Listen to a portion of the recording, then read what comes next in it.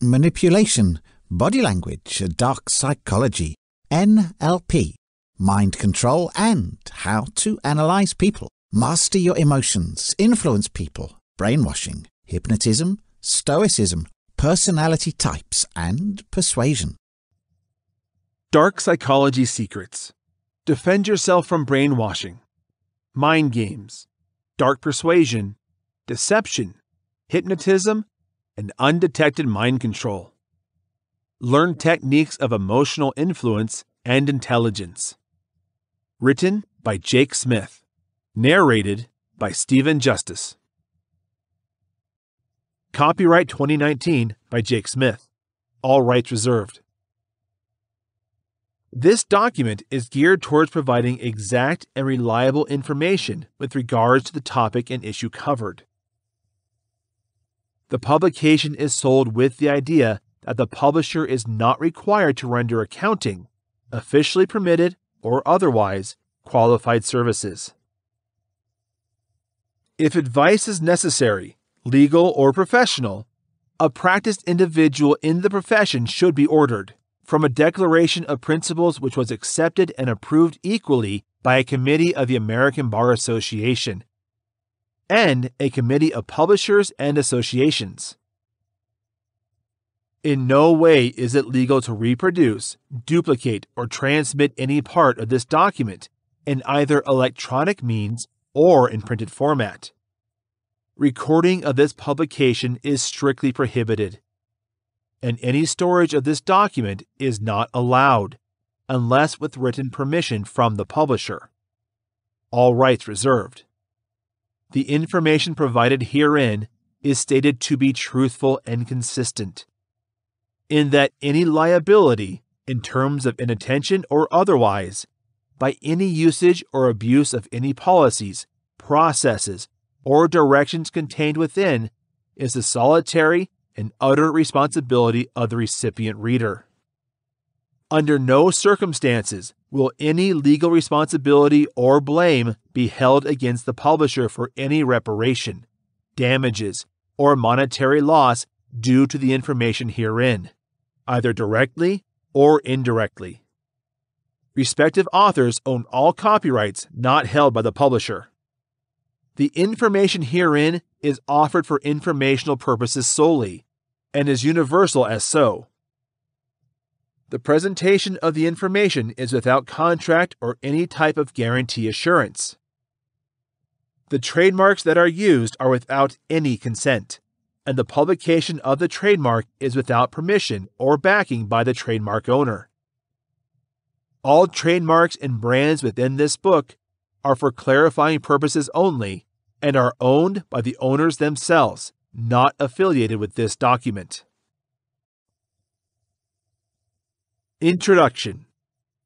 Psychology is the study of how people think, feel, and react to various situations based on the emotional, physical, and mental elements that play a role in determining the behavior of an individual. Dark psychology encompasses all those causes and aspects that are often hard to discuss with others, uncomfortable acknowledging that we need management assistance, sometimes professionally or medically, and even deny that they exist because they are too sinister or frightening to accept. The subconscious is one of human nature's most dynamic elements. The mind's functioning is something that has puzzled and intrigued humanity for as long as we can remember. Philosophers, psychologists, and researchers sought to solve the mind's mysteries. It is a general belief that our behavior and actions are influenced by the human mind.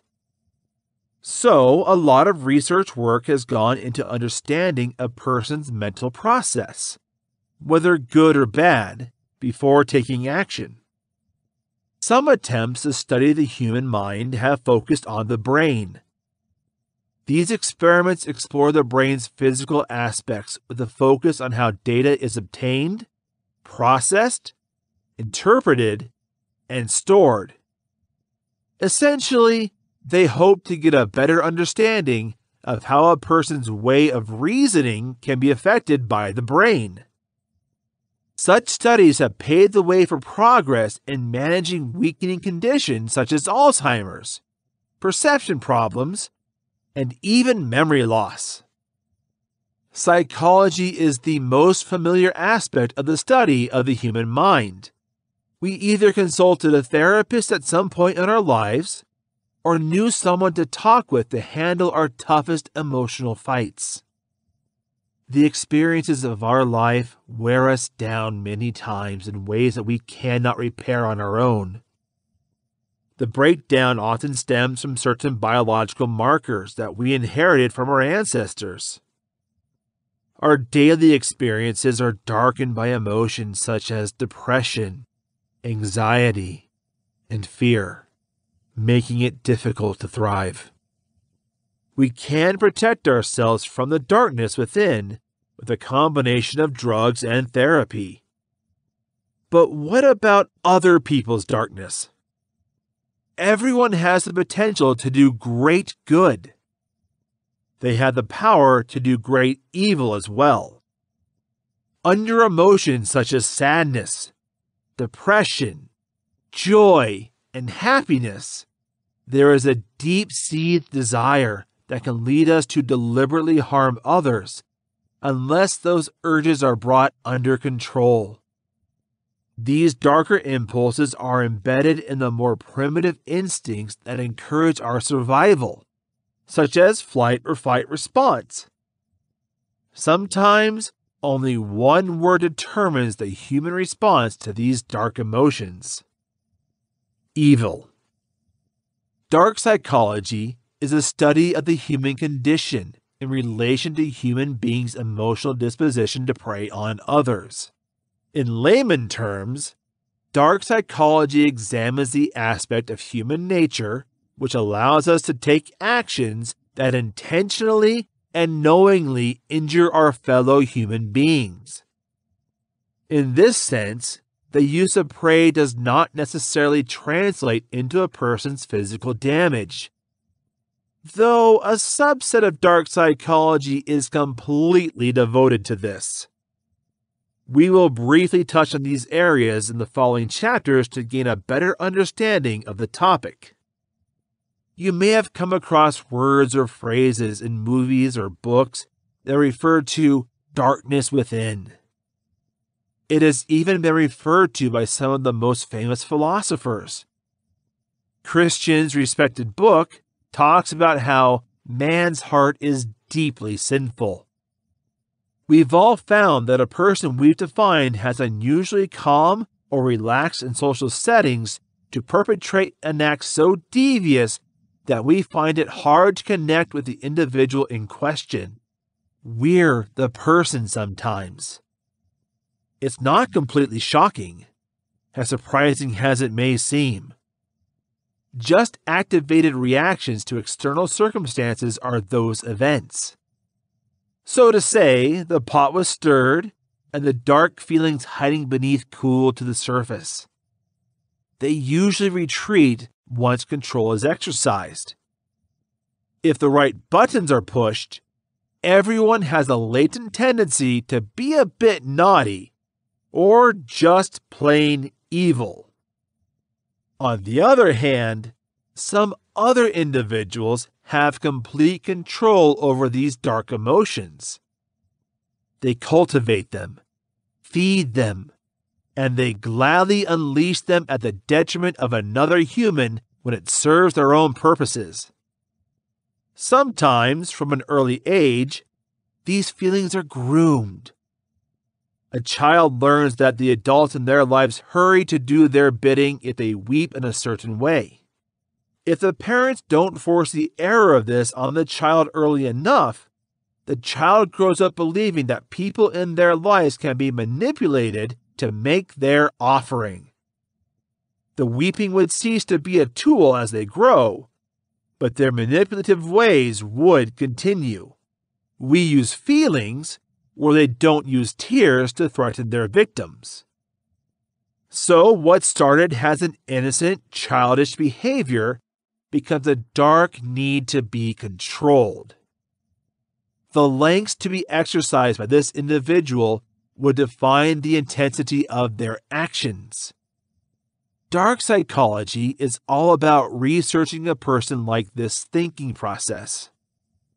It seeks to understand the motives behind these actions, the patterns shown to be followed from before these acts are performed, and sheds more light on how a person can voluntarily see those actions to conclude, knowing the hurt and pain that it may cause another person. Dark psychology illuminates human nature's dark side.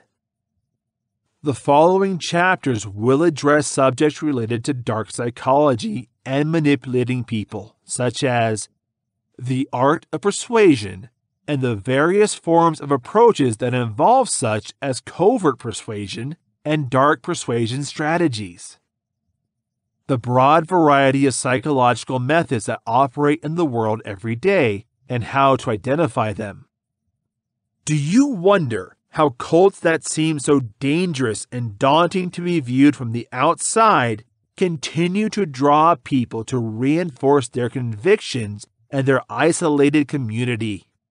Using psychological techniques like coercion, intimidation, and brainwashing is just a small part of how these forms of predators and master manipulators gain control over others and use them to further their own interests and improve their lifestyle. There is an enormous amount of information available to the point where finding your way through dark psychology and all the different areas of research included in the field can seem difficult. Deception is everywhere, but you're not always able to see it. That's why you can compare it to many different common behaviors we don't always know about. Manipulators act as spiders or insects that are vindictive, always lurking around, unknown to us. You don't always feel it when they bite, but you're sure to notice the wound long after the initial attack. We need to start becoming more aware of manipulation in order to live happily in our world. If you recognize that someone is trying to control you, staying out of their control grasp will be much easier. This book will take you through the process of returning to a place where you can make your own decisions consistently. If you begin to better identify manipulation, how it develops, how it affects your life, then navigating without it will only become easier. Interacting with others may include doing your best to safely avoid it. Stopping ourselves from being manipulated, however, is not the only important thing we are going to talk about. We're going to pay close attention to how you can make yourself a convincing human. And though you may have been affected by exploitation in the past, or even harmed your mental health by being yourself the manipulator, there is hope now that we can work for ourselves towards a better future. This is done by becoming a person that is inspiring and potentially influential. With the little we now understand about dark psychology, we know that certain personality traits linked to dark psychology are embedded in some of the most disturbing criminal offenses. But it's a bigger side effect. I want to bring you and me closer to home. How is this dark psychology influencing us? If it affects us at all. I can tell you that this issue has no ifs, and will explain how in a few short moments.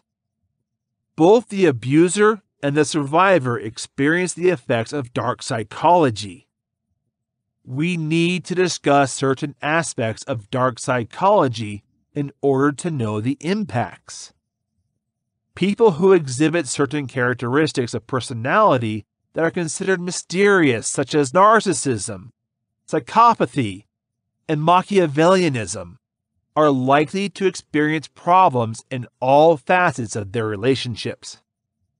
They have a higher propensity to commit a crime if all three traits are present in one person.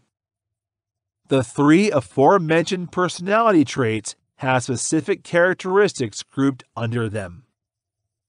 For example, narcissism is characterized by a sense of entitlement, emotions of superiority, intense jealousy of others' success, and exploitative behavior. Psychopathy has an absence of conscience, an absence of compassion, aggressive impulsive behavior, self-centeredness, and an inability to accept responsibility as some of the symptoms. Machiavellian characteristics are indicators of selfishness, ruthlessness, and manipulative behavior. These traits are problematic separately, but they can be put together to spell trouble, especially in the relationship between a person and others. In the workplace, for instance, that person would underperform in the office even with the most mundane tasks, disrupt productivity because of their inability to get along with others, would be intensely disliked by others, and their impulsiveness would lead them to make questionable decisions that are not ethical. If they are put in an administrative capacity, they are more likely to commit white-collar crime. In their personal relationships, they are likely to face the following problems. Their constant need for attention and affirmation for their partner may be overwhelming, resulting in faster expiration dates on relationships that they turn to physical and emotional coercion to exploit their partners. If, on the other hand, you are the one who is experiencing this, receive the emotional assistance you need to change. No matter how deeply rooted these issues are, with the right form of therapy, you will change your actions and perceptions. The first step is to accept the situation for what it is. Recognize that you have a problem and immediately seek help. For the rest of us, it leaves us emotionally and mentally drained to deal with people who have the traits I mentioned above. The effect can be physical at times and fatal in extreme cases. The poor neighbor whose awful experience prompted me to write this book actually lost everything on this trip. His home, his career, his finances, but his loss was far deeper and greater than these. We have not had a friendship with the act's perpetrator, but we have also been witnesses. The defeats were not as severe as they were, but we also suffered losses. We missed our nice neighbor for the first time. She didn't die, but from the experience, she never recovered. We lost our ability to have confidence in strangers. Even our relationships seem to require an extra layer of confidence to thrive. The dark psychology's biggest impact on anyone is that it creates a deep sense of loss. We're losing our valuables. We're losing relationships. We're losing ourselves. I'm going to explain that in a bit. And losing their lives for those who are extremely unhappy. Given all aspects, it's safe to say this shadows effect is profound. If an individual displays one of the dark personality traits, according to psychologists, there is a very strong likelihood for the person to show the others. In general society, it is safe to say that the crime perpetration rates in that society would be significantly high if the larger members of society exhibit these traits. That is not to say that people are more criminally inclined to live in cities or countries with higher crimes. There are other factors that contribute to consideration. But neither can the prospect be completely excluded. However, the ripple effect of actions directly related to or as a result of dark personality traits is one thing that cannot be ruled out. There are certain negative habits that turn victims into abusers as well. And this cycle continues well into the future until somebody has the courage to break free and take the bold step. For example, children from abusive homes grow up to be abusers more often than not. In some cases, they find themselves trapped in equally abusive relationships in their attempt to break away from the parental mold, even though they are not the abusers themselves. It's almost like having a very strong gravitational pull toward the violent elements that dominated their home throughout their youth. For some, becoming victims can have such tremendous impact on their psyche as to cause something to snap inside them. I read that it may be temporary snapping. They lose all control over their primitive instincts in a brief moment and act solely on the greatest emotion that emerges that are normally furious. That's what causes some people to sue for temporary insanity. Yet, people embrace the dark emotions that surface when they snap. Any sense of morality is going out of the window. Generally, the outcome is catastrophic. Manipulation is risky, but it can become a beneficial force if it is put in a more positive light. If you can be a convincing person and not only get what you want, but also satisfy other people's needs, it will make it easier for you to get the things you want most in life. Rather than always doing things that you don't like, being the yes man, or allowing people to take advantage of your good nature, you can become as powerful as the people who have previously tried to control you. You may even be at a stage where you are absolutely afraid of coercion. Why would you like to do something to others that in the past has caused you to grieve? This kind of thinking is because only the negative types of manipulation were known to us.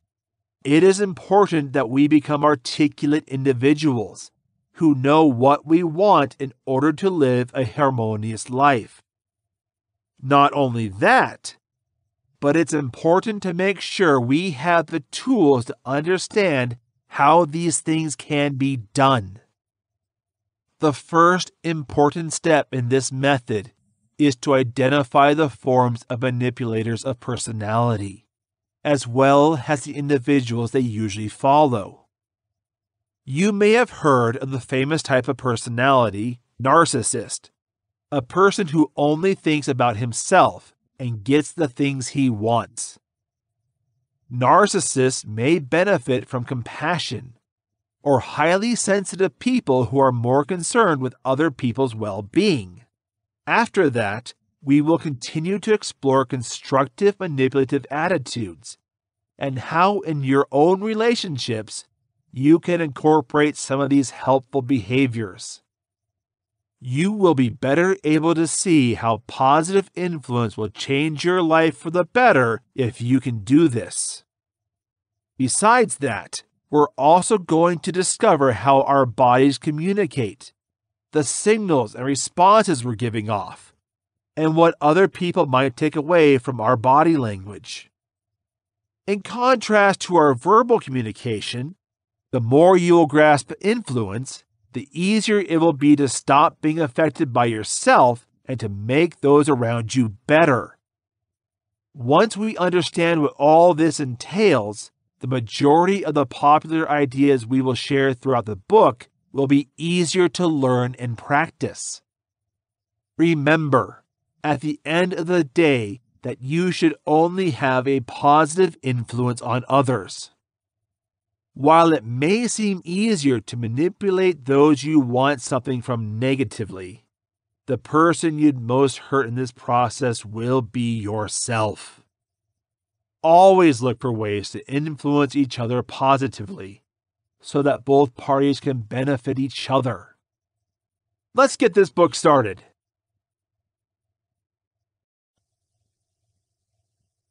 Chapter 1. What is Dark Psychology?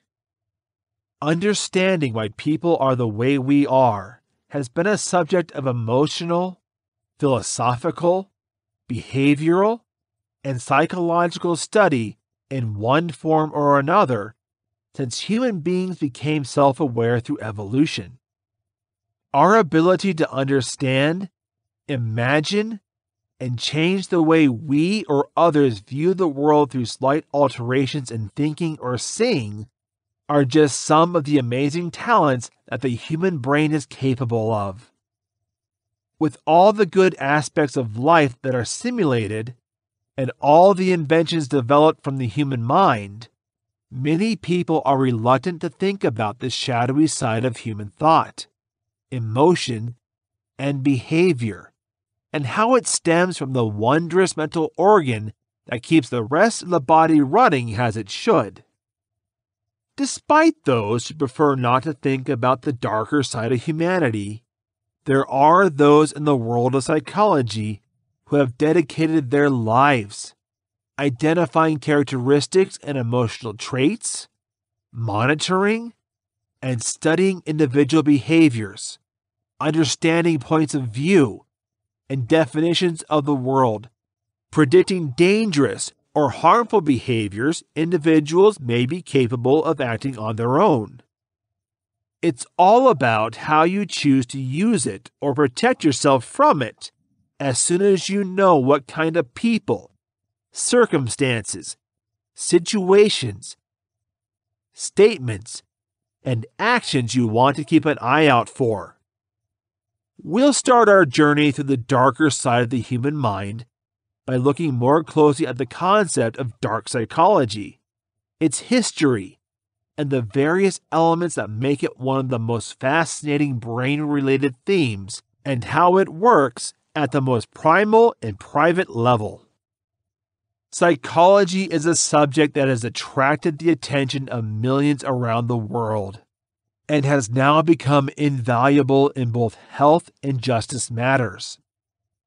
Unfortunately, psychology has a negative cloud around it, which makes people hesitate to trust their own psychological health and the expertise of others.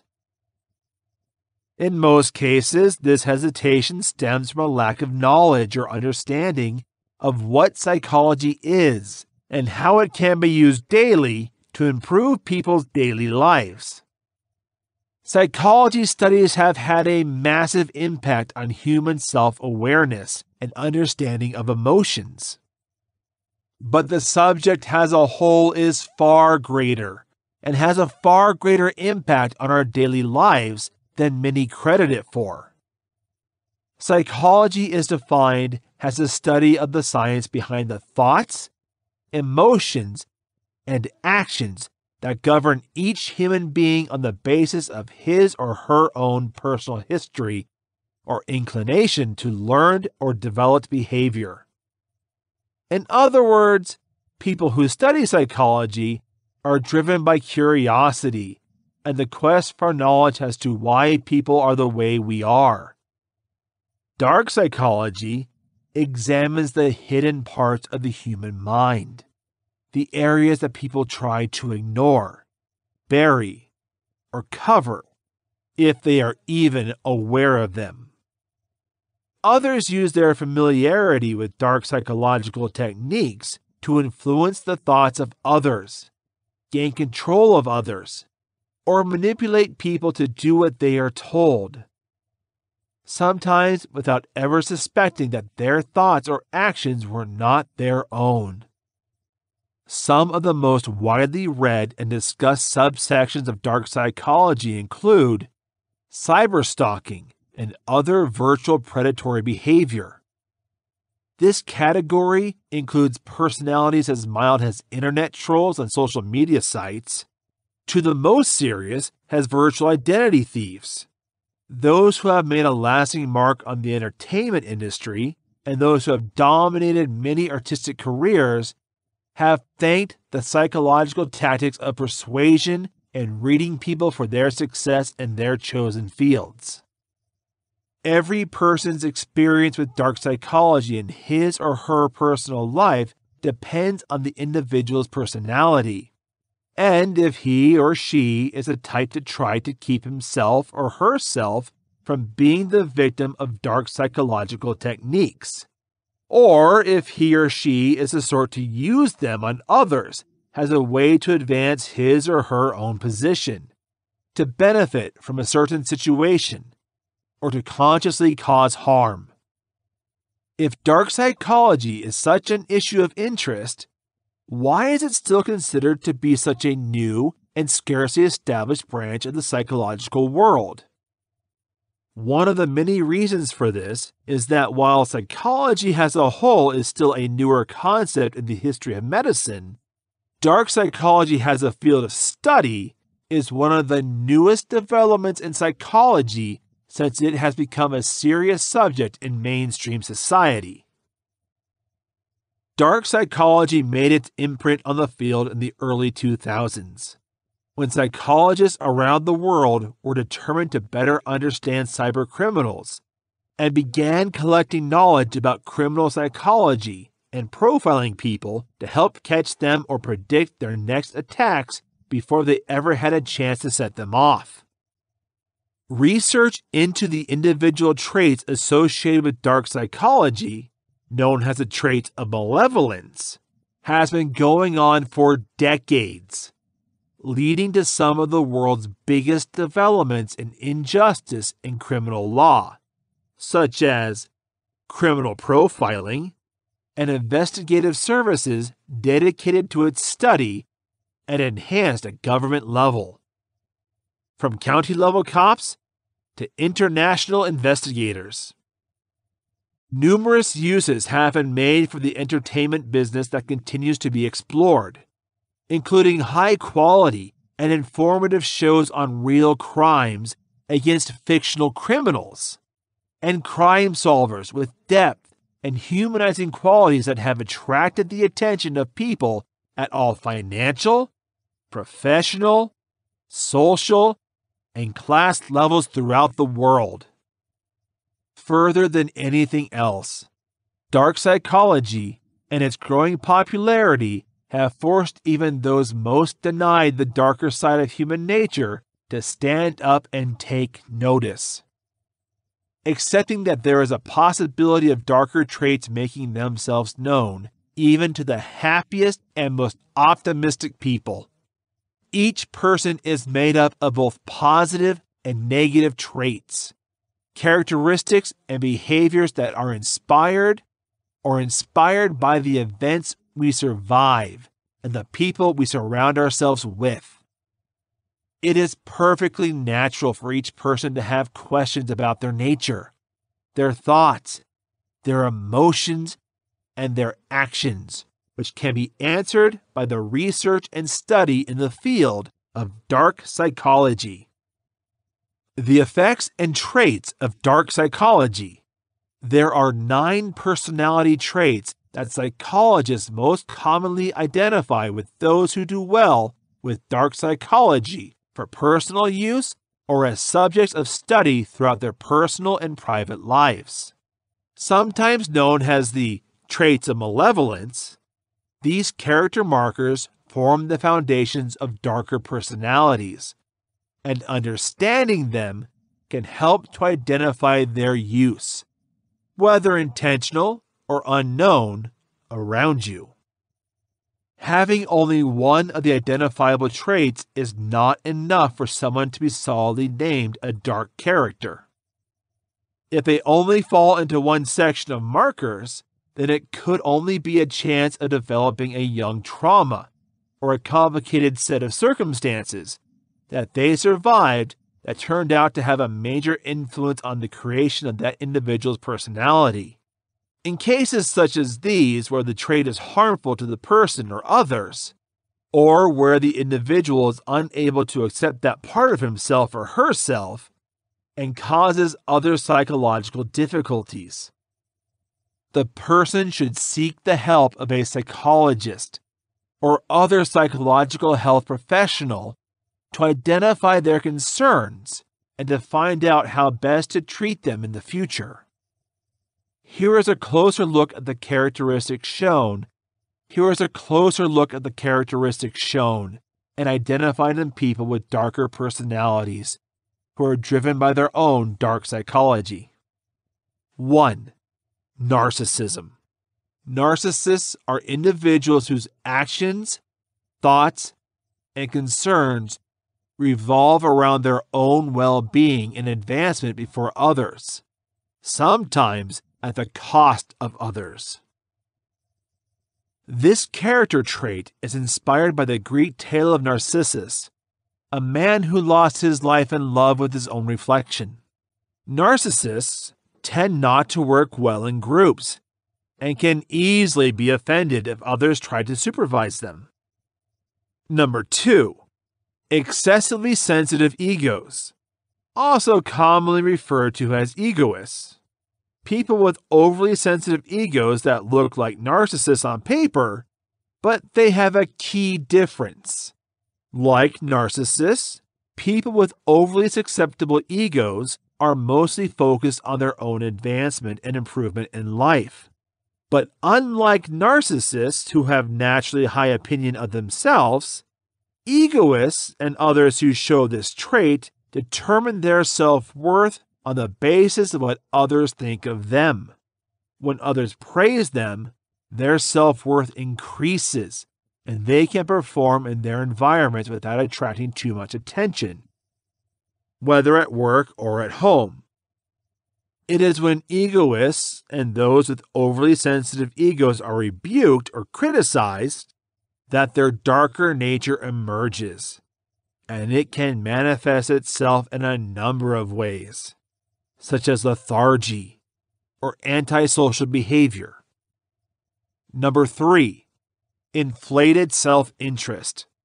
People with inflated self-interest are also focused on their own promotion and well-being, to the point of walking or abandoning others.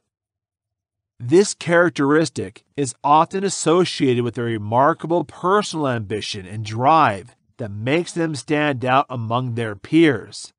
Sadly, like narcissists and people with overly sensitive egos, they do not do well in team or group settings, but tend to excel in leadership roles and oversee others as long as they have someone to respond to that they have a more neutral or balanced personality and behavioral pattern. 4. Personal entitlement. Those with a general and private right assume that in this world things are owed to them. While the specifics vary from person to person, individuals with the right feel that they deserve what they see others have. It could be material, like things or somebody else is making money. It might be deeper than that, feeling that they deserve love and respect without earning it or seeking it, as most people do. Their darker natures come out when they feel something they believe they are entitled to has been denied. One of the most commonly used examples of personal privilege in trait research is that of spoiled children. Entitlement is a learned trait that many people grow out of their adolescent years or into adulthood. But it can be encouraged or provoked by elements such as financial standing, social class, and personal success, or failure depending on individual circumstances. 5. Manipulative trends. People living on the dark side of psychology are known to have a talent for manipulation. This may be as mild as using a gift for manipulation to ensure that they have the best sales numbers every week, to those who use their skills for political advancement and find themselves leading others through thought manipulation and other dangerous techniques. Often referred to as the Machiavellian trait, those who show expertise in the psychological manipulation of others for their own gain are named after the political theorist Niccolo Machiavelli. Machiavelli's political beliefs were based on the idea that the means used to achieve a certain goal are always worth the means, often regardless of the cost or damage done, as long as the individual concerned is not adversely affected. Number 6. Moral disengagement. This is the term that is widely used to describe those who have a way to look at the world and how it is governed. Those who truly believe that the rules in place do not apply to them. People who have this personality trait are known to think that they are above the rules and are therefore able to say things or to take action that others would consider unethical or wrong without feeling any kind of moral responsibility, guilt, or shame after the fact. Number 7. Psychopathy and psychopathic trends. A person who has been labeled a psychopath has been identified by professional psychologists or personal experts as having a personality disorder called psychopathy, in which an individual lacks any sympathy or remorse for anyone or anything. The word psychopath has entered the common language as a well-known descriptive word for serial killers and other criminals who fall into that type of character. They have become famous in TV series and horror movies, but this is one of the most misunderstood traits that is still being defined and studied as more and more is being discovered about the psychiatric mind. Number 8. Sadism and sadistic behaviors.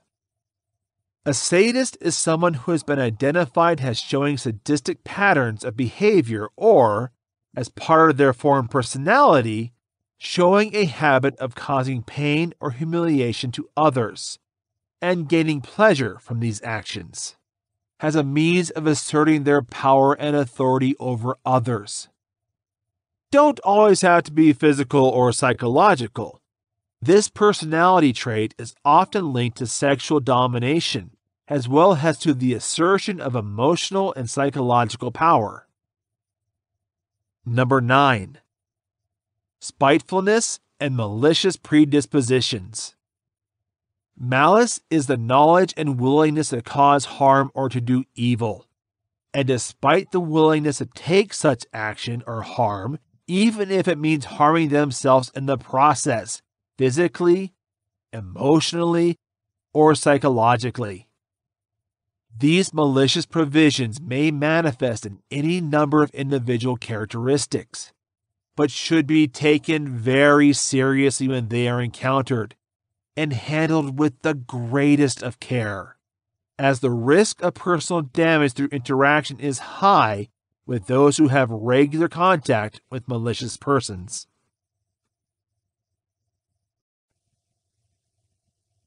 Chapter 2.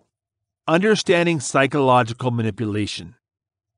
There are many hypotheses about the roles and impulses of the human brain. A lot of research also explores how people influence their beliefs, belief systems, and behavior patterns. On the other hand, most hypotheses would address how individuals usually act in certain situations, environments, and contexts. With all these theories and literature on the subject of human psychology, one thing is certain: to persuade, manipulate, or deceive a person you must align your mind with your place, meaning, or environment. In other words, the first step to convince, influence, or trick somebody is to understand the way they think. How do you fully understand the mind of the other person? How do you use the other person's mind awareness to persuade, trick, or manipulate the other person into your thinking? The simplest solution to this problem is to consider what inspires and motivates the other person to take action. Does the other person do something for the money or has a passion? Does he do it for glory? Does he do this for authority? Does he do it for the sake of fame? Understand his personality and his state of mind. Once you are equipped with the other person's drive and motivations, it is now time to strategically position your discussions and demands so that he and his motivations benefit. He will immediately accept your request with little to no opposition. Will you know the reason for this? This is because he will see you as being very much like him, because of the way you have monitored the discussion and made your application. He will feel the inherent duty to fulfill your request as such. This is the fundamental principle of persuasion, deception, and manipulation. This research's main theme is to persuade, exploit, and trick the other person without being identified or heard by the other person. In other words, your goal is to hide, and hide from your goal your attempts and intentions. If you have ever studied the rules of logic, you would see that manipulating, deceiving, or persuading a person might put you in this rather absurd situation of making a mistake. Fallacies are in themselves absurdities, which means your argument may not always be true because it defies specific laws. If you want your point to always be true, and you want to influence the minds of others by the most rational means, then you might find that there are a lot of mistakes in psychology. There are arguments for argumentum ad baculum, argumentum as audacitem, argumentum ad verecundiam, and many other Latin words used for fraudulent appeals. Such mistakes are committed by people because, of course, they respond to impulses, authority, or turn of events they cannot foresee. That's the good part about the real world. Though not all people are convinced that the first visual claim is all that comes under good logic. A testable theory means that facts always transcend rational laws in this universe. Their law defiance, as people can see it, however, makes the world much more real. Often people try to predict the weather, which is completely unpredictable. Of course, there are forecasts that nail it, and in an unpredictable nature, there are those that will work out. While there are some books that would make you think the best way to influence people is to play with their heads according to the laws of logic, this book will teach you how to persuade others by putting yourself in their shoes. It's all about empathizing with others and then putting a credible and sound argument into their heads that works well for your benefit. That's because the real world's individuals are more likely to respond to what they believe and not to what the truth in their head says. There are many reasons why somebody else might want to manipulate, mislead, or persuade. Now the question is your ethical way of thinking manipulating, deceiving, and persuading another person? For the answer, it really depends on you. No one can decide if what you are doing is moral or not except you.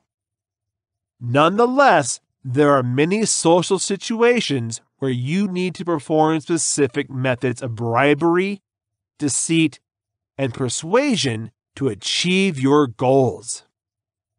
Let's assume you're the US president, and Russia is trying to engage you as an illustrative example in the global political arena in a nuclear arms race. Of course, you don't want to start another world war. The Russian leader is therefore your individual goal, and your aim or role is to prevent any conflict in the world and to preserve peace. In this case, it would be very effective to use techniques of persuasion, deception, and manipulation to foster your role of world peace and harmony. Of example, the target people are your clients and consumers if you're in the business sector. In fact, your goal is to get them to buy your products or use your services. If you're an environmental attorney, your target people are politicians, lobbyists, and the public. Furthermore, in protecting the environment, your intention is to persuade them to join your cause. When you look at the topic of mind control closely, it is undoubtedly, basically, a game of persuasion that is practiced every day. It would, of course, be up to you to consider the purpose of learning these tricks. As Machiavelli would say, everything becomes a tool for a particular purpose. Nevertheless, the art of mind manipulation does not mean that you refuse the use of free will to your goals. Rather, you give them something that they most definitely are searching for: a feeling of positive choice that acts as a guide to their behavior. Ultimately, the magnitude of your actions and your system of private beliefs will determine whether or not the tactics and strategies you use are ethical. Remember that the main objective of this chapter is to create a specific shift in the thinking of your target person without being aware of the changes in their thinking. If you're an entrepreneur, your customers are your target audience, and your position or purpose is to get them to buy your products or use your resources. In this regard, one of the most effective ways to change the way you think about your customers or your goal is to change your way of speaking. In other words, to create what you offer and what your customers want. You must use the right phrases.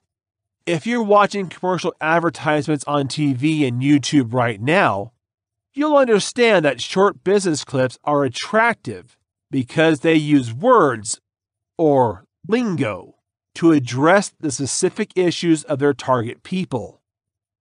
Therefore, there is an emotional meaning that only the terminology used by the product or service producers knows the point of view, circumstances, or environment.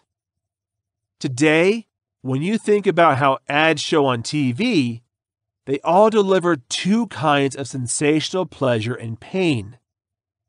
Essentially, they draw on two phenomena that have altered mankind's path forever. Philosophers, religious orders, and tyrants all played with the notion of sensations with similar belief that everyone would want to do something to enjoy or prevent pain. Millenniums later, with the same belief, people still act. That's why the art of manipulation and mind control is still there. How do you think others like a coffee brand? The response is a pleasure. It's still the game of joy against pain. Some would assume that they want double shots of espresso to achieve the pleasurable feeling of being awake even quicker because they are frustrated with slowness. I want to get the bitter taste of coffee as soon as I take a sip, similar to the latte men, though they prefer milk over coffee, and they want to experience the caffeine as it is in the form of slow waves of the bloodstream. Everyone will appeal to a separate set of people playing to their needs. Try to tell an espresso addict that he can drink more caffeine than 3 tall cappuccino glasses in a large glass of latte. More often than not, this espresso lover would try to switch to latte the next morning because he is more likely to get quickly what he wants. At the end of this statement, people are not mostly worried about how to get what they want. They just want a strategy to bring them closer to their goals in a faster manner. We want to believe that all the methods we use are shortcuts to a pleasant experience.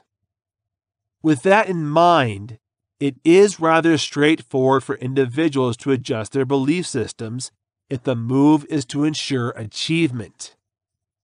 Therefore, on the market out there are just too many products of the same type. Imagine the number of toothpaste brands. Spread the term, however, that one brand is likely to cause a person's teeth to fall off when he is in his 80s, it almost guaranteed that individuals who are that brand's diehard fans will change or do a rigorous review of their own use of that item. That's why when you're trying to learn how to influence the minds of people around you, always try to know how they feel about a brand and what it's doing to them. You buy a product, one way or the other, because you think you want it.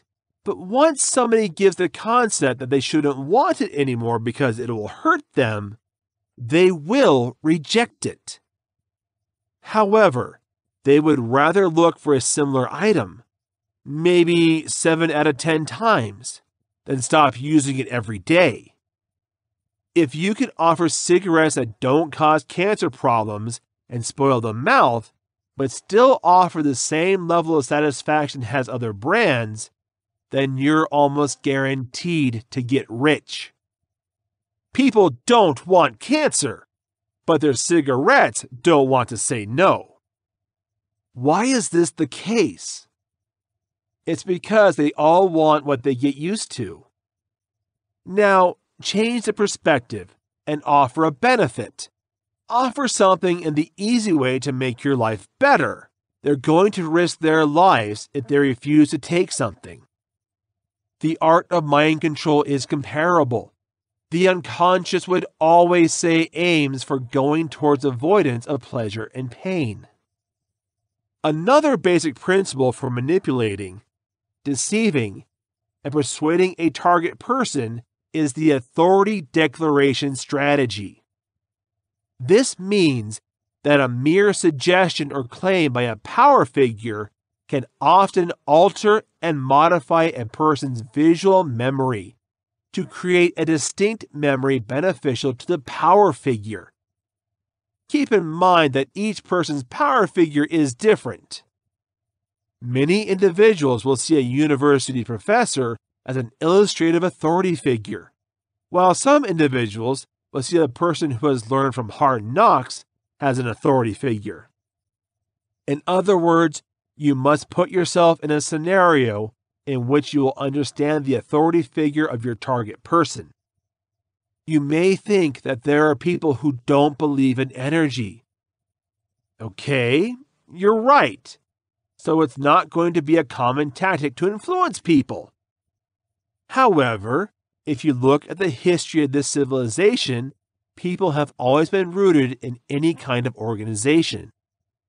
People have always been searching for someone to send them the information they need to improve their lives, or has an inspiration they should look up to.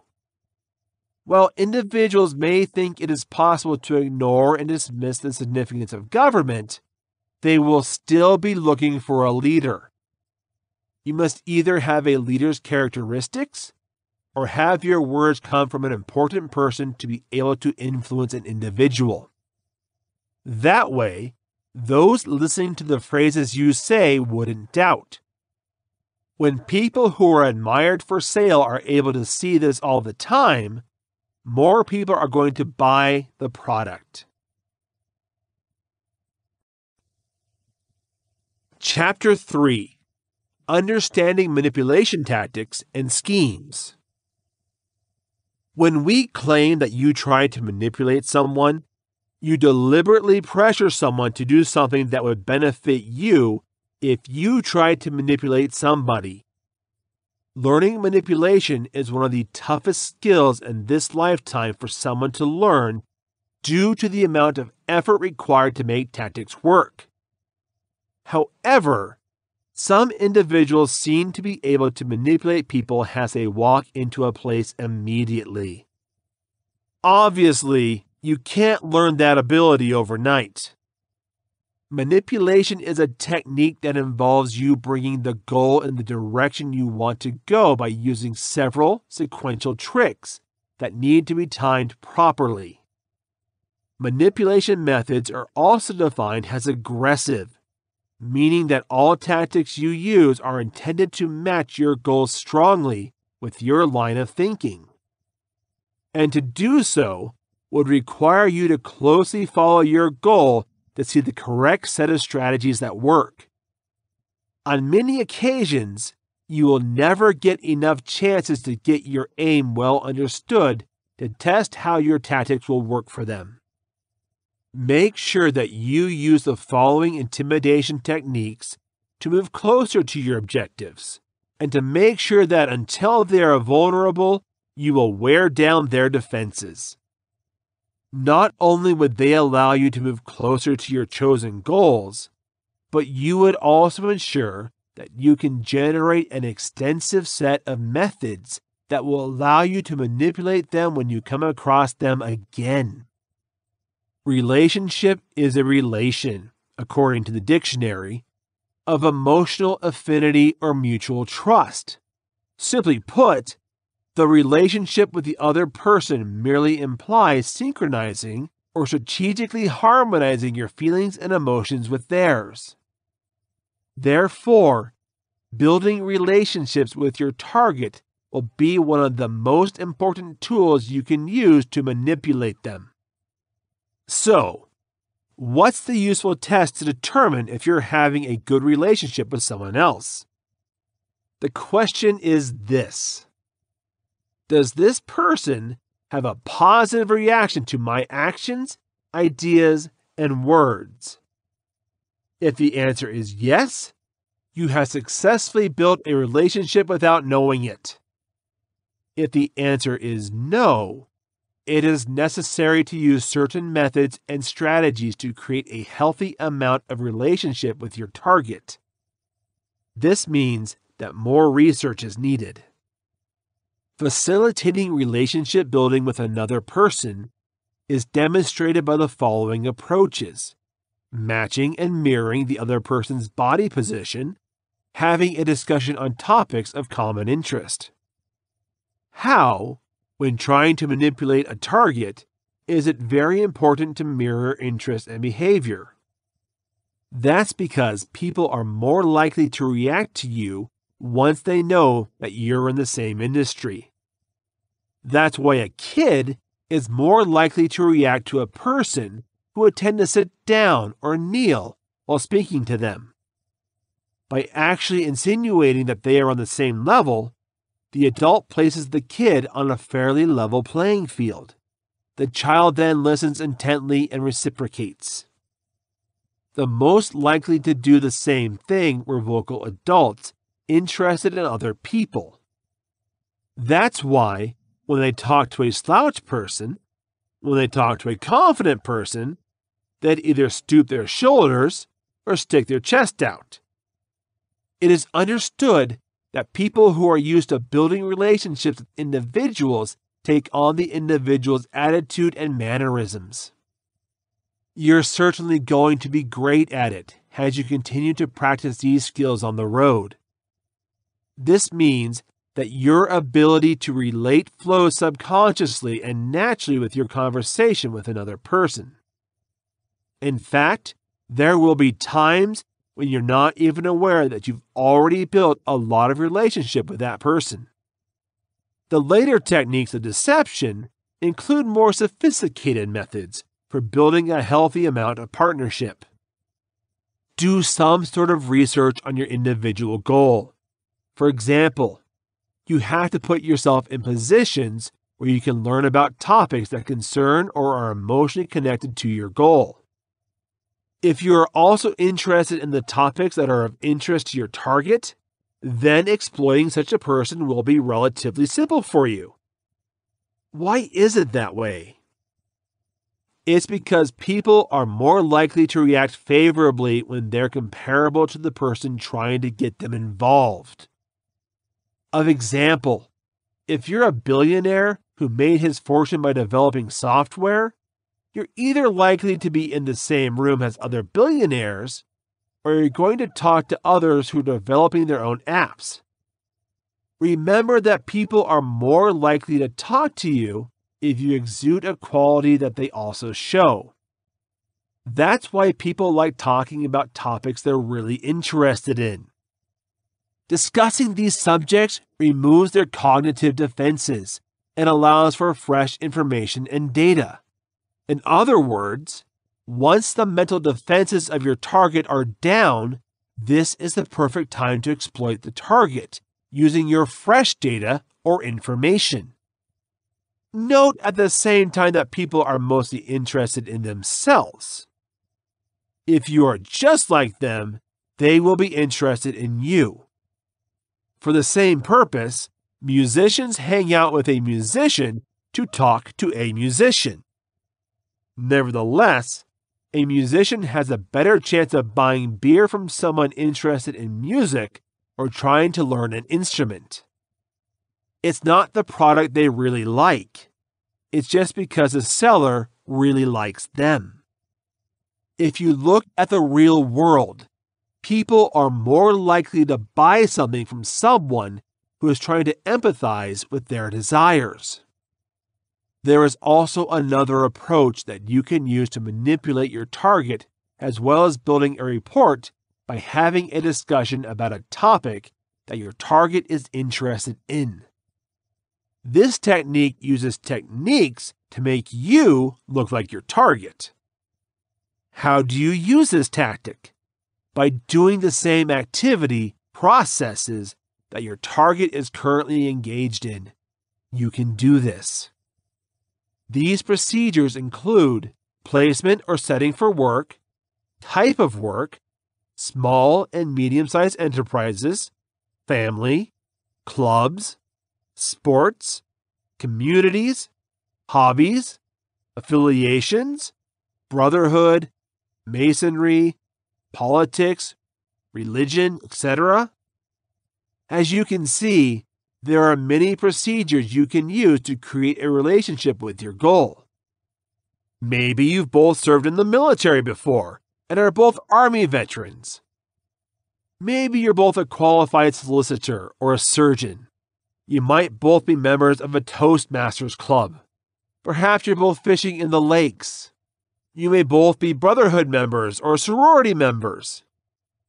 Now, once you have a method that provides you with your target as a common ground, this common ground must be incorporated into your operations as a link point with your target. For example, if both of you fish in the lake, you can invite your destination to fish this weekend. Therefore, you will be able to show your target that you are just like him or her through shared experiences. The common ground for manipulating your goal, in other words, is critical to your achievement.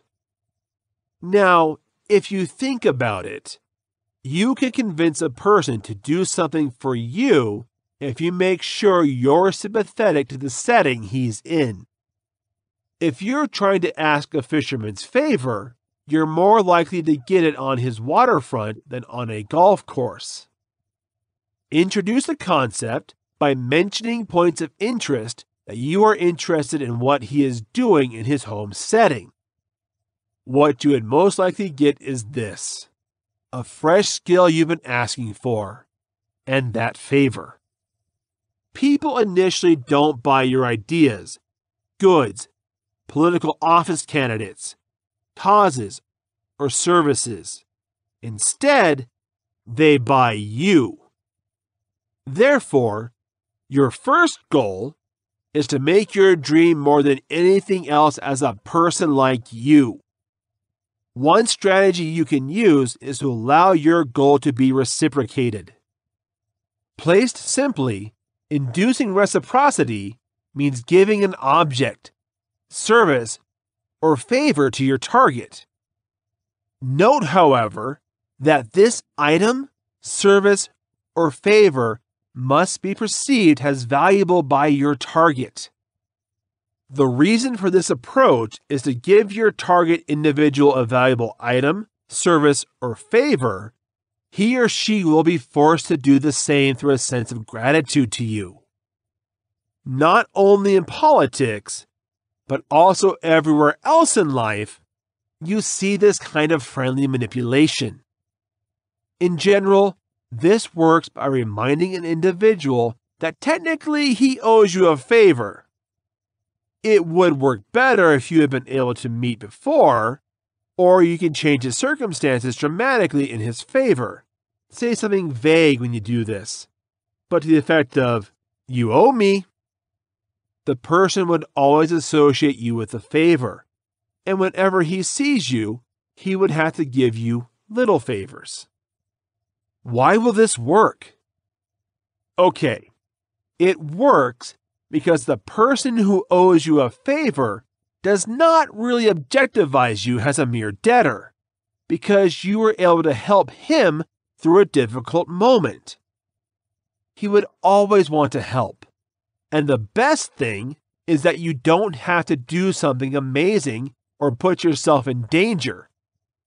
The moment another person realizes that you've gone out of your way to help someone who isn't your family, they're forming a certain bond with you. Then, for another person, it is, of course, deliberate coercion to go out of your way.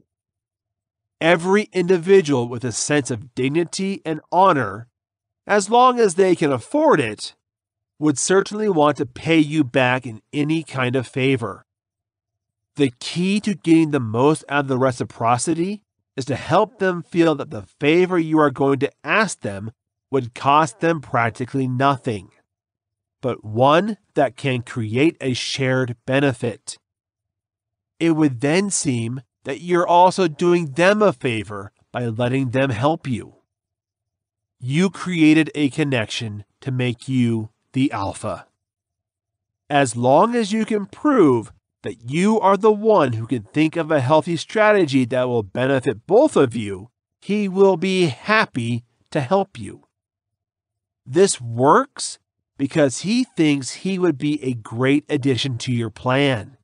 He is conscious that you wouldn't be successful if you didn't reach out for his support, which makes him realize that somehow you would also be indebted to him.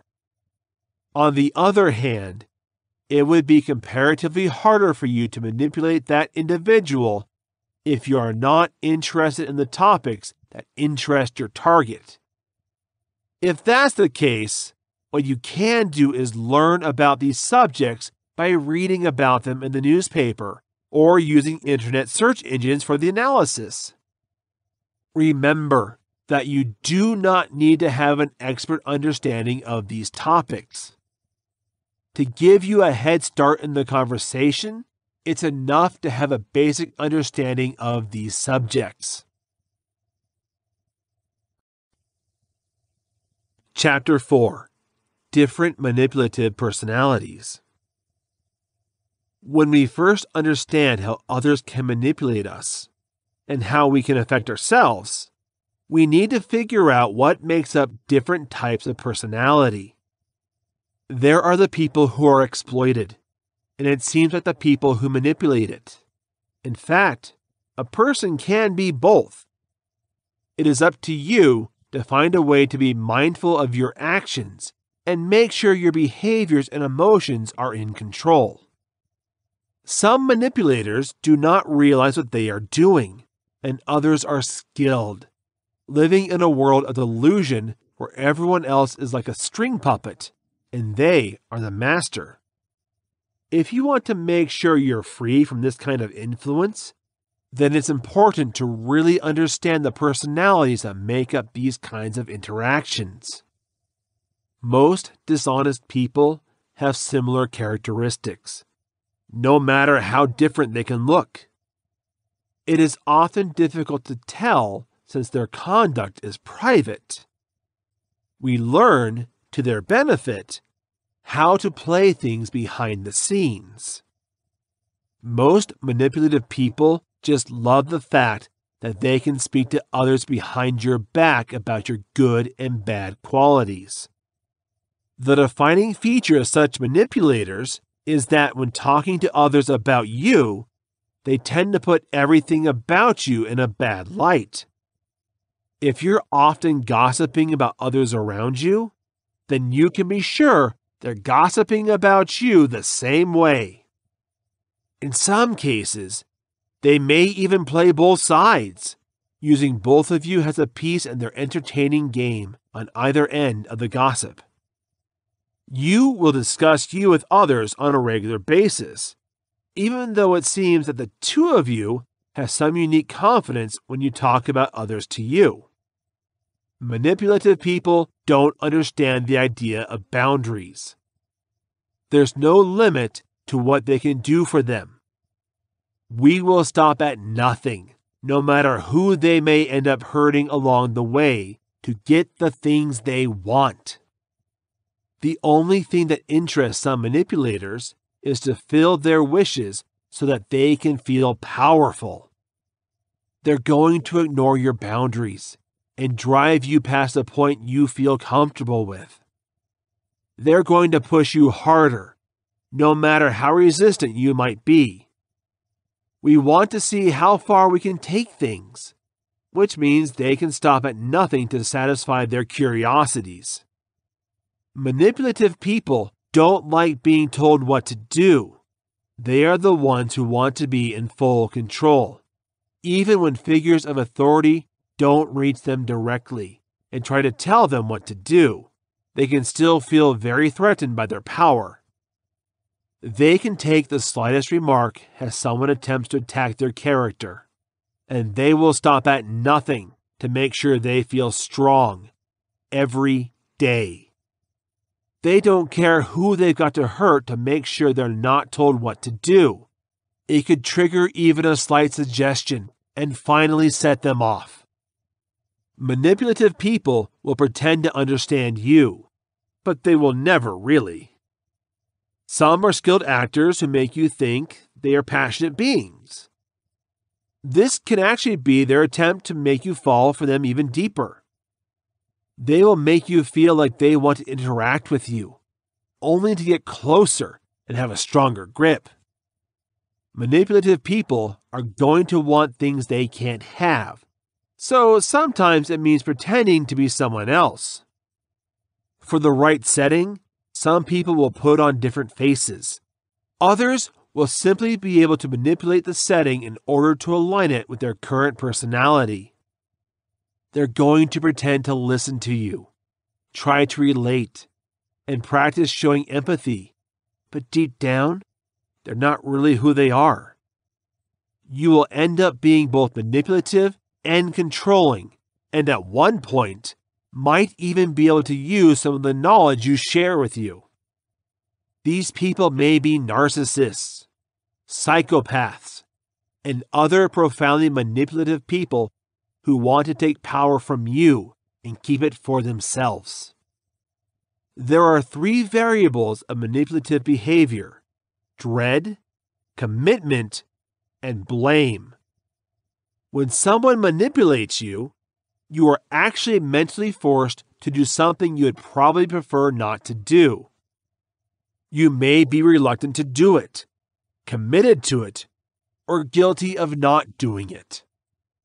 Some are excellent at bullying you when it comes to controlling people. while others may end up being the victim at the end.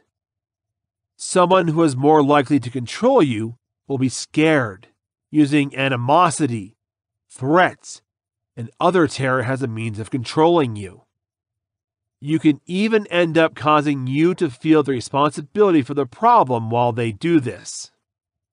The controller may be the one who wants to be the victim in other situations.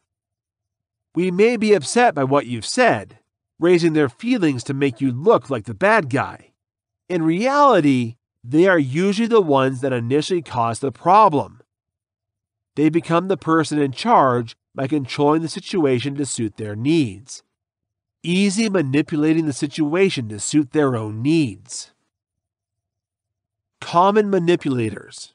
The following are some personality qualities of manipulative individuals. So when one comes your way, you will realize what to look for. Learning these basic features will help prevent you from becoming fooled into a deceptive relationship. Remaining vigilant, keeping in touch with what you know, is a truth of yourself, not just a perspective. And knowing your worth will help you stay away from these people. Narcissists, psychopaths, and sociopaths are among the most common types of manipulators.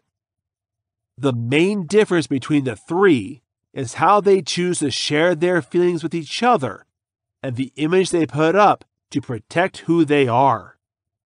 Probably the most common of these kinds of people are narcissists. They're not going to be concerned about others, but only about defending themselves and their personalities. Rather than actually listening and thinking about who you are and what you might have said, they're going to do their best to ensure their needs are met instead. A psychopath is working a bit harder. They'll make sure you're under their full control.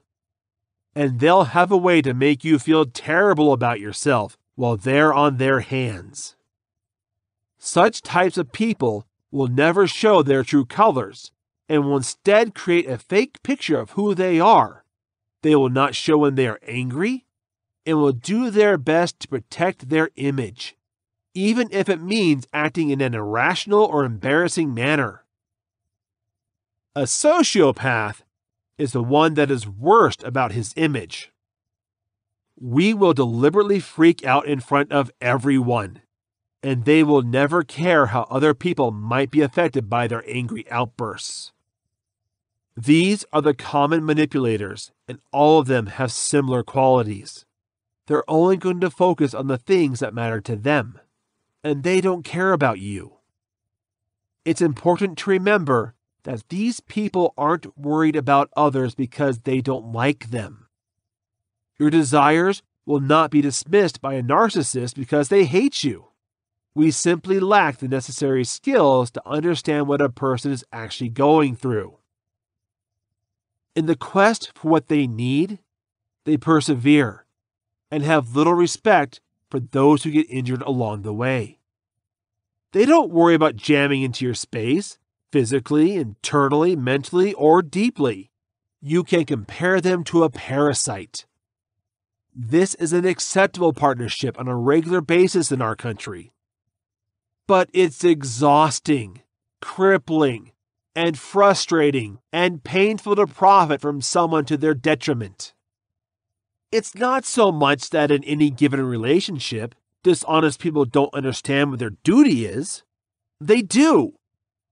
A dishonest person merely discovers nothing wrong with shirking responsibility for their actions, even as they make sure you take responsibility for your actions. We sometimes impose double standards for this purpose, which can be frustrating, confusing, and exhausting. What is a good behavior for them? Is it unacceptable for you and vice versa? These types of individuals are almost impossible to reason with. Sensitive people. Manipulative people can pick the vulnerabilities readily. They'll see if you've got something that might annoy you, something that you like to avoid, or someplace that makes you uncomfortable. They will tap into your vulnerability to exploit this weakness and find a way to use it to their advantage. They're going to attack the emotions instead. They'll see that you're a loving and empathetic person, and they'll manipulate that as well on a conscious and subconscious level. Finally, they will destroy your character, morality, and other values that make up your life so that you will no longer have a unique identity and follow their agendas. Throughout our journeys, all emotions, whether positive or negative, serve as a need, and each of us needs to be aware of people who use the powerful strength of emotions to exploit you. This will primarily apply to you if you identify as an empathy, as this type of individual is most defenseless against other people's negativity. Next time you feel threatened, use the tips we have to defend yourself throughout this book. A highly sensitive person is known as one who can sense other people's emotions more easily, and who may feel more irritated when they hear other people feeling negative. The intuition may have the same meaning, but in a more metaphysical sense, this term is also used and can sometimes be contrasted with the psychic. For example, people who enjoy playing with the emotions of others will use all sorts of tactics, perplexity, blame, and cross-examination to make you feel awkward. I know that they have a decent chance to lead you into a relationship, as you are a caring person who loves to support others. At first, they may take your integrity and consideration into account, often praising you for the great person you are. After a while, though, knowledge of these traits will be reduced as someone who doesn't care for you, what you do, or what happens to you is using you. They're just concerned about what you can do for them. Highly sensitive people are the ones who struggle most against manipulators, or those who can sometimes be referred to simply as empaths. It's almost as if manipulators see empathy and so much love that they're trying to heal their inner demons with it. They're just going about it in the worst way possible. If you need to manage these kinds of individuals on a regular basis, such as in your working environment, overlook them or surprise them by saying something pleasant as opposed to meeting them with a confrontational mindset. Compulsive controllers are flourishing to aggravate you, so make sure you don't give them what they need. After a few fizzled attempts, they may begin to ignore you. Positive manipulative personalities. Inherently harmful or poisonous is not all coercion. Learning the difference between manipulation, persuasion, and influence is important.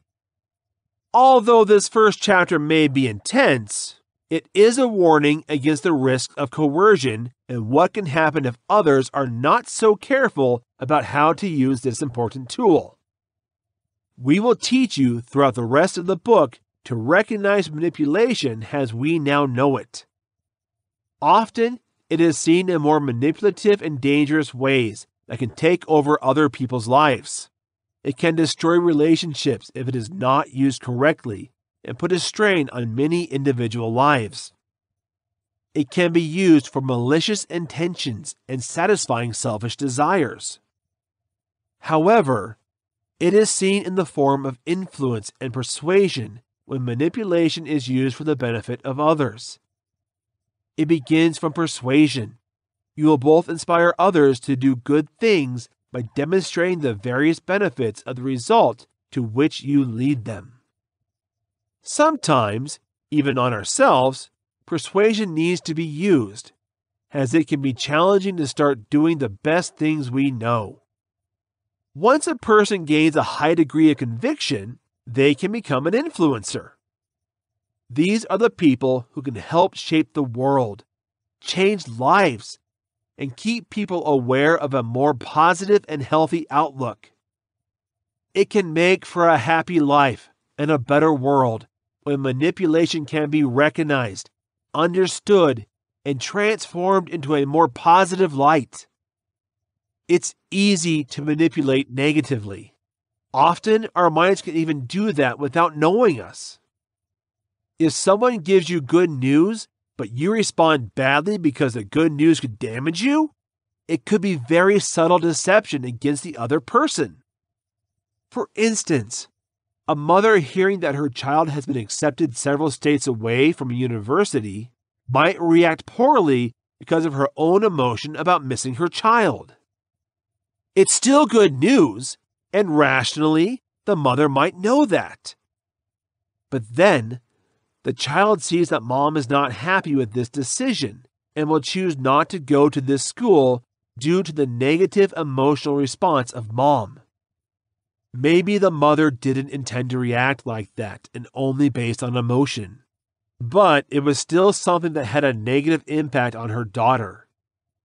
There would be a more positive impact on that situation if the mother had told her daughter how happy she was for her, and later had a more serious discussion of the challenges that a first-year college student could face in living several states away from your mother. This allows the daughter to make a decision of her own outside of what others want. She may still choose to stay at home, but if she does, it's a significant decision she made without being exploited by herself. The better we can understand what manipulation is, the easier it will be to live a life in harmony with others, and how we can use it for ourselves. We'll be able to understand the things you actually want for yourself better, and you'll know how to get those results better. You can pull people closer and have them depend on you for positive and healthy influence, instead of pushing people away or straining relationships because of the difficulty in getting what you want. Chapter 5. A walk through the body language and how it works with manipulation. You need to know how to manipulate your body to understand how it works. There are a variety of people in the world who seem truly kind, loving, and care about other people's needs. Some of these people are actually that way and behind the things they do and say. There are just as many people who have ulterior motives. So how can you recognize someone who appears kind and caring, but is manipulative under the surface? It's not an easy case. You know they're a police officer when you see someone with a badge and gun on their belt. If a person wears a blue button-up on the breast with their name embroidered, you may presume that they are some kind of mechanic. Manipulators are not wearing uniforms. Often, you won't know if someone is sincere or trying to convince you. Individuals do not come with a formal rules list. If they did, we might not listen to them anyway. It's easy to get oblivious to the actual nature of someone because it's a common part of our relationship to need something from them. Sociopaths, for example, can be the most enchanting people on the planet. We have a way to make you believe rather than your own reasons. You may not know how charming a narcissist can be until after you discover their true colors, you look back on the relationship. Such individuals are perfect to charm their victims in a few seconds. But in the next few seconds, they can make a 180-degree turn for the worse. Therefore, keeping an eye out for these people without first having to rub heads with them is important. Detecting the contrast between someone who is captivating because he is genuine or someone who is an expert manipulator can very well be difficult. So here's a guide for reading deceptive body language when determining whether or not you're dealing with such a person. Signals and responses. To mimic your body language in whatever way possible is the first thing many manipulators will do. We can begin by sitting in the same place as you, moving their arms or legs in the same manner as you. They're doing this because they want you around them to feel more open and vulnerable. The mind takes these similarities on board and is conscious of a kind of mirroring effect. This makes it think this person can trust more because you understand better who that person is, instead of feeling it could be a tactic of manipulation. Our minds believe that since this person is like us, they must be someone we can trust. What ends up happening is that we get lost in their vocabulary and don't know the tricks they might do to try and convince us. You may wonder if we need to be mindful of all who are sitting the same way we are. It's true that this is a technique of coercion, but that doesn't mean that every person doing this is trying to convince us. The best way to determine whether this is someone trying to manipulate us is to look at the conversation's essence. Often, when we feel anxious, we subconsciously mimic the other person. It's a way to try to connect our bodies to the other person more, so we don't feel like sitting next to them as uncomfortable. If you've seen someone mirroring the way you're sitting, try looking at the conversation's essence. If the other person is trying to make you believe something, or you're talking about a change-related matter, then they're trying to get you on their side. If it was more of a casual conversation, or one where you did most of the conversation, then it was probably a coincidence, or a sign that the other person was anxious. One indication that somebody might be trying to convince you is that they're as tall as possible with their arms on their hips. This may be the other person trying to make sure they look as big as they can. It's an intimidation factor in extreme cases. Most of the time, it is simply the attempt of the individual to display authority and, among others, a sense of power. Note, this may be a sign of anxiety as well. If a person feels like being forgotten or someone doesn't listen to them, this technique can be a way to boost that power.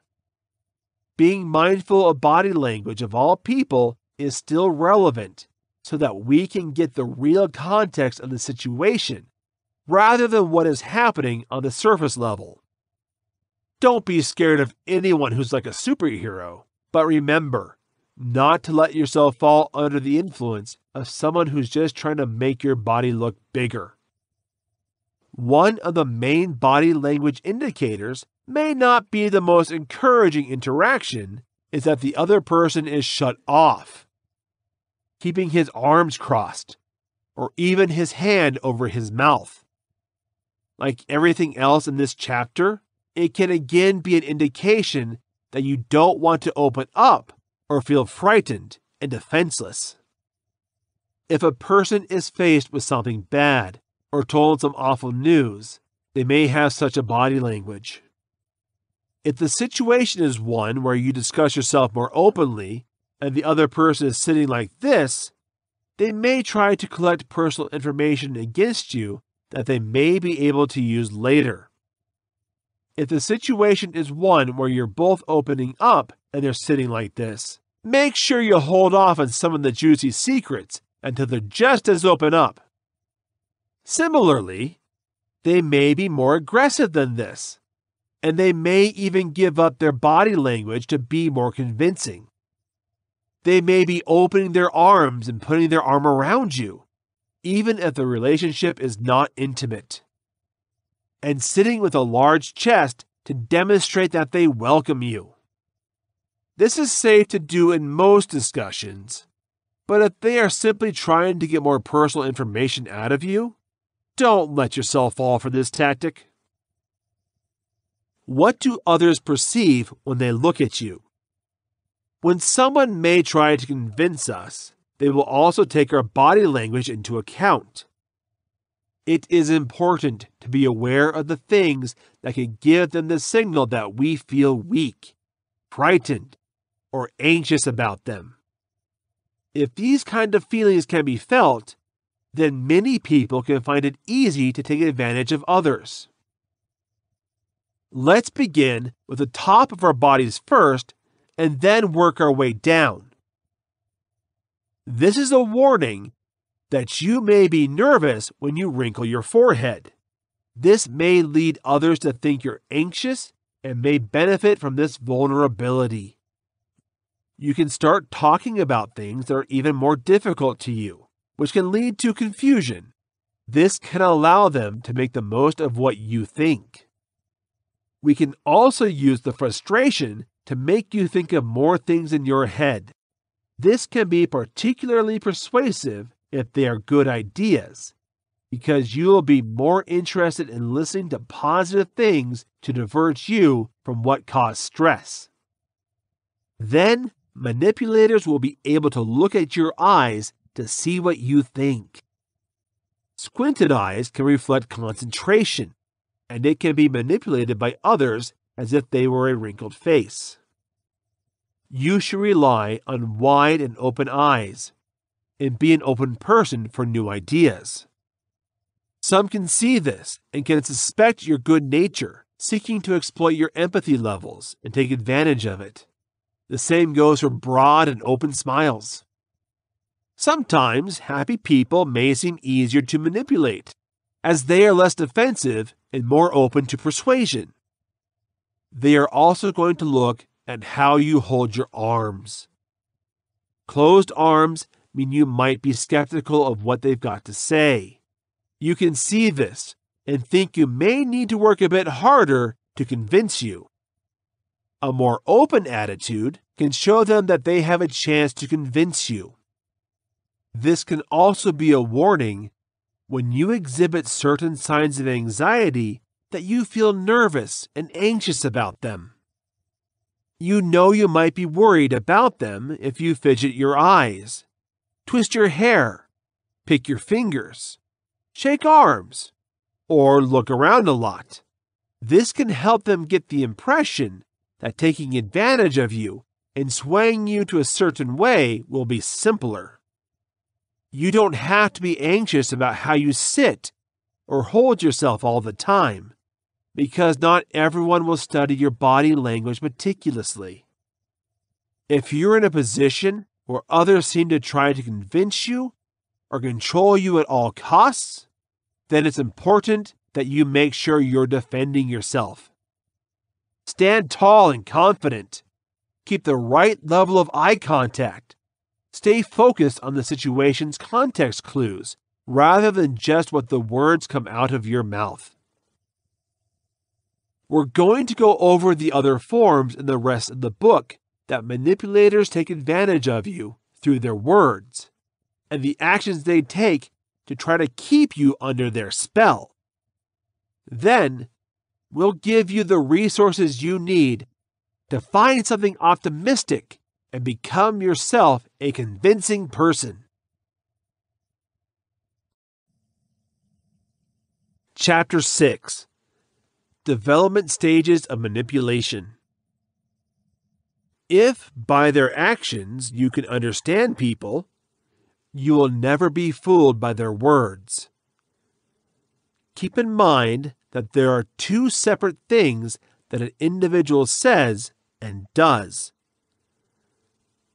Because deceptive individuals will woo you with their kind words, make sure that they live up to their words and that a trap is not just an empty shell. We could be a trustworthy individual if a dishonest person puts as much energy into being a decent individual as they do in professing to be one. Note, although the messages we give throughout the novel, it's not always a bad thing to exploit. Don't miss the effort of somebody to affect favorably when they try to manipulate you.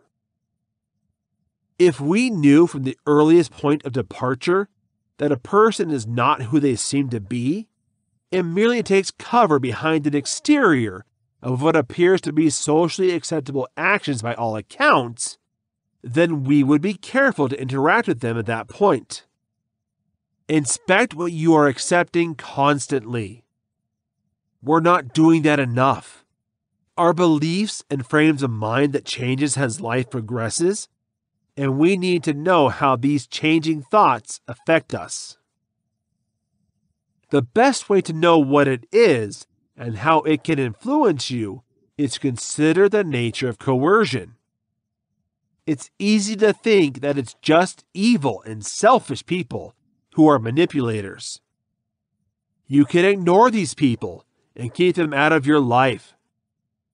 But we have to note that we really have to accept the truth about these people. They may seem evil, but in our lives, they will still be there.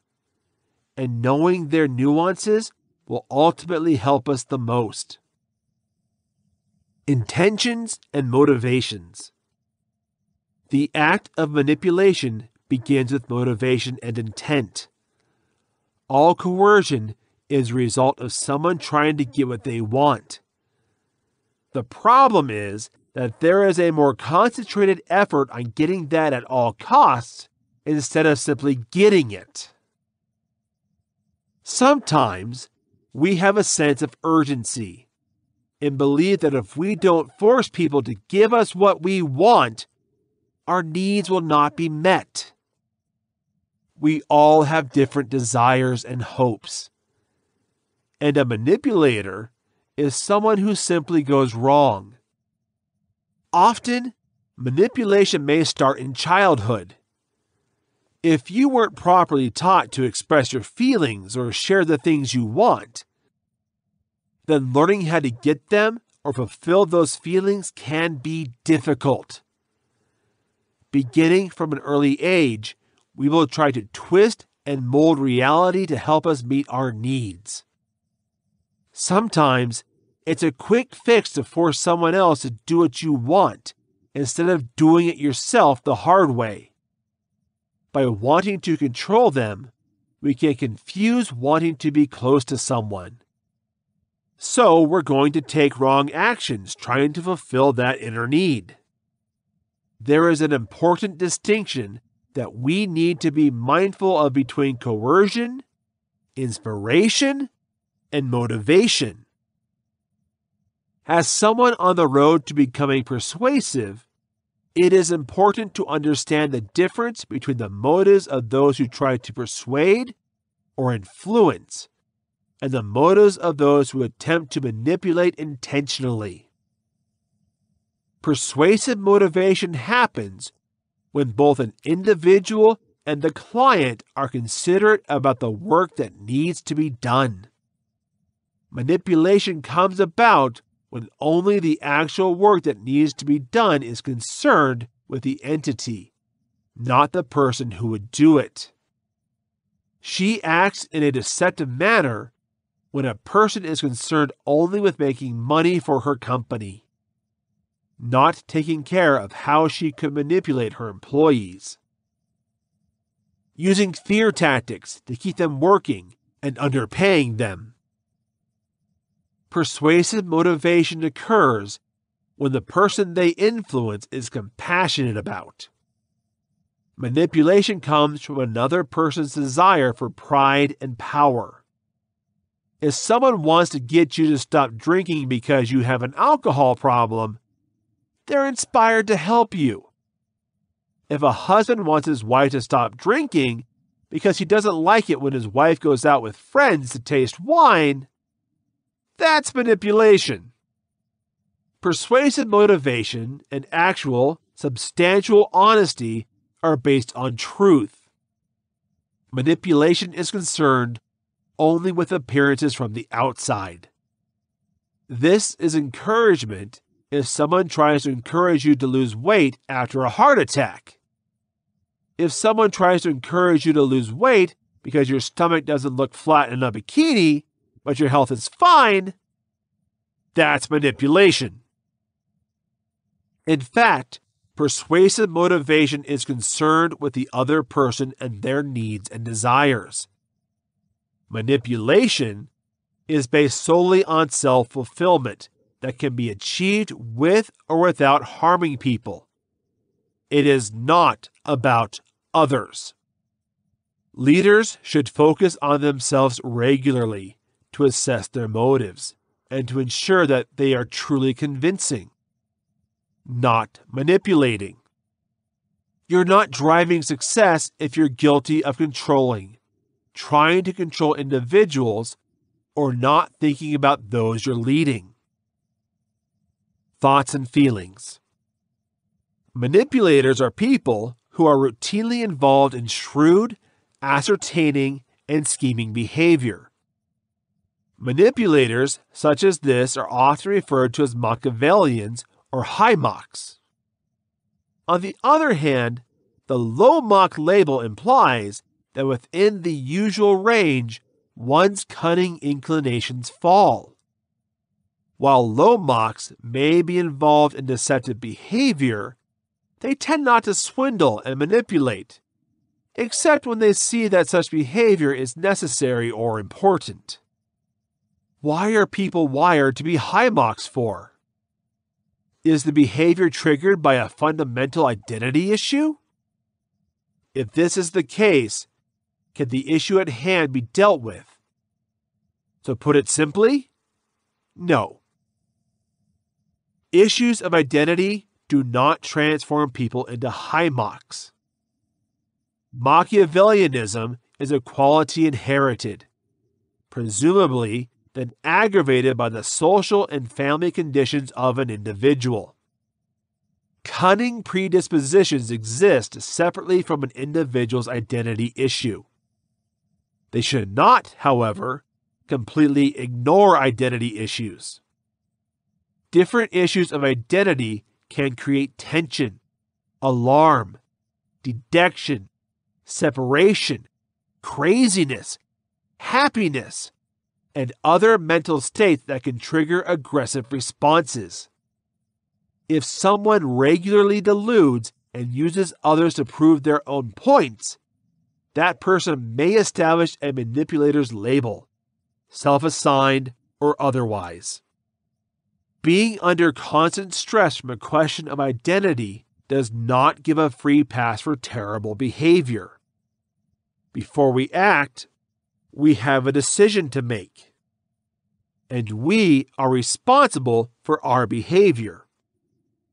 Keeping this in mind, certain individuals with specific issues of identity may be likely to rely on manipulative behavior as a way to persevere and deal with stress.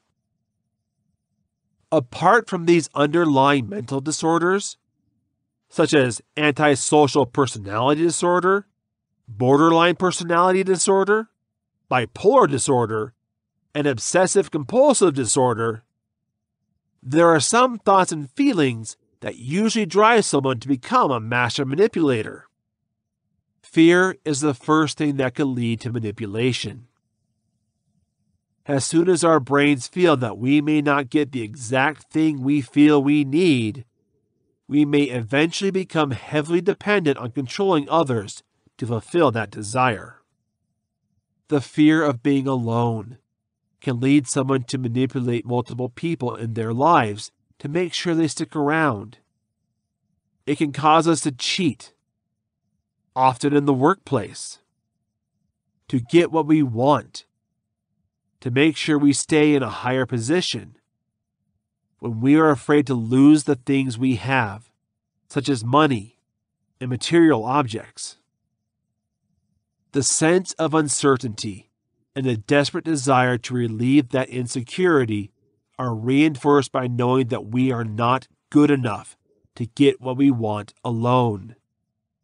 Manipulators and those who struggle to control others do so because they usually have low self-esteem, which tells them that they are not good enough, and they need to look to others to gain control and motivation. Manipulators may also have strong desire feelings. They're going to want some stuff badly and think if they exploit others, the only way they can get them. Some may desperately desire other people's admiration, so they can manipulate perspectives to make them look more desirable than they actually do. The explanation that many manipulators have this behavior is because they are unaware of the real things they want and allow their feelings to be the biggest driver in their life-related decisions. Rather than being aware of the things they really want and how to do these things properly without harming others, they can behave from one moment to the next without making any clear strategy for the best way to actually get what they want. As humans, we are most concerned with our own preservation, whether it's getting shelter, food, rest, or anything else that fulfills our primitive instincts. That's what drives our mind at the very root of it all. Some people will understand this and practice self-control, even when they are in the driver's seat for their animal behavior. Others will not realize this, however, and instead think that the answer to all their problems is the thing they want the most. We are also starting to build such perceptions about the future. You may have an idea of what you want in the future in your head, and that seems to be a perfect answer to all. Nothing will ever turn out the way we think, as most of us know, and little actually feels the way we think it will when we predict it. Now, you're hoping to have a perfect plan of what the day looks like for a few days. If things go wrong, attempting to achieve the desired result can lead to manipulative tactics. Our brains may start to panic when things don't go the way we've planned. We're worried that if one thing doesn't happen, it means all the other things we hoped won't either.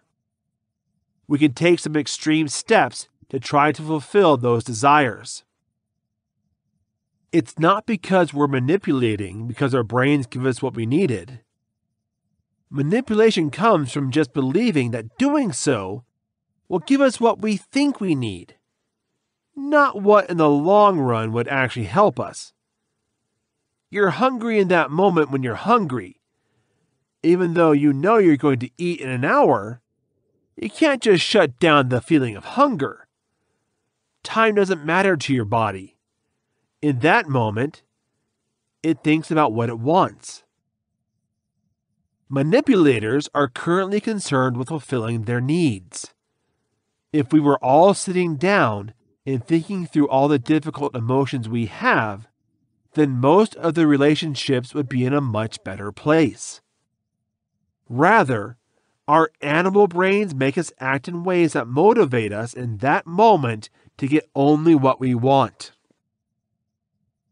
Although it is a scientific thing that is happening right now, long-term exploitation is just a continuation of this kind of cycle of thought.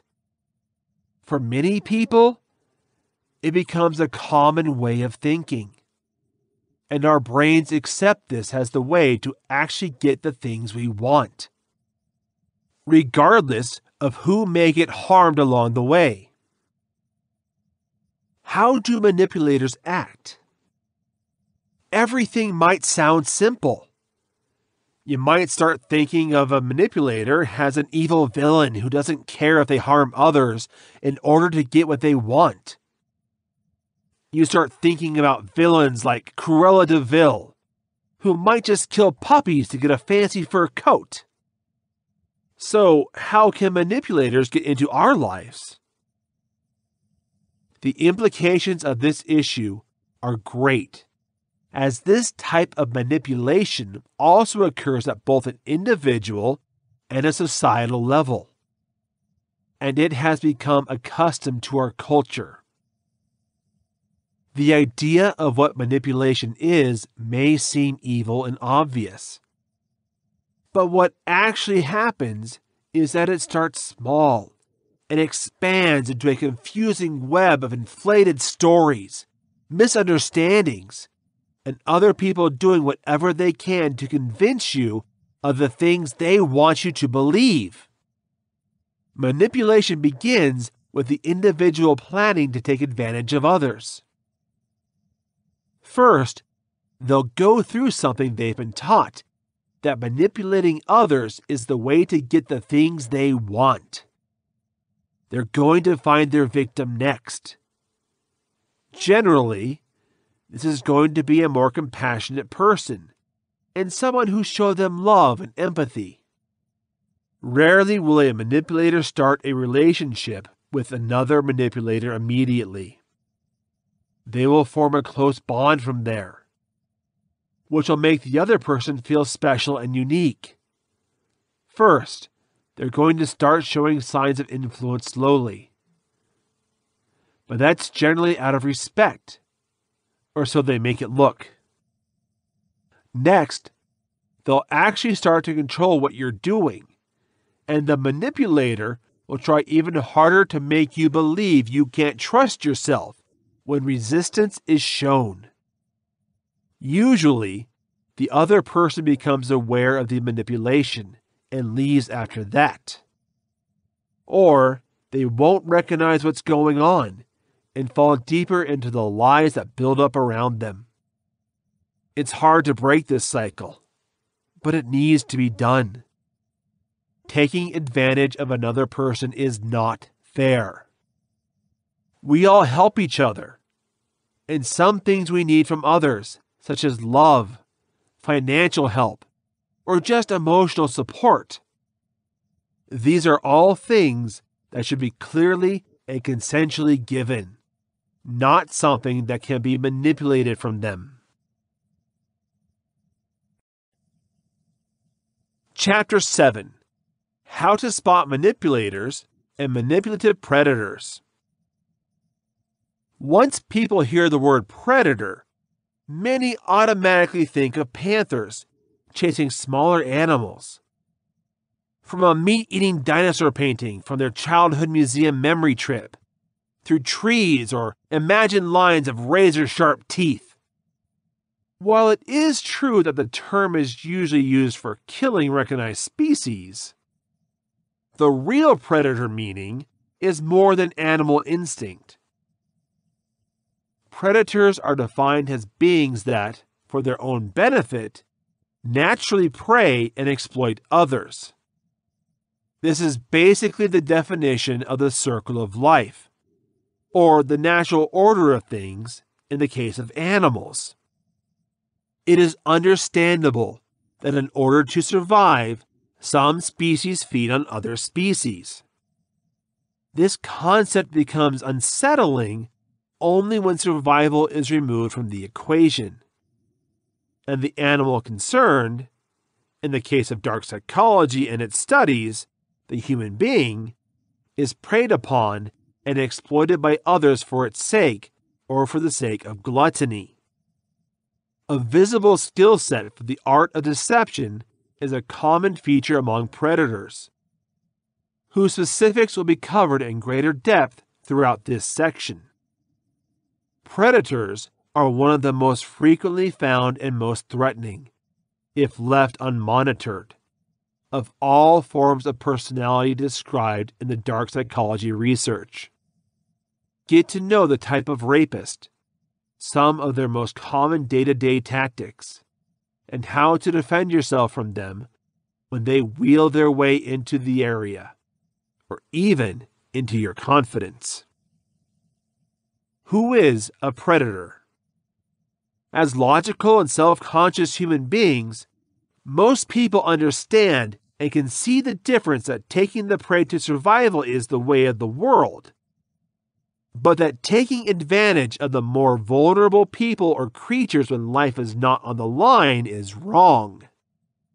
Predators, regardless of which subsection of categorization they fall into, cannot make this distinction and are not concerned by the fact that they do not understand this as the average person does.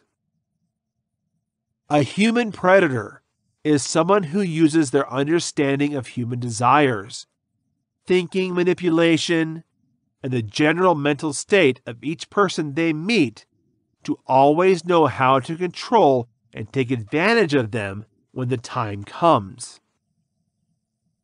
Human predators do not interact with others unless there is a way to benefit from that interaction, either by achieving a specific goal or by obtaining something they want or need. There are a number of different types of human predators that have been identified, but there are several worldwide studies that aim to refine the meanings of predator classes and gain a better understanding of how predators can be handled or treated if therapy is not a choice. Researchers are also researching human nature and new findings that are each printed to recognize and describe certain possible predatory personalities, acts, or activities that might be used to deter or apprehend predators before they can cause irreversible harm to themselves and others. There are countless situations that can trigger people to react emotionally. Using years of psychology study in more specialized fields like dark psychology, researchers have devoted their lives and careers to answering questions as to whether it is possible to predict how people will react. The graph below shows a list of common human activities on the left and the most frequently reported responses in both live trials and extensive mental health surveys. While this may not always be the case, individual circumstances, the psychological state of a person, and general attitude all affect emotional reactions. It has been shown to be the most documented and understood among psychologists worldwide. Human predators are people who have no problem with making life difficult for others, morally, emotionally, or psychologically, especially when the results of the action make life easier in the process for themselves. Not every predator has the same purpose, drive, aim, or process.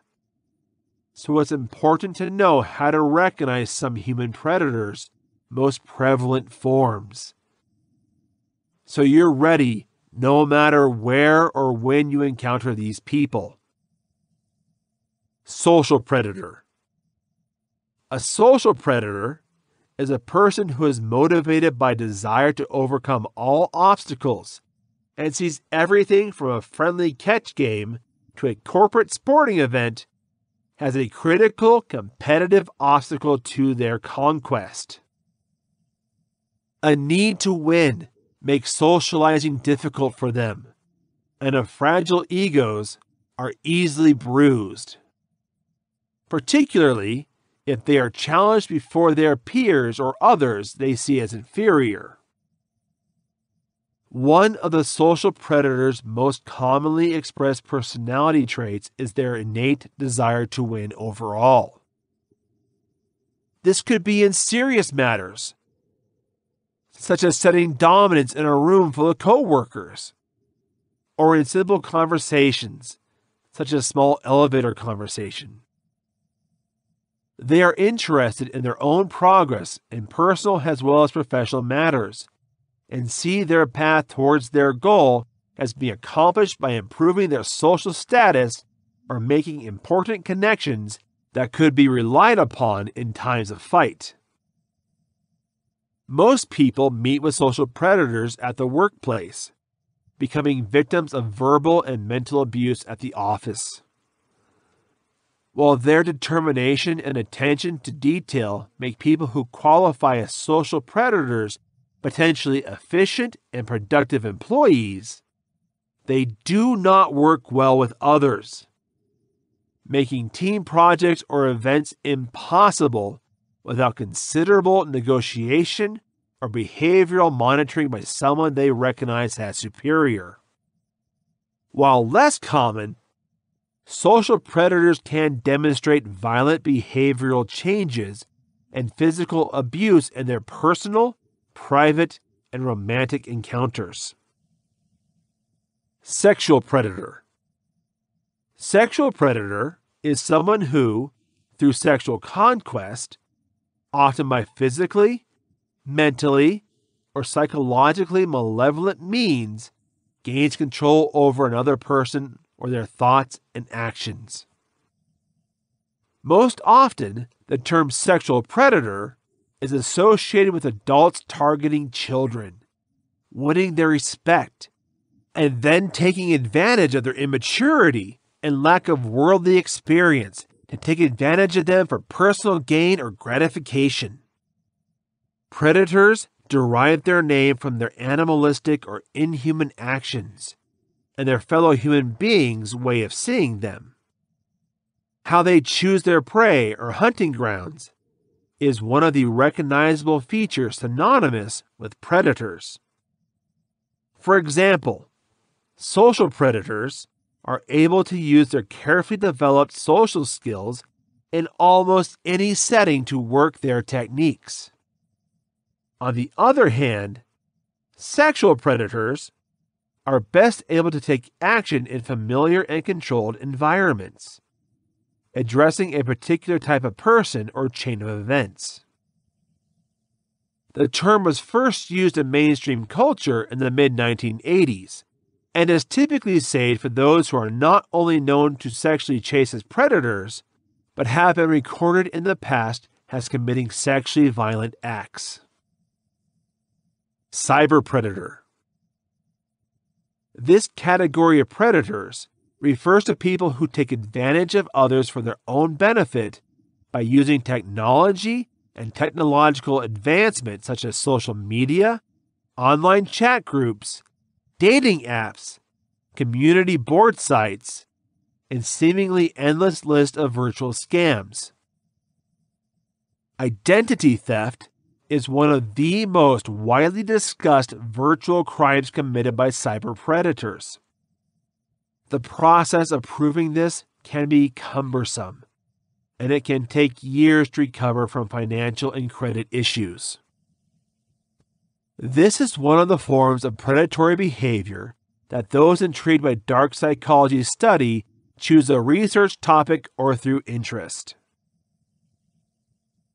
Cyber predators are an increasing concern as more and more of our daily lives are electronic or online.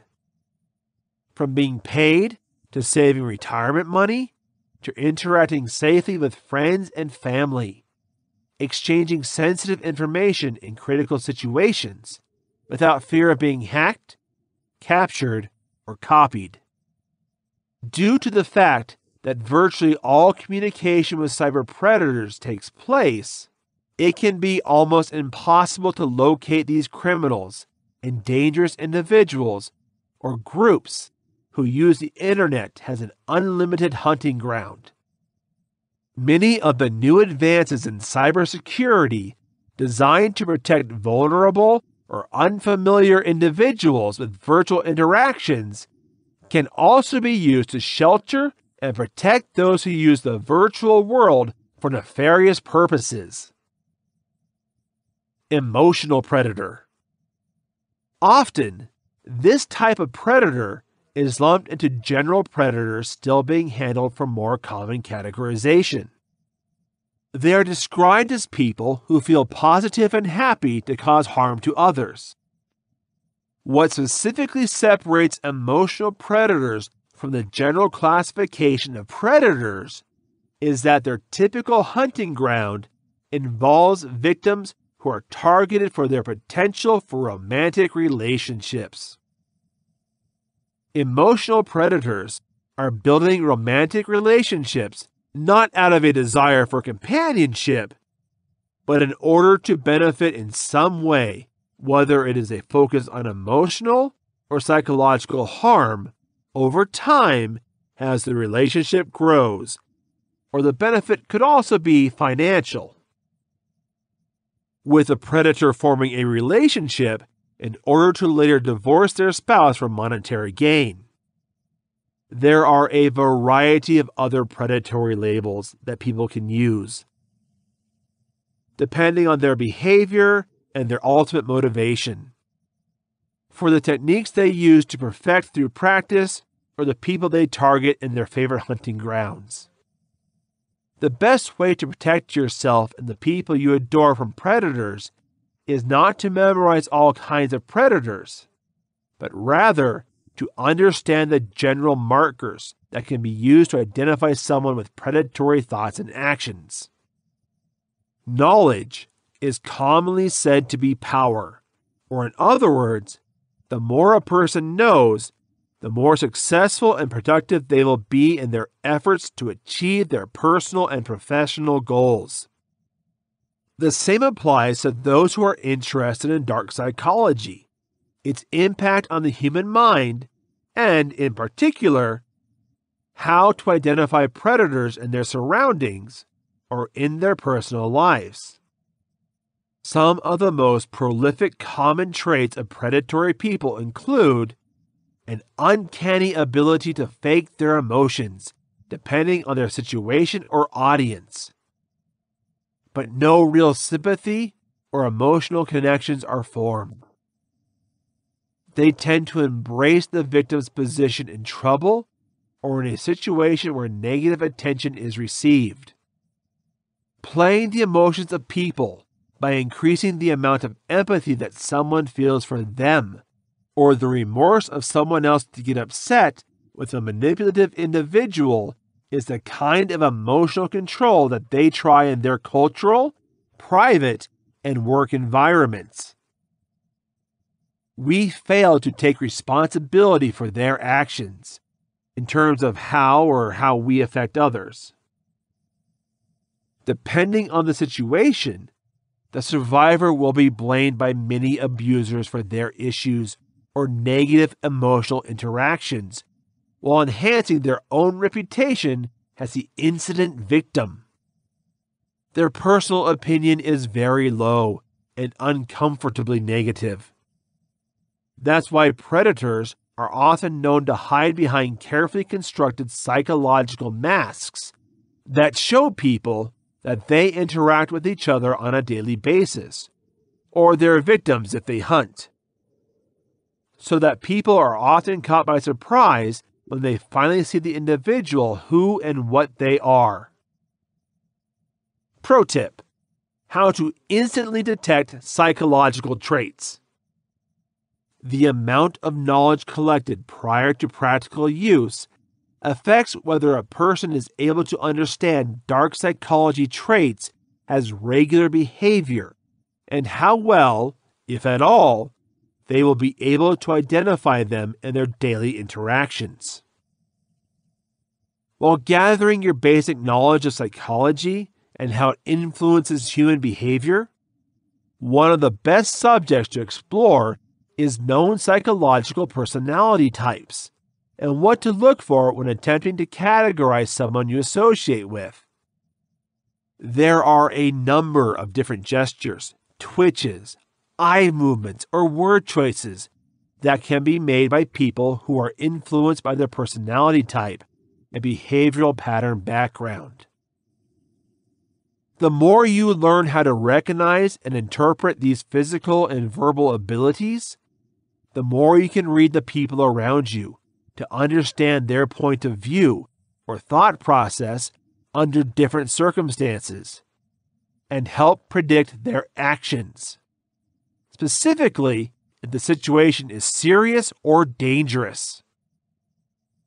When human traits have been identified, a few main forms of psychological personality can be categorized into individuals. Such personality marks have entered the mainstream society and are widely recognized even in fundamental social circumstances.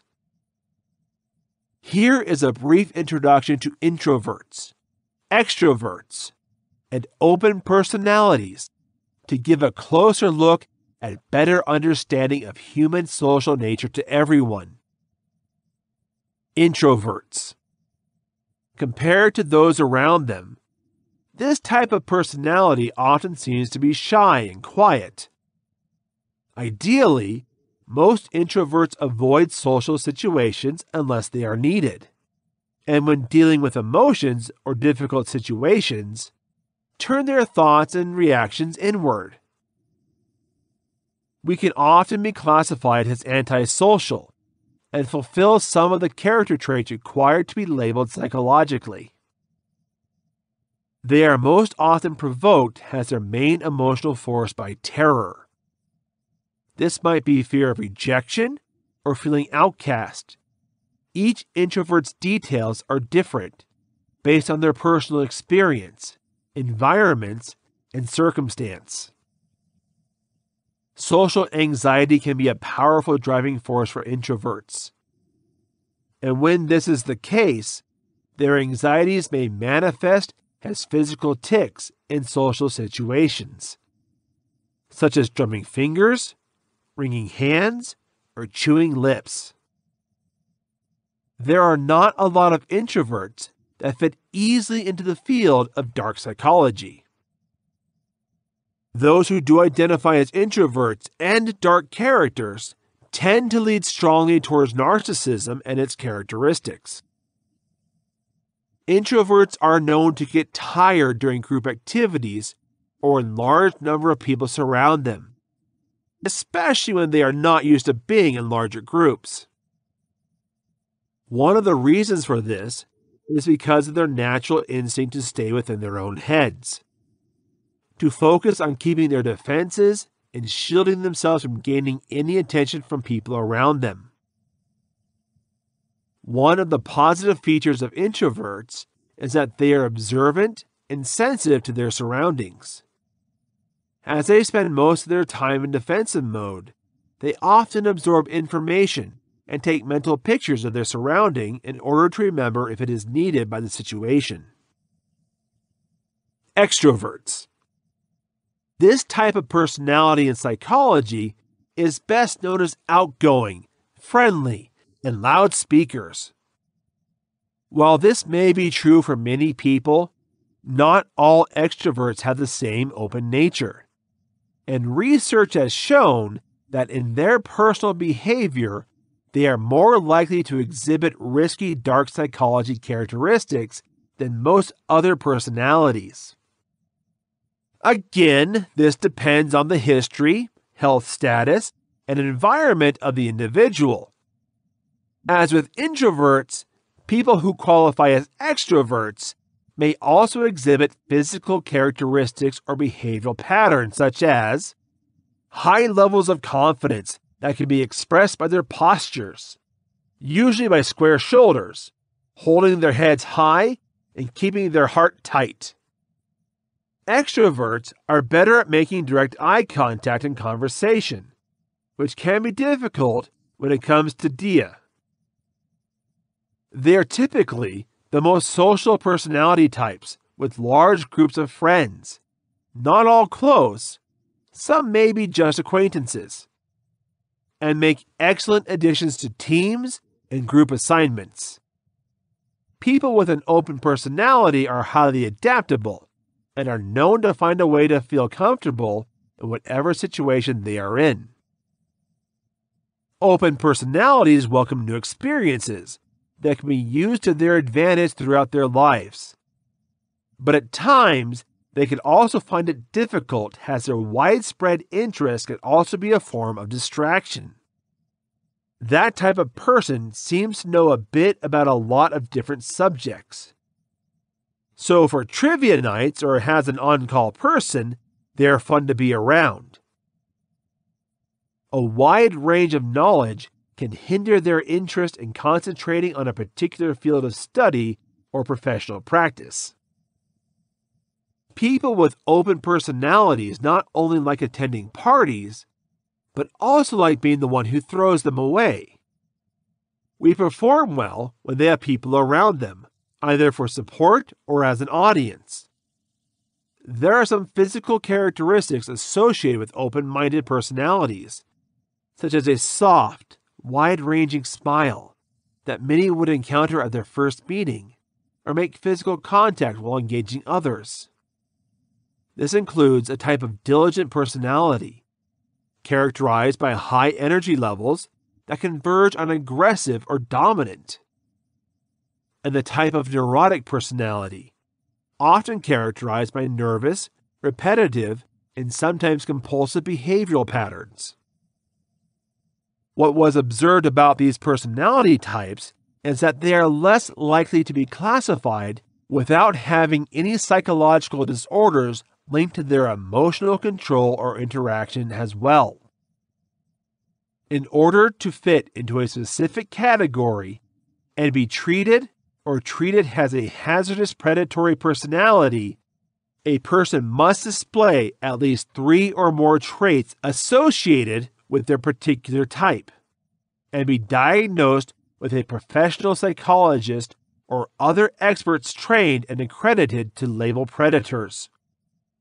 However, simply because someone is not a predator of the psychological personality type or traits, it does not mean that a person cannot exhibit predatory behavior.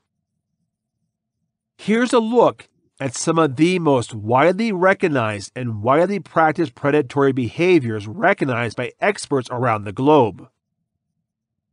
There are 4 main behaviors identified in predators that take advantage of their knowledge and practical experience with dark psychology to victimize others. Violence, whether physical, emotional, or psychological. Predators with aggressive personalities or lack of emotional control when it comes to their personal feelings. The habit of taking their reactions. Lack of reasonable thinking or inability to calm down in stressful situations are 2 of the most common traits associated with predators that exhibit violent behaviors. Eerie calmness. Having emotional control and self-awareness that helps people make rational choices in high-stress situations is something that most adults have a basic understanding and talent when they're out of school and in the professional world. But it's never something that people stop practicing and honing their skills. A flat and unemotional response to the settings and events that call for it, replaced or overtaken by a sense of calm and control that can make others uncomfortable around them, is a type of behavior that is often associated with social predators, emotional predators, and predators that can also be classified as introverted by psychological professionals when studied. Rationality and understanding. Preachers who show leadership and motivational qualities in social settings and behavioral patterns often typically have the ability to maintain control of their personal emotions and responses, regardless of changes in their situations or circumstances. We do not act impulsively and take pride in their ability to find rational and logical solutions to problems that may have been ignored or perceived as failures by others. They have a solid understanding of how things work around them, whether it's their office's social circles or whether they choose an argument to get the customer to their way of thinking. When used productively, these talents can be of great help in professional endeavors. Control and dominance. Often seen alongside interactive behaviors and violent predators, these types of people are often stubborn and do not work well with others unless they have absolute control of the situation.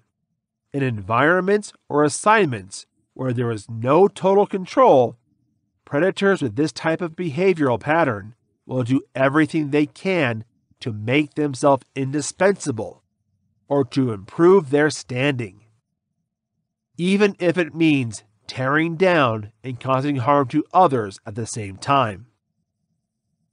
The dark name may make some people want to avoid thinking about it, or at least refuse to try to understand the theory. But the fact is that many of dark psychology strategies, methods, and ideas are used, sometimes purposely, but often unconsciously, in every person's daily interactions with anyone they come into contact with, and frequent communication with others. Dark psychology, at its heart, is a classified and written study of human nature's most evil side, thoughts and behavioral patterns, what describes it, how to interpret it, what to look for in individuals, from their appearance to what they say in everyday conversations, where morals and ethics are considered, and how to use it for both beneficial and malevolent purposes. Predators are only one category of studies in dark psychology and are known in psychological deception and coercion for their talents. Typically, the first course of action for predators, regardless of their specific subcategory or predatory characteristics, is to use popular methods of deception and gather as much information as possible about their potential victims before initial contact. Deception. Once they have chosen their target, the next move for them is to earn the trust of the victim and then use manipulative tactics to gain control of them in order to achieve their goal. Definitely, deception is the act of deceiving someone or making them believe or even support an untrue statement or other information. When it goes from being a simple action to being graded as art, somebody has practiced and improved their manipulative skills to the point where their action is smooth, watertight, and successful in achieving the goals they set out to achieve. Common examples of deception in people's daily lives include: children are good at mild deception, especially when they think they're in trouble or think they've done something wrong. Children's upset stomach or painful abdomen is one of the most common manipulative tactics. Through feigning a condition that's bad enough to keep them from doing or thinking about anything they're trying to avoid, they realize that as long as they don't have to say anything bad enough to need a doctor, they can use it as an effective means of manipulation for a variety of circumstances, assuming they're not caught. The ethics of medical studies and the use of placebos have been questioned as to whether it is correct or not, whether it is effective in obtaining reliable results, or a research method that should be considered due to the deceptive nature and potential effect on the results. A placebo is a sugar-based drug that is marked as another type of real medication being tested and given to half of the test subjects at the same medicated half level to see how the chemical composition of the actual medicine affects the human form compared to the results by those taking the placebo. Another common misleading tactic used by people for a variety of reasons is a little white lie. A little white lie is a claim that is false or misleading, but said to prevent a person from having a negative emotional or psychological consequences that the truth would have. Definitions of this include telling a coworker that you like the new outfit they wear as a way to boost their confidence, even though it may not be a style you like, or telling a customer that the ridiculous amount of detail work they had to do to close a sale was no problem, even though you had to put in 3 hours of overtime. Predators of any kind are dangerous, as their main purpose in life is to harm others for self-satisfaction, upliftment, or improvement. For those who see these habits or character-defining characteristics in their family, loved ones, or the people with whom they interact, the only way to make sure that you are free from a predator's reach and that you do not become a target is to isolate them or yourself from any closeness or intimacy. It can be harder than it sounds.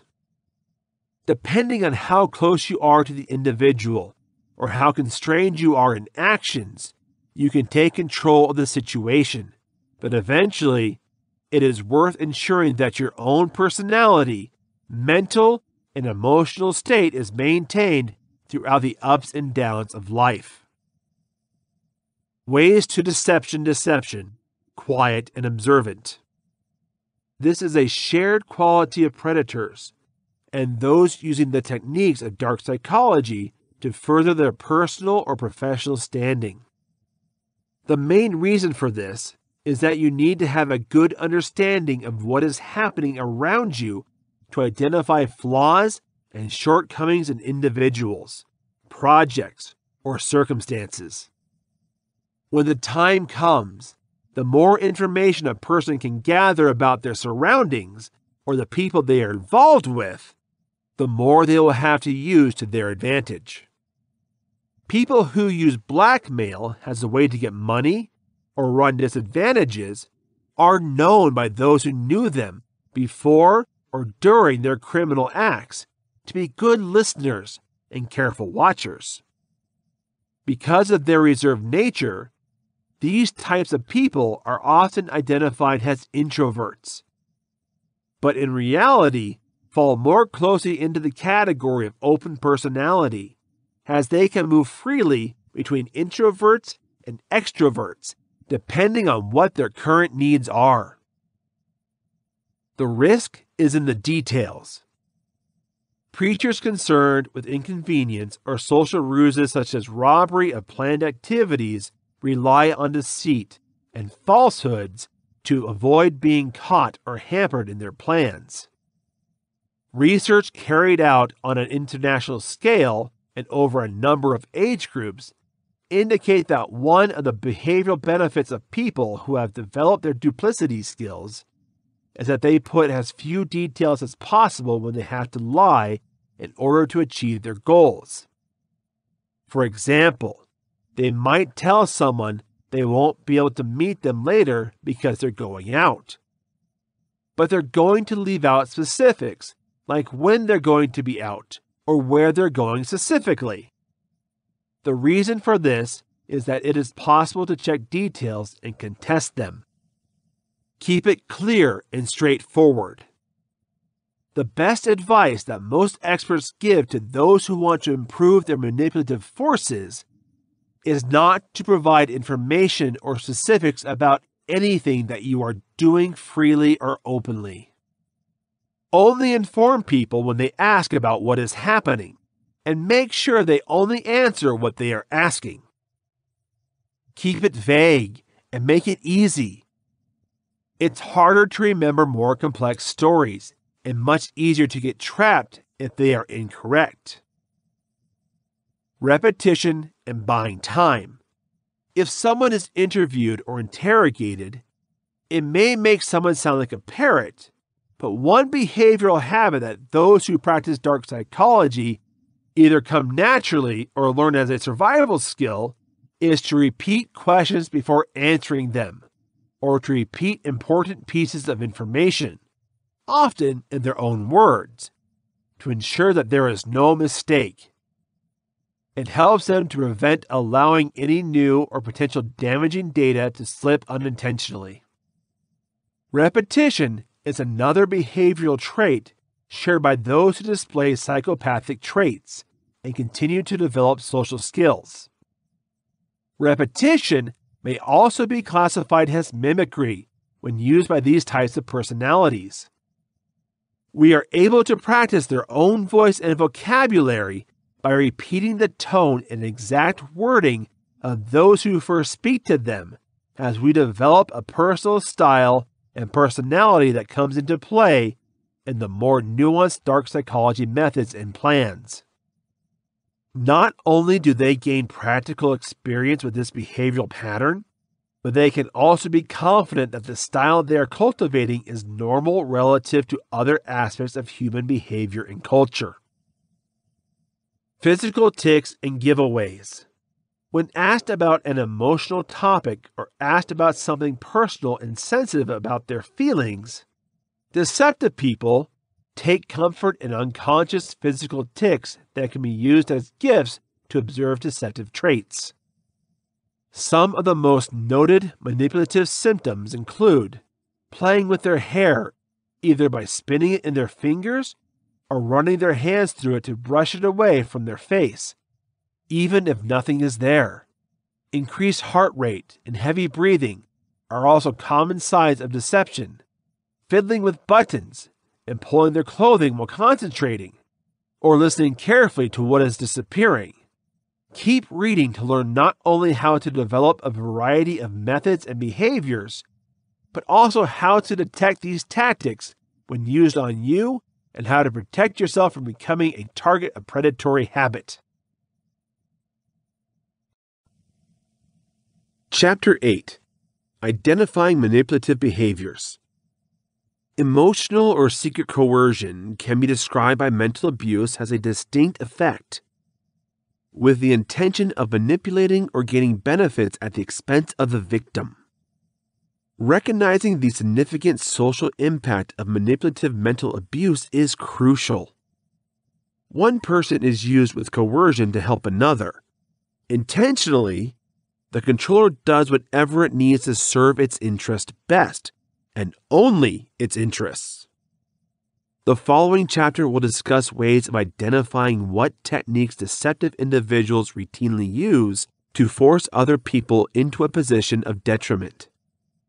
Some of these things are going to be very obvious signs of manipulation that you may already have recognized commonly.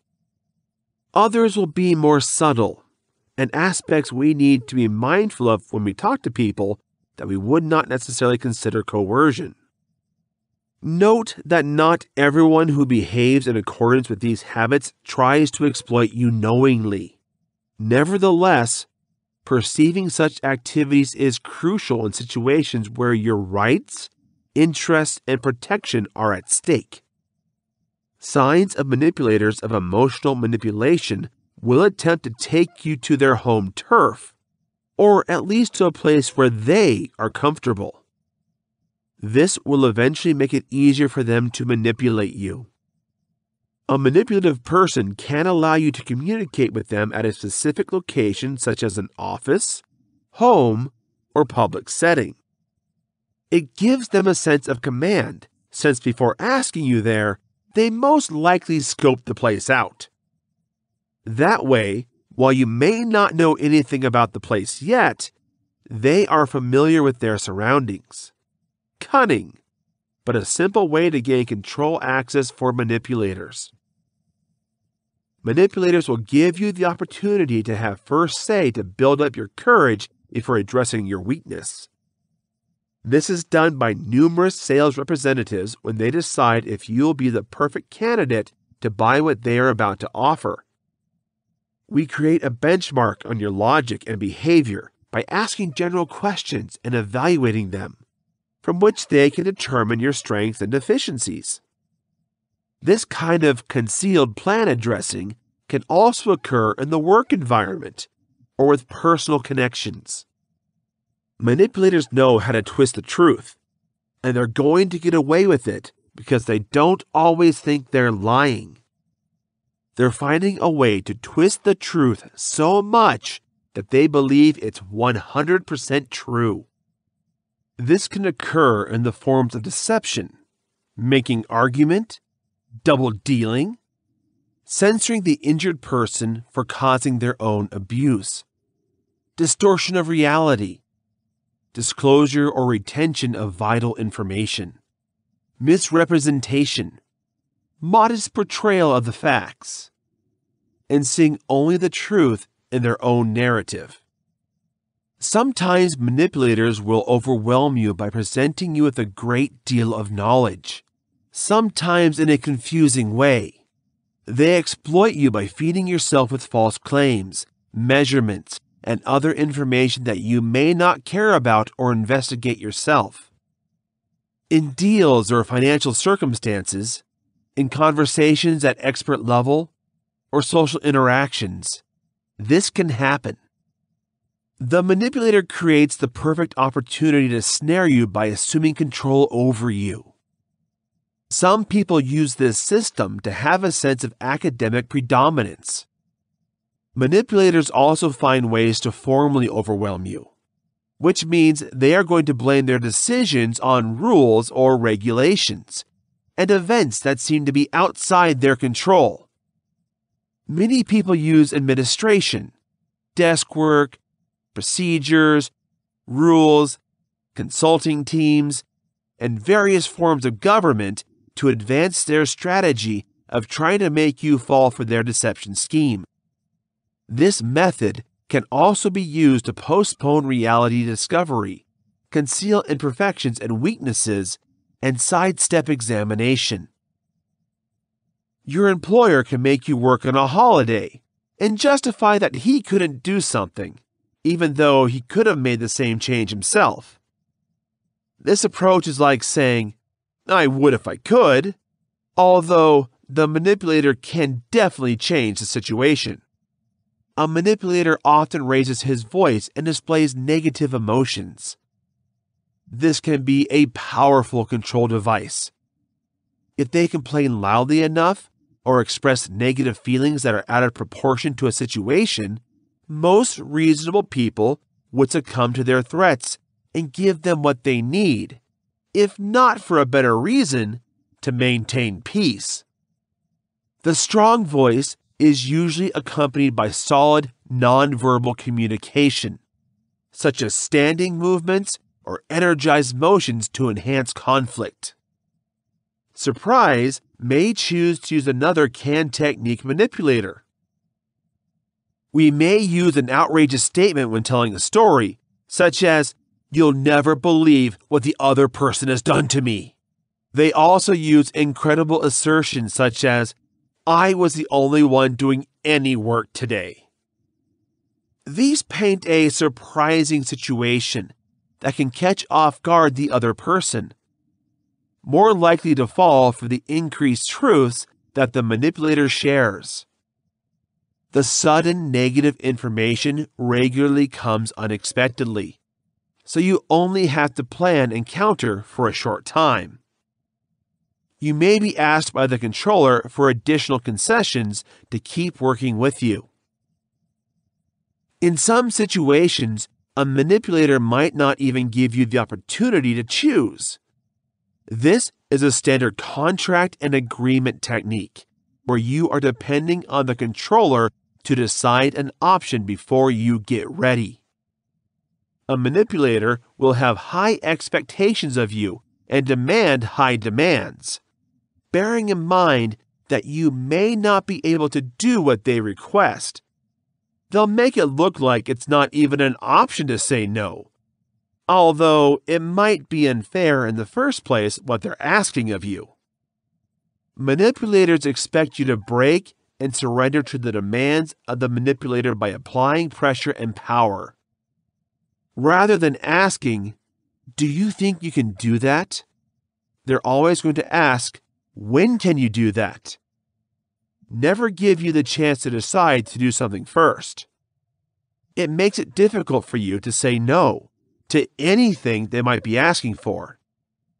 Manipulators will indulge cynical cleverness aimed at jabbing your vulnerabilities and undermining you.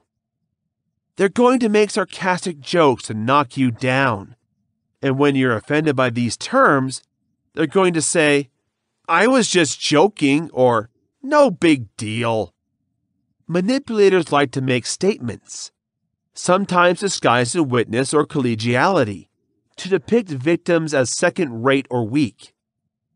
These remarks relating to appearance, personality, experience, and credentials, and how you strolled late and tired in 2 minutes.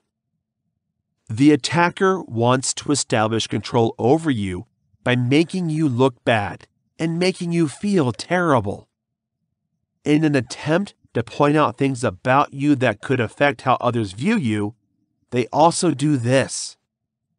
While you may enjoy some musician that others don't think about, a manipulator might say something like, "How could anyone like that band?"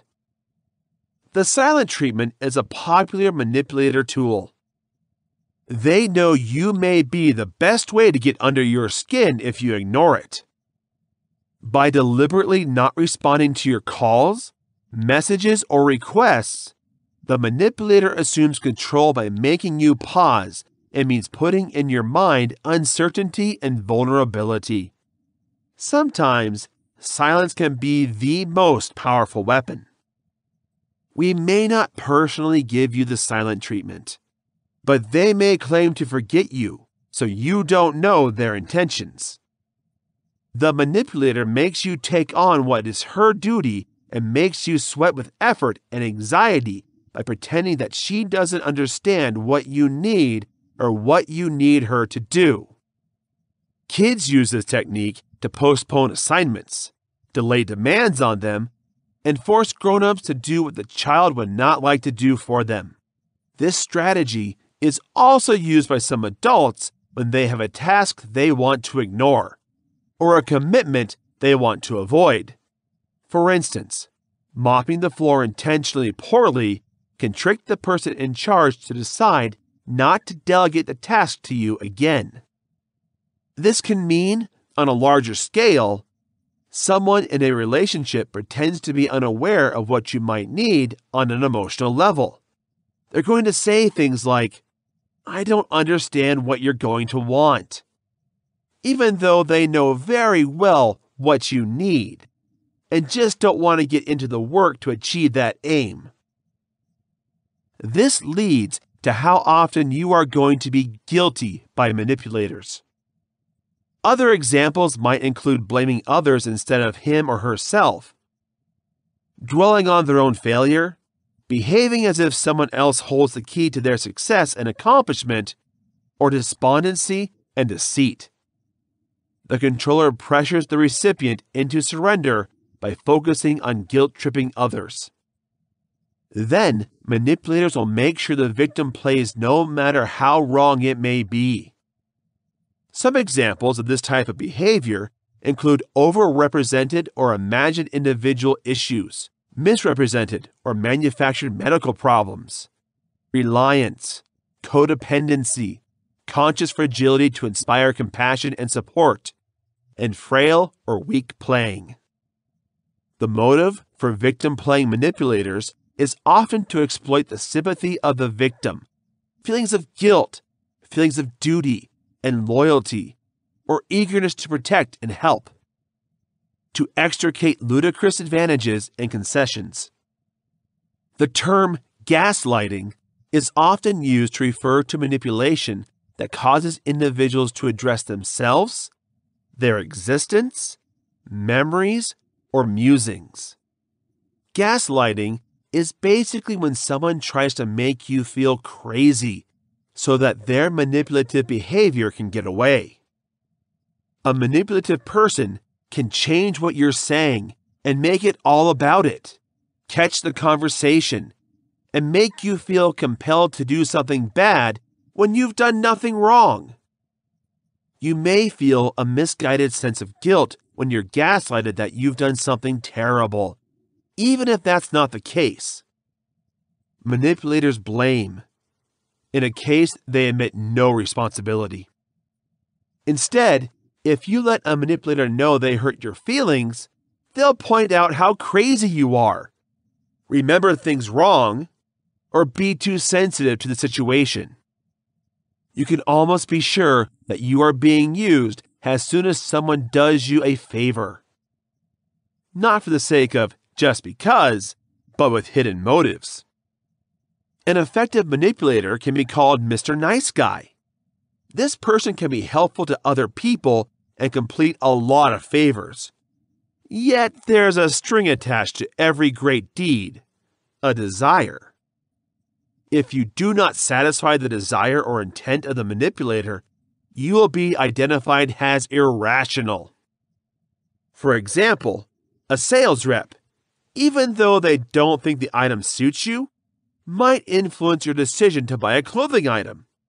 The accomplice can get you flowers right before asking you for a favor in a relationship. Since they misuse social standards, these strategies work. It's normal to respond to favors, but we still feel constrained to accept and go along when someone delivers one misleadingly. Another manipulation method is to inspire fear in somebody, only afterwards to give them some relief. You may be frightened by someone to go somewhere different, building up your fear around the location. They will then try to protect you and make you feel safe, even though the worries they warned you about were not real in the first place. This can be achieved when a significant decision can be made. At first, the manipulator will tell you all the reasons you should be afraid of. They're going to tell you about the negative things going on, and they're going to do whatever they need to make sure you're nervous. They will then come up with a solution to ensure that you are dependent on them and look up to them as a type of savior. This technique can be used by several different companies to sell you their product. For example, somebody can make you an elbow cream and tell you that if you don't use it, you're at risk of getting a certain disease. Then you're going to start making sure you buy your stuff because you're scared of this illness, even though you've never heard of it or even thought about it before you watch the ad. In certain cases, bribery is an effective tool for manipulators. They can do it in obvious ways, saying something about how if you can do this thing for them, they will give you money or some reward. When you refuse, they will continue using other manipulative tactics until they get what they want, even sacrificing the payoff in the process, and you end up walking away with no benefits at all. A way for manipulators to manipulate is to mirror the target. They will begin to act like the other person so that the exploited person feels closer to them. We can speak about similar struggles and difficulties we have experienced in life that are similar to the exploited person. For example, someone who talks about how they struggle with grief after losing a few friends might find that their manipulator makes up or exaggerates another death to try to relate to that person. They will then find that when they feel empathetic, it is easier to control the person. Storytelling is a tactic simple to exploit. Manipulators are going to be experts, twisting a story to make sure it fits their ends. They're not always going to make up new and original lies completely, but they're certainly going to twist the truth so it sounds better for them, making them look like a hero or the victim, whatever suits their needs when they share the story. Manipulators are going to learn how to fix their victim's mood. Although they are stubborn in getting what they want, if it means having more power over a particular individual, they can be very adaptable. When they know someone likes a certain restaurant, they'll take them there. Or if they want to be at home alone and quiet, they'll do that. Taking people to places they like is not bad. But if you do so to psychologically deceive them into giving you something you want, that's when it becomes manipulation. For manipulators, managing your speech, as well as the movements and touch they use, is critical. We can be great actors. At the drop of a hat, we can change their voice and movements. We all have different moods that may cause us to act differently depending on the situation. But a true manipulator would wear a lot of faces that they can alter whenever they want. Manipulators are often aware of the power of silence. Even though they may have countless tricks and strategies they can use on other people, they will still know at the end of the day that sometimes being quiet can be the most powerful thing to do. Less common manipulation tactics. Holding a deliberate look will make people feel like they are being listened to honestly. Manipulative people will make excellent eye contact and even take it a step further and improve their eye contact with a committed and invested facial expression. Check limits are regularly given to a mesmerizing look. In order to examine how you react, manipulators can do or say something awkward just before or after the mesmerizing look. The look may be like passion or attraction. If the hypnotic look of someone makes you feel off or at any range, it's best to get up and take a break from the situation you're in. When things get overwhelming, test your feelings and consider your character and beliefs. Manipulators don't know about the body language of other men, but without much warning, they can cross boundaries. In general, individuals that cross boundaries have a specific appeal to them. Manipulative people will try to break the rules in humble and sometimes playful ways. For example, they might step on the sidewalk in front of you just to see if you're going to allow it. Manipulative people can raise you out of the ground in the midst of embraces to find ways to attack your personal space. Generally speaking, narcissists and manipulative people are closer to others than other people do.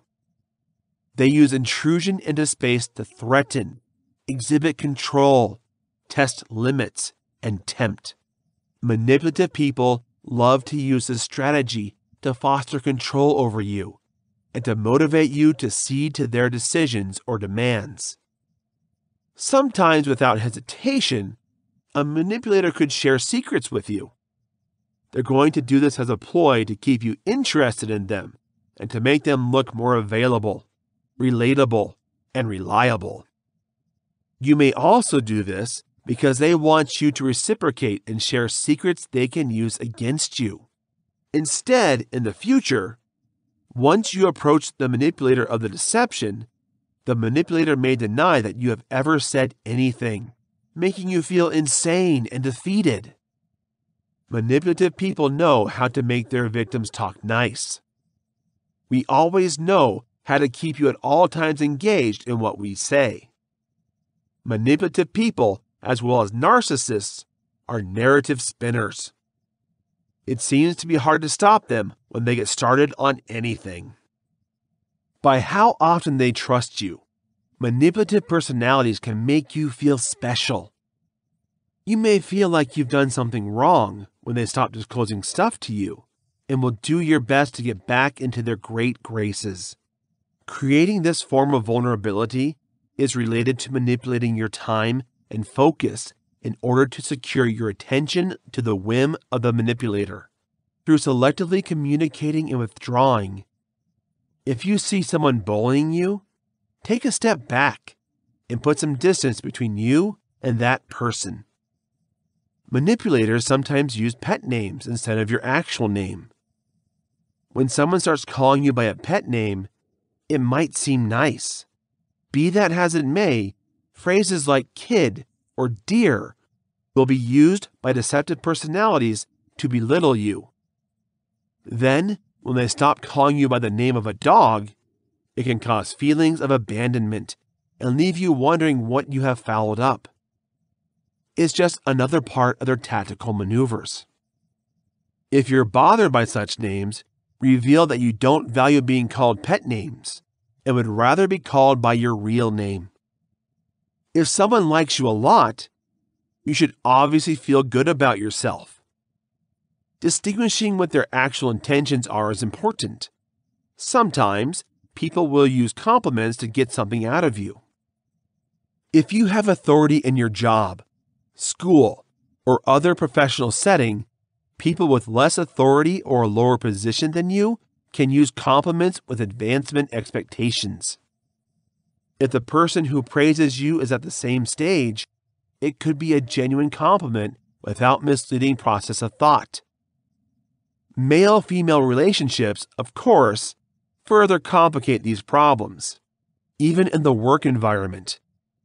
A compliment could be used as a trick to further a social agenda in a situation between equals. Not everyone who compliments means you're being exploited. It's smart to be aware of the actual aspirations of individuals. Confide in your intuition. If somebody feels off, it may be helpful to find out why. It may take some practice to prevent yourself from falling for manipulative tactics. A conventional way of telling if you're in a relationship or just having a conversation with an individual trying to manipulate you is to focus on where they're bringing the conversation. When they try to make you feel exponentially lucky or bad for yourself, this is a significant warning sign. Nonetheless, it is important to note that the reasons above do not guarantee that you are dealing with a manipulative person. For example, using pet names does not mean that you or your partner is manipulative. To analyze manipulators, you need to take into account their entire character and not just their specific behavioral attributes. Chapter 9. Dealing with a manipulation in a relationship. The culture romanticizes deceptive relations so much when talking about love that it can be hard to recognize them for what they are. We have lots of literature suggesting that genuine relationships are about fixation, that pure love is all out, and that people who are infatuated have no boundaries or separate lives. While many people romanticize the concept of a deceptive relationship, we have to realize that it is not real love in fact. Sometimes it may trigger a dramatic storyline and tension that keeps the reader engaged. But there is no fun actually living through a deceptive relationship that is romantic. You may have been warned of manipulating people, and the fact that coercion and mistreatment are worrying. The facts are that being in a relationship of control and manipulation that never develops into ill treatment can also be terrifying and dangerous. Just because somebody doesn't harm you physically doesn't mean you can't feel pain from their actions yet. Being dominated or put down by a partner can damage our faith, make us feel fearful of relationships in the future, and leave us feeling lost rather than comforted, with a variety of mental and emotional injuries that we should not be burdened with. You may be familiar with symptoms of a negative relationship. You might have met a partner, for instance, who required you to wear only certain clothing items or didn't want you to visit your friends and family. This person might want to know where you're going, what you're doing, and why you're just a couple of minutes late. Manipulators are frequently very anxious people, allowing nervous thoughts to pass through their brains and control their actions. We channel their intense fear and anxiety into hallucinations about what you might do if you're not around them. They're going to think about their worst fears and what you can do to damage them. So they're going to assume you're doing these things when you're not around. This may hate them if you're not around. Sometimes it may seem flattering to have someone so concerned about you. You might think, it's so sweet that they always want to know where I am and I'm safe. But it's not their intention when someone is going to take great steps to control you. Unfortunately, they're not concerned about your well-being.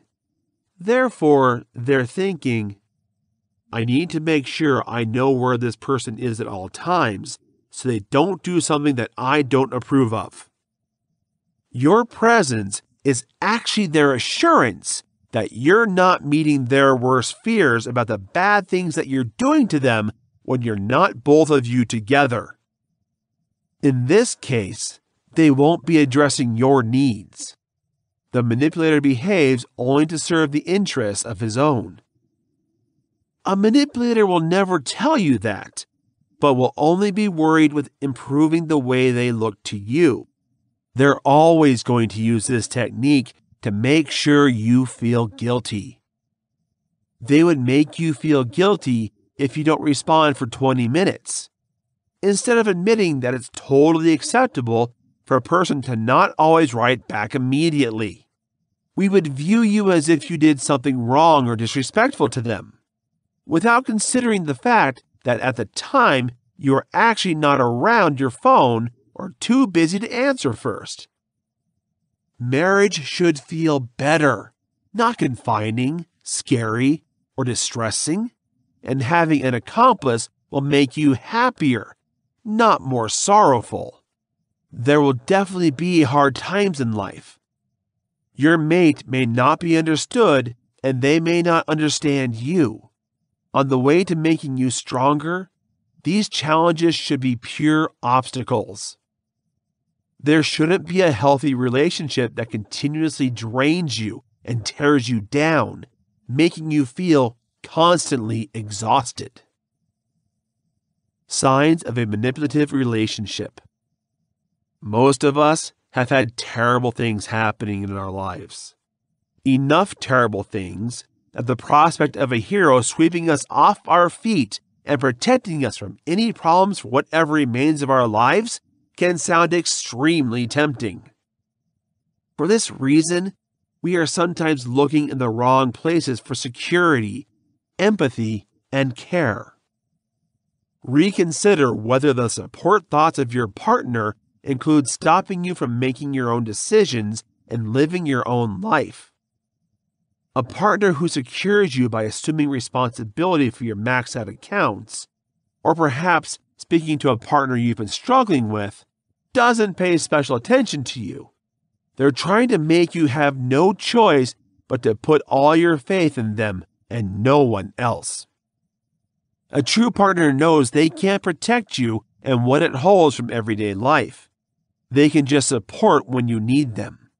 If you run into a money-related issue at some point, a trusted partner can help you pray an overabundance of unopened bills. Give help, but don't take control of the situation.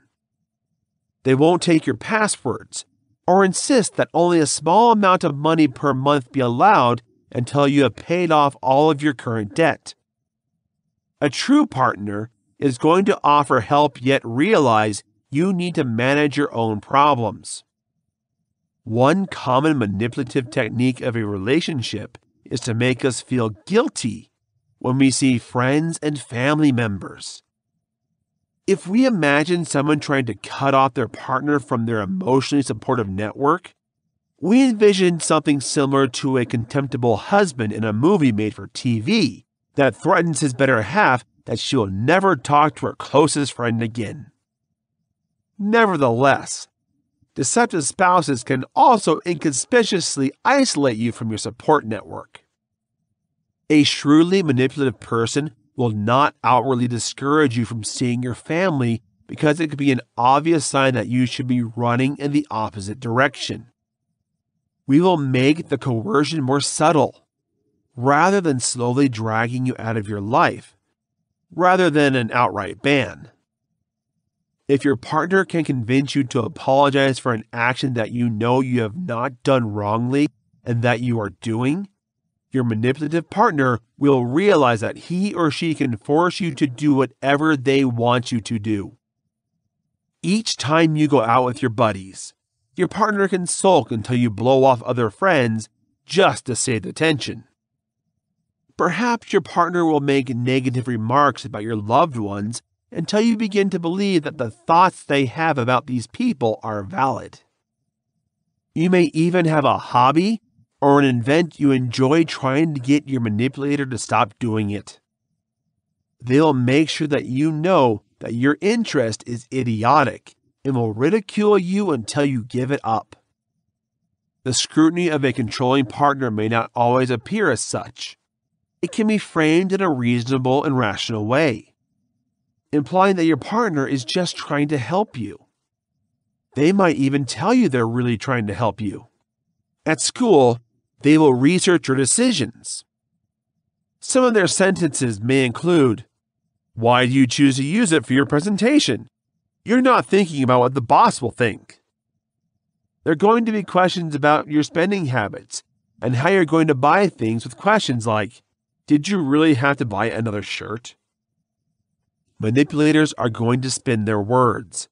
So it's not clear that the choices you make are wrong, but a seed of doubt and insecurity is being planted.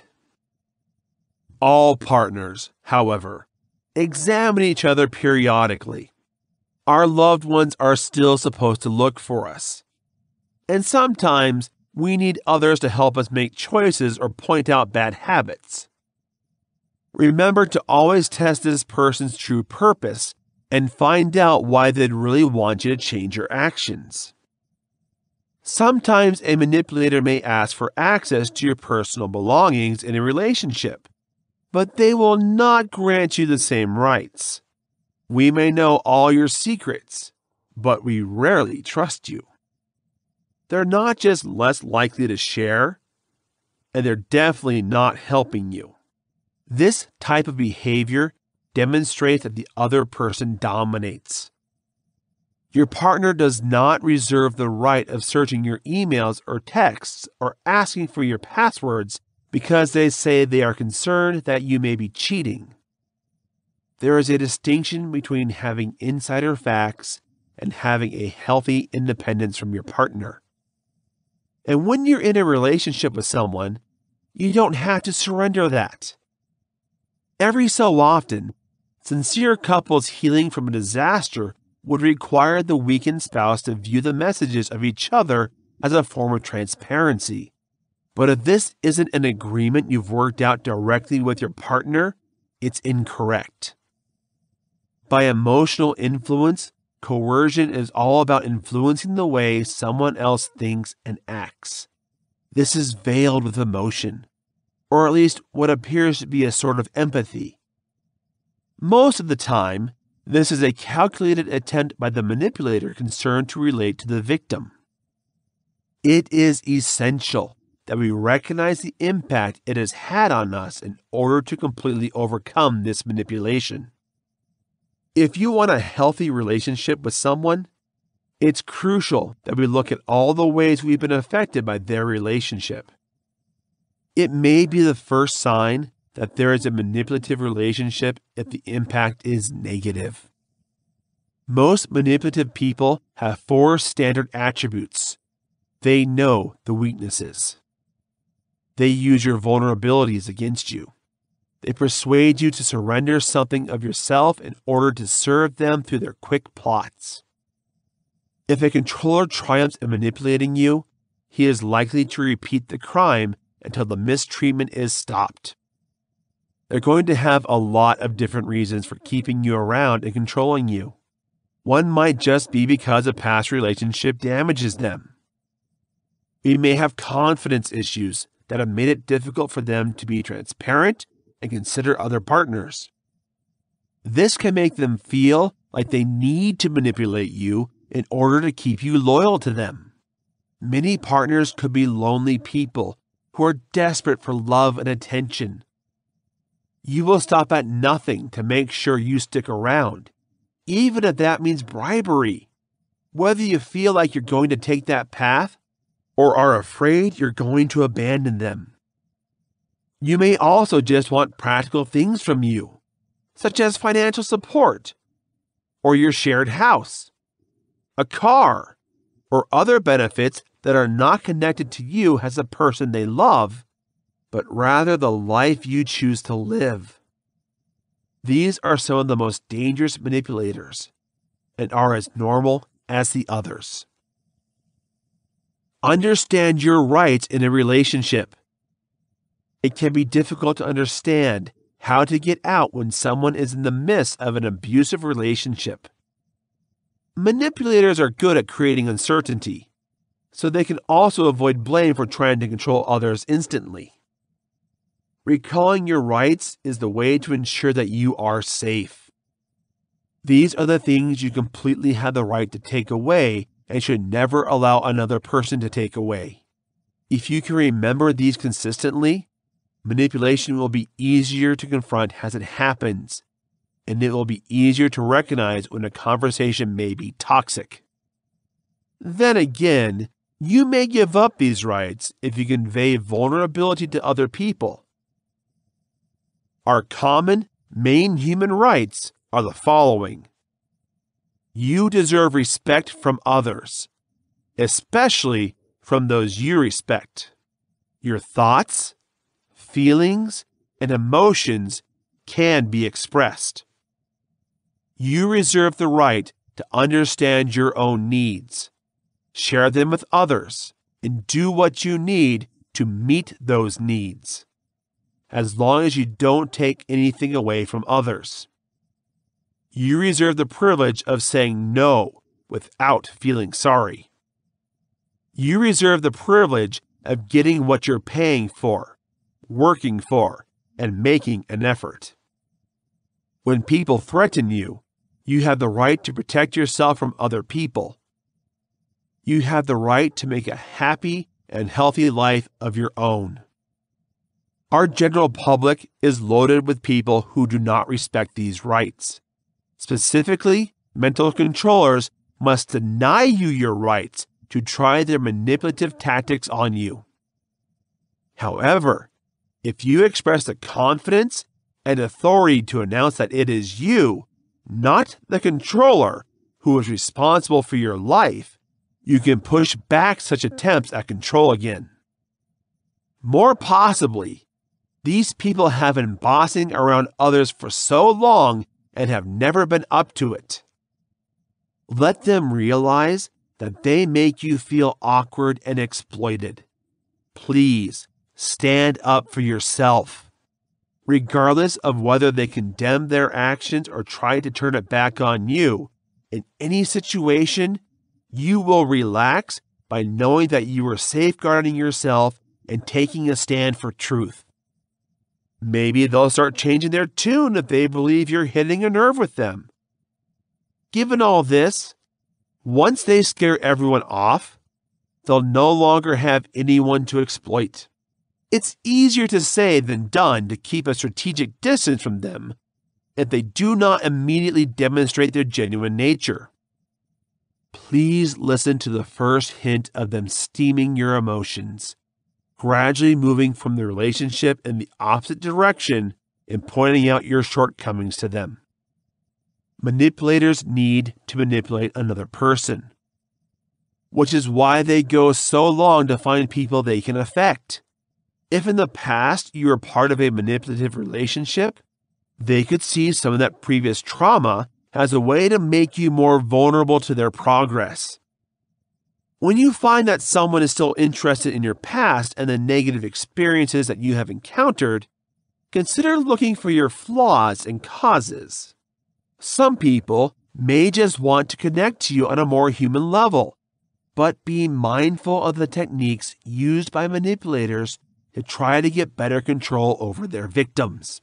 Some manipulators will routinely shift the person they can be from one situation to the next, being exceedingly courteous to one person and totally inconsiderate to another, or 1 minute completely defenseless, or the following wildly forceful. When you frequently see this type of behavior from a person, keep a healthy distance and refrain from engaging with the individual except for the most urgent needs. Whatever the demand, there are some manipulators who will try to use the time pressure and force you to make quick decisions so you don't really have a chance to really consider what they're asking for. Talk about using time to promote your well-being and detach yourself from this coercive hold on such occasions, rather than responding to the query of the controller immediately and making a simple statement like, "I'll consider it." You will exert control over the situation. Think about how incredible these few sentences can sound to a manipulator. You did not commit to their demands, but neither do you deny them. That gives a manipulator the sense that, although you know otherwise, they already have power over you. Take the time you need to assess a circumstance's advantages and disadvantages, and decide whether you need to devise a fairer game plan or taking control and put yourself in an ideal position. Your basic human rights include the privilege of defining your own desires, the privilege of saying no without shame, and the privilege of choosing what looks like a satisfying and healthy life. You can rehearse clear and assertive communication by practicing the act of saying no out loud, and then saying no to a manipulator. Doing so gently and immovably gives you a sense of self-control while holding the relationship's door open. A manipulator turns into a jerk of dominance when someone else is scared or damaged by the individual in question. Nothing can help to expose the motivations and emotions of a true manipulator more than when they are forced to examine themselves and look deeply into how they handle others. The most important thing to remember about ruthless jerks is that they appear to level out the people who seem likely to succumb to coercion. And if you remain confident, you're not going to fall as high on the prospect list of a manipulator as others may. Numerous harassers, however, are defeatists on the inside. The domineering bully will routinely retreat at the point where their victims start to demonstrate the power to stand up for themselves. This applies in both social and school situations and in terms of office. Research shows, on a humane level, that many harassers were themselves survivors of violence. Nonetheless, it should in no way justify abusive behavior. Understanding that harassers have been victimized can encourage you to think in a more empathetic way about the dominant jerk. Yet note that others shouldn't be hurting someone who is injured. Does that mean you're going to go and do the same to someone else after you've been manipulated? When facing attacks, make sure that you place your face on a brave face and stand your ground while other people are present to watch and stand with you when you need additional help. Don't be afraid to alert or contact available legal resources, law enforcement, and medical professionals in case of physical, emotional, or mental mistreatment. Getting an entourage with you, or even a police officer, may seem dramatic when doing something like picking up old things from the home of an ex-manipulator or meeting them. Nevertheless, preserving yourself is always worthwhile. Although we can predict some of the manipulator's thinking patterns, in any given situation, we can never really know how they will react. Don't give room for self-blame. Since the purpose of the abuser is to look for and exploit your vulnerabilities, it is understandable that you may feel inferior or even blame yourself for failing to comply with the motivations of the manipulator. Note that you are not the problem in these circumstances. You are being exploited to feel terrible for yourself, with the intention of surrendering your ability and rights. Think of your relationship with the controller and ask the following questions. Is this person considering my fundamental human rights? Is it rational, fair, and something I can do without harming myself what they ask me to do? Are they asking me for this because they can't or don't want to do it? Do both parties give in this relationship, or does it come only from one end? Do I like the person I'm when I'm with them? If they're around me, are they their best version? Your answers to these inquiries give you critical hints as to whether the issue in which you find yourself is the result of something you do or something your partner does. Putting a target on their back by asking questions is another thing you can do to defend yourself from manipulators. Let them always answer their own questions and pressure them to rely on their own behavior. Manipulators concentrate their manipulation attempts to get you to do the things you don't want to do. It's as easy as that. Such deals motivate you frequently to make a special effort to solve their problems. If they say or suggest something that sounds unfair, makes you uncomfortable, or is irrational, it is important to bring the focus back to the planner by asking a few questions to test if they are fully aware of their plan's imbalance. You set up a silhouette of what the manipulator expected of you when you ask the above questions. Therefore, the manipulator can see precisely what hides their actions. If the controller has a level of awareness, the person is likely to justify their offensive behavior and state in a more constructive manner what they want. Then again, the questions will be dispelled by expert manipulators and demands to get their way. If this happens, take note of the next tips to get out of a dishonest situation that we are addressing. Set consequences. Make clear the consequences of their actions when a manipulator demands something that transgresses the boundaries. Make sure you still share your feelings so they can't deny them. Maybe they don't understand your feelings. They will not be willing to listen at all times. And don't expect sympathy from them. They can't say your feelings are not real, though. If they do, they will light you up, which is an offensive strategy you should never stand up for.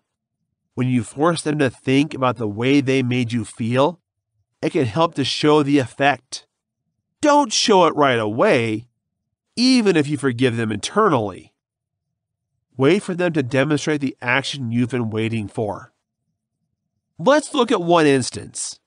Let's say that your partner manipulated you to skipping your family party because they didn't want to go, and without them, they didn't want you to go. Let them know that they're hurting your feelings and making you feel guilty about missing your parents. They might say, "I haven't done that," but they can't decide that. You can let them know you understand that they may not have been their goal, although it may have been, but that either way you were still hurt. If they aren't willing to accept this, why are you willing to accept that when you thought you could go to the party without them, they were hurt? Ask the question. Why should you be willing to listen to theirs if they are not willing to listen to your feelings? Don't give them up, no matter how hard they're trying, until they realize they're hurting your feelings. It's as simple as that. They may try to avoid it, make you laugh, or distract you so you don't get mad. But don't give up until they admit that they hurt you and apologize. One of the most critical skills you can use to work with a troubled individual is the ability to discern and predict consequences. A result is something that will hurt them, not you. Ask yourself what you can take from them to get them to really start thinking about you, not just about themselves in any given situation. Your friend could be another example of coercion, offering you the silent treatment after you ignore them for an hour. Let's say you've been at work and you've been busy, so you've skipped their message asking what you want to watch on television later that night. This is a very simple thing in a situation that is rational. You can't be expected to reply every minute of the day to your mobile, particularly when you appear to have commitments to work. Your companion will be locked in the bedroom when you get back, not talking to you at all. They ignore you, and they don't want to listen to you. It makes you feel bad. And if something is wrong with you, you start to wonder. If they're lying in bed, you think they've got to get angry all night, and you might start feeling really bad about whatever you've done, even though you've done nothing wrong. Instead of giving in to them and constantly apologizing, they really should be the one to apologize to you. You would sit down on the bed in this case and tell them you were busy at work, which is why you couldn't respond. Let them know that you'd still love to watch it. If they don't change their mood instantly and continue to throw themselves a pity party, just walk away. They're in search of an emotional response. They want to know you've been controlled successfully. Don't give this up. They need to reflect and realize that they themselves were the only person responsible for the bad mood. If they were legally worried about evolving with you, They would understand that you couldn't respond and speak to you about their feelings. The silent treatment is a deceptive technique to make you feel guilty, so you're going to be put under their influence. In this case, take control of your evening. Go watch a movie alone and let them be furious. Conclusion: how to use dark persuasion personally. Persuasion is defined as the intentional process of influencing others by providing information, creating a campaign or visual stimulant designed to change their minds and feelings, or by subtle coercion.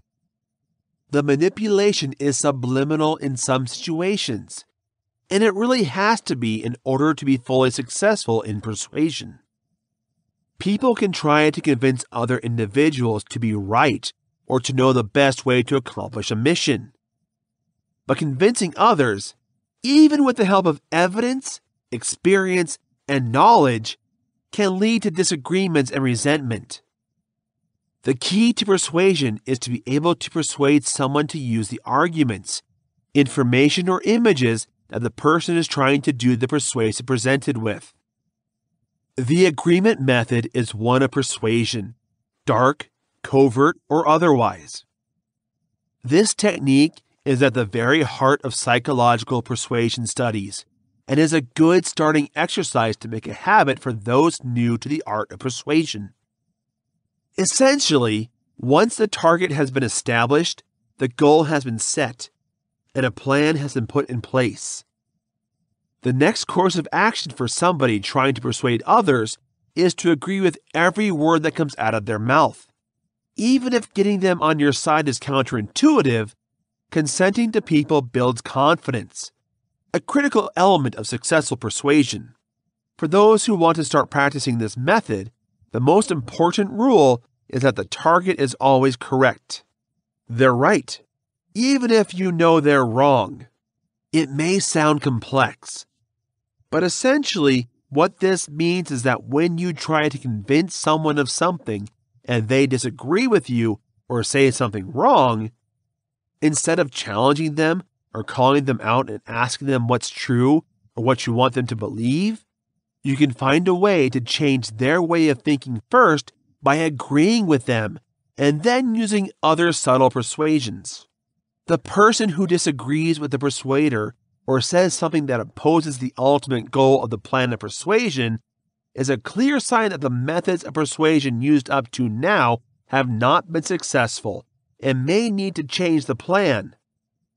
Having a mental toolbox filled with tactics of persuasion is good, even crucial, for those who use it or want to begin to practice it in their own lives. For those who practice persuasive behavior, technological developments are of particular interest. The main reasons for this is that we are still surrounded by software, bought for personal or professional use.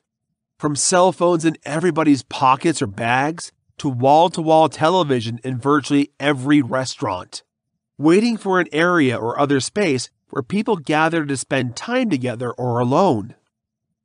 This is also one of the reasons why the advertising industry is such a popular destination for those who know they have a convincing talent. Everything travels faster when it comes to sharing photos, pictures, or news clips than a funny commercial or celebrity endorsement shared on social media or sent as a private message to share with friends and family. Technology has opened the door to convince and all kinds of predators and made it easier for them to broaden their target audiences and general hunting grounds. The good news for potential victims is that to be prey on a larger collection of people means to win a more diverse and contradictory collection of people. This means persuasive people are faced with new challenges, not in actually reaching people, as this has become one of the easiest parts of any dark psychological control method, thanks to constant internet access and mobile technology, but in fact, winning people over as one campaign or argument may not connect with others. One of the most common covert persuasion techniques used in both personal and professional circles is the big picture concept. Regardless of the situation, the specifics, or the ultimate goal, understanding how the goal not only remembers their past experiences, but also foresees their future. The tactic is especially effective for those who have a target on the negative side of their argument and need to be persuaded to gain support or a close sale on the positive side. People are more likely to be open to persuasion and consider other information or behaviors as helpful if they believe they are understood by the person they are speaking to and treated as an entity rather than a target. Social skills, communication skills, compassion, and the ability to translate words and actions as the emotional responses of a person are all other basic human interaction skills that are useful to learn when trying to persuade others. Listen to the person's experience and background with the subject you're trying to persuade, then to empathize and find some common ground to win their confidence and make a personal connection. Also, ask them where they are standing and why they feel so about your subject before attempting any persuasion tactics. This is a way to create a baseline or a starting point to simplify building an effective plan of persuasion. Ask them how they see the situation or argument wrapping up once their position has been established. It helps you to know which potential future they are considering and how their ideal situation will end. Now that you have an understanding of their past and their vision of the future, as it relates to your topic, you can choose which tactics of more sophisticated, subtle, or darker persuasion will help you achieve your ultimate goals and solve the situation with the future you have hoped for. Pro tip: use the past to influence the future actions or decisions of an individual. The best example of this tip in action comes from the world of sporting events and competition. Some sporting events are split into two halves or have some combination of multiple sections which teams or individuals need to perform successfully in order to be declared the winner and defeat their rivals or rival teams. When a challenge's first half or first part doesn't go well, it doesn't automatically mean the entire game is lost. It's easy to get frustrated when things don't go as expected or when somebody doesn't perform as they wanted, particularly if they've been practicing for a while. This is when coaches have the opportunity to exercise their persuasive abilities before the rest of the challenge or competition as a way to reignite a passion or drive for the sport in their disenchanted competitors. A common argument for this is that failure to perform well at the beginning should only serve as more motivation to improve one's strength and focus on the rest of the challenge more intensively. A renewed drive and renewed energy levels, from stretching out sore muscles, rehydration, or consuming some protein or other fuel, can make all the difference in someone's performance and depend on how far behind the person or team is, can be the determining factor in how to close the gap and then outdo their competitors in order to win the award or game. Where there is more than one potential outcome for the person to be persuaded, either by making a decision on a purchase, another person, or a course of action, and both of them are equally beneficial to themselves or to the persuader, depending on their motives and intention. One technique on which persuasive experience depends is to move the target's attention between options so that they do not support it. Even if there is no damage for the person irrespective of the decision they make, people tend to feel a sense of loss and regret that they may start questioning the decision they made and how they came to it. This is good for people who become self-conscious and see that they have been targets of a convincing strategy or project, but not suitable for those who practice and develop their methods of persuasion. This has been Dark Psychology Secrets. Defend yourself from brainwashing, mind games, dark persuasion, deception, hypnotism, and undetected mind control. Learn techniques of emotional influence and intelligence. Written by Jake Smith. Narrated by Stephen Justice. Copyright 2019 by Jake Smith. Production copyright by Jake Smith. Manipulation and NLP techniques. Learn the art of persuasion, influence and deception. Understand emotional intelligence, social influence, hypnosis and seduction techniques. By Jake Smith. Narrated by Jason Spire. Introduction.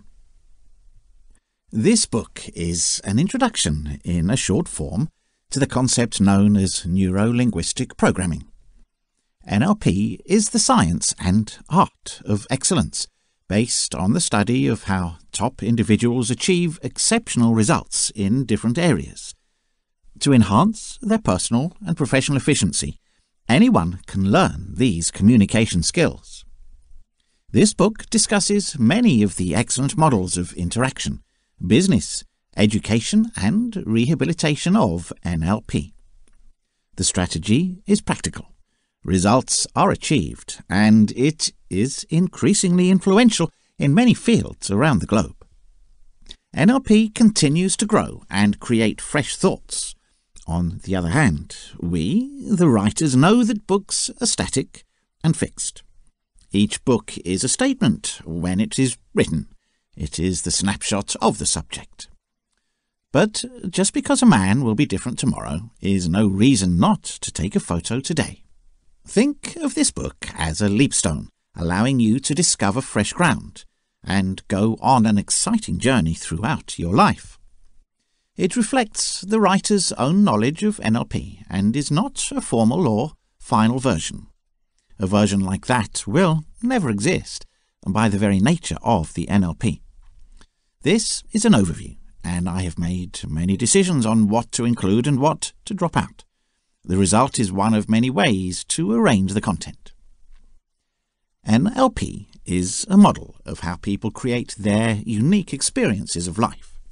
It's just one way of thinking about and organizing the fantastic and beautiful complexity of human thought and communication. We are confident that this description of the NLP will have a profound dimension in the wonderland of neuro-linguistic programming, and we hope it will help spur you into a fantastic and notable lifestyle. The depth is viewed by focusing both eyes on an object. The world is flat when viewed with one eye alone. NLP is an attitude of mind and a way of being in the world that cannot be properly passed on in a novel, even if some sense of it comes from reading things. Listening to it enjoys a fantastic piece of music, not looking at the score.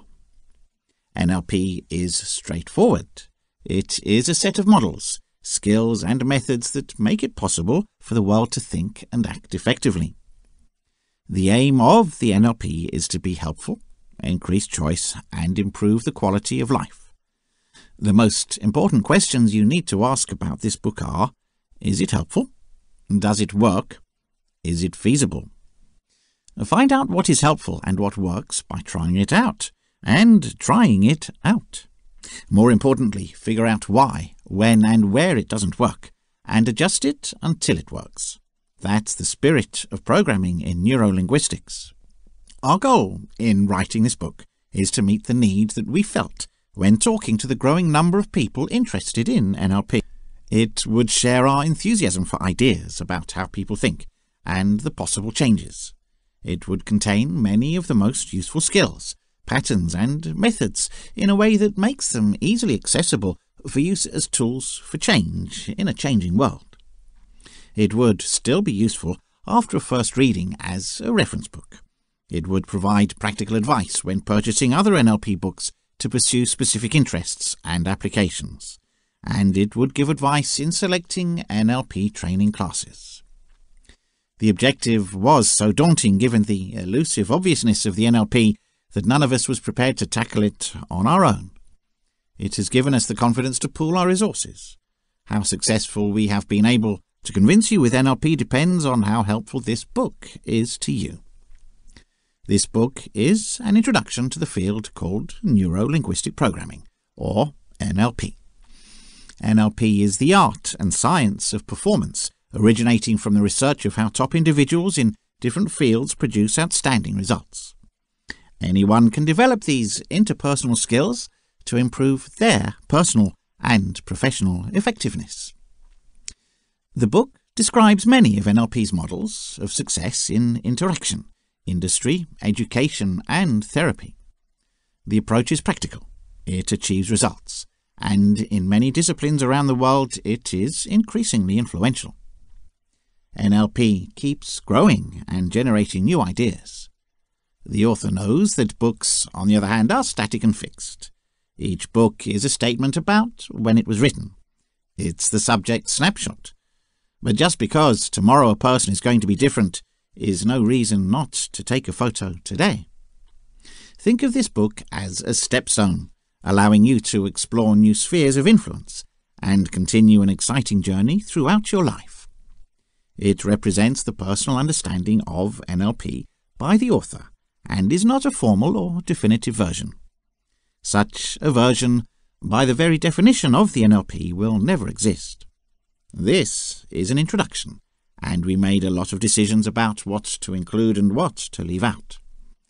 The result is one of many ways the book can be organized. NLP is a model of how people modify their unique life experiences. It's just one way to think about human nature and organize communications in a fantastic and beautiful nature. We hope that this NLP definition will have a depth aspect with two of us writing, which would not be the case if only one writer existed. By concentrating both eyes on an object, depth can be perceived. When seen with one eye alone, the world might seem flat. NLP is like a state of mind and a way of being in the world that cannot be passed on sufficiently in a novel, although some understanding of it will come from reading between the lines. A good piece of music is appreciated by listening to it, not by looking at the score. The NLP is handy. It is a set of skills, models and techniques that allow the world to think and act effectively. NLP's aim is to be useful, increase selection, and improve the quality of life. The most important questions you have to ask about this book are: is it useful? Does it work? When you try it out, find out what is helpful and what fails. Most specifically, figure out where it's not working and adjust it until it's finished. That's NLP's spirit. Our purpose in writing this book is to fulfill the need we perceived in conversing with the growing number of people interested in NLP. We set out to write a book to give a field overview. It would express our passion for the perspectives on how people think and the possible changes, in a way that makes them easily available for use as resources for change in a changing world. It would cover many of the most useful skills, patterns, and techniques. It would still be useful as a reference book after a first reading. It would provide realistic advice to pursue specific interests and needs when purchasing certain NLP books, and in selecting NLP training courses, it would offer guidance. Despite NLP's elusive obviousness, this goal was so overwhelming that none of us was prepared to tackle it on our own. It gave us the confidence to pool our resources. How far we've been good depends on how important this book is to you. In general, we would like to inspire you to explore further in the NLP sector and use these powerful ideas with integrity and respect for yourself and others to build more flexibility and fulfillment in your personal and professional life, as well as in others' lives. We originally planned a section of stories about how people were using it to explore NLP and their experiences. We soon concluded that this would not work.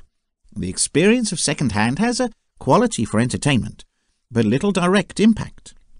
Alternatively, we encourage you to create your own chapter of exciting adventures with NLP in the spirit of NLP. It would be nice to get the edge on life and find a way to gain control over your emotions and out-of-control attitudes in a way that was easy, fun, and quickly yielded results. Is it a desirable thought? Neuro-language programming has proved to be a way to do just that. It's pain-free, drug-free, and for the performance you see, it takes very little effort. Unlike many quasi-therapeutic methods, psychologists developed NLP, which had a firm grasp of the importance of the technique of behavior modification. They simply developed a way to take it a step further and integrate the subconscious mind's help in pushing towards the adjustments needed to increase results speed. The book will tell you precisely what you need to do to identify the individual issues you need to fix and provide you with the necessary steps and processes to implement the change you need. The best part is that you can do everything you need to reprogram yourself. It will put you back in the driver's seat, feeling comfortable again. Neuro-language programming can help eliminate bad behaviors such as procrastination, cut the dependency chains, improve mood and emotional balance in general, stop the rides of the emotional roller coaster. Note the warning signs and psychological signals that contribute to behavioral problems. It only takes an open mind, a few minutes of spare time, and a commitment to change.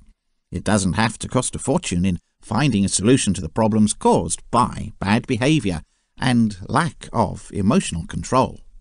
In general, we would like to urge you to further explore the NLP sector and use these strong thoughts with integrity and respect for yourself and others to build more flexibility and fulfillment in your private and professional life, as well as in the lives of others. It would be nice to get the edge on life and find a way to gain control over your feelings and out-of-control behaviors in a way that was simple, pleasant, and yielded results quickly. Is this a good idea? Neuro-language programming has proved to be a way of doing just that. It's pain-free, drug-free, and it takes very little effort to find out what you see. Psychologists who created NLP had a strong understanding of the meaning of the behavior modification method.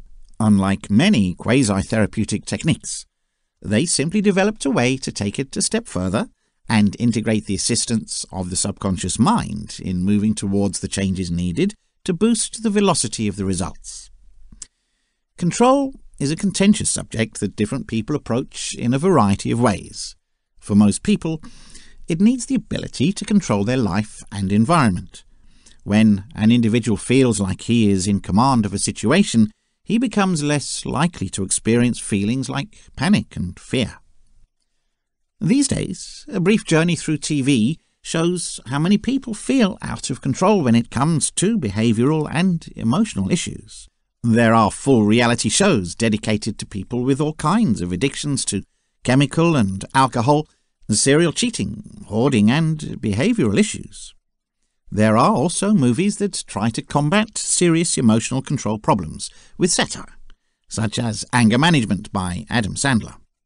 There is obviously an injustice in society and a need for redemption, as so many people are out of control and do not know how to cope with this state of affairs. The problem is that for millions of people, these problems cause a lot of suffering. It can result to divorce, depression, and even suicide if a person is not in full control of his or her life. It's almost impossible to always be in command at all times, but even an 80% level of mental and behavioral control would seem like heaven to someone in that particular department who has a serious deficiency. There's no greater sense than being coordinated and in full control of everything that's going on in your life. This allows one to live in peace when faced with specific difficulties and breathe a sigh of relief. However, life is not as easy as this sounds, and in many instances one can lose control. Debt and bankruptcy may result from the inability to regulate expenditure. Not being able to dial down the rage could lead to arguments or combat and legal issues. Chemical addictions can lead to loss of employment and health problems. Uncontrolled habits and addictions can have many bad consequences that weigh down your life in ways that you would never know until it's too late. There is no question that lack of control over your feelings and actions will make life difficult for you and those around you. Not only do nervous and anxious people boost stress in themselves, but it ramps up the atmosphere of anxiety for anyone around them. It's easy to say you don't worry about stuff, but putting it into practice isn't always easy. In reality, it's never simple to make a lifelong habit of worrying about anything and everything imaginable. In your life, you should give priority to gaining control. The problem of gaining control is the how to do so. The reason things seem to fall apart is that you may have tried several times, but you're not using the right tools and methods. This in turn results in a frustrating round and round cycle where a person continues to perform the same action over and over and expect the same outcome. Consequently, gaining control is all about modifying behavior, so you can see a marked difference in current conditions. Neuro-linguistic programming is a form of treatment for behavioral modification that can be done without a psychologist monitoring the procedure. There's no way to do it wrong and get hurt. If you're just practicing, and at worst you're making a wrong move, you probably won't see any results. It was developed in the 1970s as a theoretical way to see if, by installing fresh guidelines in the subconscious mind, behavioral therapy could be turned up. It proved successful from the start. Imagine being able to ignore bad habits and lead a calmer and more peaceful life. Are you willing to jump in and know how NLP can be used? Let's get things rolling. Oh, wait, before we get things rolling, a part of this book also focuses on manipulation psychology, just in case you'd like to expand knowledge on how you can influence people and get your way. People have developed a fascination with the body language of politicians everywhere, because everyone knows that sometimes politicians pretend to think in something they don't believe in, or assume that they are someone other than who they really are. Politicians spend a lot of their time ducking, running, avoiding, posing, cheating, hiding their emotions and feelings, using smoke screens or mirrors, or waving to imaginary friends in the crowd. But we understand instinctively that contradictory body language signals will eventually triple them, so you'll have to enjoy watching them carefully in anticipation of finding them out. Are you wondering how you can exploit, convince, or deceive other people to contribute effectively to your cause, vote for your political candidate, buy your products, or use your services? If the answer is yes, this book is for you. The reality is everything you have right now, and everything you'll ever have, comes from your relationships with others. Thus, deliberately or unconsciously, you constantly try to persuade, manipulate, and deceive other people through your words and deeds. The book includes the most extensive techniques of human psychology, manipulation, persuasion, and deception, to help you with your personal goals. The aim of this book is to provide the reader with easily accessible methods, techniques, and exercises. As such, this book's author has facilitated the creation of a successful mind control mastery book that offers a strong working understanding of the basic ideas that are highly practical, rather than passive and abstract. However, efforts were made to make this book as straightforward and easy to read as possible. This book will be ideal for anyone who wants to improve their relationship with someone else in order to advance their goals. In this book, you will also learn the fundamental ideas of human psychology and manipulation, persuasion, and deceit. In some chapters of the book, unique manipulation techniques are identified. Common methods of persuasion are also discussed in certain chapters. Often listed are detailed methods of deception. You'll also learn about multiple apps for mental control, especially in sales and marketing, negotiation, and building reputation. Your capacity to exploit, convince, and deceive will be greatly enhanced at the end of the day. This will help you get more of what you want, and it's a very helpful tool for you to have in your career if you want it to be done. Once again, thank you for buying this book. I hope you'll enjoy and appreciate it. Chapter 1. Understanding the Basics of NLP. Neuro-linguistic programming is a technique of influencing brain behavior, the neuro part of the sentence, by using language, the linguistic part, and other types of communication to enable an individual to recode how the brain reacts to stimuli. That's programming, and experience fresh and better behaviors. Dr. Richard Bandler developed the term neuro-linguistic programming in the 1970s. He was recently asked to write the concept of neuro-linguistic programming in the Oxford English Dictionary. It suggests neuro-linguistic programming, a model of interpersonal communication that focuses on the connection between successful behavioral patterns and the subjective experiences, especially thought patterns that underlie them, and a system of alternative therapy based on this that seeks to teach individuals about self-awareness and effective communication, and to change their mentality. I also instructed the valet to take your emotional baggage as ordered. Will you need something else? Neuro-linguistic programming is like a user's handbook for the brain, and taking NLP instruction is like learning how to get fluent in your mind's language so that the ever-helpful server that is in your mind keeps working for you. NLP is an outstanding study of communication with both you and others.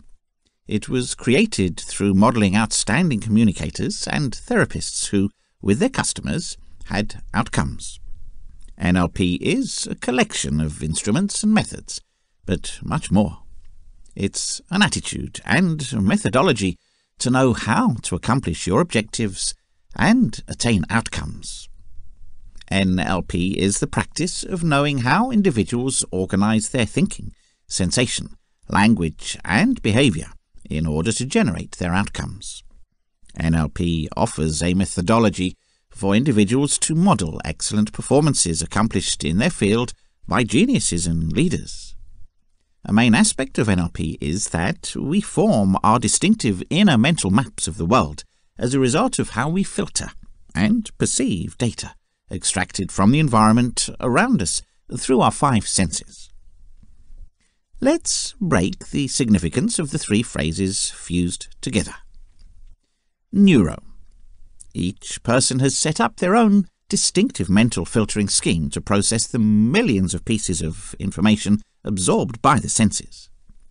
Our world's first mental map consists of inner pictures, the sounds, tactile consciousness, inner sensations, tastes and smells formed by the neurological filtering method. The first mental map in the NLP is called First Access. Linguistic. The data obtained from the outside world is then assigned private significance by assigning language to the inner pictures, sounds and emotions, tastes and smells. We create our second mental map, thus forming consciousness of everyday life. The second mental map is called the linguistic map, sometimes referred to as linguistic representation. Programming. The behavioral reaction resulting from neurological filtering procedures and the later language map, neuro-linguistic programming started its existence in the early 1970s when an associate professor from the University of California, Santa Cruz, John Grinder, teamed up with Richard Bandler, an undergraduate student at the time. Both people were fascinated by human excellence, which paved the way for them to model chosen geniuses' behavioral patterns.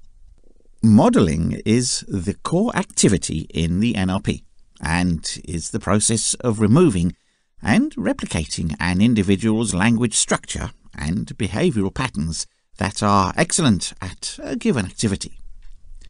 By modelling 3 individuals, Fritz Perls, Virginia Satir, and Milton Erickson, Grinder and Bandler started their NLP quest. These geniuses were excellent in the field of treatment as professional agents of change. From a view of unconscious excellence, all 3 geniuses, Perls, Satir and Erickson, conducted their tricks, The geniuses did not present a deliberate description of their behaviour to Grinder and Bandler.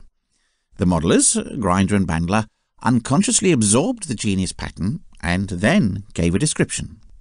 With little direct knowledge of each of the geniuses' specialty and little knowledge of the psychotherapy field as a whole, Grinder and Bandler set out over a period of 2 years with fervent enthusiasm to explain selected portions of the behaviour of the geniuses. In language-based models, they coded the results of their work using transformative grammar patterns as descriptive vocabulary. The tacit abilities of the geniuses were rendered explicit by NLP modelling Grinder and Bandler, and NLP was born. In those early days of the 1970s, the business that Grinder and Bandler kept was a melting pot of inquiring minds seeking research into human behaviour. Professor John Grinder was an associate professor at the University of California, Santa Cruz, and Richard Bandler was just a fourth-year undergraduate student at that time.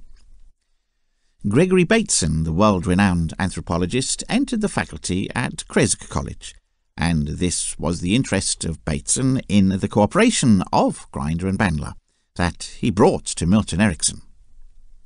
Bateson provided support, feedback, and his enthusiasm is partly captured in his introduction to the book The Structure of Magic, in which he states that John Grinder and Richard Bandler did something similar to what my colleagues and I tried 15 years ago.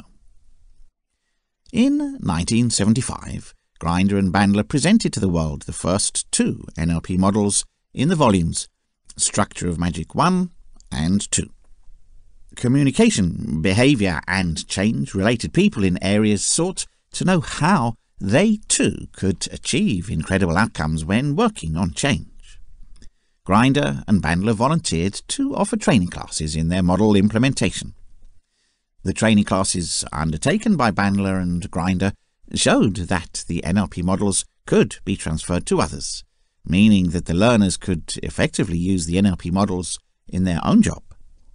In order to make it simpler for individuals to alter their ideas and behaviour, NLP utilizes perceptual, cognitive and communication methods. NLP depends on language processing, but should not be confused with the processing of natural languages sharing the same acronym.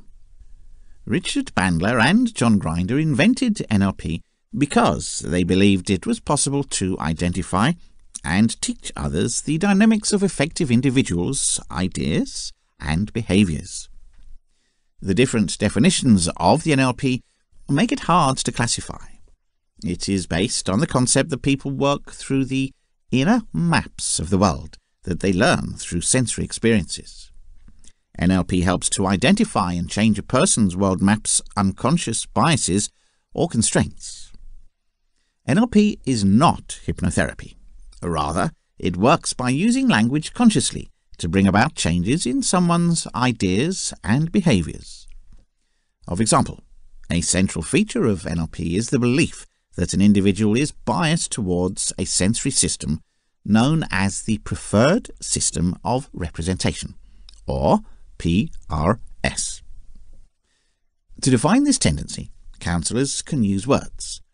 Phrases such as, "I see your point," may contain a visual PRS, or "I hear your point" can signify an auditory PRS.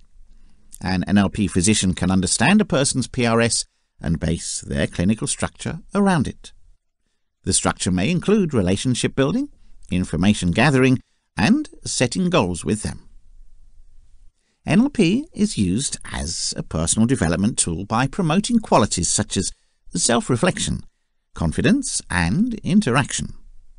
Practitioners have applied NLP commercially to achieve job-oriented goals, such as increasing efficiency or progressing research.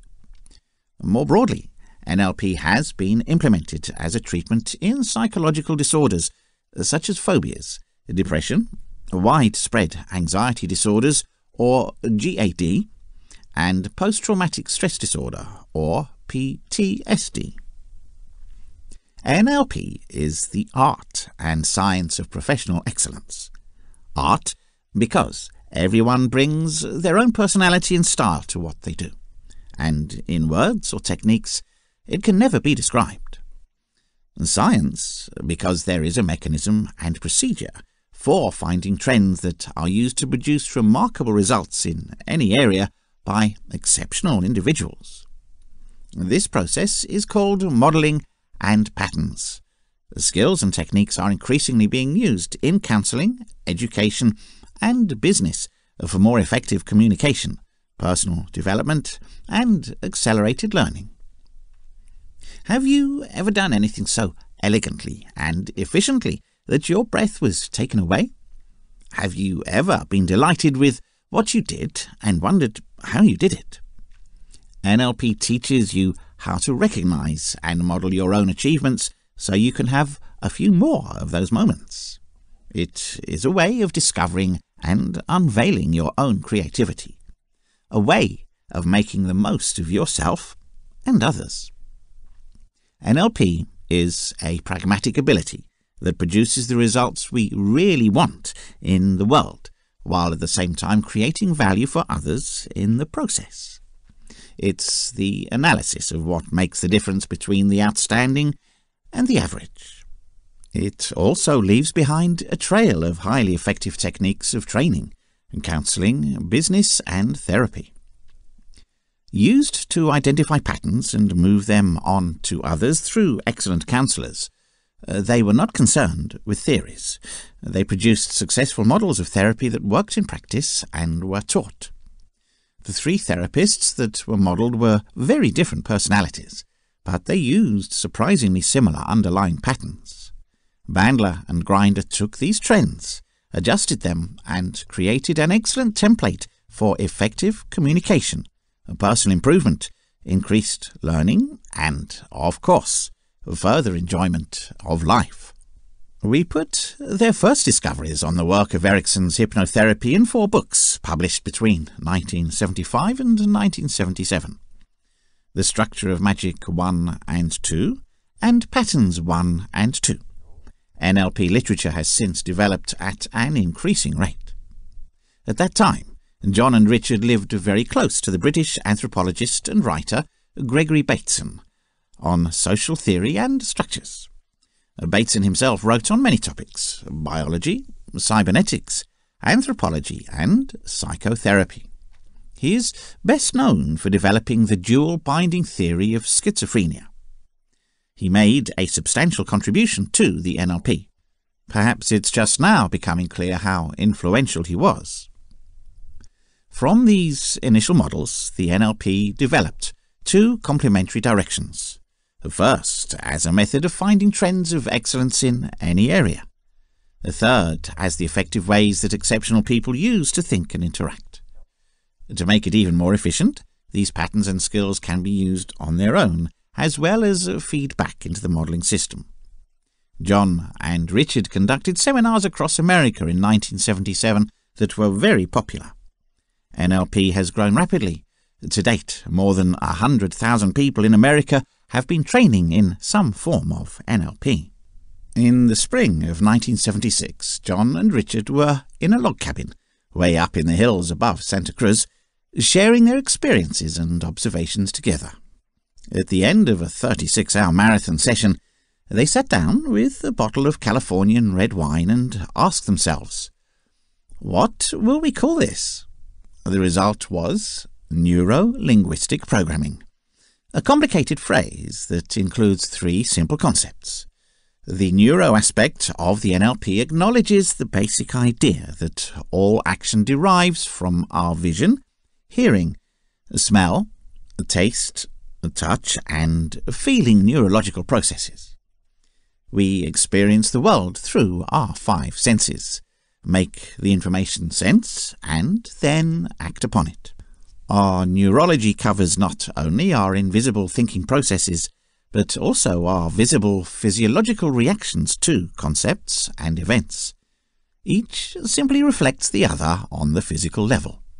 An inseparable unity is formed by body and mind, a human being. The linguistic part of the name indicates that we use language to direct and express our thoughts and behaviour with others. And programming refers to how we can organise our ideas and actions so that outcomes can be achieved. NLP deals with the framework of subjective human experience, how we arrange what we see and hear, and how we edit and interpret the outside world through our senses. It also discusses how we explain it in language, and how we behave to intentionally and unintendedly achieve results. Talk about how maps can help us make the world meaningful. Maps are selective, leave out and provide data, and are useful for exploring an impact sphere. Depending on what you see and where you want to go, the map you make. The map is not the described area.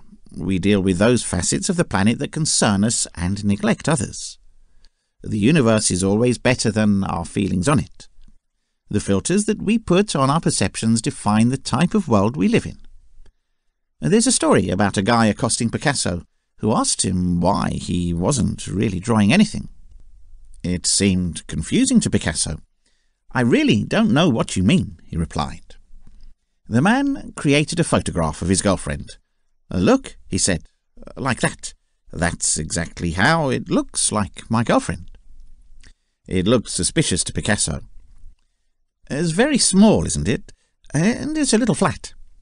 An artist, a lumberjack, and a botanist will have very different experiences walking through a wood, and they will notice very different stuff. If you're looking for excellence around the world, you're going to find excellence. If you go through the world in search of problems, you will find problems. Or, as the Arabic saying puts it, the presence of a piece of bread depends on whether or not you're hungry. Very limited views, desires and expectations can make the world bad, boring and dull. The same world can be vibrant and thrilling. The distinction is not the environment, but the filters which we view it with. We have a lot of natural, useful and necessary filters. For this, language is a filter. It is a map of our thoughts and experiences, another level removed from the real world. Think about what you mean by the word beauty for a while. There's no denying you've got memories and experiences, internal images, sounds and feelings that make the term meaningful. Likewise, someone else will have distinct memories and experiences and assume this word differently. Who is the right person? Each of you within your own reality. The word is not the experience it describes, yet people will fight and sometimes even die in the belief that the map is the territory. The values also serve as barriers, allowing us to act in some respects and to consider at the detriment of others certain issues. NLP provides a way of thinking about ourselves and the world. It's a filter itself. To use NLP, you don't need to change any of your beliefs or values, but just be curious and willing to experiment. Therefore, NLP is not scientifically claiming to be real. It's a model, and it's intended for models to be helpful. NLP has some very helpful basic ideas. We invite you to act and notice the distinction as if they were true. Through modifying your filters, you will change your world. Some basic NLP filters are often referred to as behavioral frames. These are ways of thinking about how you act. The first is an orientation of the outcome rather than a problem. This means finding out what you and others want, figuring out what resources you have, and using them to achieve your goal. The problems orientation is often referred to as the blame frame. This means analysing what's wrong in good detail. It implies asking questions like, why am I having this issue? How does it limit me? Whose fault is that?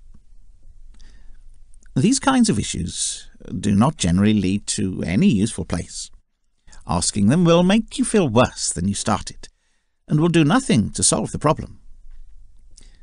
The second frame is, as opposed to why, how to ask questions. How inquiries give you an idea of the structure of a problem. Why are questions likely to give you excuses and justifications without doing anything? The third frame is feedback versus failure. There is no failure, there are only results. They can be used as suggestions, constructive corrections, a good chance to learn something you haven't seen. Failure is simply a way of defining an unexpected outcome. Using the feedback you receive, you can redirect your attempts. Feedback is looking at the target. Failure is a dead end. Two very similar words, but they are two very distinct ways of thinking. The fourth element is to take possibilities rather than requirements into consideration. Again, this is a change of focus. Look at what you can do, what options are available instead of the limitations of a situation. Often the obstacles are less formidable than they appear. Finally, NLP takes an attitude of curiosity and fascination rather than making assumptions. This is a very simple concept with profound implications. Young children learn tremendously quickly and are curious about all they do. They don't know and don't know, so they don't worry about looking stupid when they ask. After all, everybody knew once in a while that the Earth was going around the Sun, that something heavier than air couldn't fly, and that running a mile in less than 4 minutes was physiologically impossible. And change is the only constant. Another useful concept is that we all have or can generate the internal resources we need to achieve our goals. You are more likely to be successful if you act as if this were true than if you do the opposite. Another useful concept is that we all have or are able to generate the internal resources that we need to achieve our goals. You're more likely to succeed if you act as if this were true than if you do the opposite.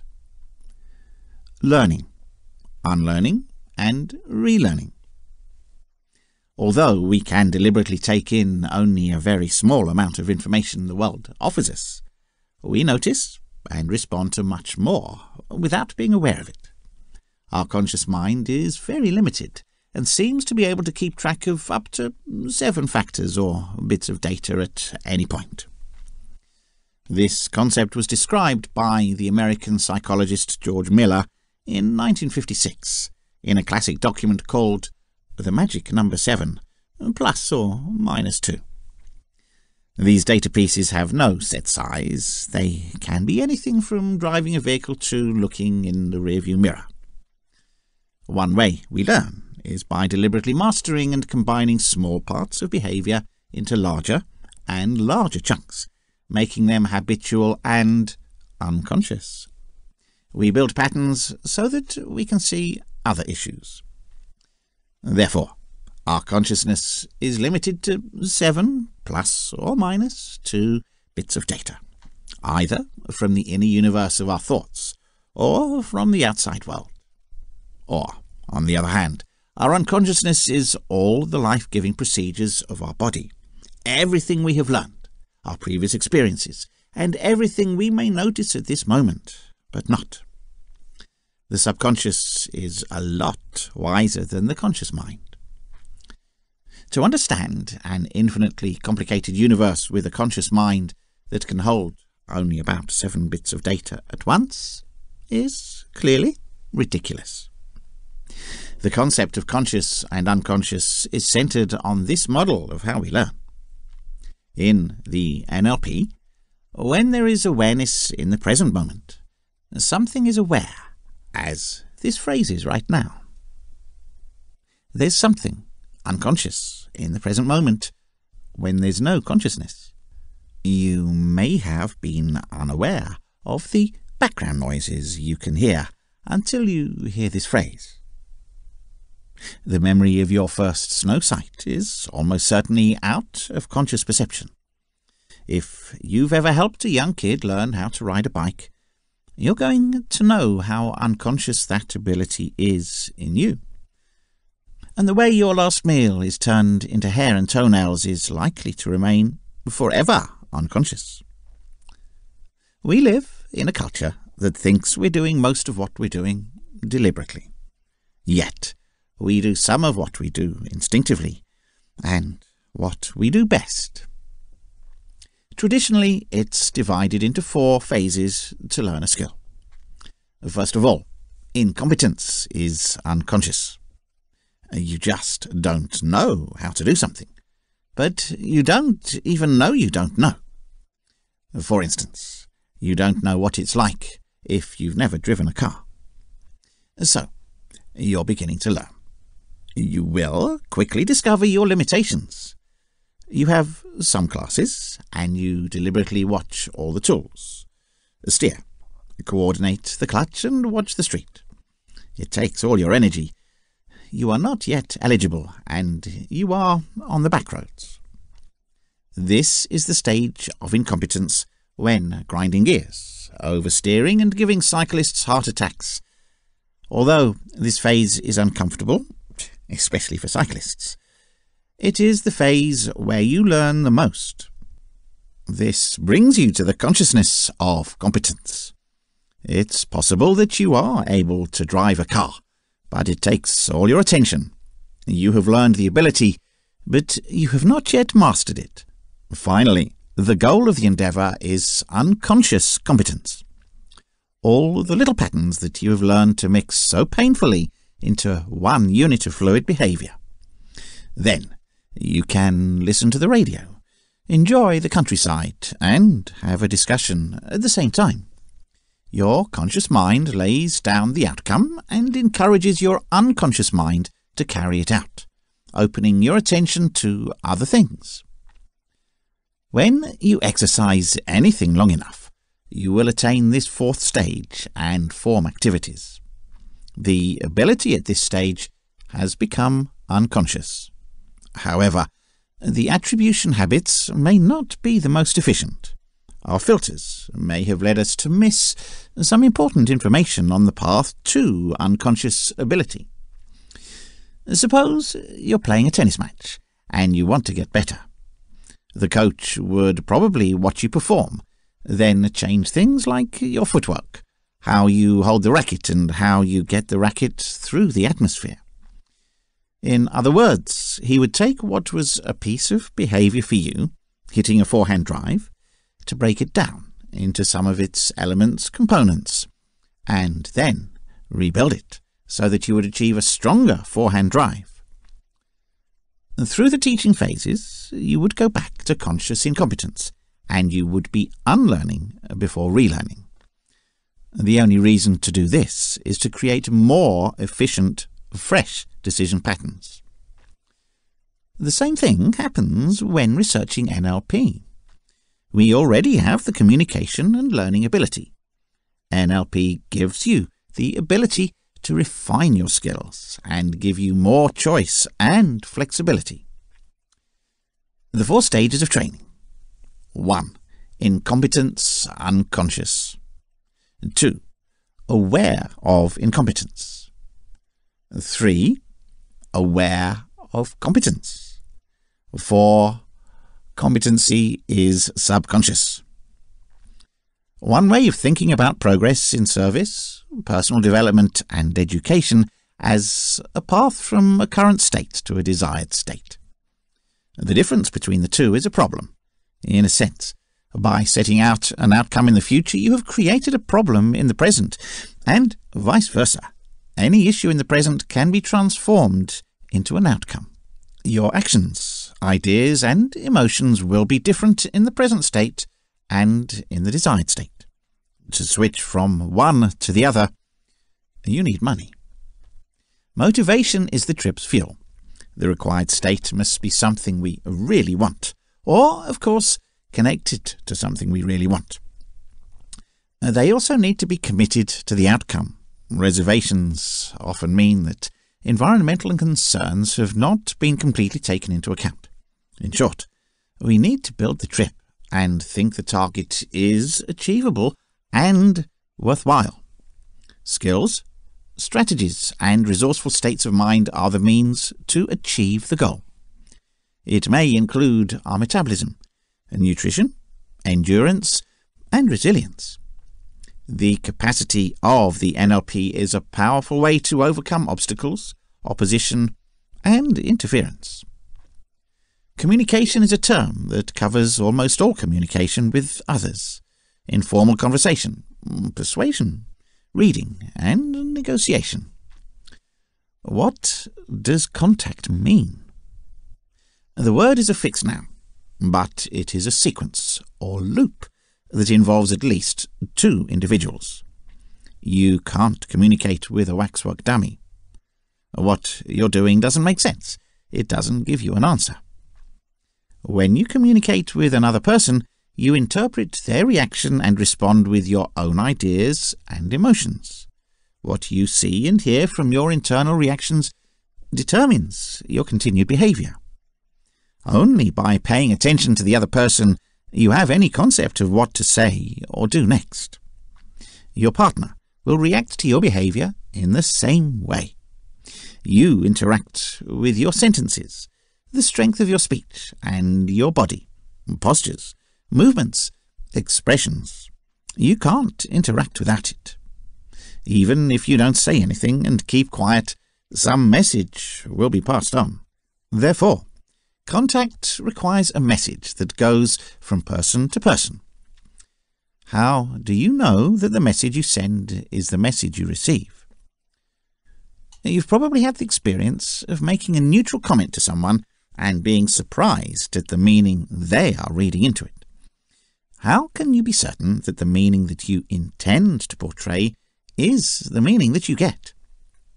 An exciting exercise is being used in NLP training courses. For example, you choose a simple phrase, "Today is a good day," with which you want to express 3 basic emotional messages. You may choose to say that happily, threateningly, and sarcastically. In the 3 ways, you tell another person your word, without telling her the 3 messages that you want to send.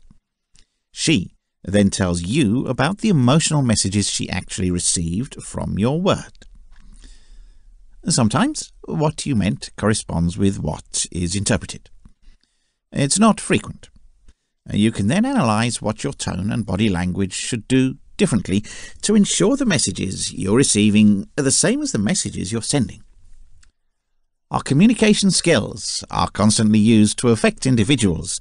The ability to influence and communicate requires all treatment, leadership, and education. There is an irony that while no one would be interested in learning abilities that are not effective, efficient abilities can be denigrated and classified as exploitation. Manipulation has an adverse connotation that you force an individual to do something contrary to their long-term interests. In the case of NLP, it is not so. You don't need to coerce anyone to use NLP. NLP is neutral. Very soon, we will discuss about manipulation techniques in another section of the book. Chapter 2. NLP as an art and its emotional and psychological working methods. Neuro-linguistic programming aims at setting realistic targets and meeting them within a timeline you can follow. There is no excuse not to try progress every day, because it takes only a few minutes a day. It can be done at home or at the workplace, thereby having a schedule that is easy to maintain. When you make a very small change to check the list of convictions you've established and see if there's any that you haven't solved yet, it may be as easy as restricting conviction that the first time you have not gone through it. All you'll have to do is follow the cycle to gradually turn it into a better belief. To give your journey a true direction, you need to sit down and write a list of goals.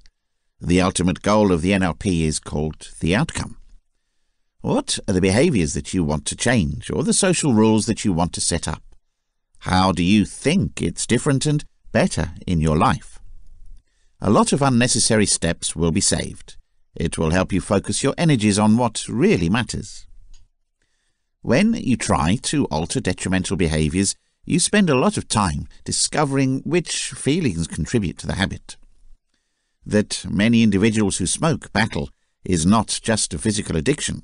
It suggests that quitting smoking would be the desired outcome, but it will entail the first gripping of elevated anxiety and pressure concentrations.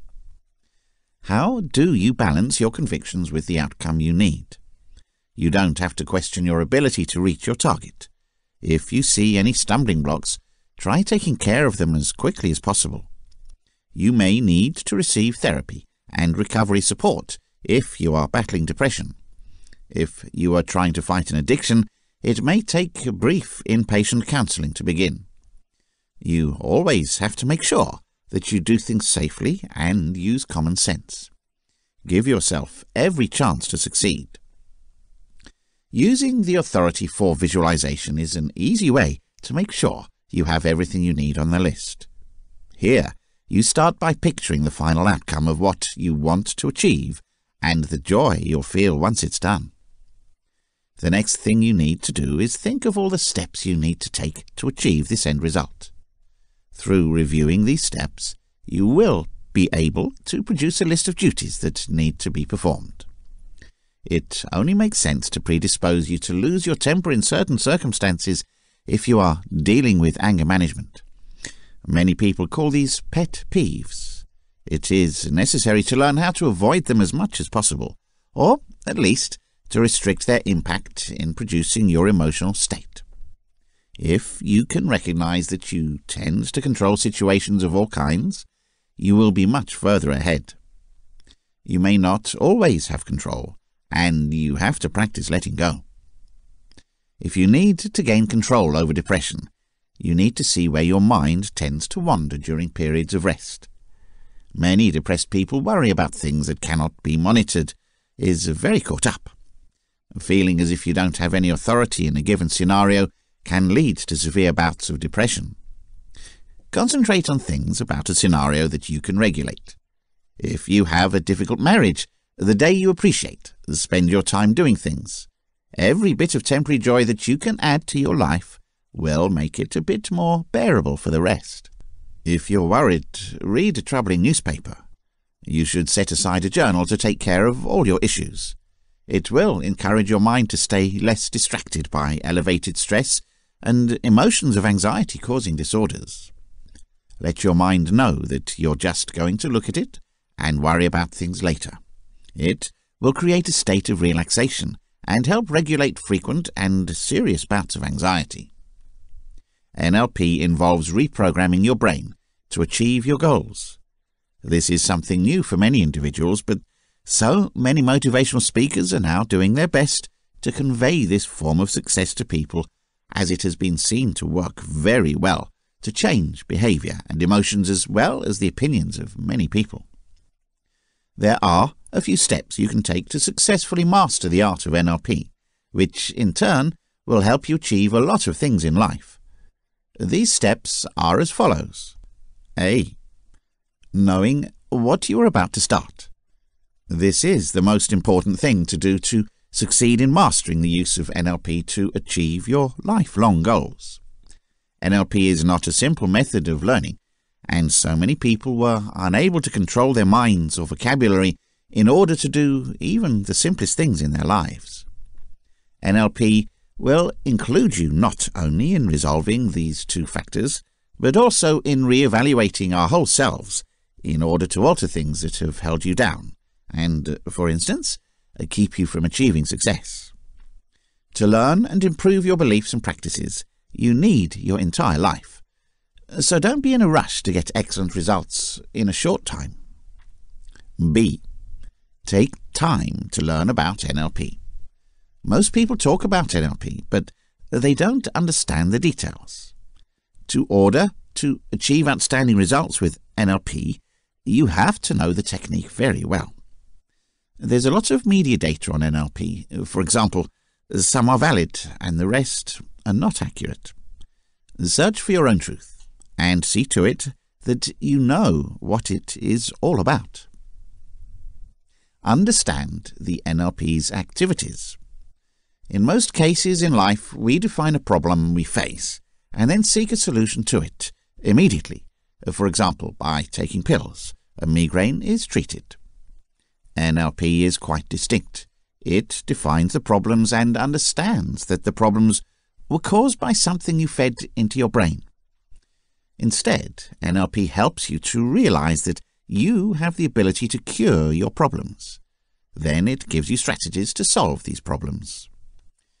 When you know how this works, it will be very easy to apply NLP to accomplish your life goals and solve most of the issues you face every day. C. Understand that there are more than one ways to master NLP. Just like the human mind, NLP is open, and there are plenty of opportunities to do with NLP what you want.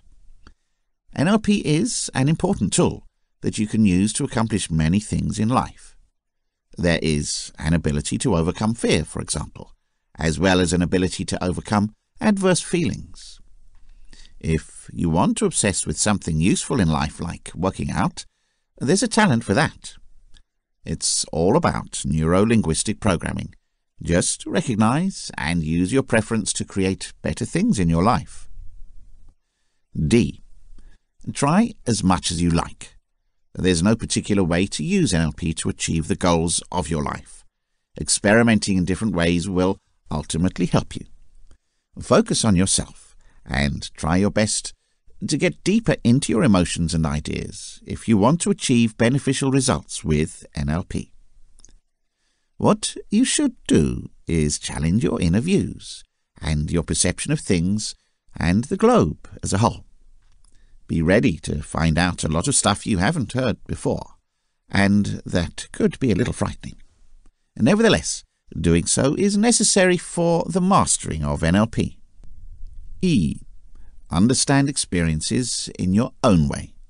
There will be many discoveries that you will understand in your search of self-discovery using NLP, and since there is no instruction in this capacity, you will have to come up with your understanding of things and identify your own goals in life.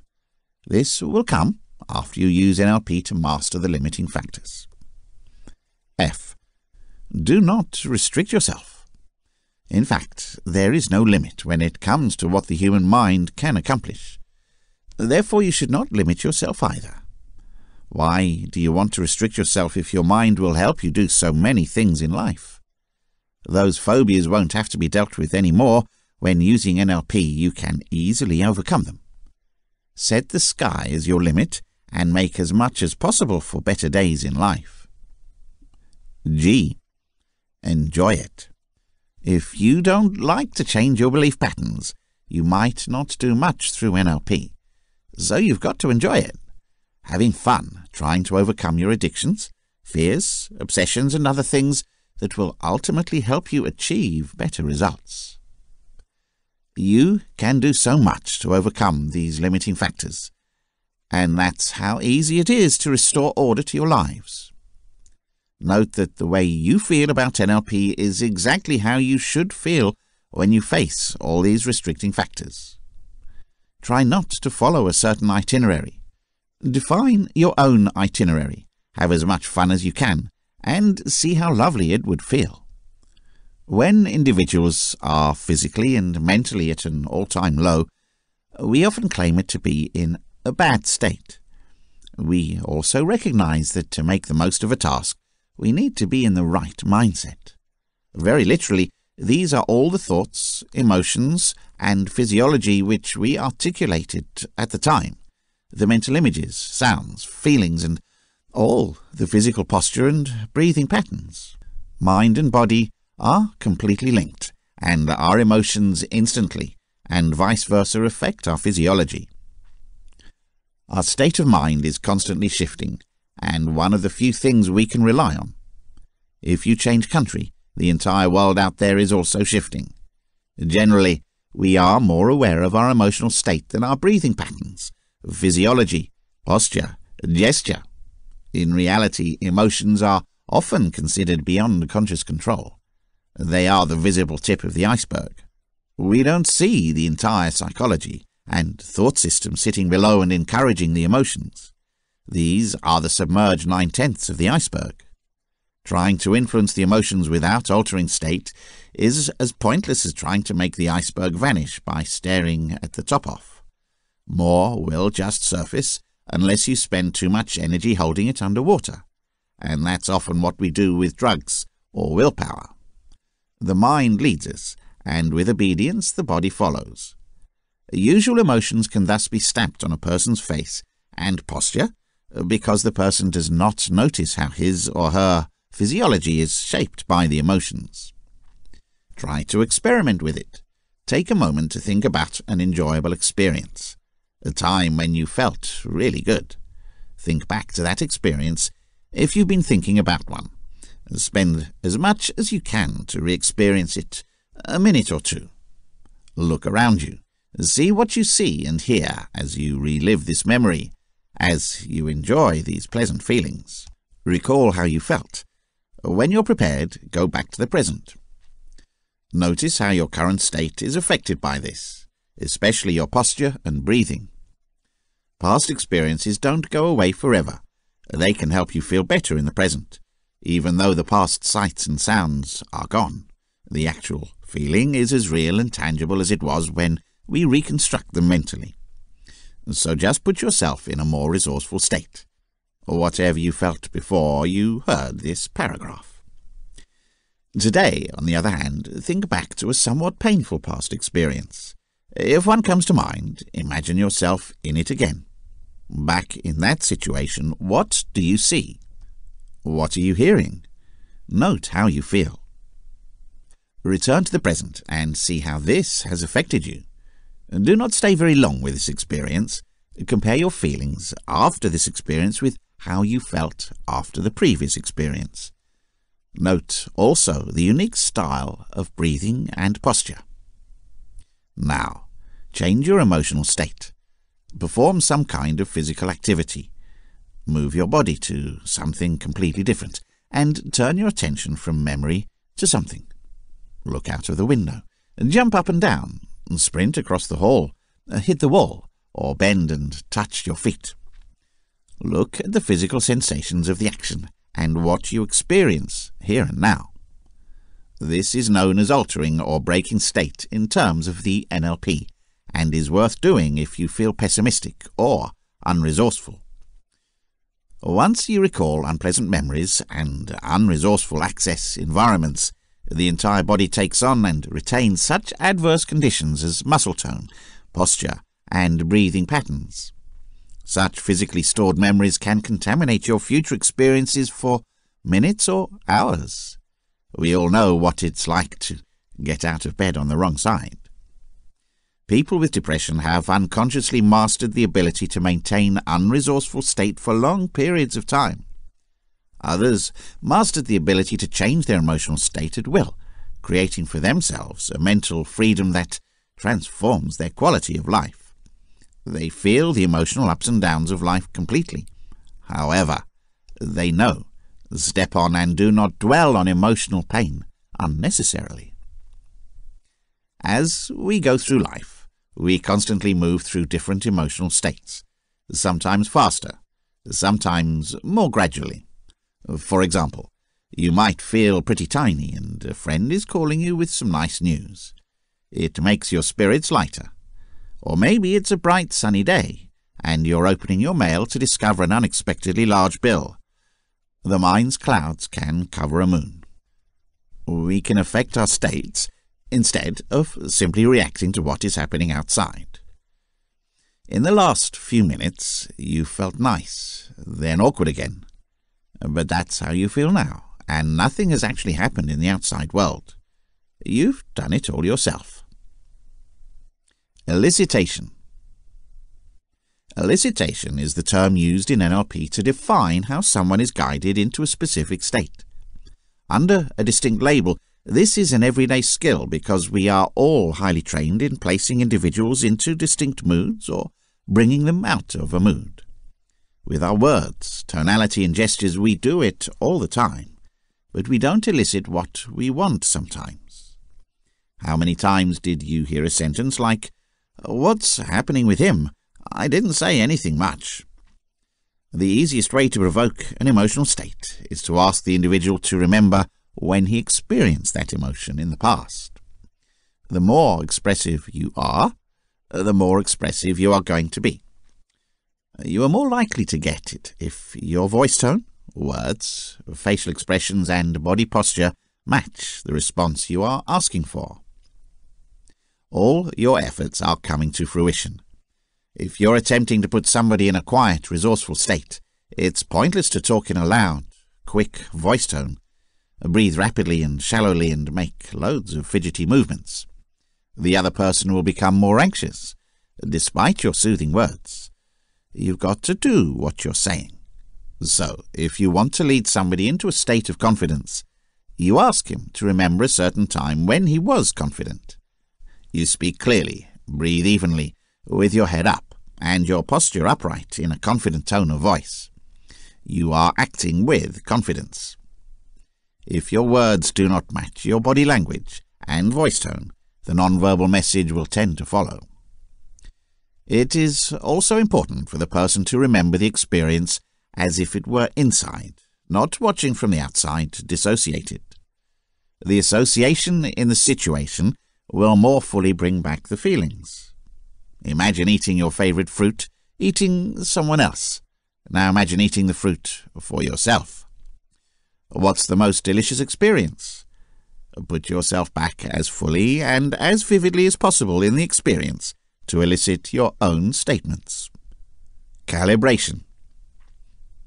Calibration is the NLP word for recognizing when people present in different states. This is a skill we all have and use in our daily lives, and one worth developing and improving. Subtly different expressions are distinguished as others experience different memories and different states. For example, when someone recalls a scary experience, his lips may become thinner, his skin pale, and his breathing shallower. While his lips are more likely to be fuller when he remembers a pleasurable experience, the skin color is more flushed and breathing deeper, with facial muscles softening. Often our calibration is so poor that when he starts crying is when we only notice someone is upset. We rely too much on people verbally telling us how they feel rather than using our eyes and ears. We don't want to calibrate to know that a person is angry from a punch on the nose, nor do we want to hallucinate all kinds of possibilities from an eyebrow twitch. There's an exercise you might want to try with a friend in NLP training.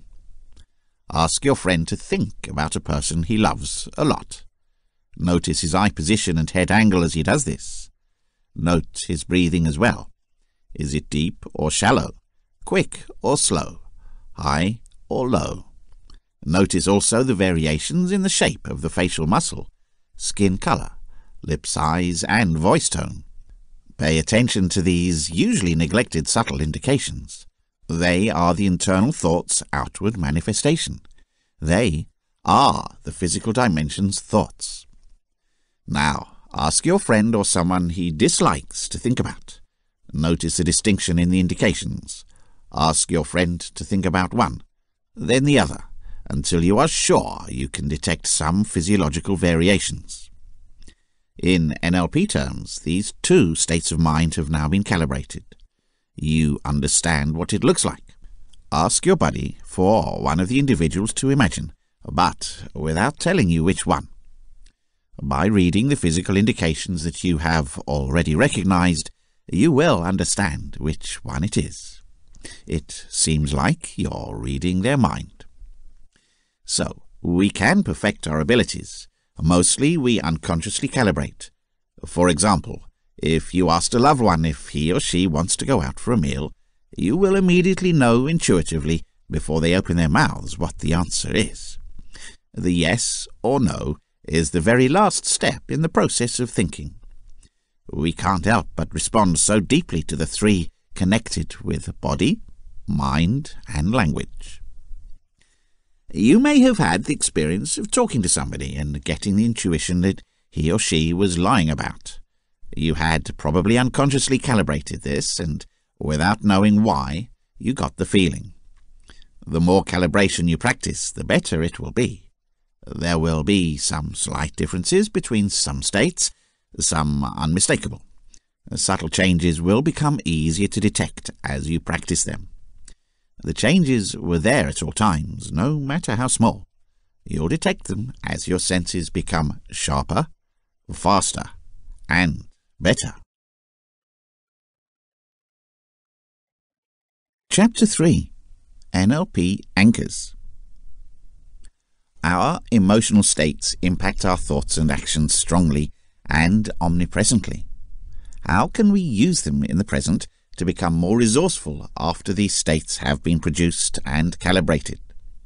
We need some way of making them continually accessible and stabilizing them in the here and now. Imagine the effect of turning on your life at will on your high-performance states. At present, top performers need to be able to be resourceful in government, athletics, crafts, and industries. The actor must be prepared to commit to the role when the curtain comes up, not an hour before or halfway through the second act. This is the main point of professionalism. The ability to switch off is equally important. The actor must be ready to drop his role when the curtain falls.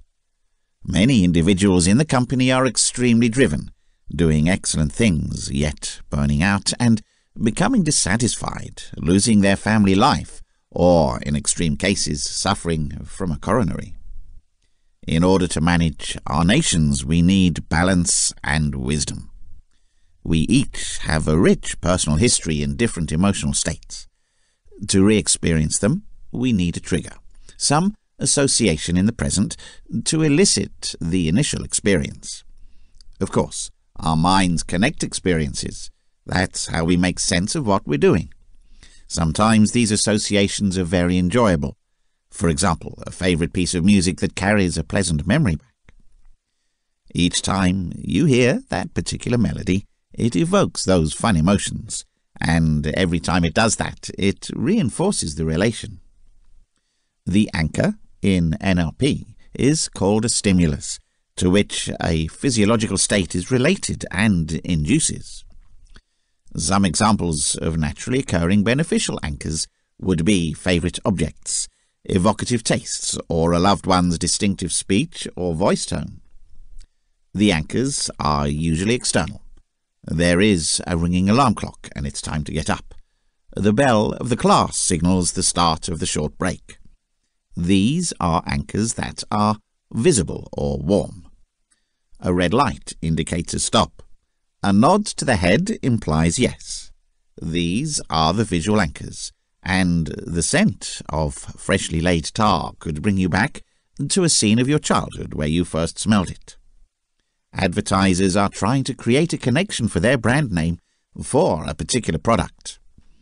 The anchor is anything that gets into a state of emotion, and it's so natural and normal that we hardly recognize it. How are you going to create anchors? One of two forms is there. First and foremost, by repeating. If you see frequent cases of red correlated with risk, it will get anchored. Learning is easy. Red is risky or dangerous. Additionally, and more importantly, if the emotion is high and the timing is right, in one example, anchors can be set. Repetition only takes place if there is no emotional involvement. Think back to when you were at college. It's a strong anchor in itself, and find it easy to know something exciting and interesting. You needed a lot of information that you didn't care for. The less emotionally engaged you are, the more the group needs to know about the repetitions. Most associations are extremely helpful. They shape habits, and we couldn't work without them. You already have a link, if you are a rider, between a green light turning to red and putting your feet on the pedals in some way. This is not an activity you want to have to think intensely about every moment, and if you don't establish the link, you are unlikely to survive long on the highways. Certain interactions, while beneficial, may be less friendly. In your rear-view driving mirror, the sight of a police car is likely to start questioning you about the state of your vehicle and the speed you're moving at. There are no other beneficial connections. Most people associate anxiety or moderate bouts of panic with public speaking. This makes many people feel nervous and unsure to think about a test. It is important to use terms as anchors. The word exam is an obstacle for most school kids to feel nervous and unable to do their best. In extreme cases, an external stimulus may induce a very strong adverse condition. This is the world of the phobia. For example, people with claustrophobia have discovered and always establish a link between being in a confined space and experiencing panic. Most people's lives are disproportionately limited by concerns that their past history has not yet re-evaluated. Stop making connections. That's difficult for our brains. Have you developed and generated fun, helpful, and empowering people? We can choose the relations we want to make. You can take any life experiences you find most daunting or unpleasant and determine in advance in which physiological state you want to be in to fulfill them. By using anchors for any situation you are unhappy with, you can create a new connection and thus a new answer. This occurs in 2 phases. Next, choose your ideal emotional state, then combine it with a stimulus or anchor to recall it whenever you want. Sportsmen use happy mascots to harness their ability and stamina. You will often see athletes going through basic ritual gestures that serve the same purpose. One of the most effective ways to alter your own and other people's behavior is to use anchors to use your resourceful states. If you're more resourceful than you've been in the past, your attitude will change for the better. Resourceful states are the secret to optimum outcomes. If you change what you do, other people's behavior will also change. The whole experience of your situation will be distinct. After a while, the signal itself will become a resourceful anchor for you, if you continue to use the anchor. The trigger that made you feel bad now is one that makes you feel powerful and resourceful. Following is a summary of the basic steps of the process. Anchors must be timed as the state reaches its peak, unique and distinctive, easy to repeat accurately, linked to a clean and fully re-experienced state. 1. Identify where you would like to be more resourceful. 2. Identify your desired resource, for example, trust. 3. Check the resource by saying, if I could have this resource here, will I actually take it or need it? If so, go ahead. If not, return to 2. 4. Find a chance in your career if you had that tool. 5. Select the anchors to be used in each of the 3 primary representation schemes. You see, hear, and feel something. 6. Step into another place and completely put yourself back in your imagination, in the experience of that resourceful state. Re-experience it. When it's finished, change the state and get out of it. 7. Re-experience your state and attach the 3 anchors to the edge. Keep the state as long as you like, and change the state afterwards. 8. Test the relation by shooting the anchors and verifying that you reach the state. If you are not happy, repeat step 7. 9. Identify a signal that lets you know you're in a difficult position to use your resource. With this signal, it will remind you to use your anchor. These anchors can now be used whenever you want to summon your resource state. To discover the best way to work for you, remember to experiment with this or any other NLP process. Keep your result in mind, and before you succeed, play with the process. Some people find that simply making their gesture is enough to generate the state of the resource, firing their kinesthetic anchor. Others want to continue using all three anchors. You can use this method to anchor different resources. Some people anchor a distinct resource on each finger. Many individuals add several distinct resource states to the same anchor in order to generate a very large resource anchor.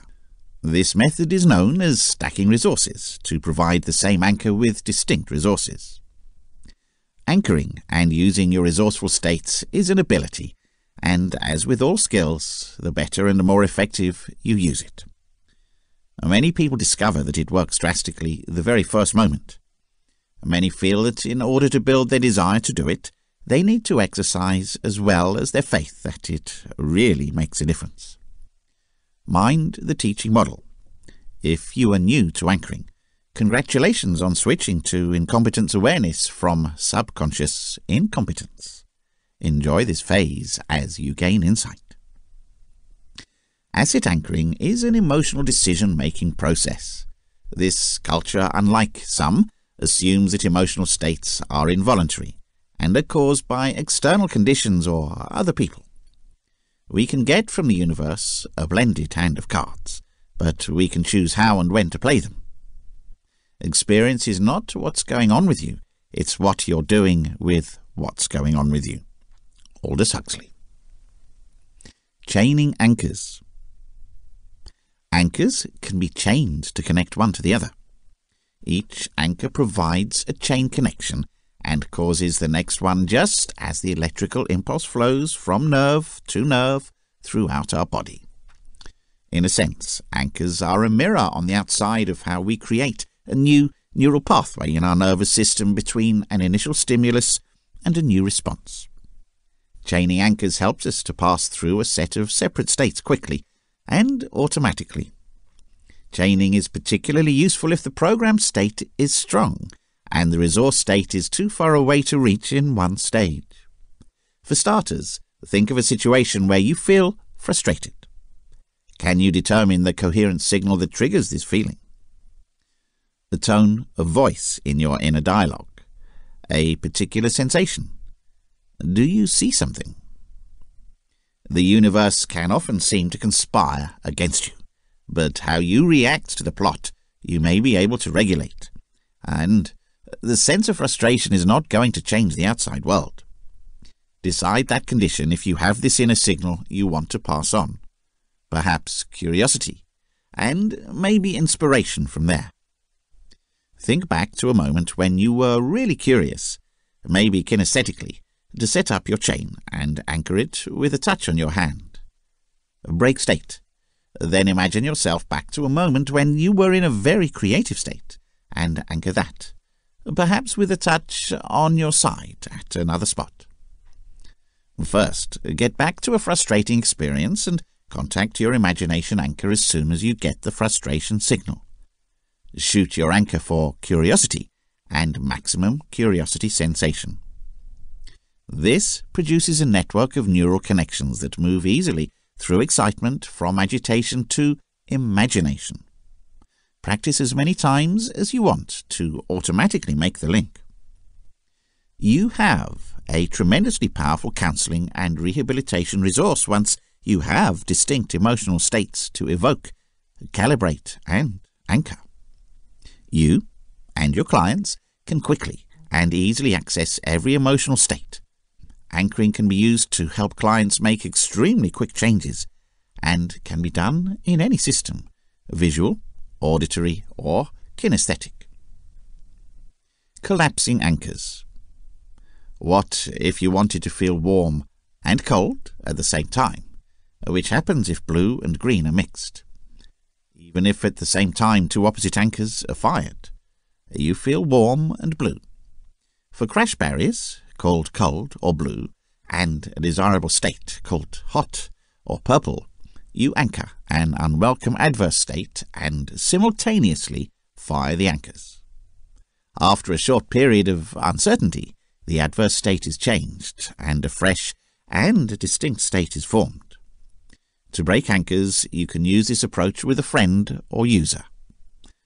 The following is a breakdown of the steps. Be sure to establish and maintain the relationship. One way to think about what is going on is that the nervous system is actively trying to involve two systems that are mutually incompatible. It can't do something else, so it does something else. The ancient pattern is disrupted, and fresh patterns are formed. It explains the confusion with the fall of the two anchors that often happens. Anchors enable experience to be gained by deliberately using the natural procedures that we usually use unconsciously. We anchor ourselves all the time, usually quite haphazardly. Instead, we can be much more selective about the anchors to which we respond. Future pacing. Future pacing is named in many NLP approaches to observe a situation in advance. You leap into the future with creativity and know in advance how you want it to be with the new resources you have. For example, the potential speed strategy of changing a personal history is to ask the person the next time to envision a recurrence of the problem situation. As he does this, you calibrate yourself to see if there is any indication of a slip back into the adverse state. If so, you agree that more work needs to be done. If your strategy and techniques work, possible pacing checks, it is the closest you can get to the problem scenario. However, the real test of any change is the next time the person meets the real problem. Insights and changes can be easily anchored in the psychology consultation space. In the school, education is focused and the company plans for the boardroom. The real world is the real test. Secondly, a form of rehearsing the mind is future pacing.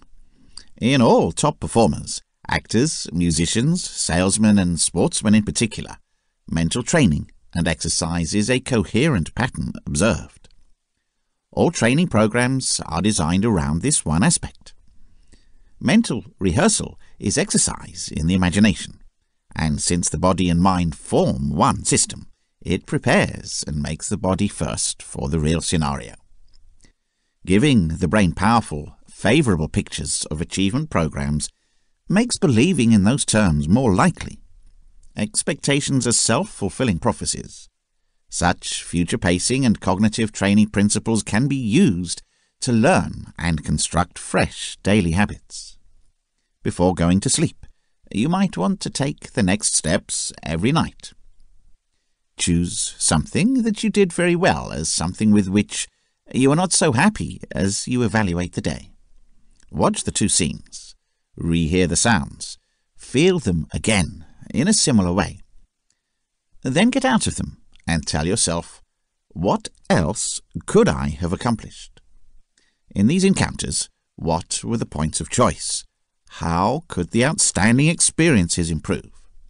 You may well remember some other mistakes you may have taken in the not-so-good experience. Now, replay the experiences completely, but behave differently. What does that look like? How does it sound? Check your feelings. This little ritual will build up in decision-making. You should identify a warning to use another choice that you've already rehearsed mentally in the not-so-nice experience that will alert you the next time it happens. While there are some books that would make you think the best way to influence people is to play with their heads according to the laws of logic, this book will teach you how to persuade others by putting yourself in their shoes. It's all about empathizing with others and then putting a credible and sound argument in their heads that works well for your benefit. That's because the real world's individuals are more likely to respond to what they feel and not to what the reality in their heads says.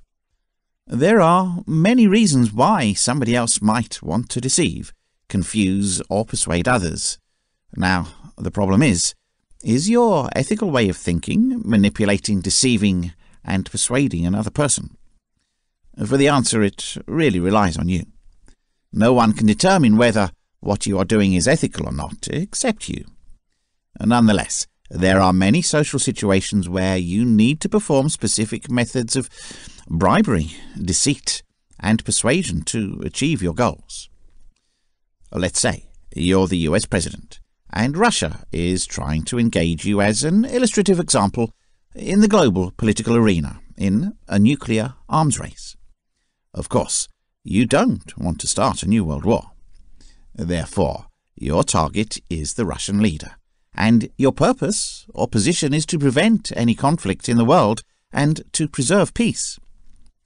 In this situation, it would be very helpful to use methods of persuasion, deception, and manipulation to promote your position of world peace and harmony. Of course, your target people are your customers and consumers if you're in the business sector. In fact, your goal is to get them to buy your products or use your services. If you're an environmental lawyer, your target people are policymakers, lobbyists, and the public. Therefore, in protecting the environment, your goal is to convince them to support your cause. When you look at the topic of mind control closely, it is undoubtedly basically a game of persuasion that is practiced every day. It would, of course, be up to you to understand the intention of learning these tricks. As Machiavelli would say, everything becomes a means for a particular purpose. Nevertheless, the art of mind manipulation does not mean that you refuse the use of free will to your goals. Rather, you give them something that they most definitely are searching for, a feeling of a positive choice that acts as a guide to their behavior. Basically, the nature of your actions and your set of private beliefs will decide whether or not the methods and techniques you use are ethical. Note that the main objective of this chapter is to create a specific shift in the mindset of your target person, without them being aware of the changes in their thinking. If you are an entrepreneur, your customers will be your target audience, and your goal or aim will be to get them to buy your products or use your services. In this regard, one of the most successful ways to change the way you think about your customers or your goal is to change your way of talking. In other terms, to build what you sell and what your customers want, you must use the right phrases. If you're watching promotional ads on TV or YouTube right now, you'll know that brief business videos are enticing because they use the terms or lingo to address the specific concerns of their target people. Therefore, there is an emotional sense that only the language used by the product or service manufacturers understands your point of view, situation, or environment. Now, when you think about how advertisements appear on TV, they all offer two kinds of sensation, pleasure and pain. Essentially, they play on the two sensations that have changed mankind's course forever. Philosophers, religious orders, and tyrants all experimented with the notion of sensations, with a similar belief that everyone would want to do something to experience or avoid pain. Millenniums later, with the same assumption, people still behave. That's why the art of manipulation and mental control still exists. How do you think people prefer a brand of coffee to others? The response is pleasure. It's still the game of joy against pain. Some would think that they prefer double shots of espresso to experience that pleasurable feeling of being awake much faster, because they are upset with slowness. They want to achieve the bitter taste of coffee as fast as they take a sip. Similar to the latte men, though, they prefer milk over coffee, and they want to experience the caffeine as it is in the form of slow waves of the bloodstream. Everyone will cater to a different set of people playing to their needs. Try to tell an espresso addict that he can drink more caffeine in a large glass of latte than 3 tall cappuccino glasses. More often than not, this espresso lover will try to switch to latte the next morning, because he is more likely to get easily what he wants. Generating a new behavior. This is the most common method to use if you want a fresh or changed attitude. For example, you may want to improve your favorite sport. Look at the way you want to act in your mind, for example, by hitting the right tennis strokes. If this is hard, look at a role model's actions. Remove the chair of the director. Be Steven Spielberg in your mind. In your inner eye, see the scene unfolding. Live dissociated when you listen and edit the soundtrack. You are the star as well as the director. Notice their reactions to what you're doing when other people are involved. Direct the scene and edit the soundtrack until you're completely happy. Then step in and run it as if you're doing it. As you do this, pay particular attention to both your emotions and how you respond to the individuals around you. Does this fresh behavior constitute your values and your privacy? If it doesn't feel right, go back to the director's chair and change the film before going back into it. Identify an internal or external signal that you can use when you are satisfied with your expected results to trigger this behavior. Mentally rehearse the signal and go through the fresh action.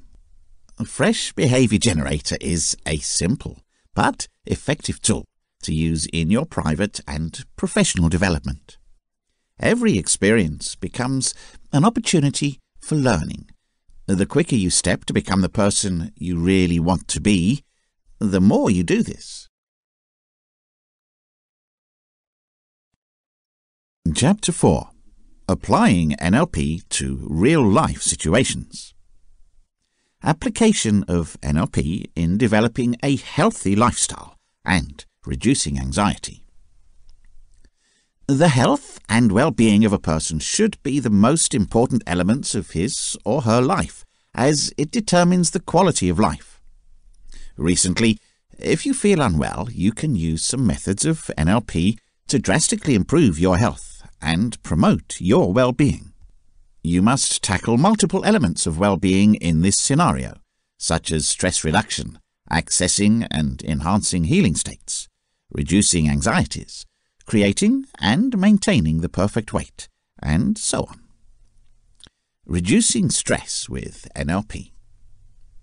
In order to remain healthy, the body will only allow you to experience a little stress, but once you experience too much stress, it will cause chemicals in the body and interfere with brain function.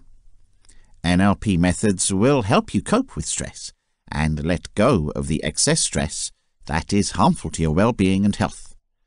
Following are some effective NLP exercises that can be used for stress reduction. Reframe the stress. You will need to find out the reason for the stress.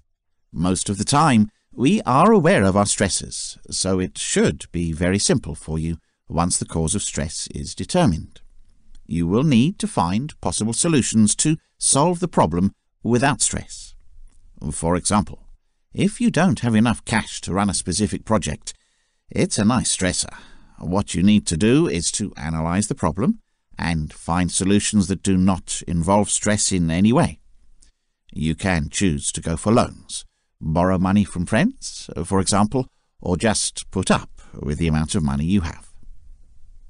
Using meta-mantras. In this method, you use some words to persuade yourself and make things feel better. For example, if you've been messing up at work and you don't know what will happen when your boss finds out what you've done, repeat phrases like, "So what?" If you're finding yourself wondering why, if you're asking questions, it's time to repeat the mantras to create better things in your mind. This will help to reduce a lot of stress. Relaxation and meditation. It takes a few minutes in a day to relax. During this time, close your eyes and let your mind wander. Talk about how great things would be if we had different scenarios and loved the experience. Keep your imagination as clear as possible and fantasize unlimitedly. In this example, relaxation is your primary focus, not the solutions to the problems you face. Once you're completely relaxed, the stress will disappear and you'll be ready to face another day. Concentrate on the present. Take off your busy schedule to live in the present time for just a few minutes. Experience the sounds, the sights you see, and the emotions you feel at the time, and try to relax. This is a sure way of pushing out the stress. This can take just 5 minutes, but it can help bring down the pressure to a manageable level. In this moment, try not to think of anything else but what you feel and what is happening around you. Forget about your concerns and stresses and enjoy the present. Finish your tasks.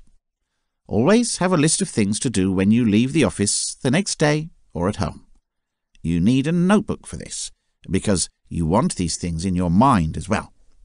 This can be a great way to avoid stresses and reduce stress. Change your mental picture. The pictures you make in your head are very different from those you create when you are depressed under normal circumstances. Take note of the images you create while depressed and produce images that can replace them. Through trying to reduce them as much as possible, pushing them back in your mind and removing them entirely, you can try to eliminate the pictures that are created when you are anxious. The pictures you choose to replace are supposed to be more soothing, large, vibrant, exciting, and so many other good things you can imagine will give relief to your mind. Change the tone of your inner voice. There is always an inner voice that speaks to us in different situations of our lives. When you're nervous, your inner voice will also sound anxious, and it can keep you in a tense mood for a moment. You have to make it a better sounding voice, maybe a funny voice to make you feel much better. The modified inner voice will take away your tension and fears, and the types of things it will convey to you are quite different from what you are worrying about. So, choose a better voice. Close things at the end of the day. A major stressor is the belief that you haven't fulfilled all the tasks that you've planned for that day. Once again, at work, end the day by checking out your to-do list for that day, opening and closing all the drawers just to make sure everything is in order, and shutting down the computer. Make sure that you are aware of all the tasks that you are performing as you close things off, so that you will be aware that everything has been done for that day. You can take the time to create a list of things to do the following day. The Worry Notebook. If you're concerned about something out there, you need a worry notebook, and make sure you bring it with you everywhere. Write it down, and then come up with options as soon as you consider something that scares you. If it is something that can be dealt with at the moment, don't push it aside, as you may later be stressed. If you can't take care of things, just take a few minutes in the evening, go through the worry pad list, and worry about those few minutes. This will make worrying anything difficult for you. Applications of NLP in academia. As one considers the purpose of NLP, which allows people to understand and regulate their ideas and emotions for beneficial change, it becomes apparent why NLP has such an important role to play in education. Understanding how to use NLP techniques while still being a student can have a very beneficial effect on how you conduct yourself in a company. That's because you're using NLP as a student to learn how to read. The training happens in 3 primary training style classifications, which are explained as follows. A. Visual learning. The student learns the most and responds positively to visual stimuli. Protests, maps, photos, and reading are included. A student who learns visually faces a challenge when it comes to memorizing knowledge and taking notes through a textbook. Children are more likely to know what they're told if they have pictures in their heads and that they can piece together. Students who prefer visual learning are the kind that is likely to develop brainstorming sessions with a visual representation of an entire concept. Visuals are good because they provide a fresh way to see things. Practice in imagination includes looking into the future and picturing an achieved goal. This method is also suitable for visual learning and can be a powerful substitute for restricting views of students. B. Auditory learning. In this type of learning, the student likes to learn by explaining things to them in detail. Once you return to interacting with students, it is important to be conscious of this concept because it can decide whether you have a leader or a follower in your class. Training by waiting for clarification is good for learners who need to know and understand step-by-step procedures. Such learners will remember everything they're taught because the scheme fits in with the way they interpret and assimilate information. For example, if these students are taught using visual aids for any reason, they may find it difficult to retain and follow the path to which they are guided by the knowledge. A follower should simply use this teaching method in this situation to receive instructions and then obey without a question. The explanation for this is that as long as the instructions are correctly followed, there can be no harmful or incorrect effects. The student would be free from mistakes. A leader would have a distinct outcome when using this method of teaching. After the terms are mentioned, a leader might choose to take possession of these phrases. If they were listed in the negative, they can be elevated as favourable. A student who can make this strategic shift has the ability to redefine, and this is a positive outcome when practicing NLP actively. C. Kinetic learning. When doing an exercise alone, the student can learn the most in this form of learning. It refers, in addition to taking part in practical aspects of research or other courses. In this case, the best thing to do is to give a set of instructions to the student and leave them to follow them as best they can. While, when things don't seem to be done according to schedule, one can check the pupil and point them in the right direction. Students who prefer this kind of autonomous teaching will show brief spans of attention when they have to listen to long lectures or courses. People prefer short, straightforward presentations of ideas, and they have the ability to implement these ideas on their own. To students, the above-mentioned learning style categories are fine. Nevertheless, NLP can also help teachers greatly. When taking the time to understand the different learning styles of each student, the instructor is then equipped with the tools to follow approaches that have been tried and tested to help the students do well and fulfill all their educational needs. The section can also be used to attempt to understand how other individuals, such as clients, perceive things. With this experience, it will be much easier to handle them carefully.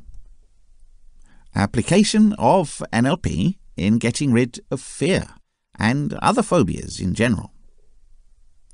There are people living with various fears throughout the globe. Phobias can be called all-consuming and apparently out-of-control fears. There's a certain amount of good fear, and then there's fear that will generally stop you from functioning on a daily basis. NLP techniques will help you conquer this crippling fear effectively, so you never have to experience it again. Say you've got a phobia of public space. You have an excellent mind and you continue to start a business, but you can't, or because you might have to go out to public places. You find yourself stuck in your home, unable to go out into the world, wondering what to do and feeling a great deal of shame at your failure to get up and go. You may not even understand why you have this phobia. Perhaps you just remember that one day something happened, and since then public areas have been a no-go zone for you.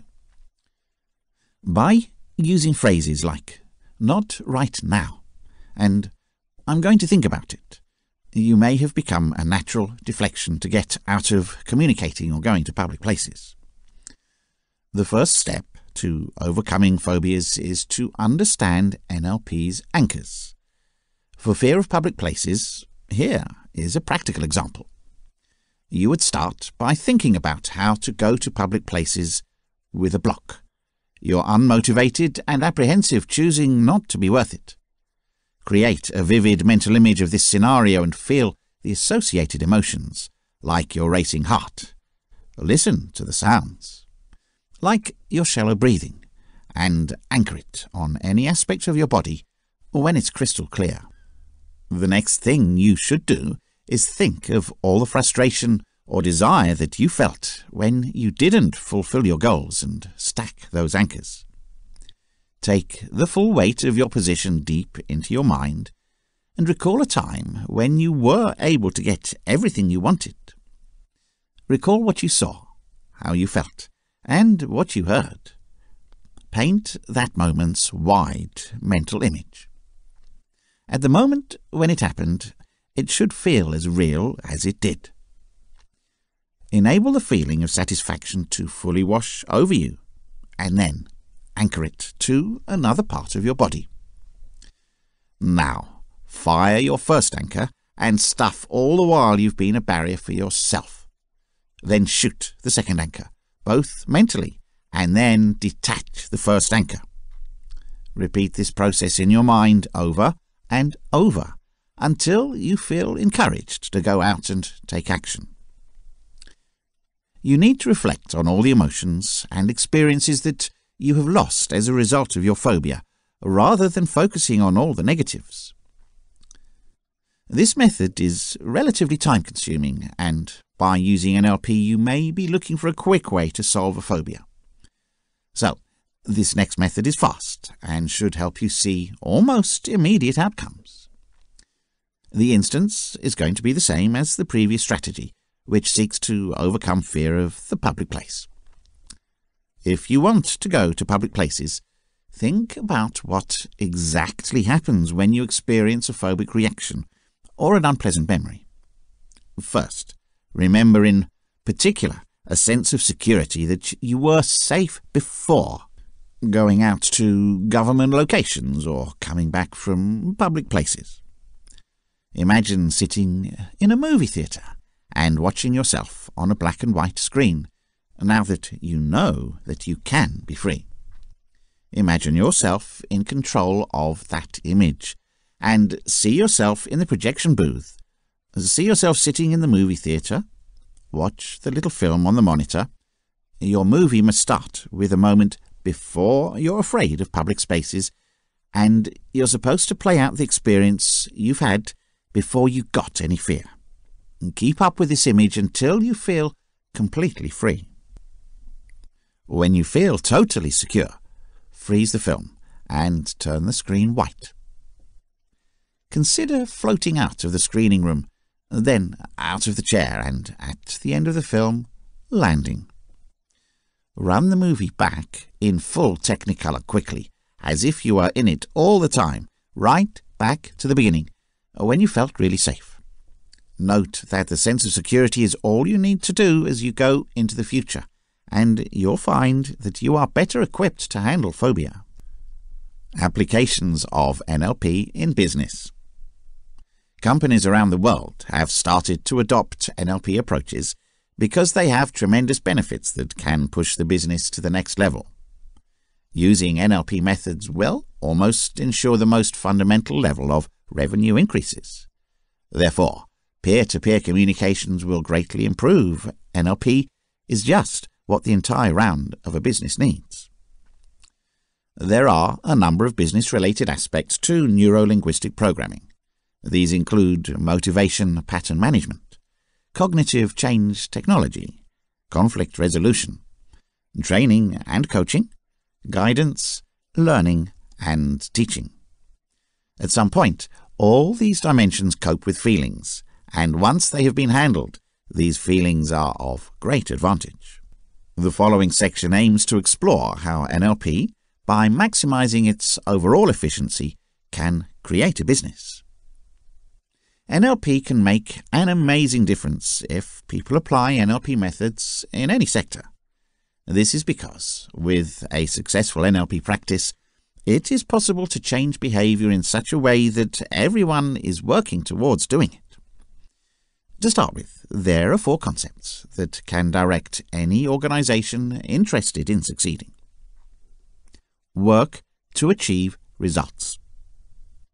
Positive use of NLP requires a person to set goals and work towards those goals. This refers in general to a business environment. Once you have an understanding of what your outcome is supposed to be, your mind is better prepared to handle the measures to be taken to help you to achieve that outcome. The trick is to be mindful of your actions, and NLP is successful here. Being aware can help your company stand out in the business world from a variety of other companies. Instead of working towards what they want, NLP-free businesses might work to avoid what they don't want. The problem with working with a negative outlook is that it will still attract a negative outlook. In other words, negative mindsets will cause negative outcomes. NLP places great emphasis on focusing on the outcome and focusing on it. It also preaches positivity and shows that even for negative actions, there may be positive intentions. In order to achieve these outcomes, it is necessary that they are expressed in positive terms. It ensures they should always be geared towards the bright side, instead of tasks that cannot be done. To ensure that your expected outcomes are realistic, they need to be sensory specifically testable and observable. This implies that there should be some evidence to prove that the outcome has been met. To be sensory specific means you should be able to express yourself with phrases and feelings when you achieve the result. When working towards achieving a result, it must be initiated and maintained by one man. This person must be in charge of the outcome from the beginning to the end, so that the actions can be controlled and changed if appropriate. The concept here is that through NLP, an individual in the organization can trigger a wave of positive change through their own actions. It also allows them to be held accountable for their actions, or you get a bonus. Every action has an equal or positive response. Through practicing NLP to ensure that no damage occurs to you or other people, you are mindful of your actions and their possible implications. You can also model positive behavior.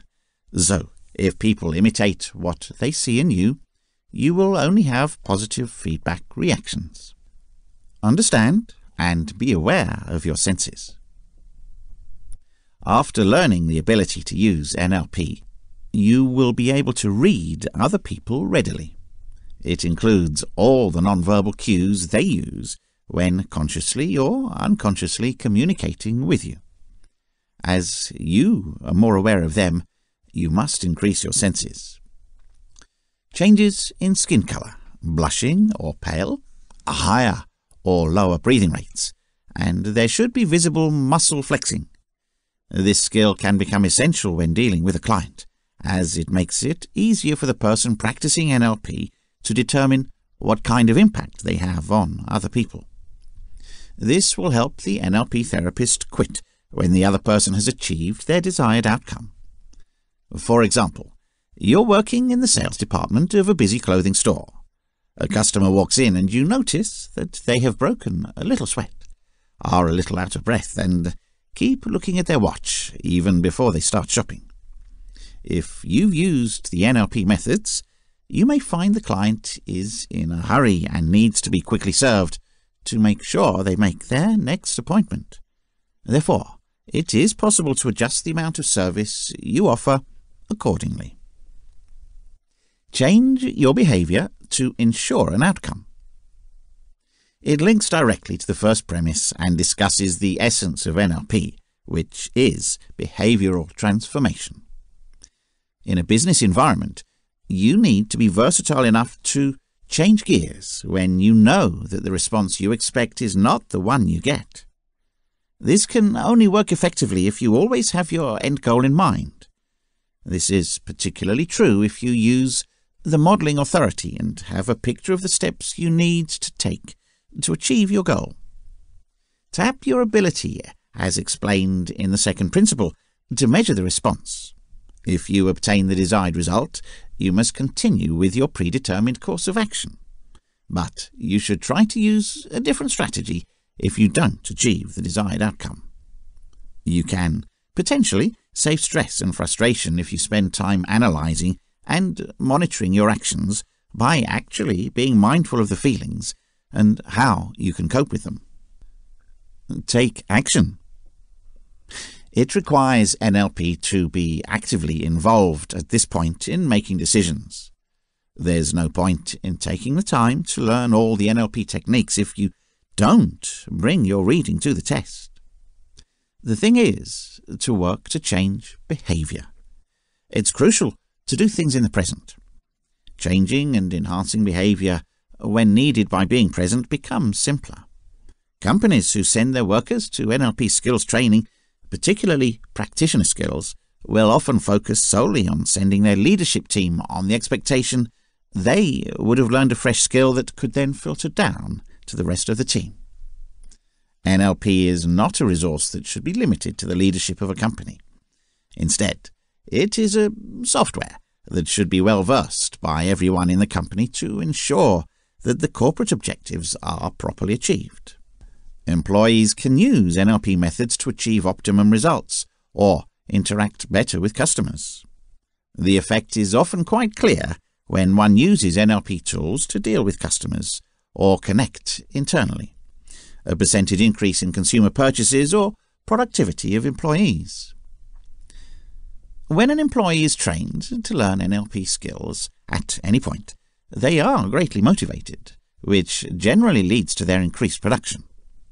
NLP should teach any worker anything that can be done on a mental map to create, understand, and apply. The points mentioned previously highlight the most common business challenges. The primary challenge is proper communication. And communication encompasses what happens in a company and what happens to customers. NLP is important in almost every area of a company, and it is beneficial to both employers and employees. Employees in an organization can use NLP strategies and activities to set clear and concrete goals and achieve them, to build confidence, to work and perform better all the time, to improve their morale and stay motivated throughout the company, to recognize some of the barriers which keep them from achieving their goals in their work. Management will also use NLP skills in various fields. For example, building strong and meaningful relationships with other business people, employees, suppliers, customers, and anyone else who matters to the business. During discussions with a view to improving performance, they end up creating the company's best customer service base to take care of all its customers' requirements. But diversity may be the requirements that customers need. When managing company and workers' disputes and issues, the business and its clients, as well as between the business and other businesses. NLP skills can help to determine how the organization can build teams that work even better and produce excellent results all the time. In general, NLP methods can be used to improve business sales. Using NLP to maximize your sales. The goal of every small or big business is to increase sales. Business people are willing to do almost anything to raise their sales volume, as this is what defines how well a business is doing.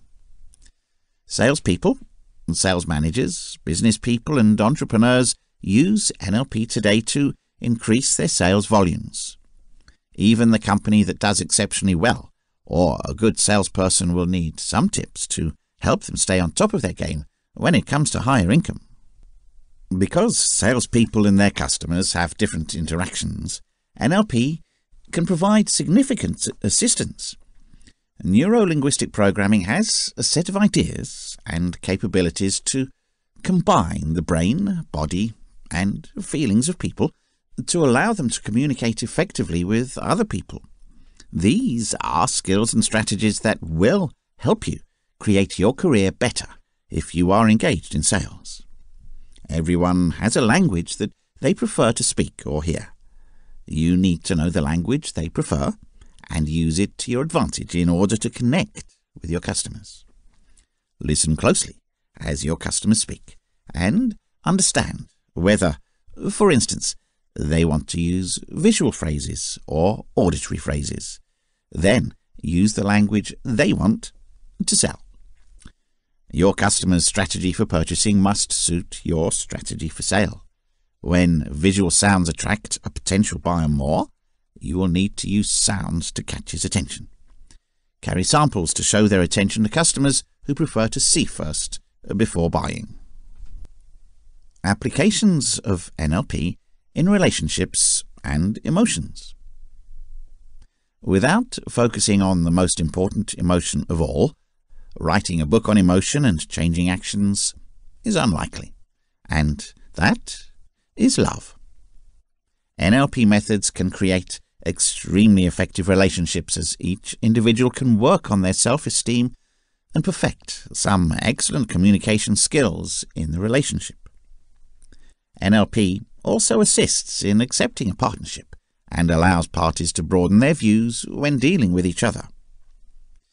In your relationships, you should try the following measures to make NLP work. A. Know what you believe. You need to build more than just a positive thinking. You need a positive belief. It means that you think you can have a great connection and find the right person for you. Only one output can produce positive thinking, which is a positive outcome. Belief will come with this as a reason for going out and searching for the relationship you need. That's if you're single. If you're in a partnership, you should be motivated to improve your relationship. B. Make a non-negotiable list. You should look for your partner's attributes and expectations for what is relevant to you. These are considered the non-negotiables, which means that if they are absent, you will seriously consider the viability of the union. Use NLP. You will decide which of the most important criteria for you. When talking to the person you need, you should mentally test if they follow the predetermined requirements. You should also seek to see them as they do, this from their own point of view. You may even find yourself changing your life as you go along. C. Communicate actively. One of the maxims of the NLP is that you cannot refuse to communicate. Therefore, be constructive and interact at the center of your focus with the one, taking the moment to know more about the other person, whether you choose to communicate by phone, email, or text messages. This should help to improve your motivation. D.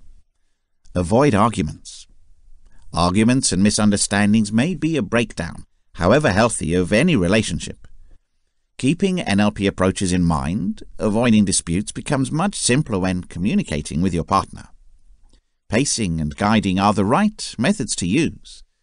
It applies specifically to how you react to your partner, and then how they choose to respond to a conflict. Listening must allow enough time to absorb what is being said, and leadership should steer the dialogue towards solving the problem. E. Set smart goals. NLP is about where you want to be in the future. Relationships should incorporate the same principles in order to make it easier for you to determine whether the relationship works. It is therefore important to set SMART goals. F. See the world through other people's eyes. People like to be correct about a variety of things, but this can become apparent, especially when dealing with their point of view. The great thing about NLP is that it makes us aware of all the filters that make it difficult to see a clear line. Such filters will retain the beliefs and aspirations that have been acquired over the years. Through knowing these barriers, it becomes much easier to deal with people's behavior. There is also an incredible amount of flexibility, as an NLP-free person may find that due to personality quirks, they may not be able to interact with everyone. These mind maps form a knowledge of how to use and see the world. A great communicator would be someone who can move mentally from their own map to match their partner's map, making it easier to know each other better. G. It's not the message, it's the response. If you heard the word lost in translation, you know that a message might lose all its meaning, or because it is misunderstood. The ordinary outcome would be to blame the people around for this poor result. The NLP is completely getting rid of the game of blame. How it is understood is accountable to the person who transmits the message. Therefore, if the message is not viable, the person listening will not be held responsible, while the person passing the message would have to repeat or improve what they're communicating. The NLP helps you to speak the other person's tongue as you communicate. This implies that there is enough versatility to improve communication. H. Do your best with what you have. The world is full of expectations about relationships. There are aspirations on both sides, combined with emotions. Use NLP is essential to know how people will act as they do, to look at their actions and to believe that there is always a good purpose. It's all about patiently changing your point of view and appreciating that with the available resources, your partner is doing the best they can at the time.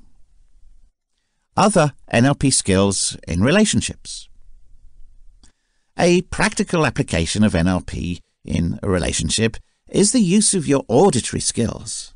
That means you can listen to your partner, really. If you choose to listen actively, you will learn encouraging and amazing things about your partner. It also makes it easier for you to establish a relationship with them. By creating a powerful visual image of your partner, you can do wonders for your love life. This means seeing them as you want them, smiling, laughing, flirting, and being happy. You can try to improve your love with this practice. This workout is aimed at dispersing an argument. To start with, you need to take a picture of the time when together you and your partner had a wonderful day. Focus on the relationship you have built and emotional intensity. Remember the sounds you've heard, the sights you've seen, the tastes and smells you've enjoyed, and the touch you've shared. Anchor it to any part of your body as soon as you are in the moment. Then remember when you had an argument. Think of the tone of your voice, the surroundings, and see it as a still black and white image. Let go of it. Applications of NLP in parenting. They are filled with joy and anticipation when someone becomes a parent, and as their child grows older, they start realizing something different, that they need to learn and understand the emotions and feelings of their child in such a way that they can have a positive impact on their growth. Some of the best ways to do this is to find a way through the child's eyes to see the world, connect more profoundly, and fulfill all the child's emotional needs. First of all, this chapter discusses NLP in 5 senses that constitute our intrinsic domain. These 5 senses are sight, hearing, smell, touch, and taste. All of these will be part of a memory. What happens to children is that they take this external sensation and give it an internal representation known as the map. Then, through this map, they see the entire world, creating filters through their experiences, beliefs, and values. These barriers and the children's own experiences are what makes them distinctive individuals. Parents can use the strategies and techniques of NLP to look at the globe through the eyes of their child. NLP lets a parent see what they are seeing, think what they are thinking, and hear what they're saying. To guide their children in the right direction, a parent is better equipped with this understanding. This skill can be practically implemented to help your child overcome fear. By seeing things from the perspective of the child, a parent can reduce their fear to nothing. NLP is a good choice to try if you're trying to improve your interaction with your child. By being optimistic with your kid and naturally interacting, you are likely to receive the same reactions from your child. In theory, they should mirror your actions and emotional state. Take a situation where, for example, you're trying to discipline a child. Your natural impulse would be to correct them, and don't throw away your toys with a positive, as it were. The likely result will be more toy-throwing events. If you use NLP techniques as a guidance instead of speaking in the negative, you will discipline your child from a positive angle. So, you're more likely to say, be careful about making the kid more cautious and trying to keep their toys safe. When they build their world map, you can also teach your child to use some NLP skills to build trust. To be successful at school, you can start by teaching your kids how to visualize. Choosing a favorable outcome could enable them to concentrate more on being in the classroom. You might also be able to slowly teach them how to use NLP methods to manage difficult situations. Through taking the benefits of NLP strategies to your children, you help them gain good habits, acquire excellent communication skills, and build their own high level of trust. This will support them greatly as they move into the future. Communication is key when parenting, as mentioned earlier, and you can't interact with NLP methods. NLP needs you to be mindful of your nonverbal communication just as much as your verbal communication. It means that you don't send messages to your child which contradict, because what you're saying doesn't suit your acts. Conflicting actions can occur when you tell your child, "I love you," but your facial expressions are irritated or your teeth are clenched. It means that the kid receives a positive message, yet is busy communicating a negative message using the body language. NLP calls for one to stay present, stopping a parent from reacting to a child's previous behavior or a recollection of something that the child has done. As parents, as a human being, you may cry out loud at your child as the rage has gathered in you, because the kid may not be able to see right before them. They may react to a previous case that can lead to confusion, misunderstanding, or unhappiness. And knowing the voice tone, the speed, and the actions you're doing is important. Remember, you can perceive the sense of your conversation by watching your kid respond. You need to modify your message if you can see that your message is misunderstood or lost in translation. NLP will open these doors for you, exposing the capacity for improved interaction. You may have a kid learning visually, so using pictures or other visual aids will make communicating with them easier. Eventually, there is no question that children will try to push the boundaries. Some kids will use poor or negative behavior, such as being rude, violent, and lashing out, in an effort to get a parent's attention. As a parent, it is possible to use NLP methods to regulate how to respond to these circumstances.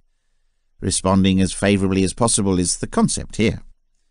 Therefore, by responding positively to a negative attitude, give a favorable response when confronted with a rude kid, which is called a pattern interruption. Your child will also feel the need to regulate their responses by responding favorably and spreading the scenario. Applications of NLP in other spheres of life. Better speaking. Most people will never really know what they're thinking or feeling right now. That's because before they actually say something, they're always wondering what to say.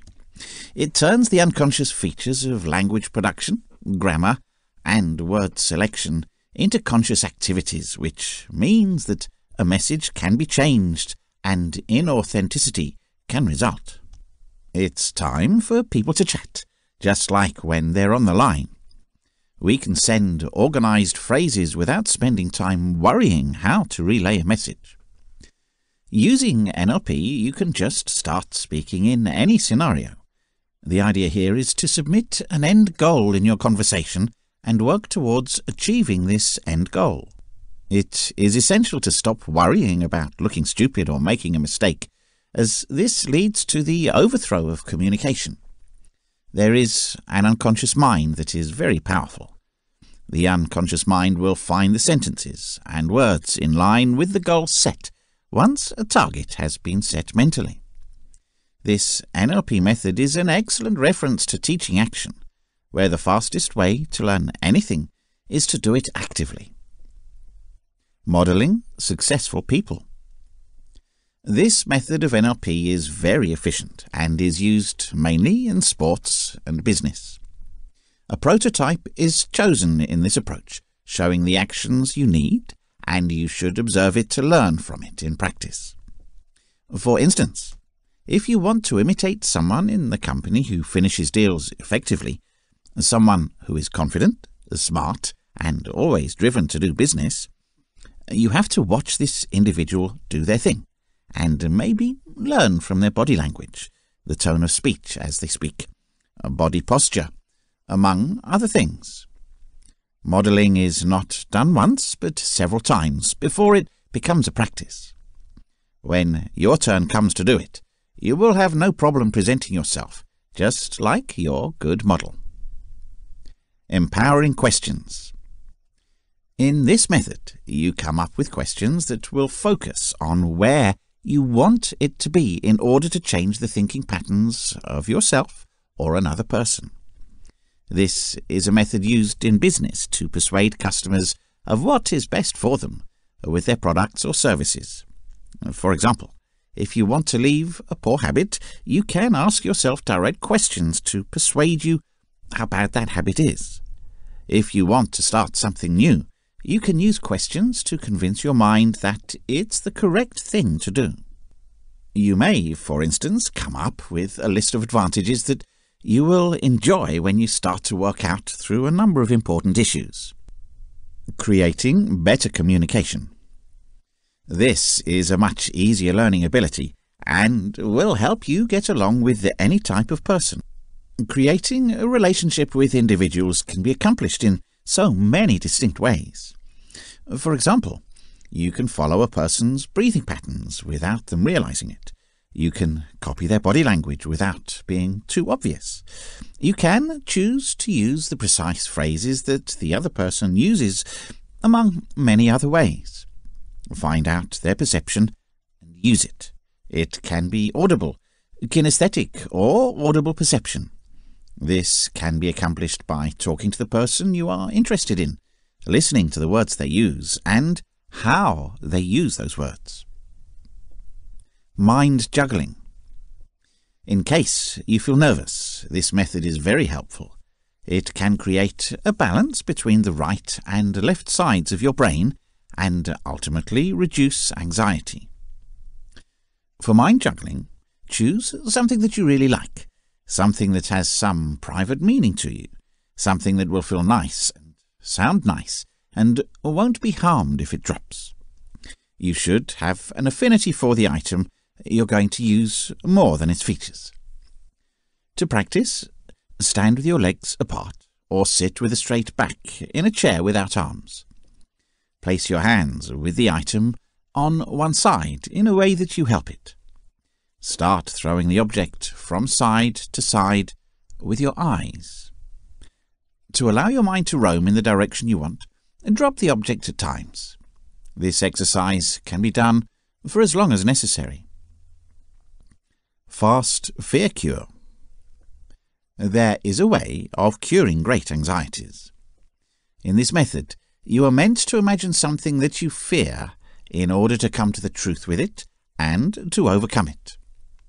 In a process, one can play back the scenario to face the fear in the sense that has arisen to get a person with a phobia to recover. Imagine yourself in a movie theatre, sitting in the front line ready to watch your greatest fear. Picture what you most fear and watch from the front row on that big screen. Imagine looking out from a window at the monitor. Play the terror over and over on the big screen as you watch the phobic reply from a balcony. You can do this as many times as necessary, allowing you to switch the theatre locations and adjust the screen's colours of fear and locate the fear in all sorts of visualizations. Sometimes your fear won't be as intense as it was, and as you keep imagining yourself facing what you're most afraid of, fear will come down and you won't be afraid anymore. Planning efficiently. This is another effective NLP method that will help you plan something you're about to do to make sure it's going smoothly. Imagine how you're going to behave, talk, feel, and think about the new path you're going to take in this method. To make your emotions come true, involve all your senses in this. Even in that situation, when you write down the answers, ask yourself important questions, such as what to do before that day or activity begins. Ask yourself what to do before you move, and write down all these, as they will help you prepare for a good case or day. Repeat all this until it has covered everything that should be accomplished on that ideal day. By the time you're done, you should have written down all of the steps for the actual day. Give the steps a timeline to make a perfect event. If it takes a few days, make sure that you have a date of commencement and the date of completion. This is an ideal method for planning complex assignments you may not be able to complete on time. You may be afraid that you will get lost along the way, but through this NLP approach, that will direct you. You will produce an ideal and smooth flow timetable. Schedule them in such a way that if you have more than one mission, the dates will not clash. Chapter 5. Manipulation, Deception and Persuasion. There are many theories about the functions and tendencies of the human brain. A lot of literature also discusses how people shape their views, belief systems, and behavior patterns. On the other hand, there will be a lot of theories about how people usually behave in certain situations, environments, and contexts. With all these theories and literature on the topic of human psychology, one thing is certain. To persuade, manipulate, or deceive a person, you must align your mind with your place, meaning, or environment. In other words, the first step in persuading, manipulating, or deceiving someone is to fully understand their thought. How do you fully understand the mind of the other person? How do you use this knowledge of the other person's mind to persuade, deceive, or manipulate the other person's thinking? The simplest solution to this problem is to consider what inspires and motivates the other person to take action. Does the other person do something for the money or as a passion? Does he do it for glory? Does he do it for authority? Does he do it for the sake of fame? Comprehend his state of mind and psychology. Once you are acquainted with the other person's drive and motives, it is now time to strategically arrange your conversations and requests so that he and his motivations profit. He will immediately accept your request with little to no opposition. Do you know the reason for this? This is because he can see you as being very much like him because of the way you have handled the conversation and made your submission. He must have the intrinsic obligation to satisfy your demand as such. This is the fundamental principle of persuasion, deception, and manipulation. This research's main theme is to persuade, exploit, and trick the other person without being identified or heard by the other person. In other words, your goal is to conceal and shield from your target your attempts and intentions. If you ever learned the rules of logic, you would see that manipulating, deceiving, or persuading a person could place you in this rather absurd situation of making a mistake. Fallacies are, in themselves, absurdities, which means your argument may not always be true because it defies specific laws. If you want your point to always be true, and you want to influence the minds of others by the most rational means, then you might find that there are a lot of mistakes in psychology. There are arguments for argumentum ad baculum, argumentum as edicitum, argumentum ad verecundium, and many other Latin terms available for fake appeals. These errors are committed by people because, of course, they appeal to emotions, authority, or turn of events they cannot predict. That's the good part about the real world, though not all people are convinced that the visual claim is all that comes under good logic. The testable theory suggests that there are truths in this world that really defy logical rules. Their law, defiance, as people can see it, however, makes the world much more real. Often people try to predict the climate, which is completely unpredictable, of course. There are predictions that nail it, and in an unpredictable nature, there are those that will work out. While there are some books that would make you think the best way to influence people is to play with their heads according to the laws of logic, this book will teach you how to persuade others by putting yourself in their shoes. It's all about empathizing with others, and then putting a credible and sound argument in their heads that works well for your benefit. That's because the real world's individuals are more likely to respond to what they feel and not to what the reality in their heads says.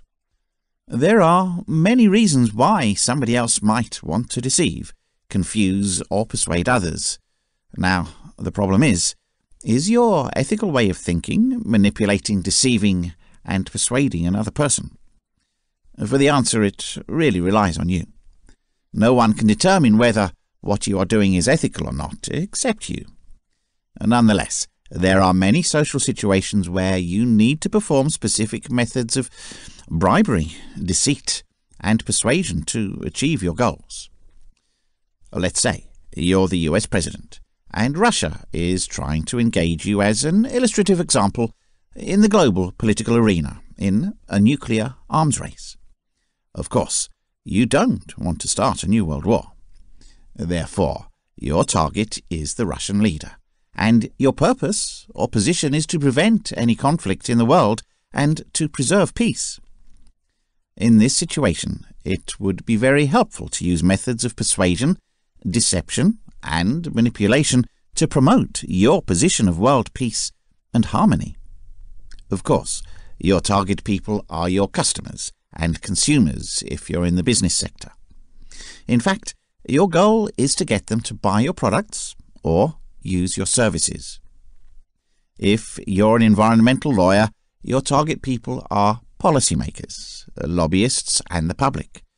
Therefore, in protecting the environment, your goal is to convince them to support your cause.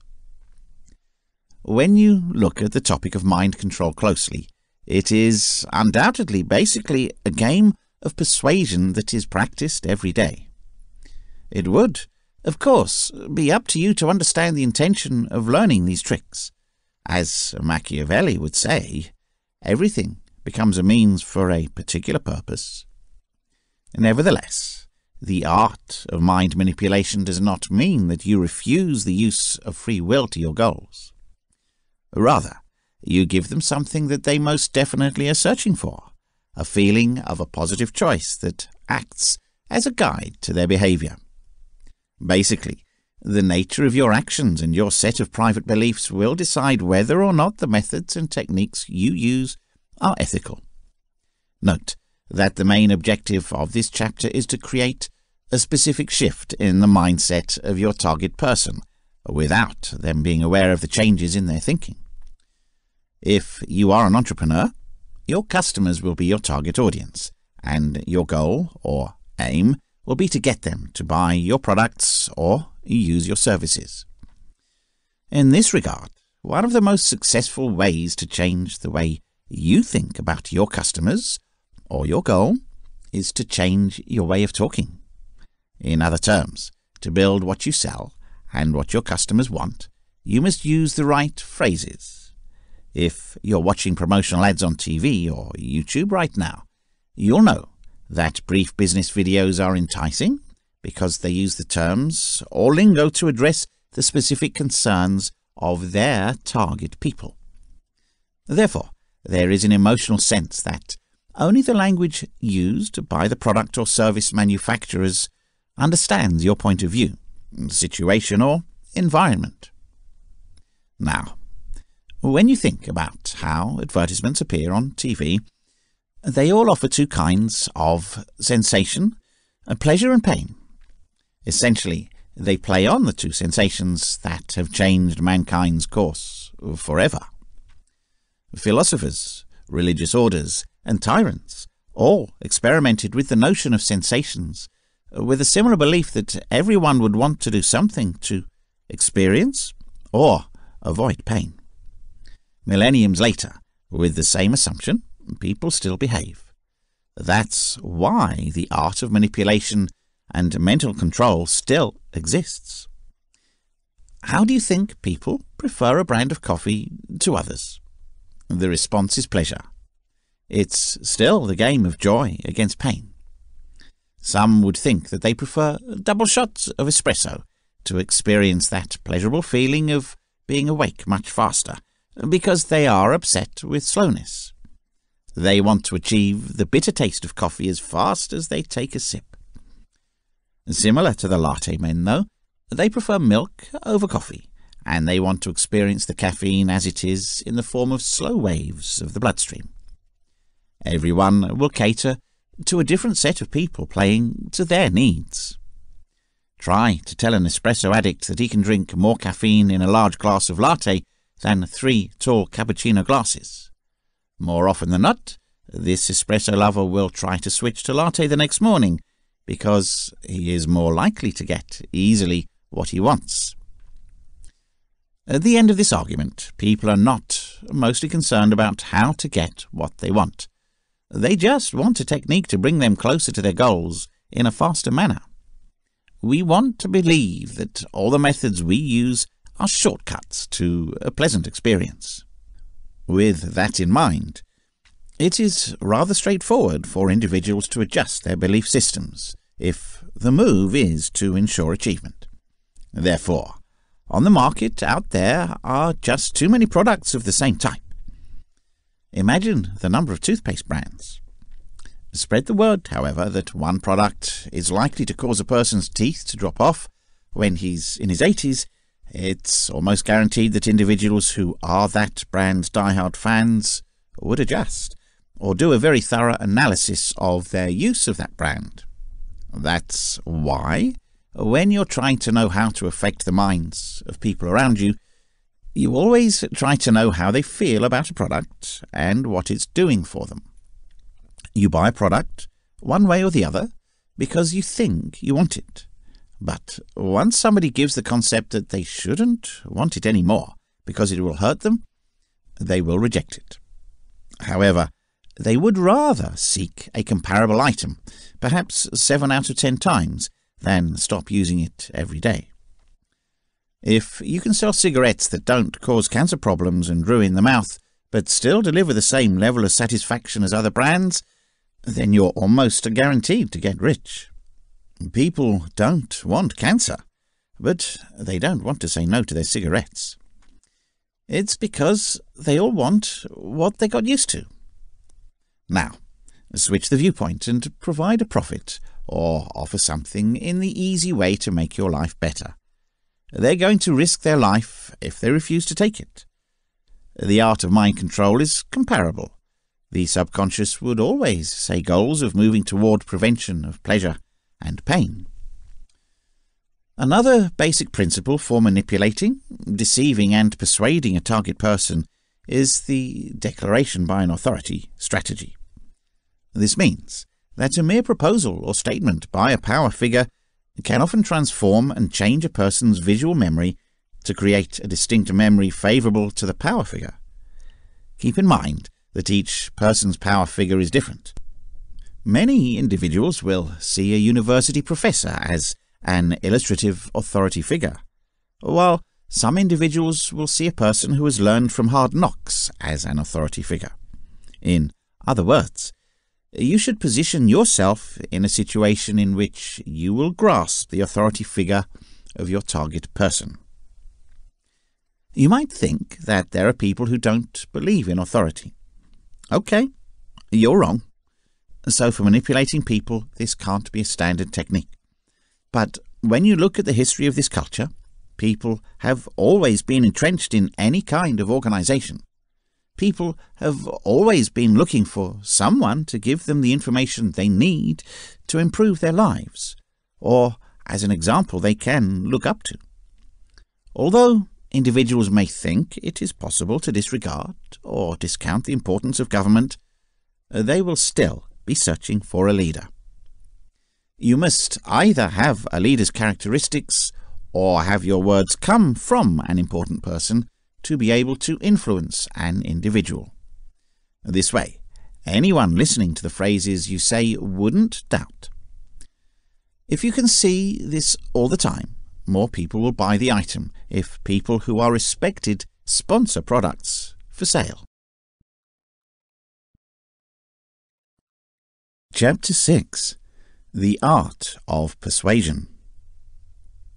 What are you really trying to do when you try to persuade someone?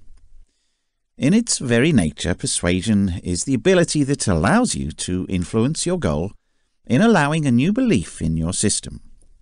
You do this by making sure the belief you instill in your target fits the way he thinks. You also do this by challenging the authorities he listens to and assuming that you are the authority of the new belief that you want him to acquire. There are many ways you can convince engineers, and 5 of them will be learned in this section. You can even design your own tactics based on your target's character, but you need to create them so that you can go back to what persuasion really is. At this point, you will begin to realize that persuasion is a very powerful tool, and for almost any relationship, most people who have used this skill believe that it is even the basis of the other skills discussed in this book that are manipulation and deception. Persuasion allows you to move in and drop your target's defenses by placing them in a situation where their beliefs would be changed. Beliefs are very powerful in creating what's comfortable for people, which in turn dictates what they'd do over and over again. They are not 100% correct, and according to experience, they are malleable. Because they can change depending on one-world experience, you, the controller, will be able to challenge them and make your expectations view their environment as something else. It sounds easy, but it's not, of course. The obstacle you face as you step into persuasion is your goal's definition of comfort. People would always want to believe what makes sense to them, such as their religion, their choice of products, and their entire lifestyle. We don't care about anything else. Now, you should dispute the notion and offer damning evidence that some or all of your convictions may be incorrect. How are you doing this? You need to find a way to get them to listen and make sure you're on the same page and get them to accept that you make sense. You should step in for the kill when that happens. One of the most effective ways to convince the target is by admitting a weakness, a downside, a detriment or disadvantage before the other person does. For hundreds of years this principle has been known, understood and applied. The reason you admit a flaw in your case or your statement is that you seem to be more truthful to the other party and your target by doing so. For today's society, where everyone is cynical, this will be useful. By being skeptical, it is meant that people in today's society will usually not believe a case or claim if the only advantages, benefits and other arguments are admitted in their favour. As such, usually expect people to be on the lookout for a capture. In other words, you will be automatically regarded as an honest and trustworthy person by accepting a negative, fault or drawback of your argument, idea or case at the outset. This strategy is one of the most people who sell their proposals or services using the best tactics. This works well because the dealer would always give a personal brand testimony by making his current experience so much better than his previous life. The comparison makes the objective more conscious of what he wants. He never wants to experience the trouble you've been through, and anything you've tried and used personally will save him the trouble. Why is this tactic going to work? This makes them know that you can make mistakes, that make them feel you don't have your defences all the time, and you can relax in front of them. Moreover, your target will feel more comfortable with your presence because you don't seem too enthusiastic about persuading him or her to buy your claim, proposal or case. Instead, you're providing them with an opening they can test.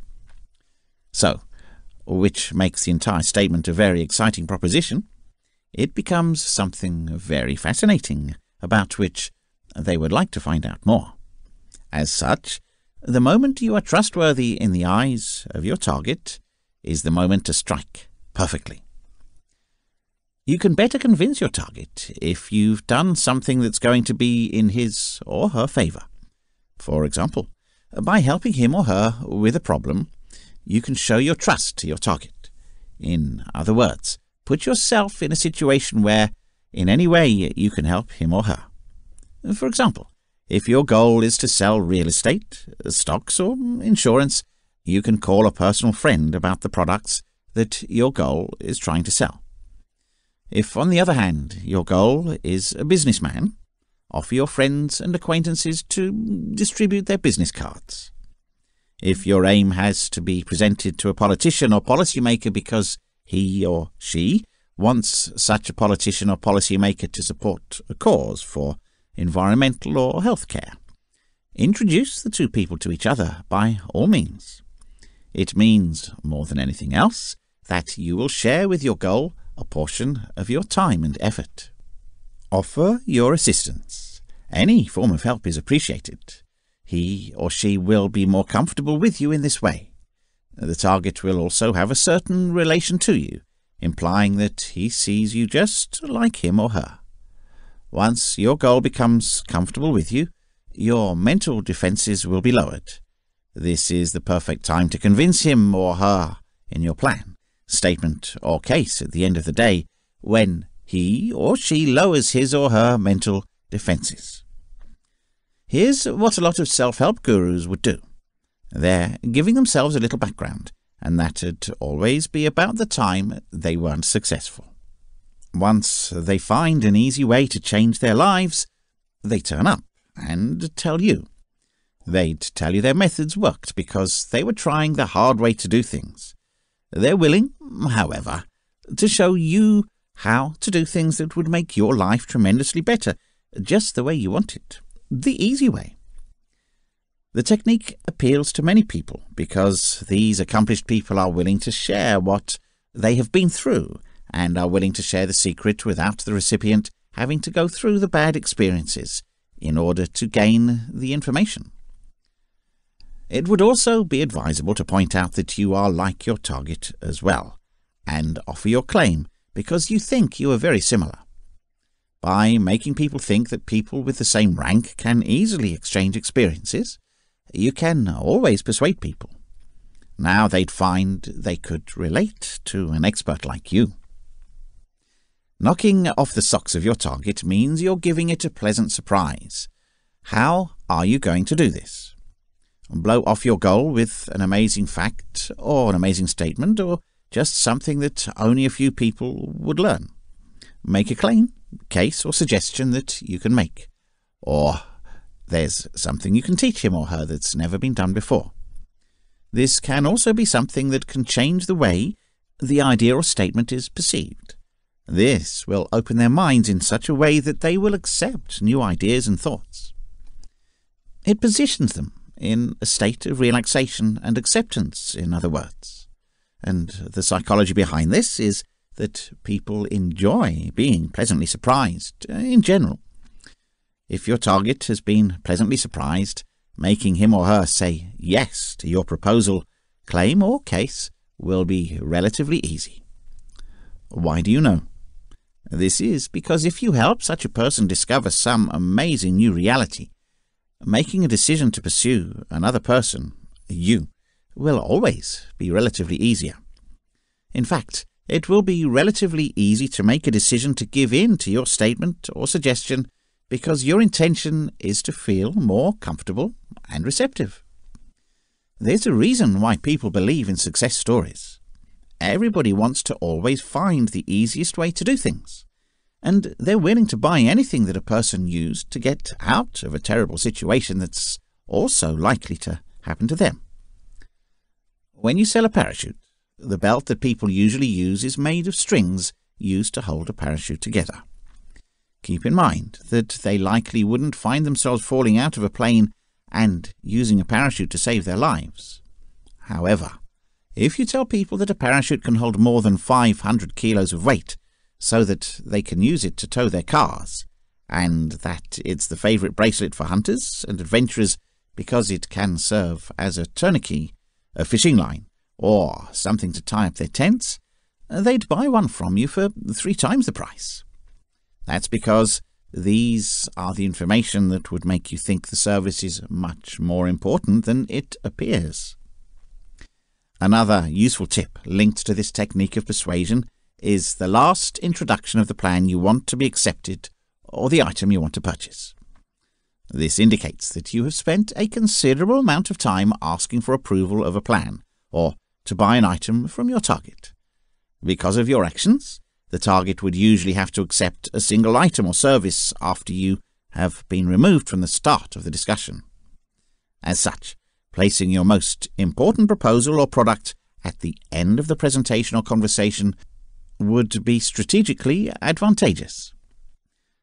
Be precise. You should be precise and specific in specifying details to your target audience if you want to add an element of credibility to your statements.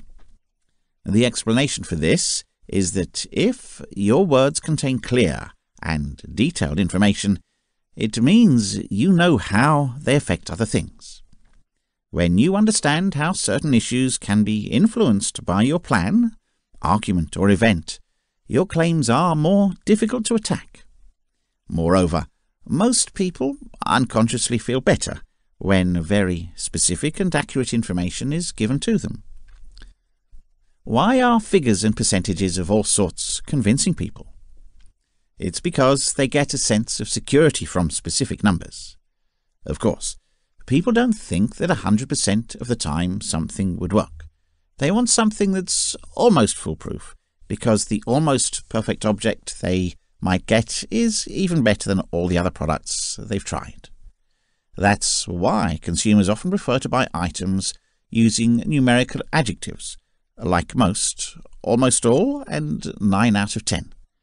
But if you insist that your product is perfect, notice the number of questions you get, because people don't think about perfection.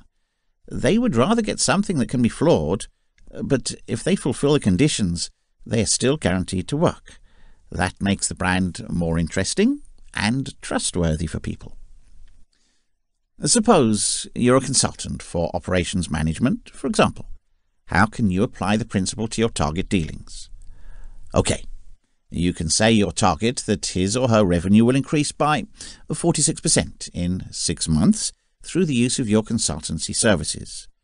That's unique now. But if you tell someone you can promise a 100% increase in his revenue, then your goal will be more likely to go away. That's because you don't get your target as a buyer unless you can show him some big-time customer who can back up your story. Benefit offer. What's a good offer? An offer should definitely look like it is not just for your benefit, for the benefit of your target. You need to make an offer that would build the same appeal for that reason. Bear in mind that most people are more self-interested, not you. They are more likely to be aware of themselves, and they definitely wouldn't be following your interests. If you're going to make them act on what you're thinking of, make sure you make it look like they're getting more benefit than you would. Why are people buying salesmen's products and becoming convinced that doing so is the right decision? The reason is simple. The seller doesn't think about how much money he'd get from the sale and how that benefit would change his life. When considering these, a salesman doesn't have to ask, but when he wants to do it from the viewpoint of his client, he would still be able to enjoy it. All he has to do is make it a point that his product is of superior quality, and that in his life the customer would need it more or less. Of course, the customer knows there's something good for the seller. A customer buys without hesitation, though, because he understands that their roles are just the way they go. But if the scene continues with the seller putting his needs first, the customer will certainly want to go home. None of them would enjoy the benefit if that happens.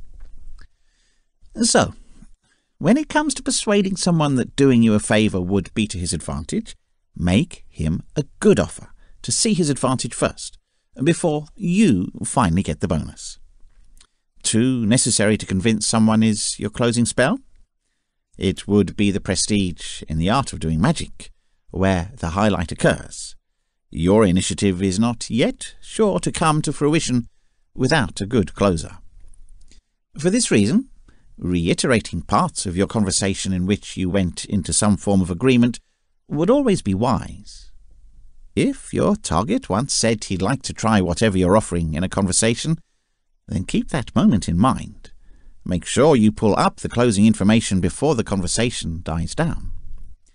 You can say something like this. Because you said you'd like to try product A, I'm going to go ahead and wrap it up for you.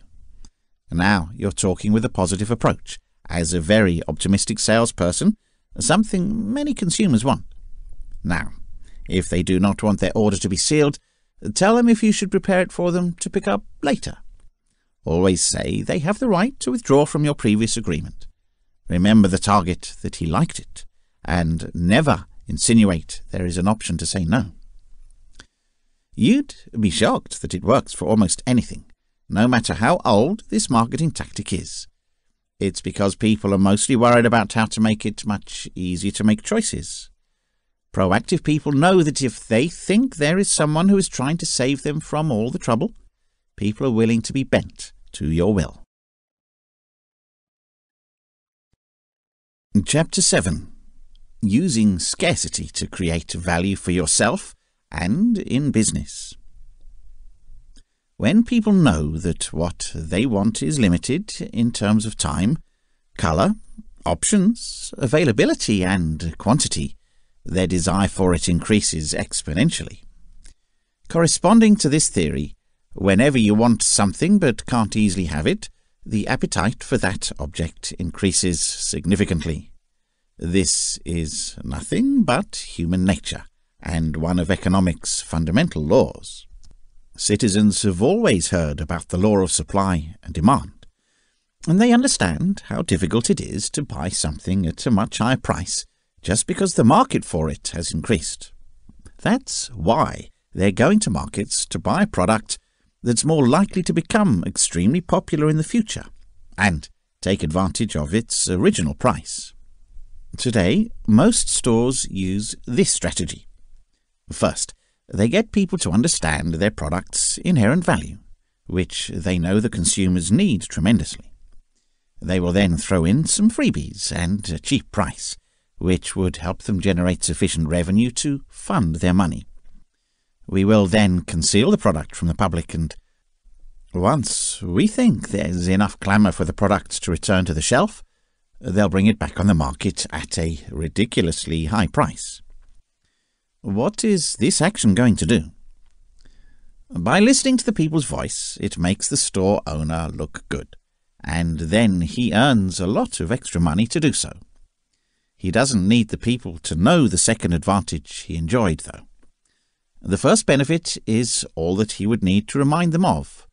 From the point of view of his goals, he's simply trying to make his customers avoid the pain by reintroducing an old product that would most likely be much more expensive than the new products his store offers. The customers did not know, however, that the store owner has already guaranteed his personal reward. He definitely knows his old product would be selling no matter what. He did not actually take any risk at all. So, how can you use this principle? The first element of this principle is that your goal must be aware that it will be valuable to him or her for your service, offer, proposal, or product. He or she is going to suffer if he or she loses the chance to have this right now. The second element is the act of scarcity induction. Now, to your target, you can induce scarcity. Tell him or her that in terms of business operations, what you are selling right now will only be available for a limited time, or in limited quantities.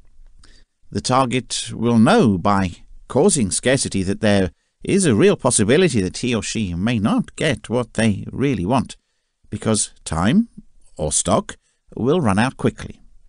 As such, telling your target in no uncertain terms how it will lose out in this situation would be essential. If you want to obsess with something useful in life like working out, there's a talent for that. It's all about neuro-linguistic programming. Just recognize and use your preference to create better things in your life. D. Try as much as you like. There's no particular way to use NLP to achieve the goals of your life. Experimenting in different ways will ultimately help you. Focus on yourself and try your best to get deeper into your emotions and ideas if you want to achieve beneficial results with NLP. What you should do is challenge your inner views and your perception of things and the globe as a whole.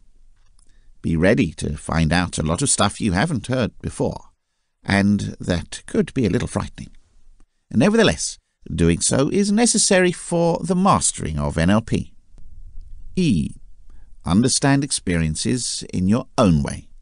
There will be many discoveries that you will understand in your search of self-discovery using NLP, and since there is no instruction in this capacity, you will have to come up with your understanding of things and identify your own goals in life. This will come after you use NLP to master the limiting factors. F. Do not restrict yourself. In fact, there is no limit when it comes to what the human mind can accomplish.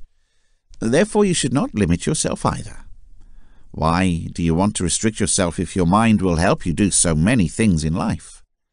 Those phobias won't have to be dealt with anymore. When using NLP, you can easily overcome them. Set the sky as your limit and make as much as possible for better days in life. G. Enjoy it. If you don't like to change your belief patterns, you might not do much through NLP. So you've got to enjoy it. Having fun trying to overcome your addictions, fears, obsessions, and other things that will ultimately help you achieve better results. You can do so much to overcome these limiting factors, and that's how easy it is to restore order to your lives. Note that the way you feel about NLP is exactly how you should feel when you face all these restricting factors. Try not to follow a certain itinerary. Define your own itinerary, have as much fun as you can, and see how lovely it would feel. When individuals are physically and mentally at an all-time low, we often claim it to be in a bad state. We also recognize that to make the most of a task, we need to be in the right mindset. Very literally, these are all the thoughts, emotions, and physiology which we articulated at the time, the mental images, sounds, feelings, and all the physical posture and breathing patterns. Mind and body are completely linked, and our emotions instantly, and vice versa affect our physiology. Our state of mind is constantly shifting, and one of the few things we can rely on. If you change country, the entire world out there is also shifting. Generally, we are more aware of our emotional state than our breathing patterns, physiology, posture, gesture. In reality, emotions are often considered beyond conscious control. They are the visible tip of the iceberg. We don't see the entire psychology and thought system sitting below and encouraging the emotions. These are the submerged 9/10 of the iceberg. Trying to influence the emotions without altering state is as pointless as trying to make the iceberg vanish by staring at the top off. More will just surface unless you spend too much energy holding it underwater, and that's often what we do with drugs or willpower.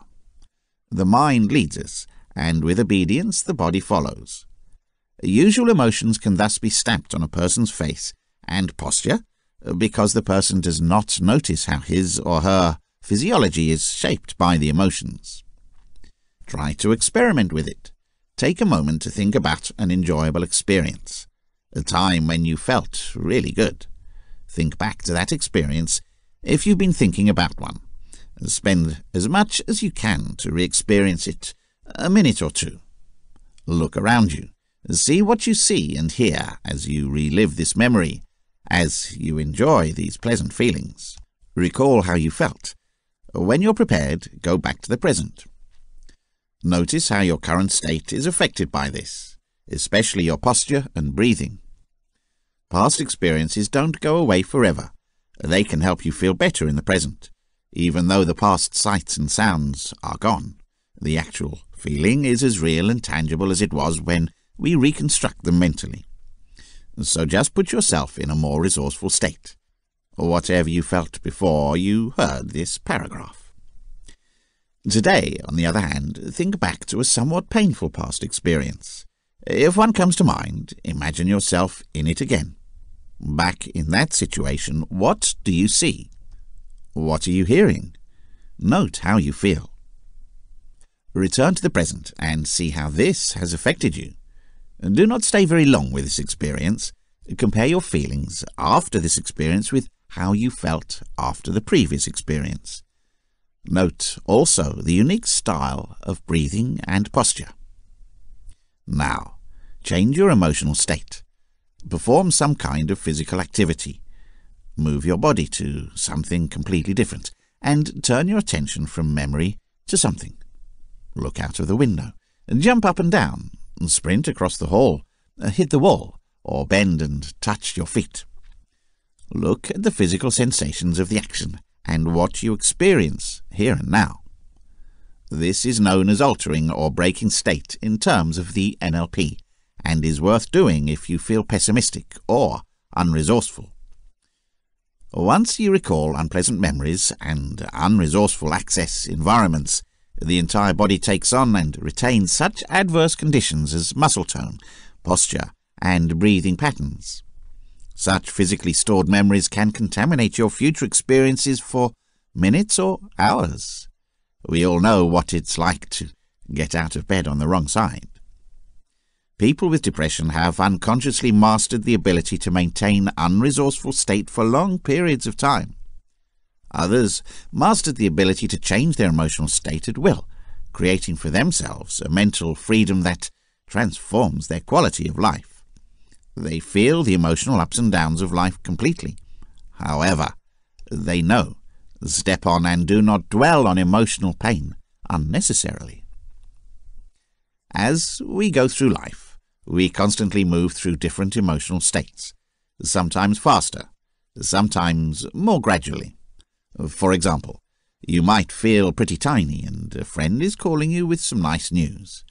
It makes your spirits lighter. Or maybe it's a bright sunny day and you're opening your mail to discover an unexpectedly large bill. The mind's clouds can cover a moon. We can affect our states instead of simply reacting to what is happening outside. In the last few minutes, you felt nice, then awkward again. But that's how you feel now, and nothing has actually happened in the outside world. You've done it all yourself. Suppose you are a businessman as an illustrative example, and your target is a potential customer. You can say to your goal, "I'd really hate to see you miss this latest iPhone. Note that this version will only have 2,000 iPhone units available. I will give you the chance to reserve one for yourself if you wish." This example would work because it involves a specific number, which justifies the claim of scarcity. A seller would sell for a certain amount based on how much his customer would like or need the service that he sells. The thing is that soon, because it's that special, the product will be taken off the shelves. He can make the claim stronger by saying that most people can get it only on a reservation basis, and because the competition is very tough, but still fighting for the product is so worth it. To maximize consumer pressure, a store owner may declare that consumers have a specific deadline to make up their minds. Missing that deadline is the same as missing the entire opportunity to profit from the service. Now, if you were that salesman, you could even boost your pitch by saying you're willing to go out of your way and make sure your target gets a fair fighting chance to get that product, but it should count on an effort. Insinuate that going through the trouble of having to fill up the paperwork and stand in line can be frustrating for you. You are now guaranteed to sell, and you would also get a good tip. Conclusion. In the end, it is essential to understand that NLP and manipulation techniques are both subjective techniques that work on all humans, but also depends on a lot of practice and expertise in order to fully maximize its prowess. Whether you are working for a small organization or a multinational, NLP can be used throughout the business. The skills are useful when it comes to communication, team management and project management, dealing with challenging situations and when your work involves interacting with people. NLP can be used at all stages of life throughout business and education. The tools will help you gain a thorough understanding of behavior patterns and how individuals can respond in a variety of situations, helping you to work more efficiently and effectively. Everyone can take advantage of the skills, including business people, sports fans, actors, teachers, leaders, politicians, and coaches, for example. Thank you for buying this book. I hope it has helped you learn the basic principles of human psychology and the specific tactics that you can use to manipulate, persuade, and deceive. In any situation you find yourself in, you can use the strategies described in this book. The next step in your efforts to use manipulation, persuasion, and deception techniques is to apply this knowledge to your daily lives. Be sure to reread it regularly, to remember and make the most of it in your life, and accomplish your goals more quickly. The end. This has been Manipulation and NLP Techniques. Learn the art of persuasion, influence, and deception. Understand emotional intelligence, social influence, hypnosis, and seduction techniques. Written by Jake Smith. Narrated by Jason Spire. Copyright 2019 by Jake Smith. Production copyright by Jake Smith.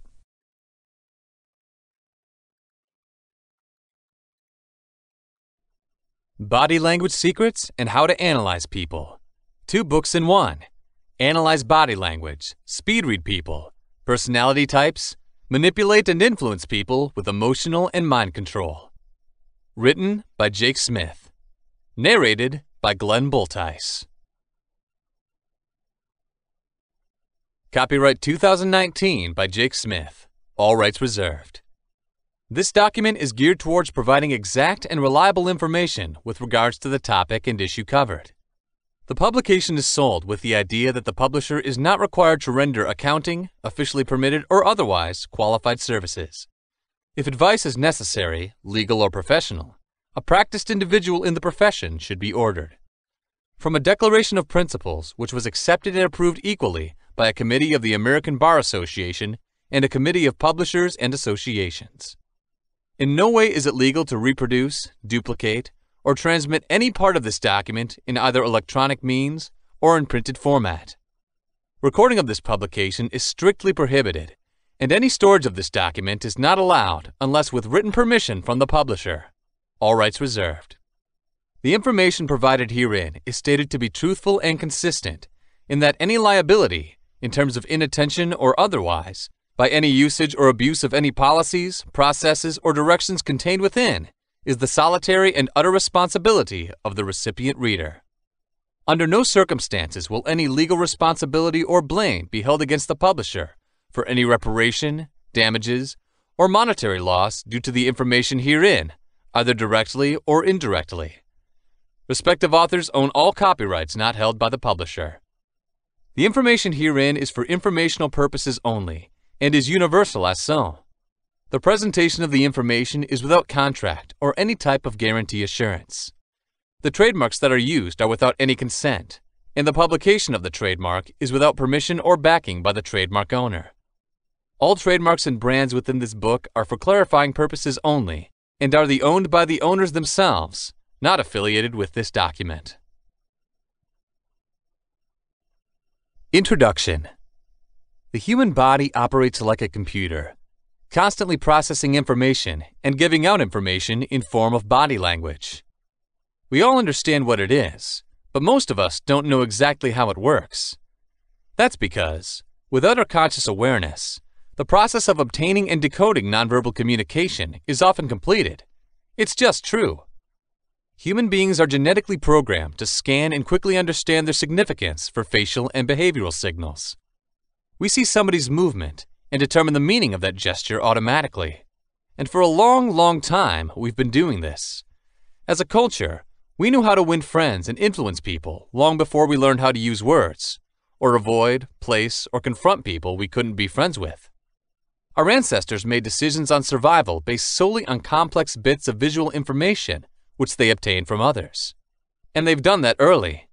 Throughout our prehistory, it was often a matter of life or death to decide quickly whether a circumstance or individual was risky. Almost all of us are able to read body language, yet its rules may seem mysterious, and at one point, we all let our bodies say things we didn't want. Even without being aware of it, you're going to know that sometimes a meeting or transaction is going very well, and sometimes it goes terribly, even without changing a lot about your conversation. The explanation this often occurs is in the culture of the body that you or they used. You said the right thing with your face and the reciprocated person with a positive atmosphere. Or, on the other hand, you might have had a rough day and another person could only read your anger from the way you stood. Flimsy body language may cause real problems for many of us. Sometimes we may seem upset when we're not. Sometimes people may not take us seriously, or they may feel we're insincere. In many situations, fake body language is also important. At one time or another, we have to sell something, whether it's thoughts, ideas, or used cars, and we're not going to believe in what we sell. Nevertheless, we need to say that we are doing by our body language. Luckily, you can change the way you use body language, and just be mindful of what hand gesture means what, and what your eyebrow twitch can say. You can start saying what you mean in both your words and your body. This is the book to help you achieve good knowledge of body language, how to analyze people, and how to subtly use body language to manipulate people, with or without their consent. Consider these two near-identical scenarios. Both start with you sitting at your favorite restaurant table. It's a busy night, and you luckily got there just in time to avoid having to tip the busboy to skip the queue. And you're on the tail end of your main course in deep discussion with your buddy about ordering dessert or not. It's a night of pleasure. Why not? So the waitress comes here, she looks down at your table and asks, "Are you finished?" Scenario 1. With her hands on her hips, she asks this question, stood up straight, her lips slightly pursed, and she speaks really quickly without waiting to see if you are ready to answer. Scenario 2. She's bent over slightly to make better eye contact. She's waiting for you to finish speaking before answering. Her hands are waiting by her side, or maybe even giving your shoulder a gentle brush. And she's asking her voice with a soft inflection because it's really a question and not a sarcastic motion. Through experience and just reading these two fictional stories, you can see exactly what was going on and what these two waitresses were really doing with their bodies.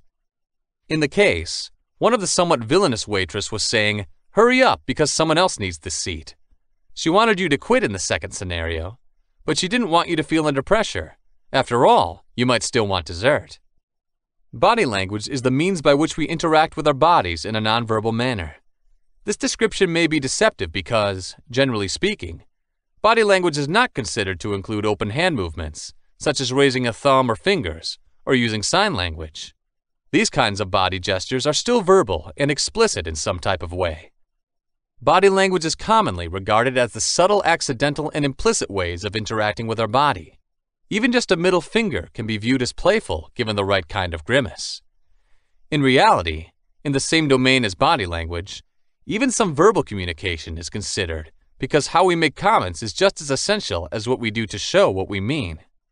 There, of course, is a middle ground. Pointing the finger is a clear form of interaction, but it can also be automatic, and finding out what our hands are doing is certainly central to understanding the language of the body.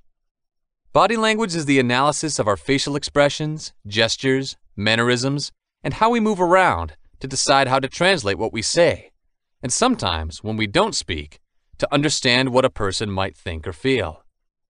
It's good not to be anxious at an interview in your voice, but if you're sweating like you're going through a tough time, people already know you're putting it on. The question of whether body language is deliberate or accidental is a very difficult question to answer. There are only a few rare occasions to ruminate or witness what's happening not just in the discussion, but what's happening outside and around you. Reactions occur almost naturally, and you'll often find yourself thinking, "That wasn't what I intended to say." And in those situations, you may start deconstructing your thoughts to sort out what you thought at the time. Their body language seems to have even less feedback from their brains than this, which has culminated in some thinking about a conscious and subconscious brain. This kind of separation is useful to many motivational speakers because it is dramatic and simplistic. The body seems to be working on its own behalf, exposing your inner urges. It would be some sort of hidden secret to command. The truth is that this division is typically filled with Freudian psychology leftovers that are no longer taken with a lot of integrity. For simplicity's sake, it's best to think of the brain as having the parts you're paying attention to at the moment. And next to that, there's a lot of background details and systems working behind the scenes. But you can easily concentrate on them and change them at your own will. The way a machine works is a perfect analogy. You can normally run just a few programs at a time. Some people would like you to believe that while you're busy, your old emails and solitaire plot something against you, but that's not the case.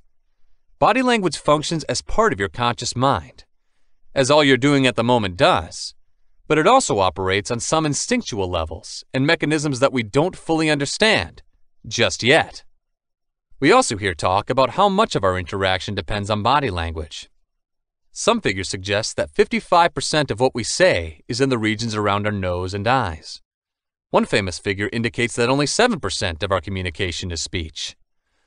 While these statistics vary greatly from source to source, and it is not always clear what these numbers mean even in real terms, it is sufficient to know that a significant amount of daily communication is almost impossible without some form of NVC, nonverbal communication. Remember how we act through text messages or online chat systems. Since so much of what we say can seem deceptive or angry without a mouth or face behind it, it can almost seem appropriate to use smiley faces and emoticons. A simple question like, "Come to the dinner party?"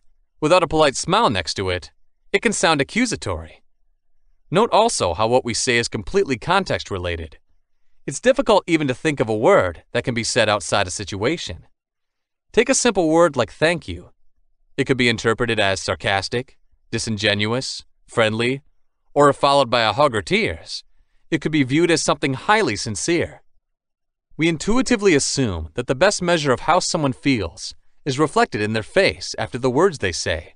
But a recent study indicates this is not the case.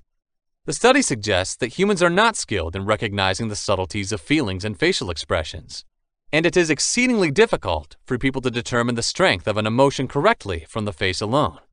Just by analyzing facial images in a Princeton report, it was discovered that without being able to look at the rest of the body, only 50% of the time people were able to perceive an emotional state correctly. The more we know about the language of the body, the more we understand how complex it is and how that body is used. Body language. Is it not interesting stuff? Our perception of body language and our comprehension of it seems to be both an innate ability and something gained by experience. If you spend enough time with children, you'll know they can judge what your face says or communicates from very early on.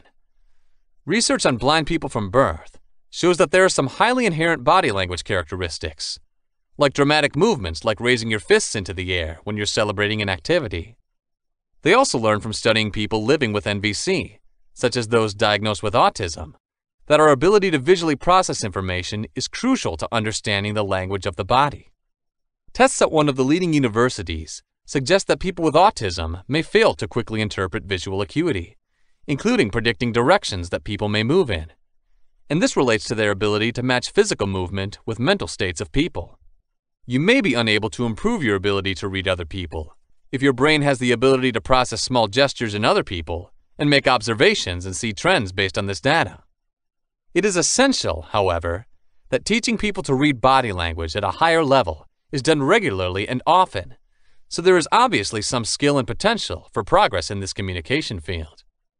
For example, by looking at their body language and features, security forces are trained to detect deceptive characters.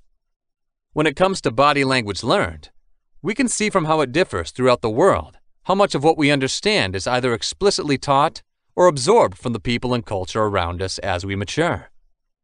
The duration and frequency of eye contact varies around the globe. In the USA, regular eye contact is significant. Prolonged eye contact can be seen as a challenge in some Latin American countries. And in some Asian nations, only short eye contact is considered friendly. Even something like a smile isn't as cross-cultural as it might seem. It's a symbol of joy in many cultures. In others, it's used more as a display of compatibility. But, although these gaps exist, you still have the knowledge of communicating with people from abroad, and you manage to do it reasonably well, perhaps without even speaking a word in their language.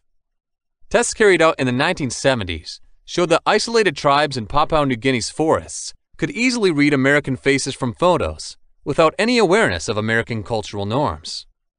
Nevertheless, what makes all of this even more difficult is that body language differs not only in terms of nationality or territory, but also in race, profession, and even individually.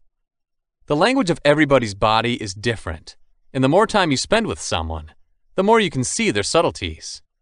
If you ever find yourself talking to a loved one, why do you make that face? You know just how precise their expressions can be. Like with any kind of language, you are developing a personal idiocy, and you are developing unique ways to communicate with your family and friends that others fail to understand. This is basically jokes, stories, and secrets that would only be known by those close to you.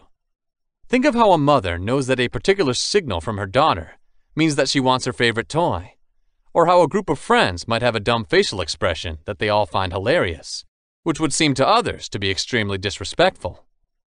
There is enough mutual ground to make studying body language a worthwhile endeavor for almost everyone. But keep in mind that if you want to develop your work-related nonverbal communication, you'll have to account for what you're doing in your own environment. When you lead a team of developers, for instance, the language they speak with their bodies will be different from the language of office workers. In reality, body language is more complex than implied, but don't be afraid. Based on your community, context, and personal history, it not only varies, but it also changes based on who you are speaking to. You may find that when you speak to your near-deaf grandmother with your eyes, or when you speak to someone you are drawn to, you adopt a soldier straight back. One of the most relevant lessons to learn about nonverbal communication is how quickly a message can be conveyed. We make judgments almost instantly about a person, their mood, their goals, their interests and personality. Think about how to smell a salesperson before they even reveal their true intentions. We can make these decisions about an individual and how they think from just over a sneak peek. Studies suggest that it may take as little as a second, or as little as 30 seconds, to make a decision about what's going on with someone else. You might be left to wonder after all these variables, how much of my body language can I control? You've come this far, living mostly in the moment, doing whatever your body feels like to convey its internal feelings. So how can you make changes realistically? A combination of positive and negative is the solution to that. There's a context in which the way you respond to a situation without much preparation or psychological reprogramming is incredibly difficult to change. You can learn what all the various expressions and facial features mean, but if you're mad, the illusion that you're not might be hard to give. Even having good control of your emotions is part of using the body language well. This is the big trap, often not discussed with others reading these kinds of books, which is that paying too much attention to the language of the body could actually make you worse using it. Body language is so innate that it can be thrown out of control by focusing on it. Similar to how concentrating on how you breathe and walk can make you forget how to do it for a couple of seconds automatically. There is hope, however, because the relationship between your mind and your body is important. The body reflects how you feel inside, but it can also make your body function in the opposite direction. When you take on the look of someone who is happy, smiling or dancing, or the attitude of someone who is optimistic, relaxing and growing big, then your subconscious will believe in what your body is saying, and you will begin to feel happier or more comfortable. For 20 seconds, you can make a very easy smiling experiment, even though it's the biggest, worst, and most artificial smile you've ever made. You'll notice a change in your attitude and feelings. You will note an even greater change if you do it correctly and honestly. Or you can go the other way around. Change your physiology so that when you're very tired, bored, and lazy, it's in a state of slumber.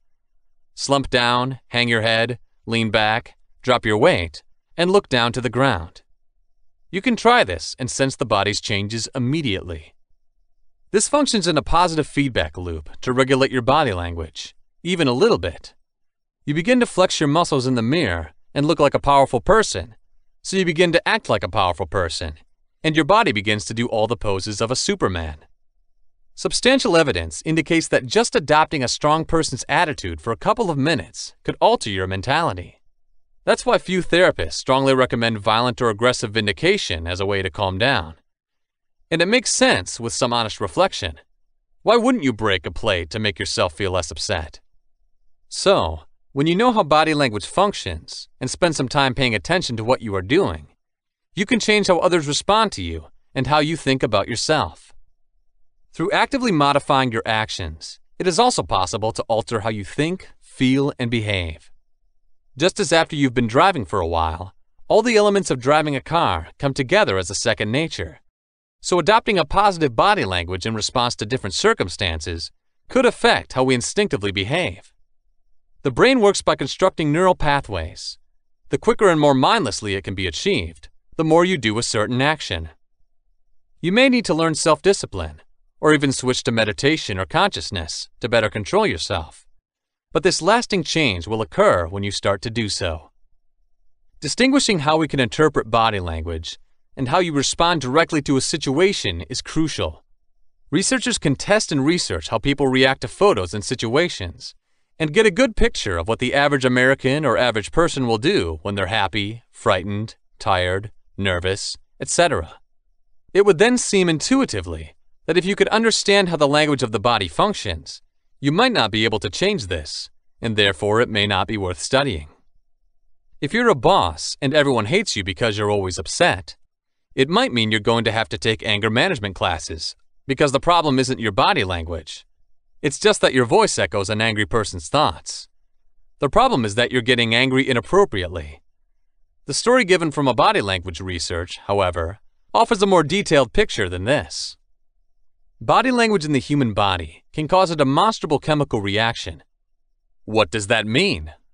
In experiments of high power or low power postures, high power meaning you make yourself look big and confident, and low power meaning you make yourself look small or timid, it was found that just having a high power pose could elevate your testosterone, while a low-power pose could elevate cortisol levels. When tested by low levels of cortisol, testosterone is a hormone which drives you to take greater chances and project more strength. Cortisol is a hormone released when your body is under pressure, so that certain types of body functions are put on the back burner so that your body can cope with the crisis at hand. Across similar tests with other body language styles, such as laughing, it was found that happy chemicals, such as serotonin, were released only by happy acting. In response to artificial gestures, these are not synthetic reactions. They are real body reactions that will make you happier or more anxious or more tentative. You've probably heard some of this before, but what's important to understand here is that with practice and attention, you will alter your attitude, and this change in behavior can influence how you feel. You can also learn to read body language on a smaller level to analyze different situations in your life, which will allow you to have better strategies to connect with people and understand people at times when you can become blind to body language. We now have a general idea of how body language works, what we talk about when we talk about body language, and how body language research can make us feel better about ourselves and communicate better and build better relationships with those around us. Once we discuss more thoroughly how the body works, though, it should be remembered what you should take away from learning body language and how it should actually be applied. Especially in the US, there is an obsession with being optimistic, extroverted, and almost having a salesman's characteristics in all we do in life. Whether we're on a date, trying to get our child into a school, or, I dare to say it, being a businessman or saleswoman, or trying to sell anything. A lot of body language talk is sold as a way to become some form of hyper-confident, happy person, as a way to drop a meeker or softer personality that is often considered to be a weaker way to live. It's important to keep in mind that there are loud and quiet ways to be strong, happy, or optimistic. And it's important to remember that when you're thinking about interaction, no pun intended, there's no right way to do things. You shouldn't try to use body language to become a Hollywood picture of what a successful person is. Rather, you should try to become an efficient version of who you really are. In some language circles of the body, you may be advised to fake it until you make it, or fake it until you become it. So, for instance, if you have to give a speech, you'll behave as a confident person for body language. Then you will eventually become a confident person. That's great advice, but you can't forget that building trust isn't as good as having a reason to trust. In order to stick to the example of speech, it is most important to work out some excellent content for your speech and deliver it in a way that suits your personality. Becoming optimistic will help you make this dream a reality, but you shouldn't try to act like a finger-snapping motivational speaker, like Tony Robbins or Les Brown, if that's not how you'd speak in public, of course. In certain situations, such as job interviews, we can become so spellbound by the thought of using things like body language to do well that we fail to actually work on a successful curriculum vitae and figure out what we want to express in the interview. Positive body language is the product of a positive mind, and you can use your body language knowledge to help make the case. But you can't indeed be confident if you have no reason to be confident. At the same time, you don't have to be afraid that developing your understanding of body language will make you more artificial. On the contrary, you will be able to express yourself better by having stronger body language skills. Chapter 1. How does our body communicate? You will be given a guide of your body in this chapter and how each part of it expresses different feelings or thoughts to other people, from your toes to your eyes. It is possible to use this knowledge to understand other people, but keep in mind that other people sometimes lie about their bodies, often without realizing that they do it, and different things can likely mean the same word. Tears are a classic example of a kind of body language that can mean a lot of different things, although a person can still have the same glossy cheeks and stuffy nose. Try to consider how your own body language functions as you read through this section, and begin to take note of it and learn how other people behave. If you have a lot of self-awareness, then maybe you should try seeing your body in motion. When you laugh at a TV show, try to see how you move your face and chest. Observing others is also very helpful in studying body language in different scenarios and circumstances, particularly if they are not guarded and tired of being watched. Try to be realistic about what body language can achieve. It may be that when they are nervous, people show their fists, but they may also have itchy wrists, and not everyone is the same. It's best not to judge others by their body language if you can stop it. If someone in their face and shoulders is clearly annoyed with you, so they say they can't be partisan, appreciate what they're trying to do and try to find a solution to the source of their frustration rather than a conflict. There are many different types of body language, so it's worth starting by looking at how to break them down into ways to make them easier to understand. We addressed intentional and unintentional movements at the start of this book and how much we actively manage while communicating. Such words will be used to differentiate between the forms of movements we know we do from those we may not be so sure of. I can easily tell you that I was pointing my finger at you deliberately, but I might fail to see my foot bouncing up and down because it was done involuntarily. Unintentional movements with this description include things like crossed arms, head bobbing, biting your lip in deep concentration, or sitting in a chair. These can of course be controlled actions, but when we concentrate more on some other activity or action, we actually want to think of them as being out of control in a natural state.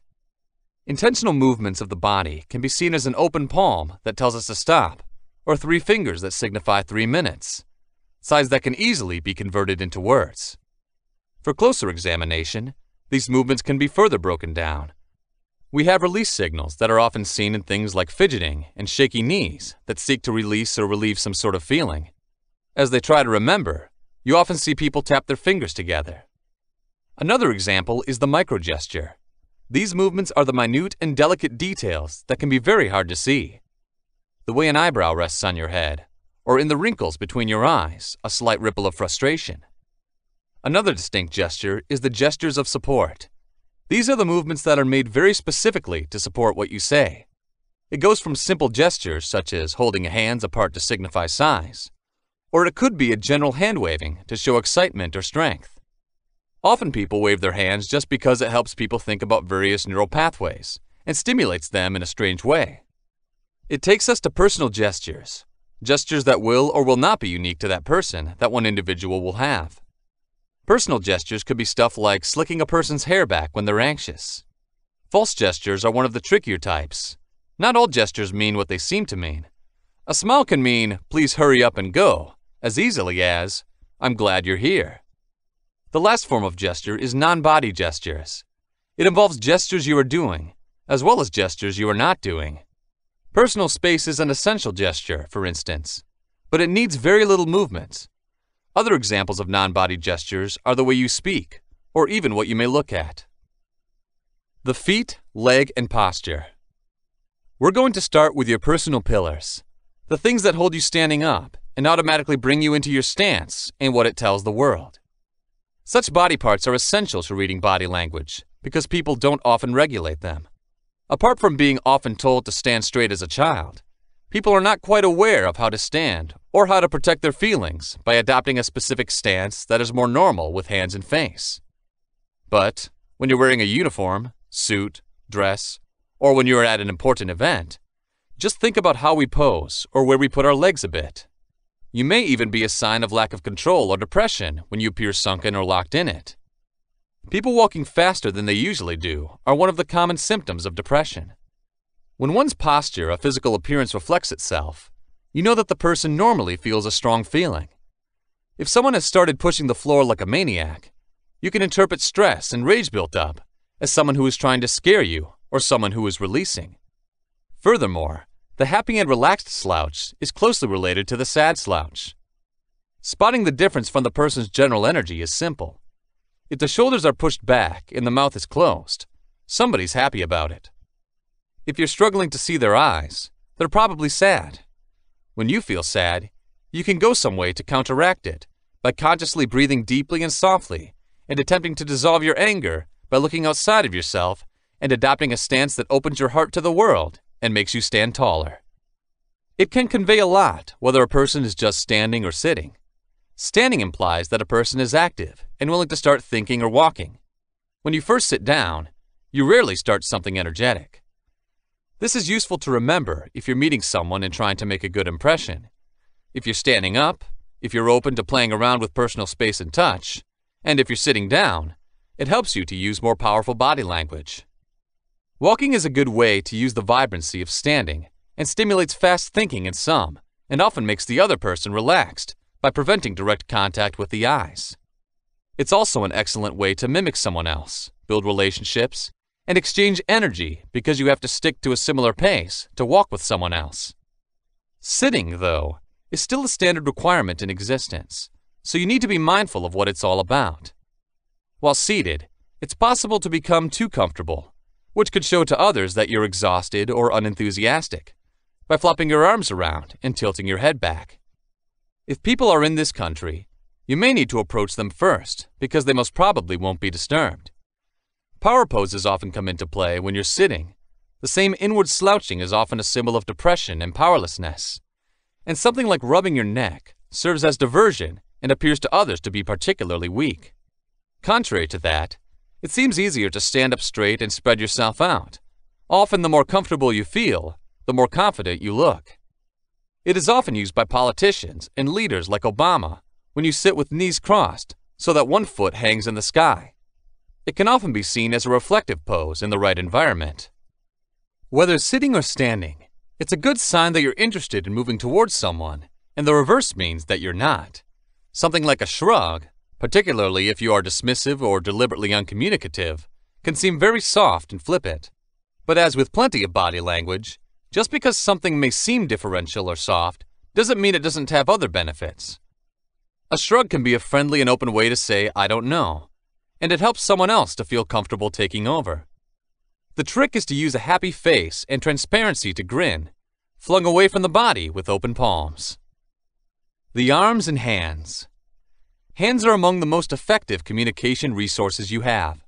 Whole languages consist of simply different hand signals. The weapons are also critical because they can bring people in or act as a barrier around you. The weapons are the normal object to use when defending yourself. If confronted by a loud noise, you naturally bring them to your head, and therefore people will see you as defensive when you adopt similar kinds of arm placements. Obviously, hugging yourself is a sign of insecurity, and crossing your arms is something that should almost always be avoided because people could find it cold or even violent. It's often used to stay warm or because it's comfortable crossing your hands, but it can also indicate you're not ready to help. An alternative is the arms crossing where the thumb is pointed and the hands are slotted under the ring. This can also be seen as a dominant stance, almost as if you were punishing others. It can be quite difficult to learn to stop closing your arms, particularly if you are used to holding your hands in your pockets or crossed arm walking. Start carrying things. Hold a glass at a picnic, holding an umbrella, or keeping a pen at a meeting. But don't fidget. It's also helpful to wear layers in the winter. It also shows you're prepared, and it also helps you to stop shivering and warming up. Openness, instead, is the best way to bring your arms to other people.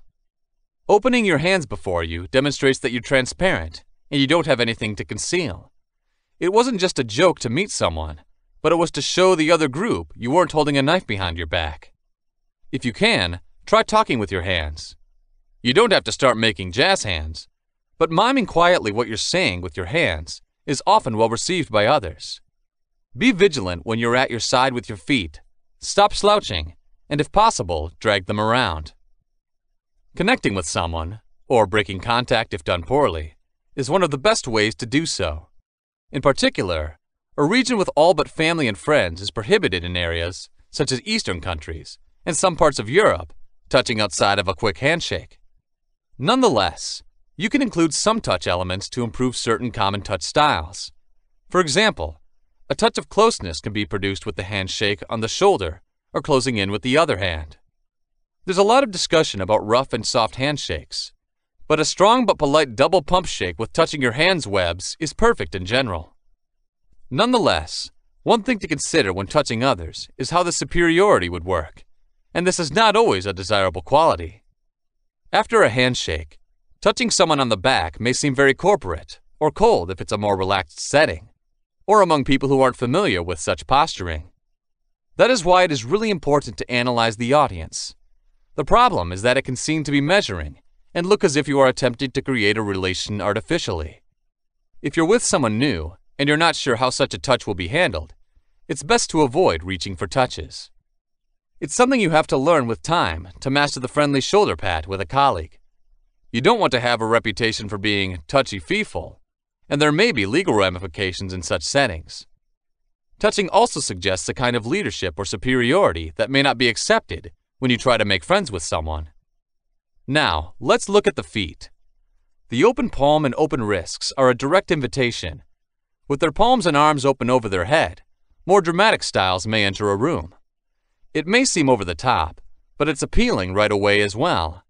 With your palms down pointing to someone like a healer or a witch, it may seem like a sign of hostility or superiority.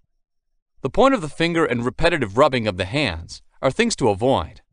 A fast touch or clap of the hands is great for anticipation, but don't go too far.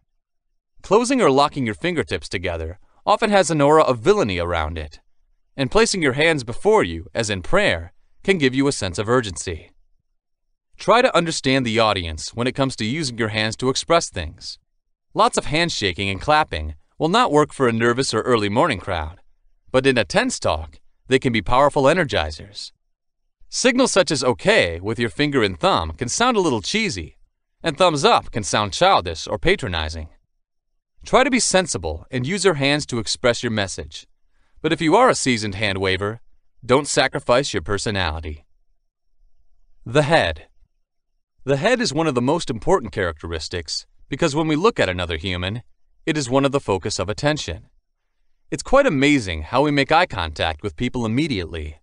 A little experiment you can do personally is to quickly glance at a light so that while you're in a crowded area, you have the imprint of light in your vision. Please be careful not to gaze too long.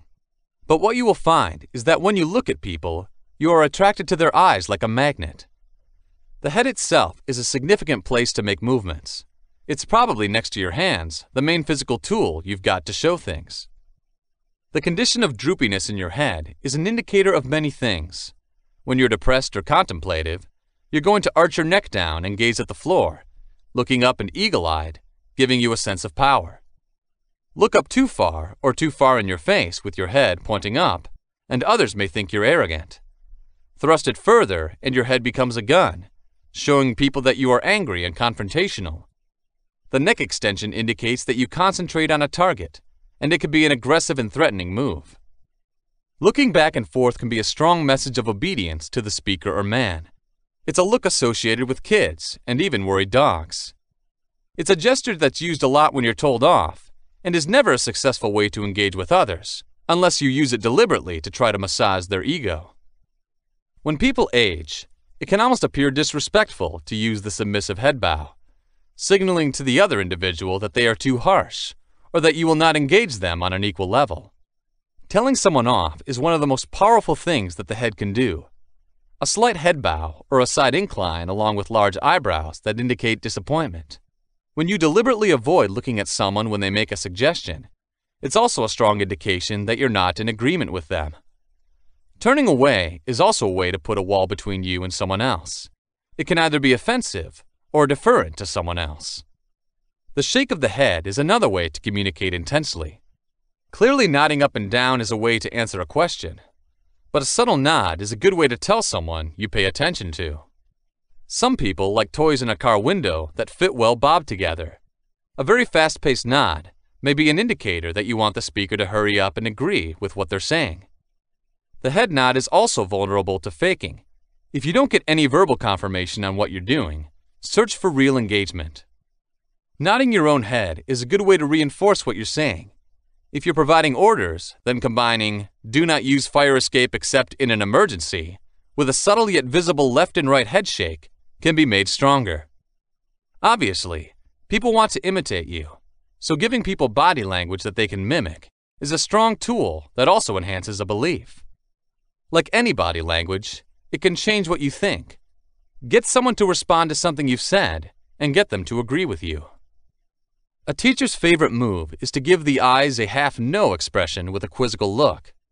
This is a subtle way of telling someone to correct themselves without questioning them directly, suggesting that you think they have the solution or that you are waiting for them to come up with a response with which you agree. A head toss is an obvious way to offend someone. When followed by a sigh of disgust and a flip of hair, it can be almost cartoonish. A fast whip or head nod is a great way to say hello. It gives attention. but also discourages long conversation and is useful if you've forgotten a name.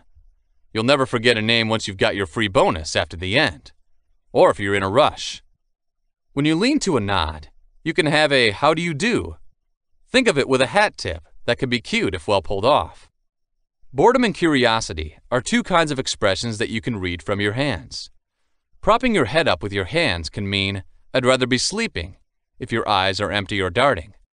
Or it can say, "I'm enraptured with your every word," if you raise the chin up for a better view. Maybe even if you take notes of some kind to keep you from staring at what you're reading. The face. The face, and one of the most valuable and challenging parts of the body to read, is attached to that head of yours. It's successful because it has plenty of chances to see new things. Hard because change is so quick. It's also quite difficult to control your face, especially if you're trying to do it consciously. Sometimes when you're trying to look fascinated or closed or impressed, it's more successful to start trying to get really impressed. If not with the individual at hand, then something else is impressive.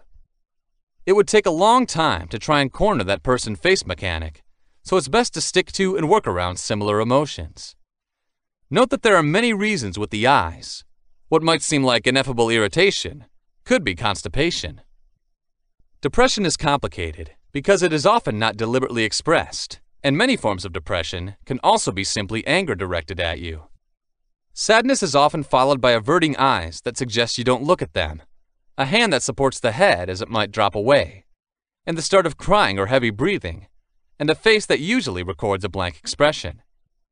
There's little need to think of intense sorrow in the face as it's easy to read. Frustration shares quite a few similar notes, such as a blank face, but often the gritting of teeth is seen.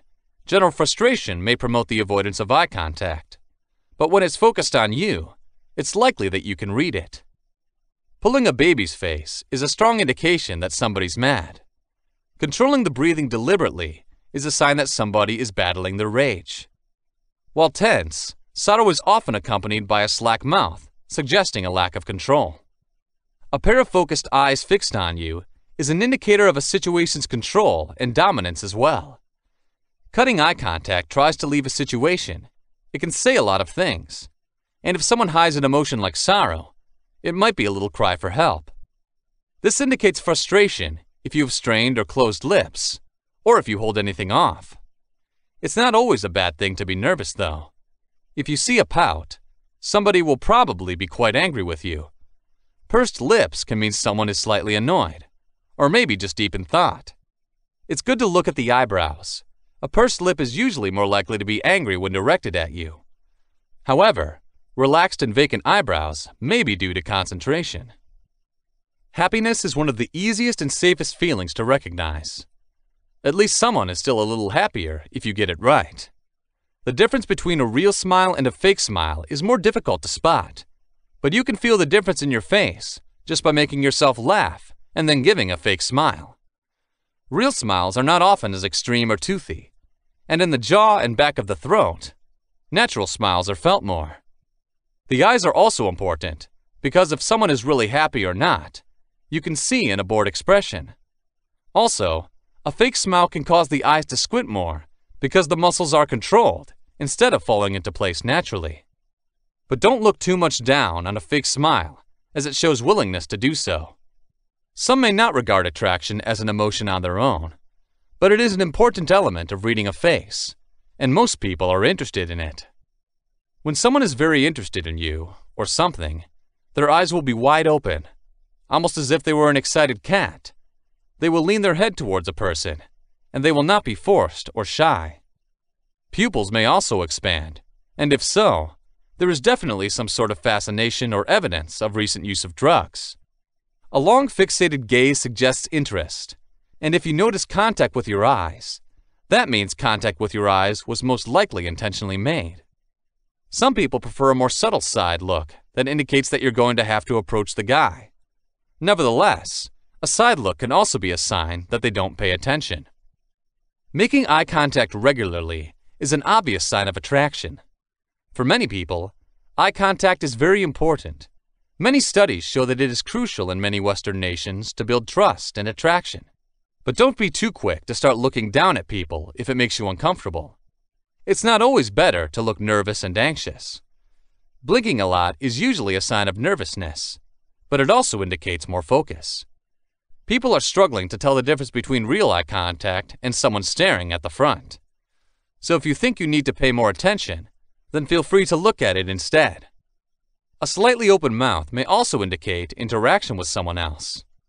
The kind of smile you got can be significant. If it's too bright, tight, or mild, then it can be seen as a gentle letdown. A slightly lower jawline and open mouth is a public smile that invites others to agree with something. In terms of sly flirtation, the side view is matched only by the side smile. Faking body language. A common question is it possible to falsify the language of your own body? The general answer to this question is no, due to the lack of continuity that is likely to occur in the use of the main movements, the microsignals of the body, and the words spoken. For example, open palms are synonymous with sincerity, but his microgestures give him away when the faker holds out his palms and smiles at you as he tells a lie. His pupils may contract, an eyebrow may raise, or his mouth's corners may twitch, and the open palm gesture and the genuine smile contradict these signals. As a consequence, the receiver does not tend to believe what he says. The human mind tends to have a fail-safe system that tracks tilt when it receives a set of nonverbal signals that are incongruent. Nonetheless, there are some instances where body language is intentionally distorted to reap any benefits. Take the Miss World and Miss Universe competition, for example, where each contestant uses practiced body movements to give the impression of warmth and sincerity. To the degree that each contestant can transmit these signals, the judges can score points. But even the experts will only be able to fake body language for a short period of time, and inevitably, the body must produce signals that are independent of conscious actions. Most politicians are experts at faking body language to get people to believe what they're doing. And it's said that the politician who can do this successfully has charisma. The head is more often used to cover up deception than any other part of the body. In an attempt to cover up, we use smiles, nods, and winks. But sadly for us, our body signals tell the truth, and our body movements and facial signals lack congruence. Face signals analysis is an art in itself. In this book, little room is dedicated to it, and I recommend Robert L. Whiteside's Face Language for more information about it. To sum up, it's difficult to falsify body language for a long time, but as we're going to discuss, it's good to learn and use constructive, transparent gestures to interact with others, and avoid movements that could be negative signals. This can make being with people more relaxed, and make you more attractive to them. How to tell lies. Successfully lying's challenge is that the subconscious mind works unconsciously and independently of our verbal deception, and our body language gives us away. That's why people who never tell lies are caught easily, no matter how convincing they can sound. The moment they start to lie, the body sends out conflicting signals, which gives us the impression that they don't tell the truth. The subconscious mind sends out nervous energy during the lie, which appears as a gesture capable of contradicting what the individual has said. Many people whose jobs include lying, such as politicians, attorneys, actors, and television marketers, have perfected their body movements to the point where it's hard to tell the deception, and people fall for it, hook, line, and sinker. In one of two forms, they refine their movements. First, once they say the lie, they practice what they think like the right movements. But this is only effective when they have practiced for long periods of time telling other lies. Second, most movements can be omitted, so that they do not use any positive or negative gestures when lying. But this is also very hard to do. When an opportunity presents itself, try this simple test. Tell your friend a deliberate lie, and make a conscious effort to hide all body movements when your body sees the other person in full view. Most microgestures will still be transmitted, even when the major body movements are deliberately blocked. These include facial muscle twitching, pupil expansion and contraction, brow sweating, cheek flushing, increased eye blinking rate, and many other minute movements indicating deception. Studies using slow-motion cameras reveals that these microgestures can happen within a split second, and it is only people like trained interviewers, salespeople, and those we consider perceptive who are able to see them clearly during a conversation or negotiation. Those who acquire the subconscious ability to read the microgestures during face-to-face experiences are the best interviewers and salespeople. It is clear, though, that you must have your body concealed or out of view in order to be able to lie effectively. That's why police interrogation means putting the suspect in the open on a chair and placing him under the lights with his face in full view of the interrogators. His lies are much easier to see in such situations.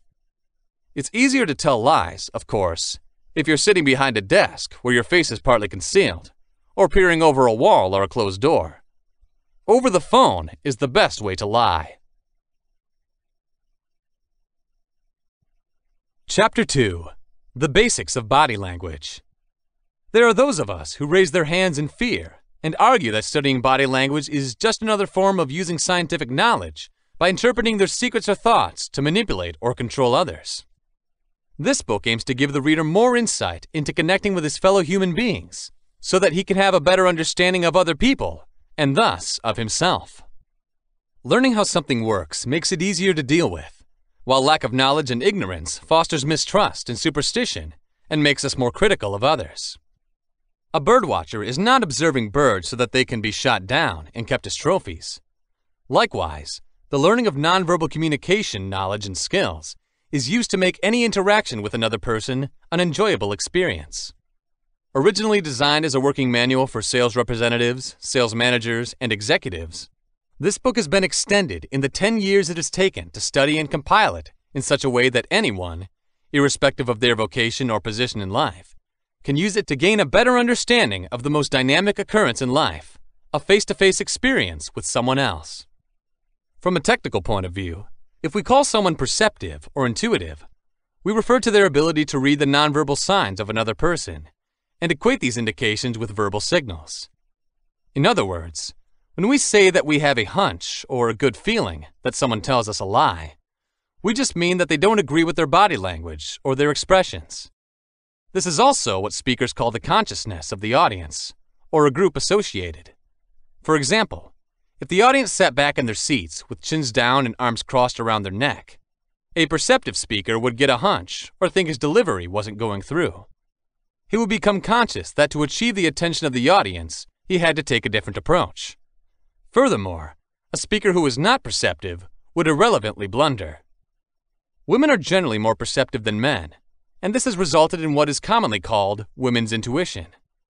Women have an inherent ability to capture and interpret nonverbal cues and have a keen eye for small details.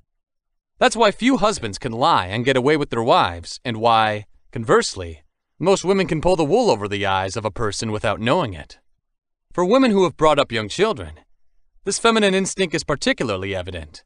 The mother relies solely on the nonverbal medium to connect with the baby for the first few years, and this is believed to be the reason why women often become more perceptive negotiators than men.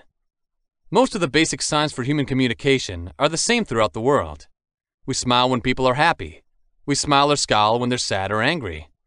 Nodding the head is used to signify yes or affirmation almost universally. This appears to be a form of head lowering and is likely an inborn movement, as deaf and blind people also use it. It is also common to turn the head from side to side to signify no or negation, and may well be a movement learned in childhood.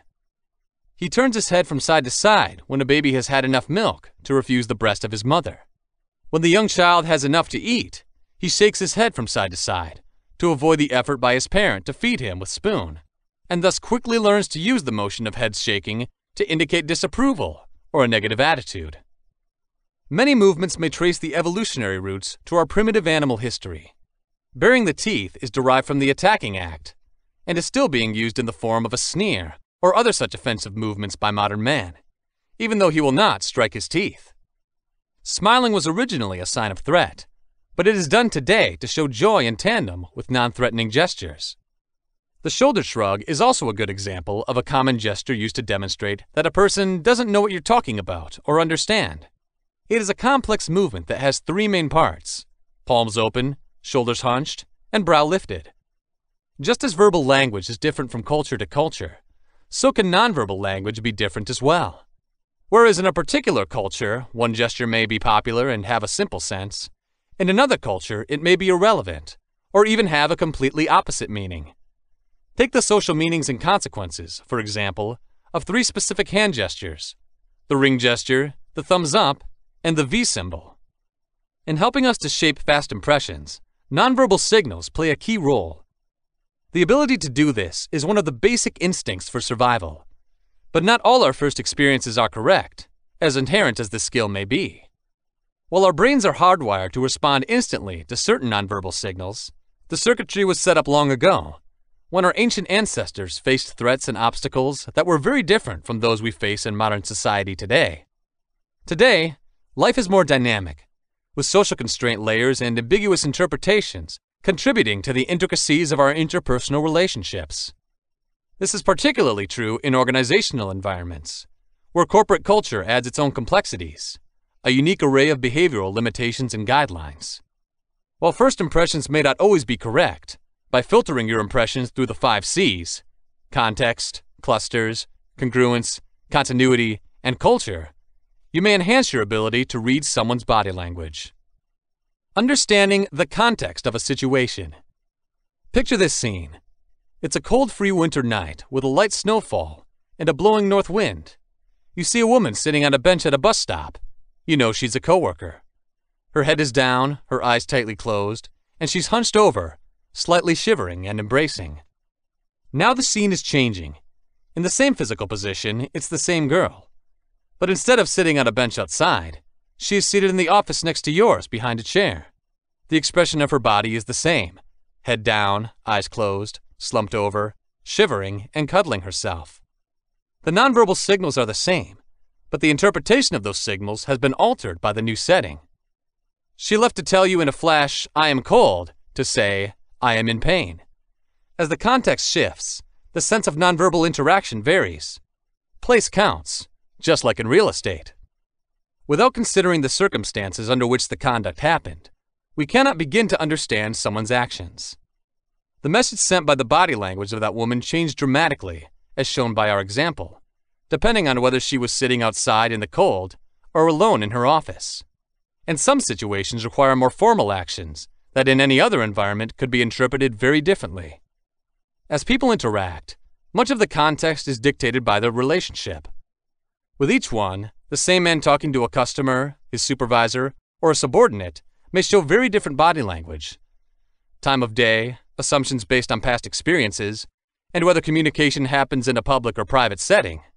All these variables form the context in which body language occurs and need to be taken into account when assessing meaning. The aim is to assess the appropriateness of nonverbal actions to the context in which they occur. Understanding clusters or closeness. Nonverbal signals are found in a cluster of gestures, a collection of expressions, postures, and behaviors that illustrate a common point. A single gesture can have multiple meanings or mean nothing at all. Sometimes a cigar is just a cigar. But the meaning becomes clearer when you pair the single gesture with other nonverbal signals. For any number of reasons, a man might cross his arms, but when the gesture is combined with a scowl, a head shake, and legs turned away from you, you've got a composite picture and encouragement to infer he's resistant to anything you've just suggested. Please try to check for conduct clusters. The cumulative action of an individual is far more telling than a single independently perceived gesture. A smart director I know starts every meeting of staff by taking off his jacket and selects a chair at the middle of the conference table, not at the head. Such actions alone would send an informal message, but the rest of his movements bring home the point. The director leans forward with an expression of interest in his face whenever someone talks in the session, nods approvingly, and gives the speaker full eye contact. Symbolically, this cluster of movements sets the stage for just what he intends to be the meeting, a rank-free exchange of ideas and questions. Understanding congruence, harmony, or agreement. A classic study by Dr. Albert Mehrabian at the University of California in Los Angeles found that the overall impact of a text is focused on 7% of words used, 38% tone of voice, and 55% facial expressions, hand gestures, body position, and other types of nonverbal communication. You can't, of course, watch a person speaking in a foreign language and understand 93% of what's being communicated. Mehrabian studied only the communication of feelings, particularly feelings of like and dislike. However, you can bet that when the verbal and nonverbal communication channels are out of sync, People, especially women, tend to rely on nonverbal message and neglect the verbal material. You see it corroborated in their body language when thoughts and words are in tune, that is, when people believe what they say. Their movements and actions correspond with what is being said. You can also see incongruence, where movements contradict words, a side-to-side headshake when saying yes, or someone frowns and looks at the floor while telling you that she is happy. Incongruence is not a sign of deliberate deception, but of an inner conflict between what someone feels and what they say. Understanding how consistency works with body language.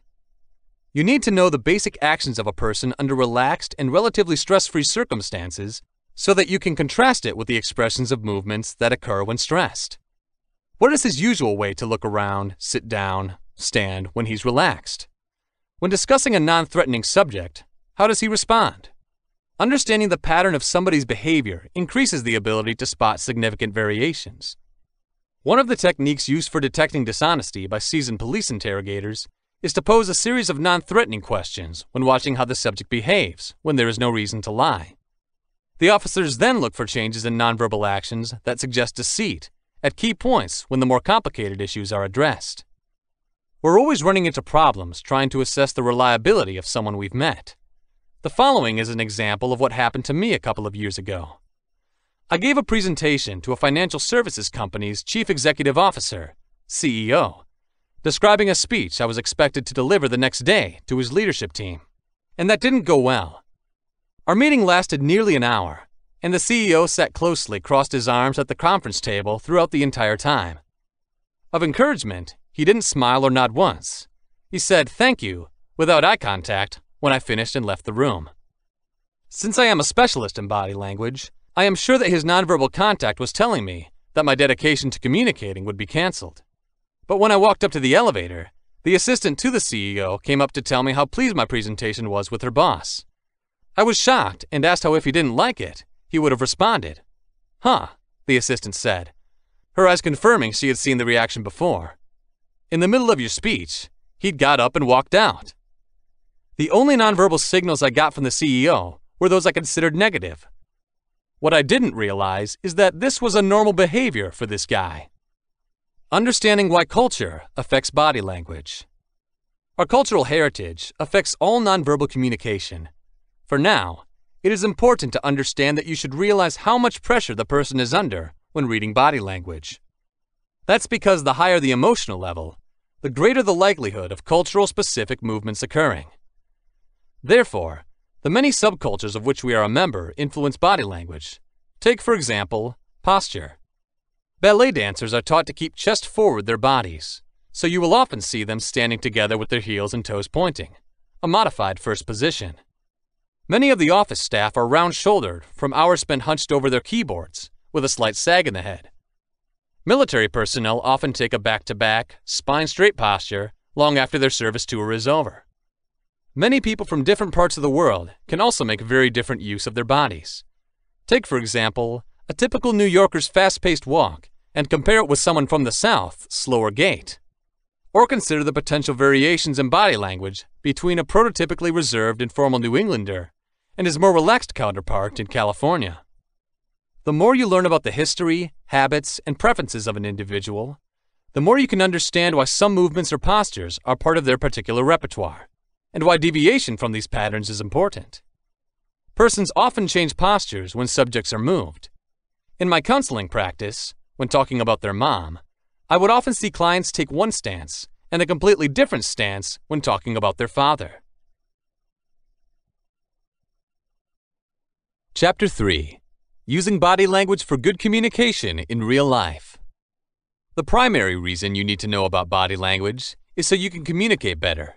So some of the dots are linked in this chapter so you can see how best to do this. One of the most important things to remember is that others see you as you see yourself.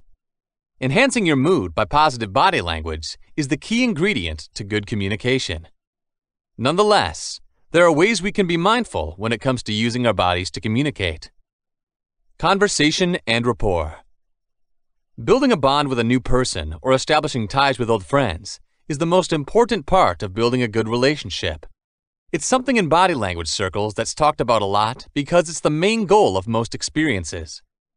When you're in a good relationship, you're going to respond well to the body language of the other person, and you're going to want to be with each other instantly, whether it's in a professional or personal capacity.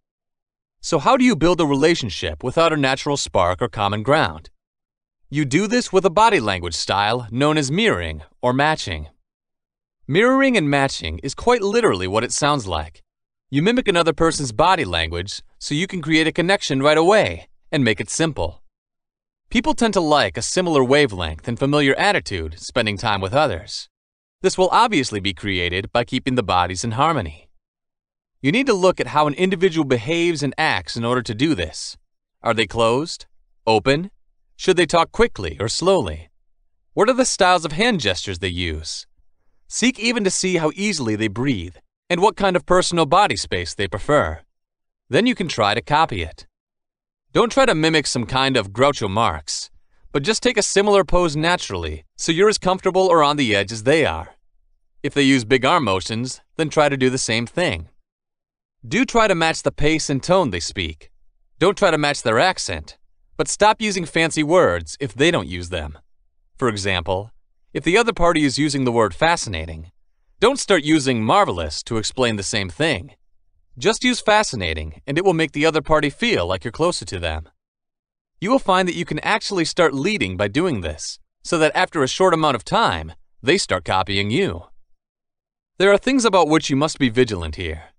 If someone else is slouching and gloomy, then copying might not benefit them absolutely. Instead, you should take a similar approach so that they can begin to act more like you. Then open it up and try to smile. Similarly, if they seem hostile or antagonistic towards you, then strive not to imitate them, but also avoid attempting to antagonize them by taking the higher road with a more uplifting body language form. By being cool and not manipulating or feeding another's rage, a good understanding of body language would actually allow you to disperse such a situation. It is also important to remember that it is only a small part of the battle to imitate their body. You need to have some substance to what you're saying, or else they might be puzzled as to why someone they're struggling to speak to copies their every move. Try to return to the person later when you have more resources if things are still not normal. The next time you're out for lunch, shopping, or train, a good exercise. Look at other people who chat, or just sit next to each other and may be strangers. You will note that they relate to the positions of their arms and legs, the speed and intensity at which they are speaking, as well as how immediately after the other party will follow suit if one party moves in a certain direction. People make a general mistake when they first encounter someone they are trying to connect with their words by finding common grounds. Only after this initial connection is established through verbal communication can people then get in touch on a nonverbal level. The key is to build relationships first through body language on a nonverbal level, and then move through verbal communication into building relationships. Another great exercise to do the next time you speak to someone, whether there's someone you've known for a long time or just met. Note the body language of each other, and you will note whether or not you are in a relationship. Usually after 5 to 10 minutes of conversation, some sort of nonverbal relationship will be formed. If you do, you will start leading in the mirroring and matching, or as they call it, entrainment. What this means is that you can move your arm or leg in a certain position or movement and continue with the conversation as soon as you realize that the other party has unintentionally changed into the same gesture or posture. This is relationship strength.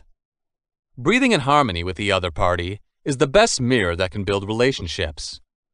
In a business or social setting, this may be much harder to do, but it is the most effective and discreet move to imitate. With your significant other, this is only used for the bathroom. Check it out and thank me later. Breathing in unison doesn't just mean the same number of breaths, but also where the other person breathes in the body, whether shallow breathing to the chest or deep breathing to the abdomen. Should they breathe through the mouth or through the nose? In what way do they inhale or exhale? Another important factor to consider is proximity. Each has different levels of comfort depending on how near or distant others are in contact with each other.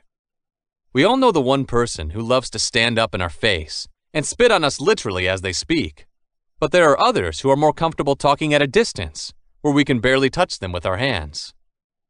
Physical touch is the second strongest way to build relationships, which can build more relationships than anything you've ever written. Nonetheless, this is more difficult to apply in a job environment. You might want to save this for later until you are more suited and confident to use it in social settings.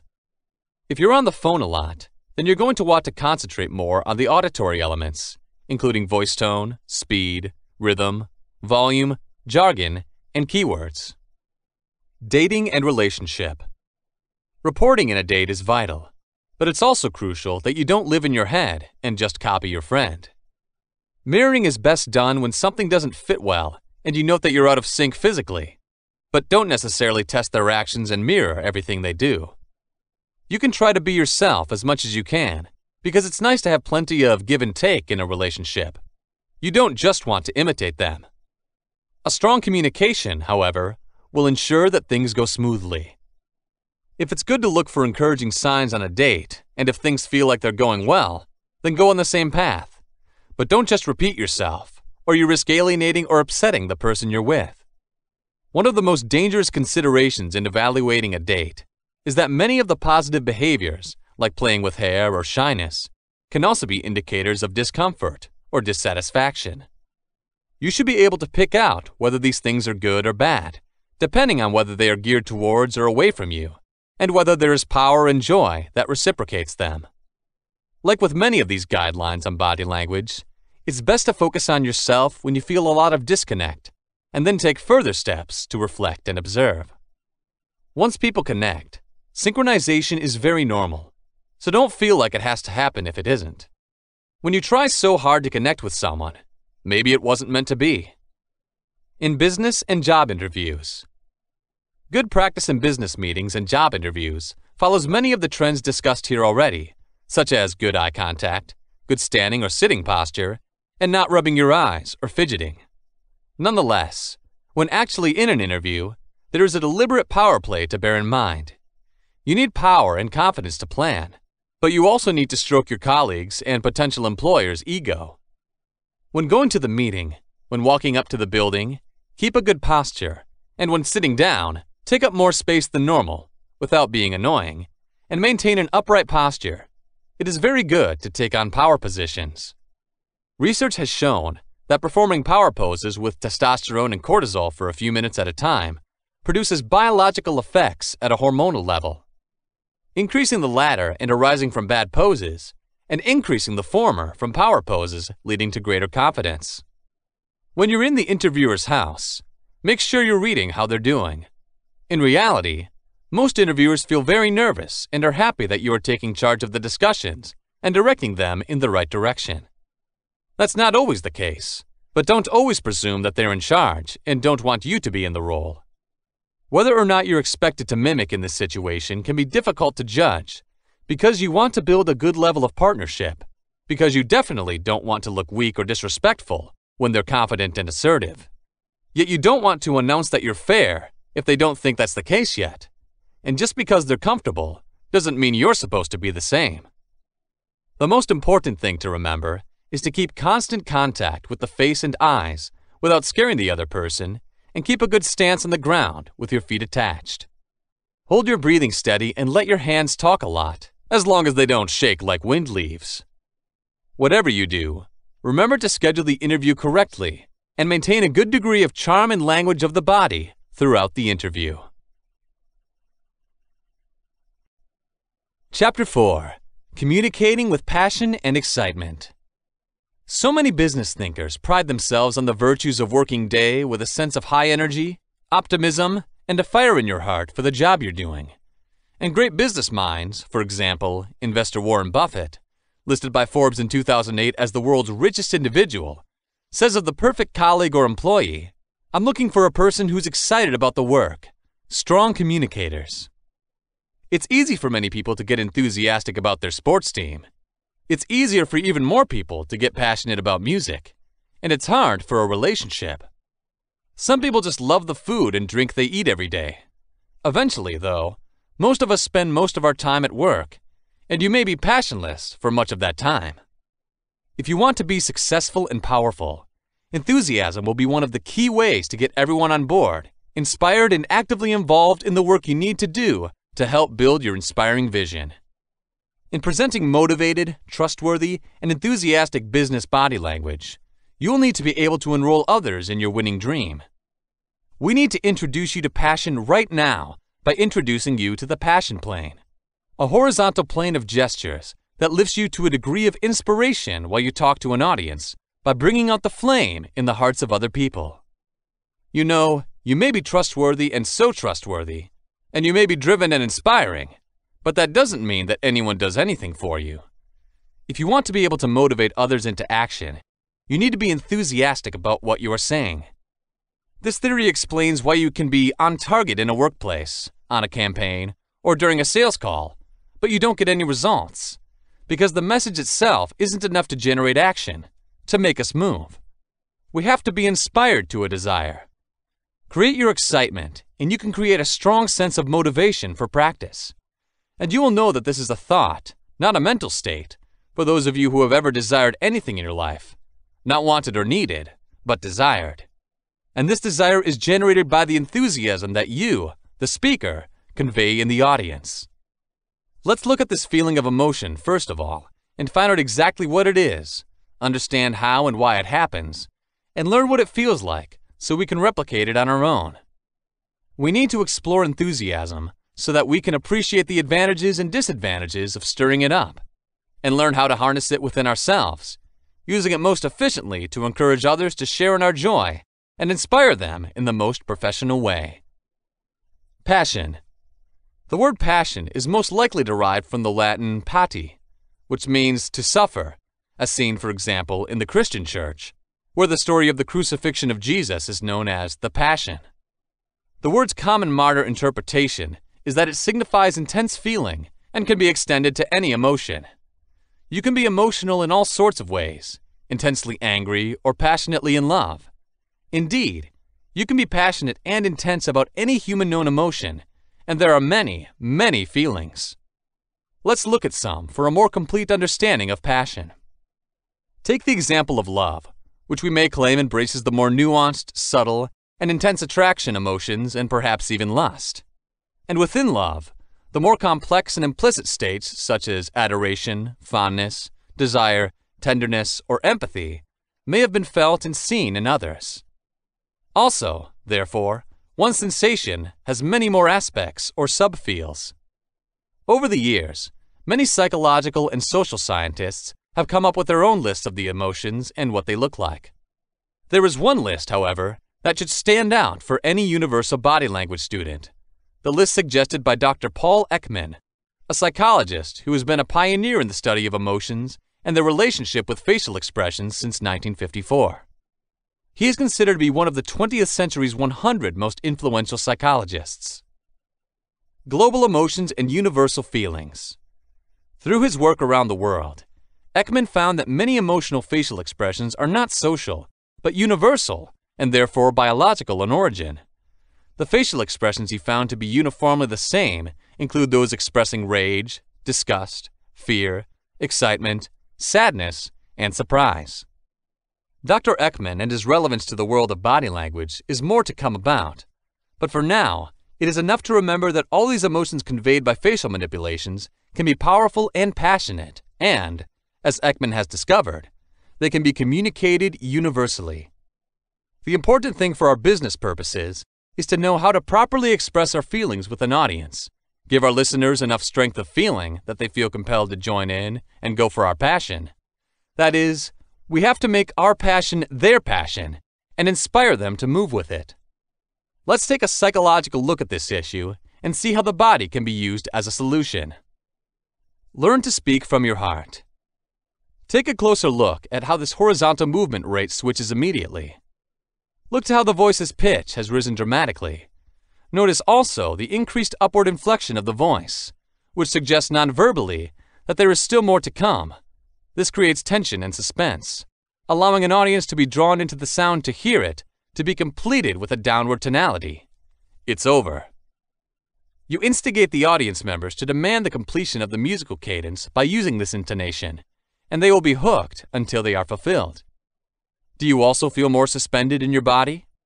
When you have your hands up gesturing in the chest area, there may be a feeling of something is about to happen. The mirroring and copying you are now aware of anticipating from your listeners also causes their breathing to be stopped.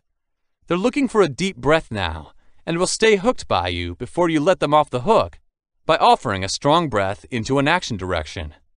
And with all the energy that this government has built up in them, there is an energy surplus that they need to spend with intervention or face a toxin buildup. The call for action is all the reason that the body needs to regain its emotional equilibrium by getting up for it. Managing from the chest area simply increases your level of oxygen, and thus your level of power, pumping the blood from your lungs and causing those around you to do the same. That's why I call this field the passion plane. Chapter 5. Understanding the importance of zones and territories. Like many animals, people claim, identify, and protect areas of their own species against other individuals. The 3 zones of defense. The most animal defense area can be divided into 3 zones: the area around the body immediately, the nest where the animal raises its young, and the feeding ground or territory within the animal's home range as it looks for food or a mate. To humans, these 3 areas relate loosely to personal space, house, and, if any, yard. Nevertheless, our concerns here are with the ways in which gesture and attitude betray the proprietary feelings of someone, warning off signals, for an object or person, and with personal space, their preservation, and the adjustment of the individual to their loss. Personal territory. Animals become far more braver and hostile on their own territory than outside. They are hostile to an intruder, and they can struggle to force it out. Even if the attacker is tougher, the owner of the territory appears to fight with more courage and trust, and usually wins. In their home ground, too, humans feel more powerful than outside. Accordingly, a visitor invited to an away match in someone's house, or a football fan, may well be in a disadvantage. Warning others off. Continued territorial disputes would make life impossible. While adopting generally accepted codes of conduct, most animals avoid fighting. A bird is singing to assert dominance over a clump of trees. A mammal can mark the boundaries of its territory with a special scent gland with urine, feces, or scent. Such noises and scents are known and obeyed by most potential intruders as holding out signals. When they wander across an invisible boundary, the resident can conduct a ritualized threat demonstration instead of attacking immediately, which will scare them away before any blood is shed. So, it's just men. To prove that they are ours, we add personal touches to our home and other belongings. Then other people stay away. When we welcome them in, we act in subtly oppressive ways, and they feel compelled to behave less openly in their own homes than they would. The exceptions to these daily laws are burglaries and violent privacy invasions. Showing ownership. We use postures and movements to show that we are claiming someone or something we consider our personal territory. Below are some common examples of patented postures and gestures. A woman who wants to make her husband's relationship clear to the spectators, they'll loop her hand through her arm as they go for a walk. 1. Through putting an arm around her shoulders, a husband might display his wife's ownership in a public place. Someone posing with his or her new car for a photograph, in which he or she is eager to show possession, might put a hand on his roof or a foot on his bumper. In a proprietary way, a householder speaking to someone at the door is likely to rely on the doorpost. 2. A business executive can signal ownership of and ease in a workspace by sitting across the arm of an office chair with a leg, or resting both feet on the office desk. 3. Or an open desk drawer. Personal spatial zones. We are also jealous of the room that instantly surrounds us, as well as making our control of things or people visible to others. Everyone is trying to keep an invisible space bubble or space zone around us. In neutral ground, many people respect the private zones of each other and take care to stay out of them, even though we are sociable creatures. The 5 spatial zones. 5 localized spatial zones influencing behavior have been identified by human behavior students: the near, intimate, private, social, and public areas. The zone extent given here represents studies conducted in the world's largely urban English-speaking regions. 1. Close intimate zone, 0 to 6 inches. Typically, a person allows only a partner or close friend or relative to come this close to him or her, and then only because they are about to contact him or her.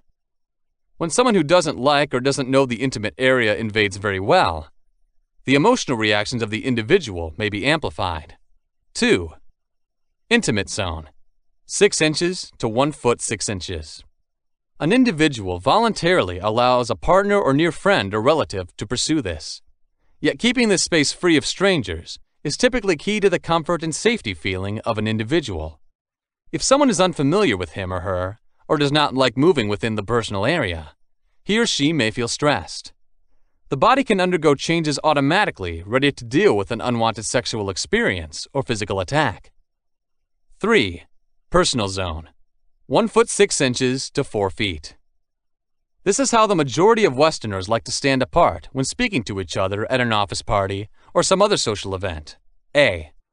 Among new acquaintances, standing any closer would seem unduly friendly. B. But standing any farther apart would also seem wrong. C. Because while an individual may subconsciously feel threatened if someone is too close to him or her, if they are too far away, the person may also feel rejected. It represents the competitive and sociable nature of human beings. 4. Social area, 4 to 12 feet. This area is farther from the body, despite its name, than the private zone, used by people chatting at a party. When clients or customers speak to shop assistants or tradespeople, the social area can be seen working in stores, on the road, or at home. If some kind of business-based contact takes place, the social area tends to be adopted. 5.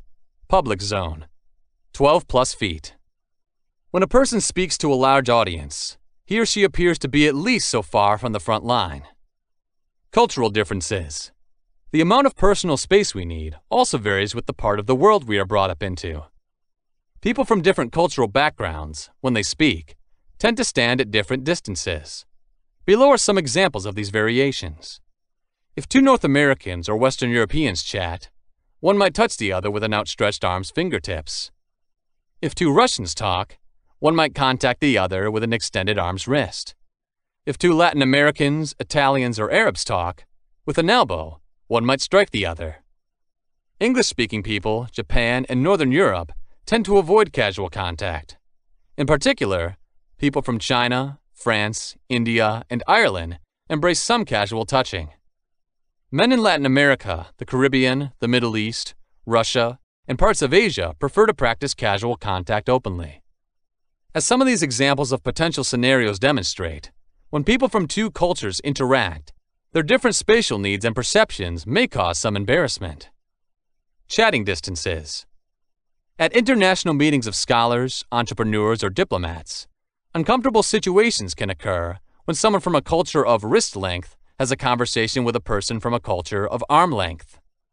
If the individual's closer touch moves closer, the other person will feel threatened and draw back from intrusion to protect his or her personal space. This invasion and retreat can continue until a wall or other barrier prevents the retreating person from moving back, or until the interaction ends. Greetings. A Latin American can greet with a hug a foreign business colleague to the confusion of that person if he or she comes from North America. Friendly intentions. If a new and friendly Arab business friend chooses to take his hand as they walk down a road, a European businessman visiting an Arab country may be alarmed. Shaking hands. A Korean businessman, conditioned to avoid touching or eye contact, would probably feel awkward if his Western counterpart were to grab the Korean firmly by the hand and look straight into his or her face. Maintaining personal space. Once people start gathering in a band, they usually have to change their expectations about how much space they need to hold when strangers crowd in around them. Note how human behavior is affected by this system in everyday situations, like those provided below. At a hairdresser's shop, a hairdresser has a line of waiting customer seats. If the first customer is sitting at one end of the row, it is possible that the next customer will sit halfway. Therefore, the second person does not feel uncomfortably close to the first person, but far enough off to not feel isolated and look standoff. If a third customer sits at the other end, A fourth is likely to sit halfway between the middle customer and one of the ends. As more people come in, the consumer differences continue to shrink until some are forced to sit next to each other. Similar behavior tends to take place in a waiting room for a doctor, a movie theater, a bus, or a plane. On a queue, people stand as if they were separating them from those in front and behind in invisible space bubbles. If a line is viewed from one side, it appears to divide people from each other much the same length. If space is limited, the bubbles of space will shrink. Adjusting to lost personal space. Keeping space bubbles intact is sometimes difficult. People sit or stand so close together in a crowded elevator, escalator, bus, or subway car that their bodies sometimes touch. Normally, when strangers came close to an adult, he or she would feel stressed enough to make the body undergo physiological changes to prepare it for fighting or running. Chapter 6. Understanding Gestures for Analyzing Others. To avoid wrongful interpretation of other people's gestures, it might be best to practice. Some facial expressions and hand movements are discussed here, as well as their meanings. Many body parts, large and small, representing body language, follow a checklist. The chapter ends by explaining that many of our acts are done automatically, so we don't know exactly what we are doing. How to learn body language. Set aside at least 15 minutes a day to learn and read other people's gestures, as well as to become mindful of your own gestures. Anywhere people meet and connect is a good reading area. An airport is a particularly good place to watch the whole spectrum of human feelings, as people express freely by gestures eagerness, rage, sorrow, joy, impatience, and many other emotions. There are also excellent social events, business meetings, and parties. You can go to a party after learning the art of body language, sit alone in a corner all night like a wallflower, and have an exciting time just watching the patterns of other people's body language. Therefore, television offers an excellent way to learn nonverbal communication.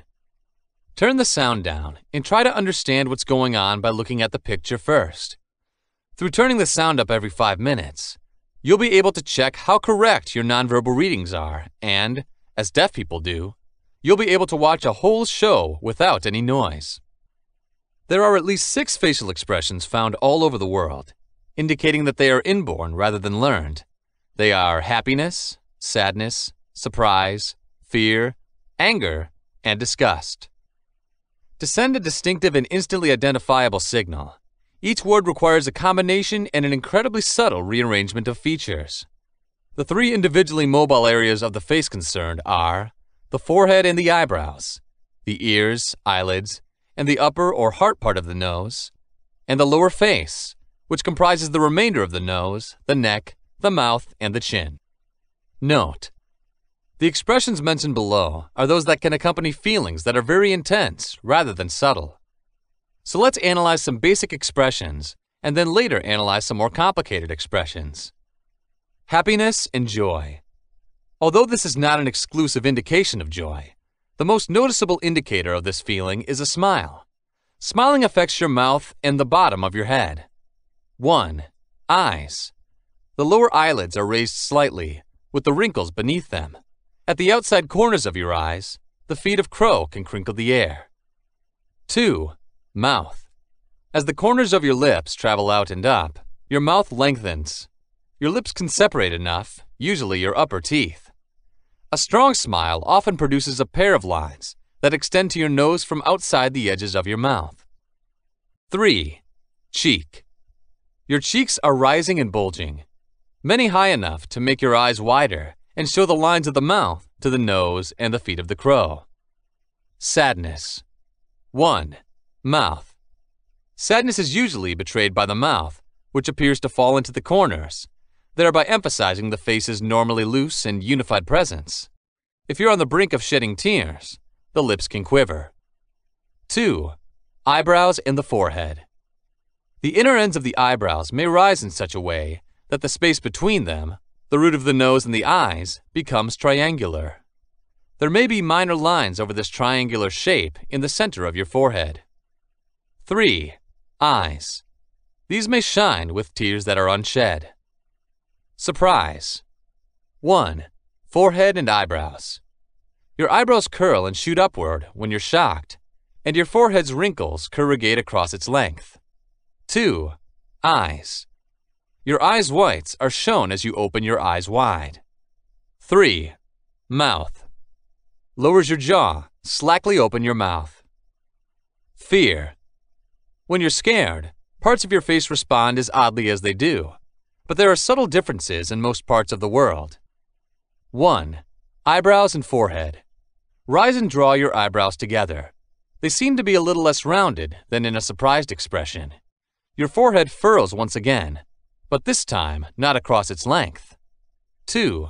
Eyes. Your upper eyelids rise and the whites of your eyes are exposed. Your lower eyelids relax and fall. 3. Mouth. You can close your lips tightly around your open mouth. Anger. 1. Eyebrows. When you are frustrated, the muscles pull down and inward your eyebrows, and the skin between them is formed by vertical wrinkles. 2. Eyes. Widen as the eyelids move closer to each other. The eyes are looking hard and staring, and maybe they're also protruding. 3. Mouth. It is possible that your lips will be tightly closed and flat, turned down at the corners, and tightly opened as if in a yell. 4. Nose. Many angry people are exposing their nostrils. Disgust. 1. Eyes. The lower eyelids rise and the lines appear below them in the body. 2. Mouth, nose, and cheeks. Fold your nose and lift your cheeks upwards. You can lift both of your lips, or just your upper lip, lowering your lower lip, creating a slight pout. Next up, we will discuss tips for successfully reading people. Let's go. Chapter 7. Tips for Reading and Analyzing People. You can find that this is a vital skill in your personal and business life as you learn to read people. If you concentrate on friendship, work, parenting, or dating, learning to read people provides you with an opportunity to develop valuable insights and make sound choices. Some would suggest that there is no easy way to learn about people reading. That's real. Training can take some time, but you may be able to look at someone quickly after training and get a good sense of who they are and what they want. Gain an understanding of others. You will understand yourself better if you spend time trying to know others. First, you have to realize the walls that people are building up, and also the obstacles that you have set in your way. The reality only comes to light in layers as people reveal themselves to others. The first layer is when you're a stranger, the layer people show you. They may be sitting at a bus stop with you or in a different setting. Topics include current events and the climate, some innocent topics. Many people talk about them easily. The second layer, if they feel comfortable with you, is the one people show. Coworkers will share more about themselves with you if they understand you a little bit. We can talk about their thoughts on other broad topics regarding emotions. For those with intimate relationships with you, the third private layer is kept in reserve. It involves close friends and partners. These take longer to develop, and confidence is earned as time goes by. The exposed thickness is greater than the other two sheets. In this layer drops your worries, ambitions, and personal issues. The fourth innermost layer is the part of people we don't share with anybody. It holds their darkest, deepest secrets and emotions, and they would rather not accept some of these. With some issues in this sheet, they may not have come to terms yet. That's why discussing these stuff with anyone is awkward. You need to go through their layers to read others. Of course, you don't have to go all the way to the intimate level, but the further you get, the more accurate your reading will be. To read people, you must also remove the barriers that you and others put around you. Your assumptions and biases are these obstacles. Projections are your, and everyone else's, propensity to close your mind and eyes to anything that is upsetting or unpleasant. You should project your opinion of circumstances as it makes them easier to deal with. Prejudices do not refer directly to racial prejudice alone. That's a little bit of it. It's not the whole part. You are prejudiced if you make a personal opinion, negative or positive, without looking at the facts. It clouds your reading ability by harboring ideas based on political affiliation, color, gender, or even what people wear. Your biases may be based on your background, your anxieties, or a number of other things. Wait with empty hands. You have to be totally objective to read people effectively, which means you have empty hands. To be rational, you will also need to conquer your assumptions and biases. Be polite, be patient. Slowly fill your hands with knowledge to avoid rushing your conclusions. Don't be so frustrated with the big picture that you lose. Allow photos to develop fully so you won't get humiliated or disappointed. This is how people are reading. Knowing the right techniques for reading people will help you overcome the urge to jump to hurried conclusions. Hold off before you make the ultimate people call. Reality is an important part of life. It is essential to know when people tell you the truth or lie to you in every part of your life, in business or personal contexts. Sadly, when it comes to recognizing lies, people are not, in particular, very successful. It's a natural tendency to believe other men, and this works pretty well for situations in which little is at stake. While you are unable to evaluate every experience you have with misleading symbols, there are some simple ways to read people, appreciate them better, and see if they tell the truth or not. When you need to ask if you obtain the story straight, there are moments. It is important to know what people are telling you, as critical agreements rely on you, verbally and otherwise. Understanding whether people have a history of lying or being honest is also useful. Actually, reading people correctly is not a gift. Instead, if you pay attention to the right signals, it is an ability you can master. Nearly every aspect of our lives is lubricated by the need for trust, from personal to business. Accurately reading people is an integral part of understanding lies' reality. These are more difficult to detect when lies are told on television or on a website.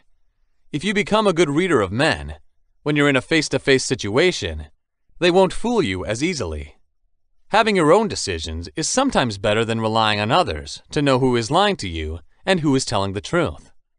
Psychologists who have researched deceit caution that people are not being read foolproof. But, if you practice, you can become pretty accurate. You will not always use your ability to read people to spot deception, but this is one of the most common things to find. Not all symptoms indicate deception lying is a common system with always different behavioral markers. They're hard to read when liars don't care about the truth. But if you learn to read sweating, fidgeting, and other habits, these may often suggest deceit, but not always. We might also mean the anxiety of the individual. Police and prosecutors use many questioning techniques that you can follow to improve your chances of detecting disappointment. You're going to learn to listen and watch for anxious signals and pay more attention to what people are doing. People who are good at deceiving others may well have strengthened their abilities and will not be easy to catch in the act. The more often they are interrogated, the more suspects get better at lying. For most people, when we want to read them, we don't have to think about criminal masterminds. You should even be careful not to contradict yourself. Believing people and avoiding the truth, particularly if it is painful, is normal. It makes it easier for the deceiving. Once you are able to read the signs that are almost always there, you can understand what you are looking for and the significance of certain movements. There is no 100% way to understand what a person is thinking, but if you really succeed at it, you can read people correctly up to 80% or so. 1. Ask yourself, who are you as an individual? This can be the hardest part of learning how to read other people. First, you have to know yourself. Keep in mind your emotions and understand why you're like that. Everyone is different, but all of us also have similarities. We are all members of society. We all have basic needs that are identical. 2. What does the observe person say? What's your buddy talking about? Be alert. When one person, we'll call him John Doe, talks about how he's helping people, and also about his latest athletic achievements, and another, Jane Doe, talks about helping children and the new activities she's done for them, reading these two people is relatively easy. All people enjoy supporting individuals, but for social status, John's in it, and Jane's in it because she cares deeply. What's missing from John? Why is he going to want the spotlight? Jane has a deep love for people and helps out with a sense of empathy. This is the essence of the individuals you seek to examine. You can read it more quickly after you understand the basic needs of an individual. Look out for his behavior. 3. When you know what people usually look like and behave like, it will be easier to distinguish between their talking and things they do naturally. When talking, it's natural for people to move their bodies. True speech can involve moving forward and leaning backward. When conversing, most people are upright, but liars prefer to freeze their movements to prevent spilling any emotional gestures. You will find that a lack of body movement is a sign of deception as a warning people reader. Shoulders say a great deal about the speaker. When the speaker is exasperated, they drop, and when he is uncomfortable, they hunch up. Shrugs can mean "I'm not interested" or "I don't know." Partial shrugs can suggest a deception attempt. Hands are body parts that are very expressive. Note his illustrators when you speak to someone, which means that he uses his hands to emphasize and accentuate speech. Check for people embellishing their stories or not using their hands and voice. These may be indicators of not being interested in what they're doing. Check for more unusual gestures as well, such as crossed palms and clenched fists. These are signs that speakers are reluctant to say anything. Check out the muscles, too, when someone talks. Underuse may be a sign of dishonesty. Arms crossing is defensive, and in that position, often people even lock them up. An open arm stance with palms out is an open, honest position. Arms crossed suggest a closed position. 4. You may make general assumptions based on the nature of the person. When you talk to someone, what's in the nature of the person? Were they involved in the greater good? Or are they more likely to be negative? There's typically something lacking for negative people. Often people react negatively when needs are not met. Were you talking to a loner, or do you want a crowd? If he likes crowds, for one reason, he's probably comfortable with those people. They've got something in common. For people who are more like you, it's normal. If the person you're talking to is hanging out with different types of people, he's typically open-minded. Many people who are open-minded are empathetic, caring for others. Obviously, many people look inside and don't like crowds. Generally, they don't have a need for a lot of contact with other people. They may think they are not part of a group, or they may have social fears. 5. Remember cultural differences. If a person does things differently from others, his culture might be different from the one you live in. You have to pay attention to where they come from when you are reading people, and you understand their usual behaviors. 6. Don't be afraid to ask how people feel the way they're doing. There are motives for doing things for people. Check out the reasons for this. Feel free to ask people why, but not in a snide way, they're doing something. You'll learn more about them if they respond. If someone, like John above, is searching for social status, why is that? Didn't he have any standing in his youth? When he lacks status, if he thinks that an outsider threatens the status, he may react negatively. Typically, it triggers frustration. Once you've asked why people are doing what they're doing, the rest of what your eyes said will be put together, and you can make a valid conclusion about their motives and character. It makes reading them easier. Note, without judging, their shortcomings. Keep your mind open when reading people. Everyone has shortcomings and weaknesses. 7. You can examine the behavior of people to some degree. Quickly checking the face of someone when you first meet will tell you a little bit more about him. Some of this is common sense, but it's not just one or two facets of their appearance that you have to do a test. Was he suited to his clothes? If they are, he probably has cash. It's not good or bad. It's merely an observation. Is his hair wet? He's just a very busy person who is just getting out of the shower and going to work. Is this always precise? Yes, but that's it, most times. 8. Without prompting or intervening, listen to what people say. This involves managing the conversation to make the subjects interesting for the person you're talking to. He's going to reveal more about himself as he talks. You can read, or take them at face value, what may be behind his words. You will also allow yourself enough time to read his facial expression and movements. 9. Watch what all kinds of people are doing. People may tell you lots of things they're feeling and thinking about, but they may be kidding you, and even themselves. Search for inconsistencies in their vocabulary and the language and gestures of their body. Maybe a person expresses feelings for someone else, but when he does, he shakes his head. He may be showing you something else if he's telling you he's smiling, but he's frowning. Before you gather a little more data, don't believe what people say is true. The person he loves may not love him back. He may not be happy, but he's afraid to lose what he feels makes him happy. Once you listen to the whole thing, you won't know. 10. That's wrong. There will be different people to read directly and indirectly. Direct people have more power and control over people or situations which they try to exercise. They may get on pretty strongly, make good first impressions, and make quick decisions. But they're fast-paced, so they take risks and may become frustrated with people who don't follow them. We seem to be strong and confident, and we speak a lot. Indirect individuals are on the opposite end of the spectrum. They give you the impression of being calm and quiet. In order to avoid risks, they seem to be easygoing and supportive and meditative with decisions. They listen more than they talk. They hold their views in reserve and only make tentative statements. 11. Let your mind fuse with your mind. Real facial expressions and body language reflect the way you feel, but by adopting other facial expressions and posture, this can be changed, indeed changed. In fact, 30 seconds of smiling, false, can make you feel happier. Sitting in a confident, open way can raise the levels of testosterone for men, making them feel more confident than they did at the beginning. Have you noticed that you and someone else will unconsciously and naturally mirror the posture and expressions of each other when you see eye to eye?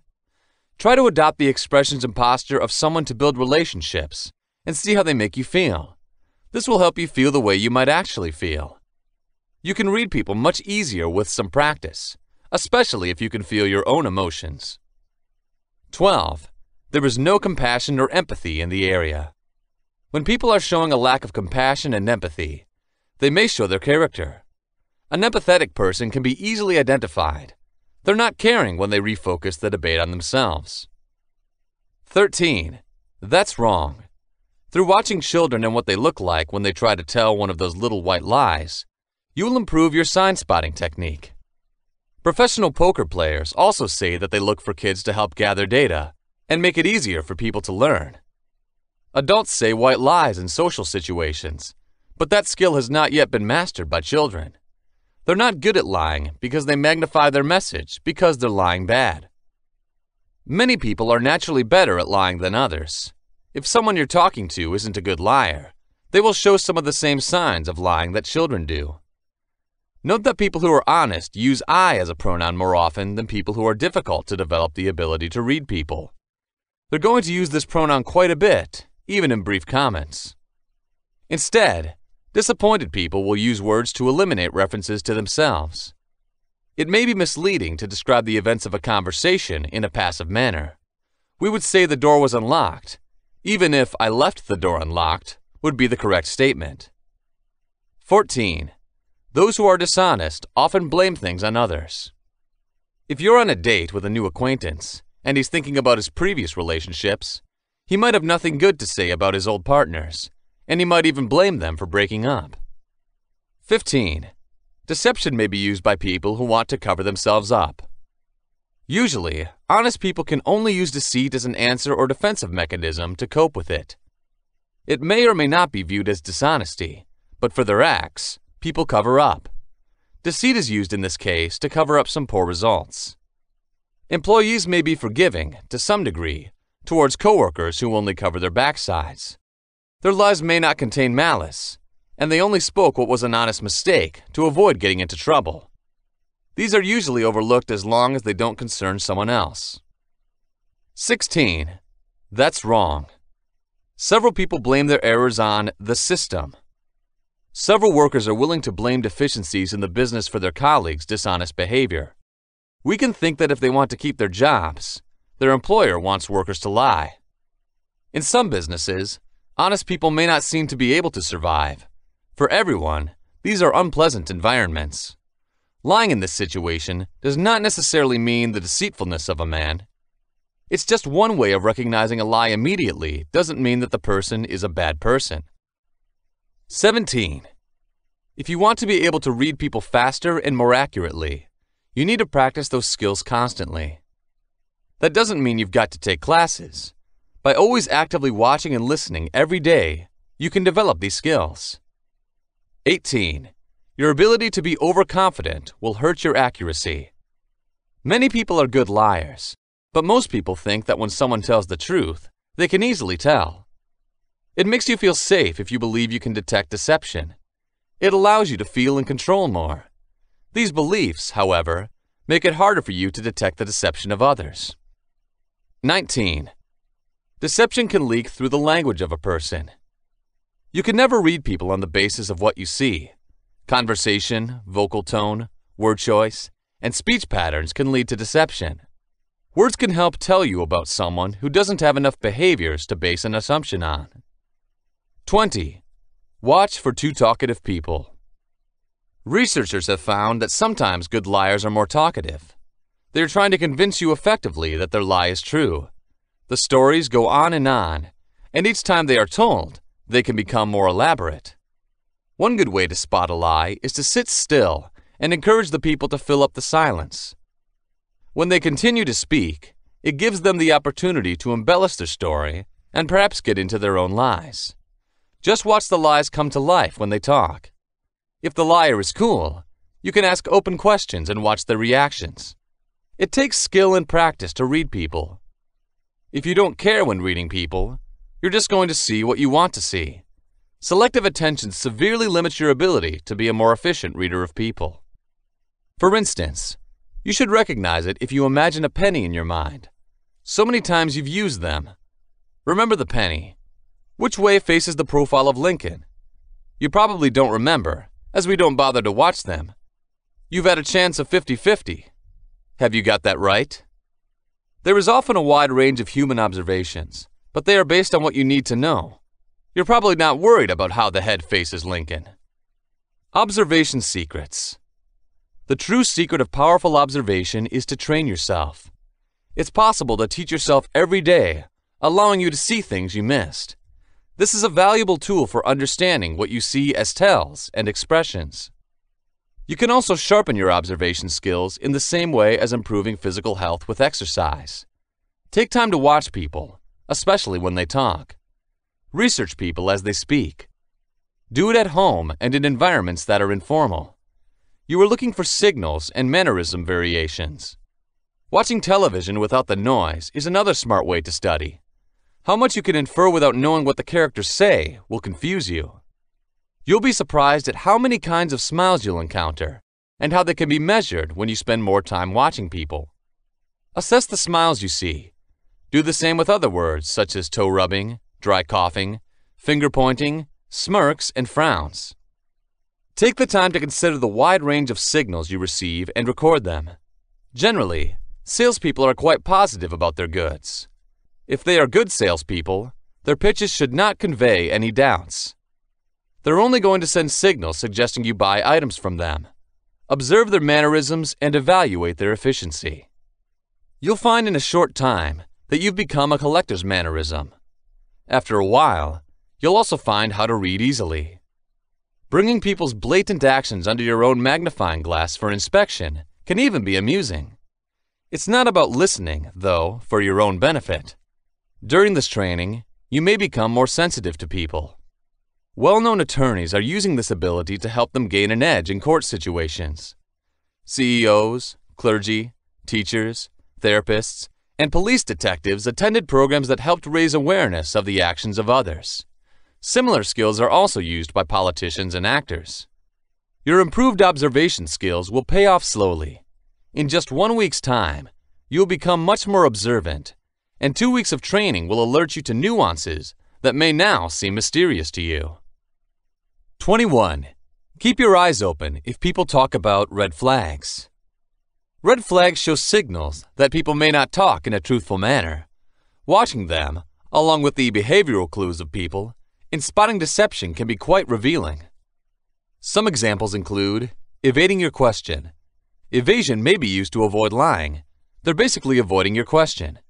For example, someone facing theft might say they don't believe in stealing. It's not a denial they robbed. It is a clever, subconscious way of avoiding lying directly.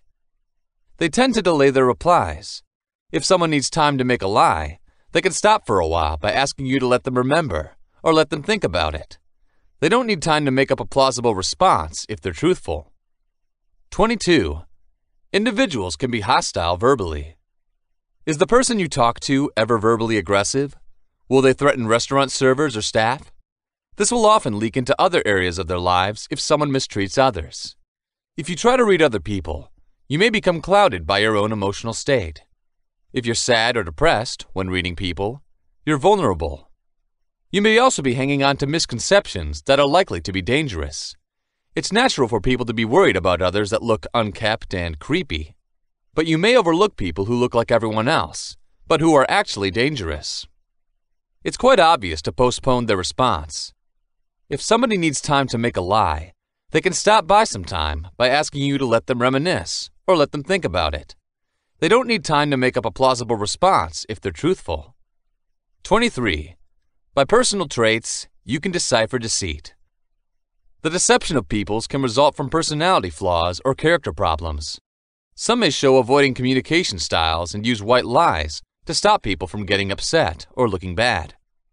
This kind of deception is unfortunate, but it can sometimes be considered inevitable. Some people may be sly, dishonest, or lazy, with weak morals by their traits. When assessing deceptive personal traits, people can disregard the business climate in which they operate, and instead concentrate on providing personal lies. If you have jobs that connect, you should avoid unnecessary interaction with these people and struggle to work with them.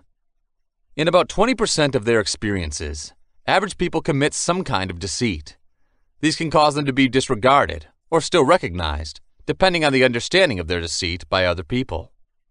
One study suggested that many people see deceit as an unavoidable feature of relationships, yet lies about maliciously targeting people are seen as more of a problem. Peer deception can cause serious problems if it hinders people's ability to do their job effectively. You can help minimize deception if you work for an organization. There are a number of ways to do this. Employees will need less deception to cover their asses if they are not attacked in any way when admitting errors. If supervisors communicate with their employees openly and effectively, workers may feel more free to seek help with troubleshooting without fear of potential repercussions. Open lines of communication between staff and people in general can prevent errors from becoming large problems. Most people feel that coworkers' deceit is due to survival of the most appropriate style of behavior that makes them feel it is necessary to outperform others for promotions or commissions. 24.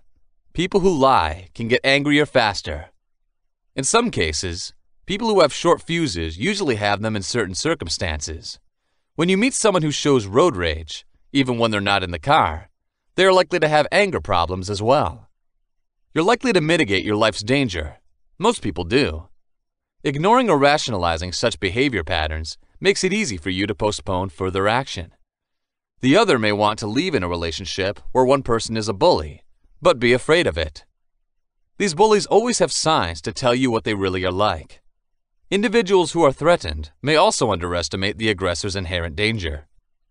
Employees may blame their employers by creating an environment that encourages dishonest people. It can kill employee trust and hinder productivity. Organization leaders may help coworkers avoid fraud by creating an environment that rewards everyone for well-functioning work. 25. People who are dishonest can attempt to lower their heart rate. Maybe when he talks to you, you've seen a man put a hand on his head. This is a clever way of trying to reduce one's heart rate.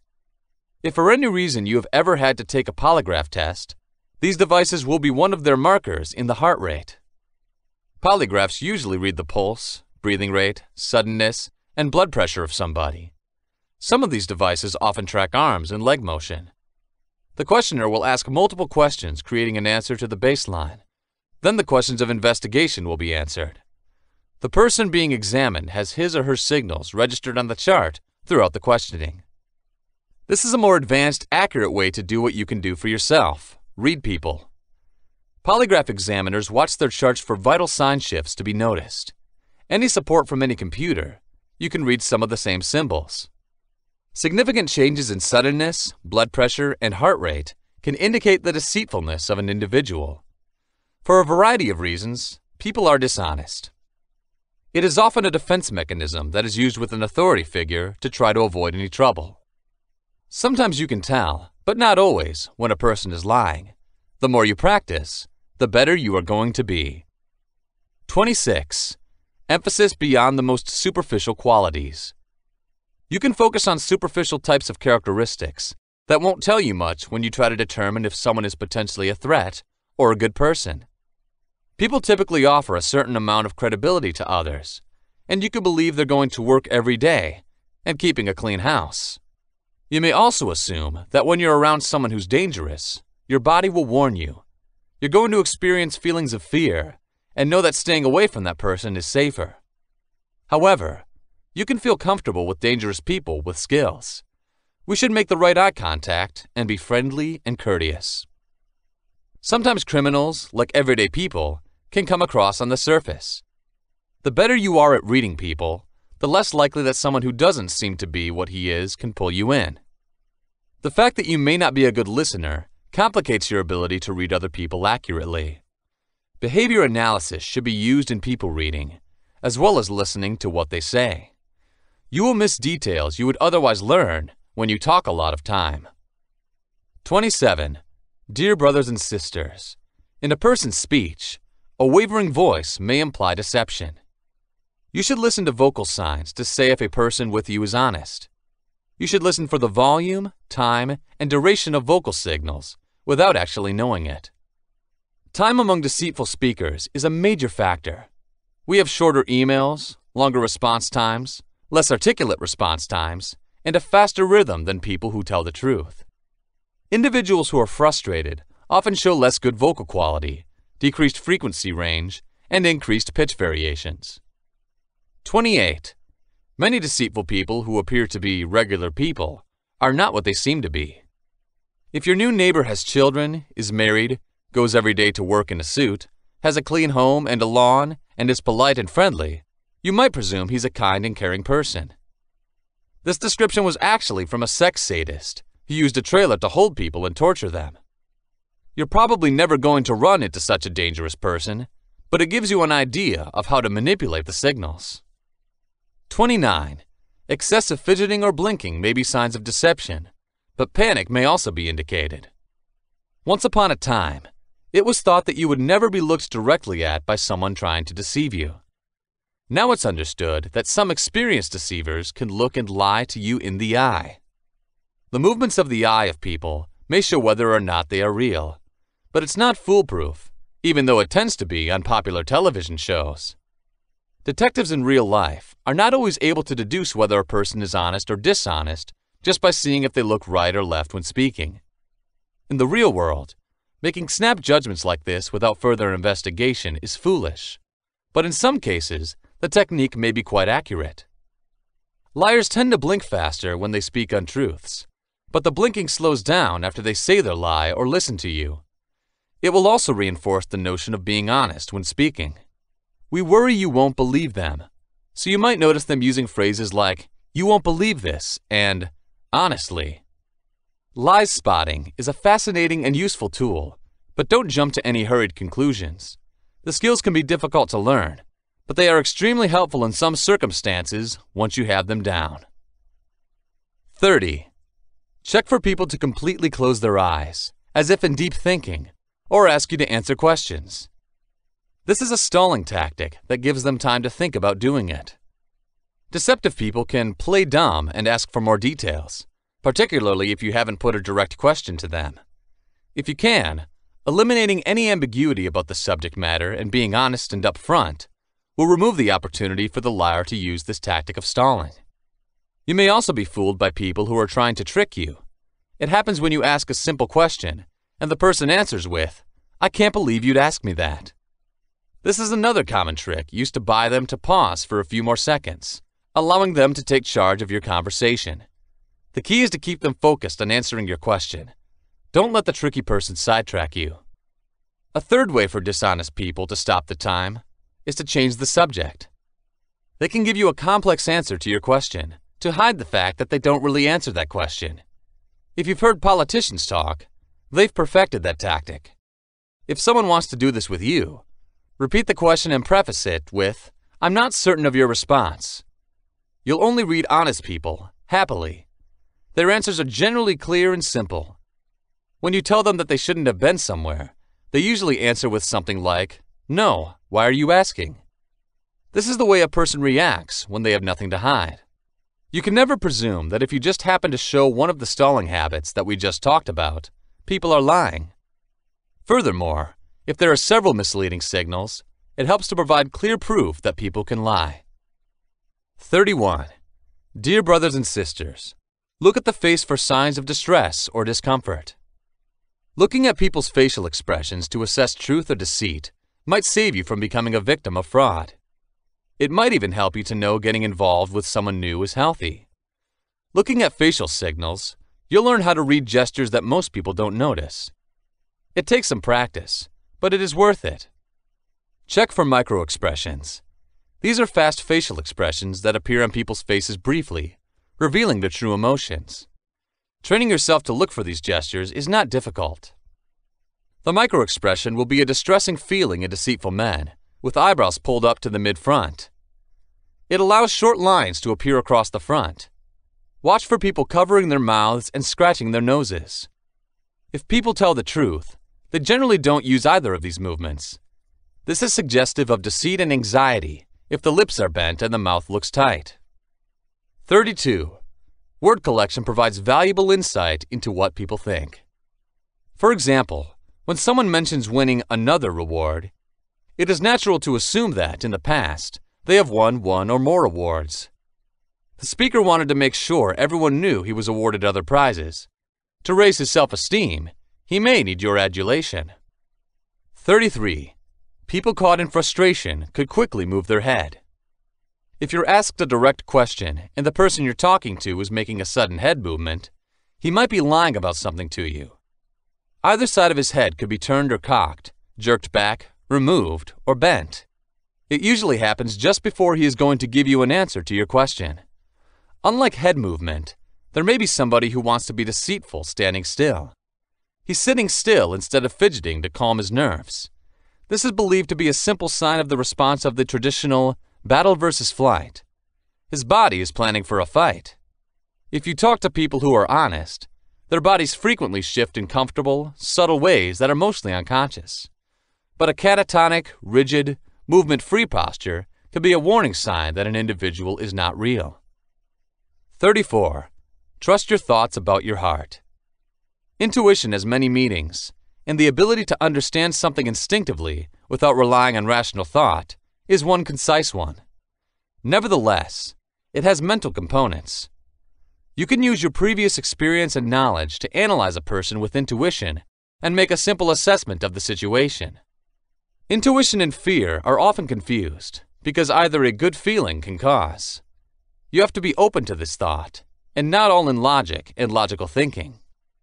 Through learning a few principles, you can differentiate intuitive gut feelings from fear-related gut feelings. Instinct is about now. You don't care about your past or future. Intuition is positive and unemotional. Fear is heavily burdened with emotions. Reliable insight just seems wrong. It has a voice of encouragement, empathy. Intuition suggests you're correct about someone on goal. Fear is high, nervous, and dark very often.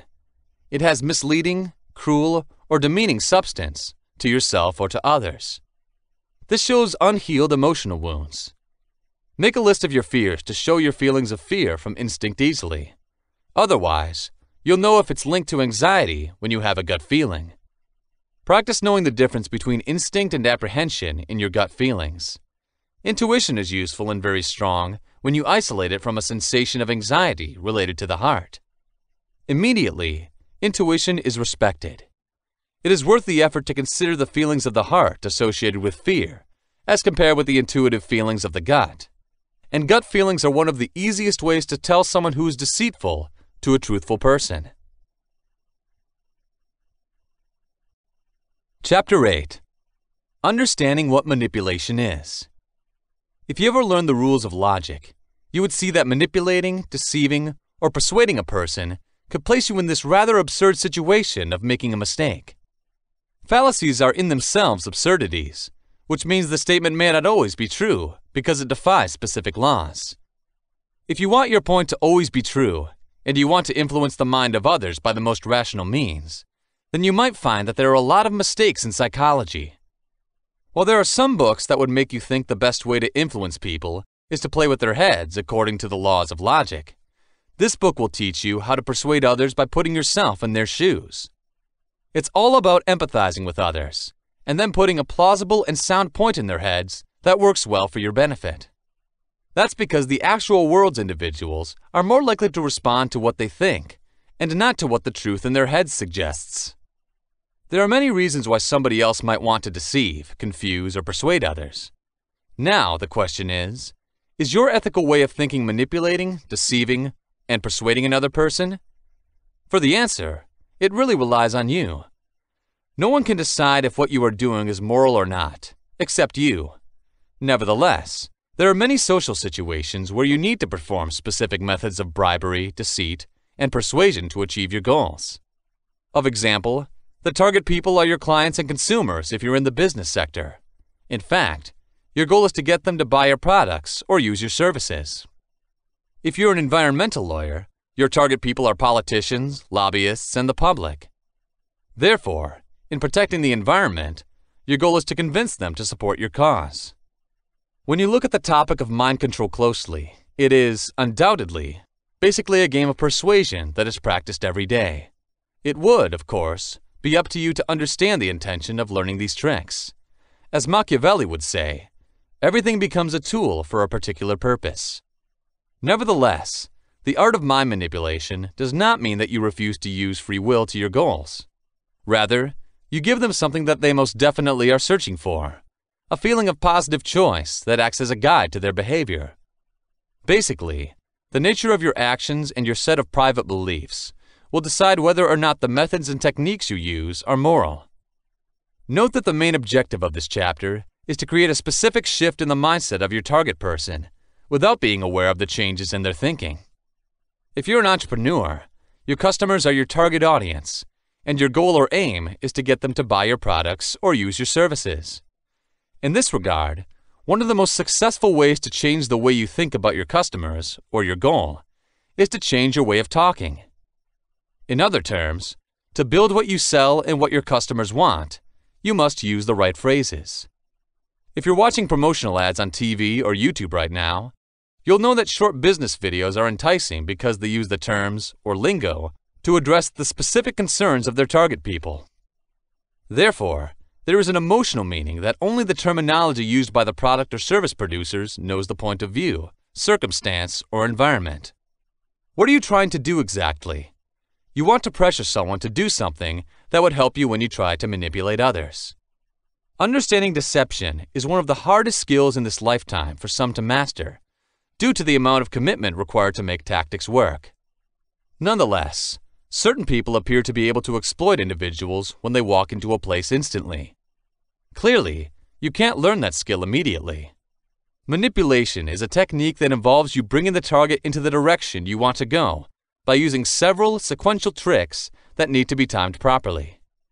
Manipulation methods are also described as violent, meaning that all approaches you use are meant to suit your goals strongly with your thought line, and to do so, you would need to closely follow your objective to see the appropriate sets of techniques that would work. On many occasions, you will never get enough chances to get your aim well understood to test how your tactics will work for them. Make sure that you use the following intimidation techniques to move closer to your objectives, and make sure that, until they are vulnerable, you will wear down their defenses. Not only would they help you to move closer to your chosen objectives, but you would also ensure that you can create a comprehensive array of methods that will allow you to exploit them if you come across them again. Relationship is a link, according to the dictionary, of emotional intimacy or mutual trust. Simply put, the relationship with the other person merely implies synchronizing or strategically harmonizing your feelings and emotions with theirs. Therefore, building relationships with your audience will be one of the most important tools you can use to exploit them. So, what's the useful test to determine if you're having a good relationship with someone else? The question is this: Does this person have a positive reaction to my actions, ideas, and words? If the answer is yes, you have successfully built a relationship without knowing it. If the answer is no, it is important to use certain methods and techniques to create a healthy amount of relationship with your target. This means the need for more research. Facilitating relationship building with another person is illustrated by the following approaches: accommodating and mirroring the other person's body position, having a discussion on subjects of common interest. How, when trying to manipulate a target, is it very important to mirror interests and behavior? That's because when people know you're in the same place, they're more likely to react to you. Remember at the same time that people are mostly interested in themselves, and if you are just like them, they'll be interested in you. Musicians are hanging out for the same reason with musicians for a musician chat. Nevertheless, a musician also has a better chance of buying beer from someone interested in music and trying to learn an instrument. It's not the product they really like, it's just because the seller really likes them. If you look at the real world, people are more likely to buy something from someone who is trying to empathize with their desires. There is another method that you can use to influence your target, as well as creating a document by having a discussion about a subject that your target is interested in. This technique uses techniques to make you look like your target. How do you use this tactic? By doing the same task, processes, that your target is actually engaged in, you can do this. Such procedures include placement or setting of work, type of work, small and medium-sized businesses, families, clubs, sports, societies, hobbies, affiliations, brotherhood, masonry, politics, faith, etc. As you can see, there are many procedures that you can use to create a relationship with your target. Maybe you've both served in the military before and are both Army veterans. People initially don't buy your ideas, goods, political office candidates, causes, or service. Instead, they buy you. Therefore, your first goal is to make your ambition more than anything else as a person like you. One thing you can do is to allow your goal to be reciprocated. Simply put, inducing reciprocity means giving an object, a service, or a favor to your target. Remember, however, that this product, service, or favor must be viewed as valuable by your target. The explanation for this strategy is to give your target person a valuable item, service, or favor. He or she will be motivated to do the same by feeling gratitude to you. Not only in politics, but also everywhere else in life, you see this kind of friendly exploitation. In particular, it works by reminding a person that theoretically, he owes you a favor. If you had been able to meet before, it would work better, and you could dramatically change his circumstances in his favor. Say something simple when you do this, but to the effect of, "You owe me." The person would always associate you with the favor, and whenever he sees you, he would have to give you little favors. Why will this work? Okay, it works because the person who owes you a favor does not really objectivize you as a mere debtor. Because you were able to help him through a difficult moment, he would always want to help. And the best thing is that you don't have to do anything spectacular or risk yourself. The moment someone else realizes that you've gone out of your way to help someone who isn't your family, they're developing a certain connection with you. Then, for another person, it is, of course, deliberate coercion to go out of your way. Every individual with a sense of dignity and honor, as long as they can afford it, would certainly want to pay you back in any kind of favor. The key to getting the most out of reciprocity is to help them feel that the favor you're going to ask them will cost them basically nothing, but one that can generate a mutual profit. It would then seem that you're also doing them a favor by letting them support you. You built a link to make yourself the alpha. So long as you can prove that you are the one who can conceive of a safe plan that will help both of you, he will be happy to assist you. It works because he feels he would be a great addition to your project. He is conscious that you wouldn't be successful if you didn't reach out for his support, which makes him realize that somehow you would also be indebted to him. Chapter 9. Using Persuasion by Manipulation. What are you really trying to do when you try to persuade someone? In its very essence, persuasion is the power that helps you to affect your objective by allowing a new belief in your system. You do this by making sure that the confidence you instill in your target suits the way he thinks. You also do this by questioning the authorities he is referring to and letting him believe they are the source of the new belief you want him to gain. There are many ways you can convince the engineer, and 5 of them will be learned in this section. You can even model your own tactics based on your target's personality, but you need to build them so that you can go back to what persuasion really is.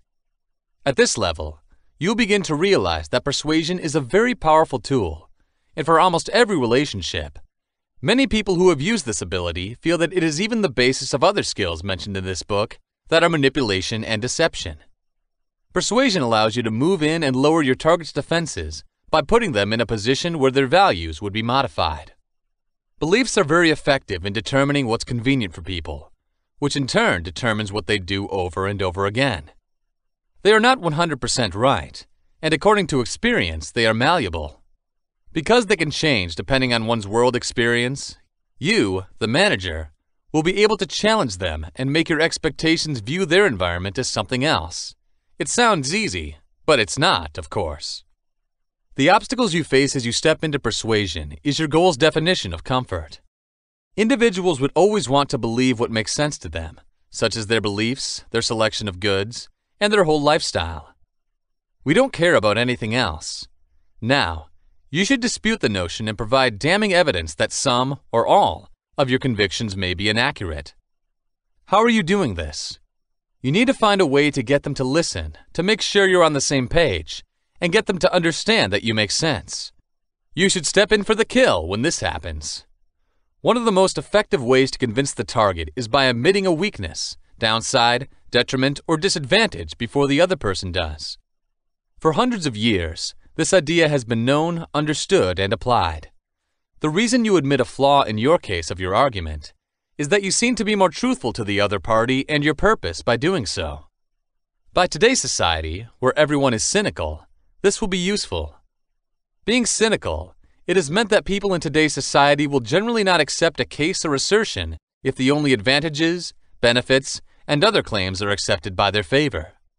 As such, usually expect people to be on the lookout for a capture. In other words, you will be automatically regarded as an honest and trustworthy person by accepting a negative, fault, or drawback of your argument, idea, or case at the outset. This strategy is one of the most people who sell their proposals or services using the best tactics. This works well because the dealer would always give a personal brand testimony by making his current experience so much better than his previous life. The comparison makes the objective very aware of what he wants. He never wants to experience the trouble you've been through, and anything you've tried and used personally will save him the trouble. Why is this tactic going to work? This makes them know that you can make mistakes that make them feel you don't have your defenses all the time, and you can relax in front of them. Therefore, your client may be more comfortable with your presence because you do not seem too excited about persuading him or her to buy your statement, suggestion, or scenario.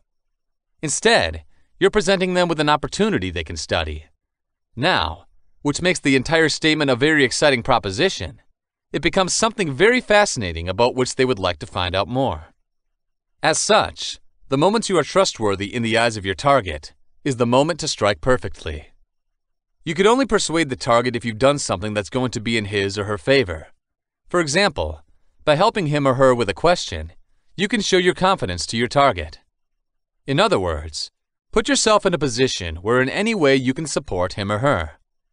For example, if your goal is to sell real estate, stocks, or insurance, you can contact a personal friend about the goods that your target is trying to sell. If, on the other hand, your goal is a businessman, give your friends and acquaintances to distribute their business cards. If your aim has to be presented to a politician or policymaker, because he or she wants such a politician or policymaker to support a cause for environmental or healthcare, introduce the two people to each other by all means. This means, more than anything else, that you will share with your target a portion of your time and effort. Offer your assistance. Every type of assistance is appreciated. He or she will be more relaxed with you in this way. The target will also have a certain connection to you, which means that he sees you as he or she is. He or she will lower his or her mental defenses until your target is relaxed with you. This is the perfect time to convince him or her in your plan, statement, or case at the end of the day, when he or she lowers his or her mental defenses. Here's what a lot of self-help gurus would do. They're offering themselves a little history, and that'd probably be about the time they weren't successful. Once they find an easy way to change their lives, they turn up and tell you. They'd ask you their strategy succeeded because they were trying the hard way to do things. They're happy, however, to teach you how to do things that would make your life immensely easier just the way you want it. The easy way. The technique appeals to many people because these accomplished people are willing to share what they have been through and are willing to share the secret without the recipient having to go through the bad experiences in order to gain the information. It would also be wise to point out that you are like your target and make your statement because you feel you are very close.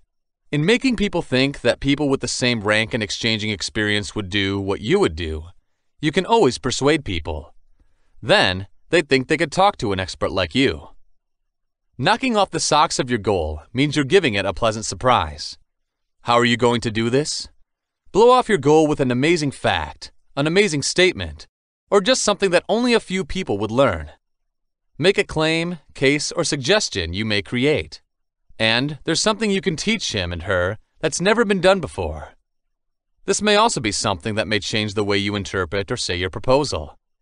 This will open their minds in such a way that they will accept new ideas and thoughts. It puts them in a state of relaxation and reception, in other words. The reason behind this is that people enjoy being pleasantly surprised in particular. If your target has been pleasantly surprised, making him or her say yes to your idea, statement, or case will be relatively easy. Why do you know? This is because if you help such a person discover some amazing new reality, making a decision to pursue another person, you, will always be relatively easier. In fact, it will be relatively easy to make a decision to give in to your statement or suggestion because your intention is to feel more comfortable and receptive. There's a reason why people believe in success stories. Everyone tries to always find the easiest way to do things, and they're willing to buy anything that a person used to get out of a terrible situation that's also likely to happen to them. When you sell a parachute, the belt that people usually use is made of strings used to hold a parachute together. Keep in mind that they likely wouldn't find themselves falling out of a plane and using a parachute to save their lives. But when you tell people that a parachute can carry more than 500 kilos of weight so that they can use it and tow their vehicles, and it's the favorite bracelet for hunters and explorers because it can act as a tourniquet, a fishing line, or something to tie up their tents, they'd buy one from you for 3 times the price. That's because these are the information that would make you think the service is much more important than it appears. Another useful tip linked to this technique of persuasion is the last presentation of the plan you want to be accepted or the item you want to purchase. This means that you have to spend a considerable amount of time asking for approval of a plan or to buy an item from your target. Because of your actions, the target would usually have to accept a single item or service after you have been removed from the start of the discussion. As such, putting the most important idea or service at the end of the presentation or discussion would be strategically advantageous. Be concise. You should be clear and thorough when describing specifics to your target audience if you want to add an element of authenticity and validity to your claims. The explanation for this is that your words contain clear and detailed information. It means you know how they affect other things. When you understand how certain issues can be influenced by your plan, argument, or event, your claims are more difficult to attack. Therefore, many people unconsciously feel better when very precise and reliable information is given to them. Why are figures and percentages of all kinds convincing people? It's because they get a sense of security from specific numbers. Of course, people don't think that 100% of the time something would succeed. They'd want something that's almost foolproof, because the almost perfect artifact they might get is even better than all the other things they've tried. That's why people often prefer to buy items using numerical adjectives like most, almost all, and 9 out of 10. But if you believe that your service is fine, notice the number of questions you receive. That's because most people don't trust perfection. We would rather get something that can be imperfect. But if we meet the criteria, they are still guaranteed to work. That makes the service more interesting and believable for people. Suppose you are, for example, a specialist in the management of operations. How can you apply the principles to your target dealings? Okay, you can say your target that his or her revenue will increase by 46% in 6 months through the use of your consulting services. That's unique now. But if you tell someone you can promise a 100% increase in this revenue, then your target will be more likely to go away. That's because you don't get your target as a buyer unless you can give him a big-time customer who can back up your story. Benefit offer. What's a good offer? A deal must definitely look like it is, not just for your benefit, for the benefit of your goal. You need to make an offer that would build the same appeal for that reason. Bear in mind that most people are more self-interested, not you. You are more likely to be self-aware, and they would certainly not pursue your wishes. If you're going to make them rely on what you're thinking of, make sure you make it look like they're getting more value than you would. Why are people buying salesmen's goods and becoming convinced that doing so is the right decision? The reason is simple. The seller doesn't think about how much money he'd get from the sale and how that profit would change his life. When considering those, a salesman doesn't have to ask. But when he wants to do it from the viewpoint of his client, he would still be able to enjoy it. All he has to do is make it a point that his service is of superior quality and that in his life the consumer would need it more or less. Of course, the customer knows there's something positive for the dealer. A customer buys without hesitation, however, because he knows that their positions are just the way they go. But if the scene continues with the seller putting his needs first, the customer will probably want to go home. None of them would enjoy the benefit if that happens. So, when it comes to persuading someone that doing you a favor would be to his advantage, make him a good offer to see his advantage first, before you finally get the bonus. What important is your closing game to convince someone? It would be the reputation in the art of making magic, where the highlight takes place. Your initiative is not yet sure to come to fruition without a successful closer. For this reason, reiterating parts of your conversation in which you went into some form of agreement would always be wise. If your target once said he'd like to try whatever you're offering in a conversation, then keep that moment in mind. Make sure you pull up the closing details before the conversation dies down. You can say something like this: "Because you said you'd like to try product A, I'm going to go ahead and wrap it up for you." Now you're talking with a positive approach as a very optimistic salesperson, something many customers want. Instead, if they decline to have their order wrapped up, tell them if they should pack it up later. Always say they have the option of withdrawing from your earlier agreement. Remember the goal that he liked it, and never insinuate there is an option to say no. You'd be shocked that it works for almost anything, no matter how old this marketing tactic is. It's because people are mostly worried about how to make it much easier to make choices. Proactive people know that if they think there is someone who is trying to save them from all the trouble, individuals are likely to be bent to your will. Manipulate people by creating scarcity. Once people know that their desire for something is limited in terms of time, color, choice, quality, and quantity, their desire for it increases exponentially. Corresponding to this theory, whenever you want something but can't easily have it, the appetite for that object increases significantly. There is nothing but human nature and one of economics' fundamental laws. Citizens have always heard about the law of supply and demand, and they understand how difficult it is to buy something at a much higher price just because the market for it has increased. That's why they're going to markets to buy a product that's more likely to become extremely popular in the future and take advantage of its original price. Today, most stores use this strategy. First, they get people to understand their product's inherent value, which they know the consumers want tremendously. They will then throw in some freebies and a cheap price, which would help them generate sufficient revenue to fund their money. They will then conceal the item from the public, and once they think there's enough clamor for the brand to return to the shelf, they'll bring it back on the market at a ridiculously high price. What is this action going to do? Through listening to the people's voice, it makes the store owner look good, and then he gets a lot of extra money to do so. He doesn't need people to know the second advantage he had, however. The first advantage is all that he would need to remind them of. From the point of view of his ambitions, he is simply trying to make his consumers avoid the pain by reintroducing an old product that would most likely be much more costly than the new product his store sells. The customers did not know, however, that the store owner has already guaranteed his personal reward. He definitely knows his old product will be selling no matter what. He did not actually take any risk at all. So, how can you use this principle? The first element of this principle is that your goal must be aware that it will be valuable to him or her for your service, offer, proposal, or product. He or she is going to suffer if he or she loses the chance to have this right now. The second element is the act of scarcity induction. Now, to your target audience, you can cause scarcity. Tell him or her that, in terms of business operations, what you are offering right now will only be available for a limited time, or in limited quantities. The target will know by causing scarcity that there is a real possibility that he or she may not get what they really want because time or stock will run out quickly. As such, telling your target in no uncertain terms how it will lose out in this situation would be essential. Suppose you are a businessman as an illustrative example, and your target is a potential customer. You can say to your target, "I definitely hate to see you miss this latest iPhone. Remember that this model will only have 2,000 iPhone units available. I can give you the chance to reserve one for yourself if you wish." This example would work because it involves a specific number, which justifies the claim of scarcity. A salesman would sell for a certain amount based on how much his target would love or need the product that he offers.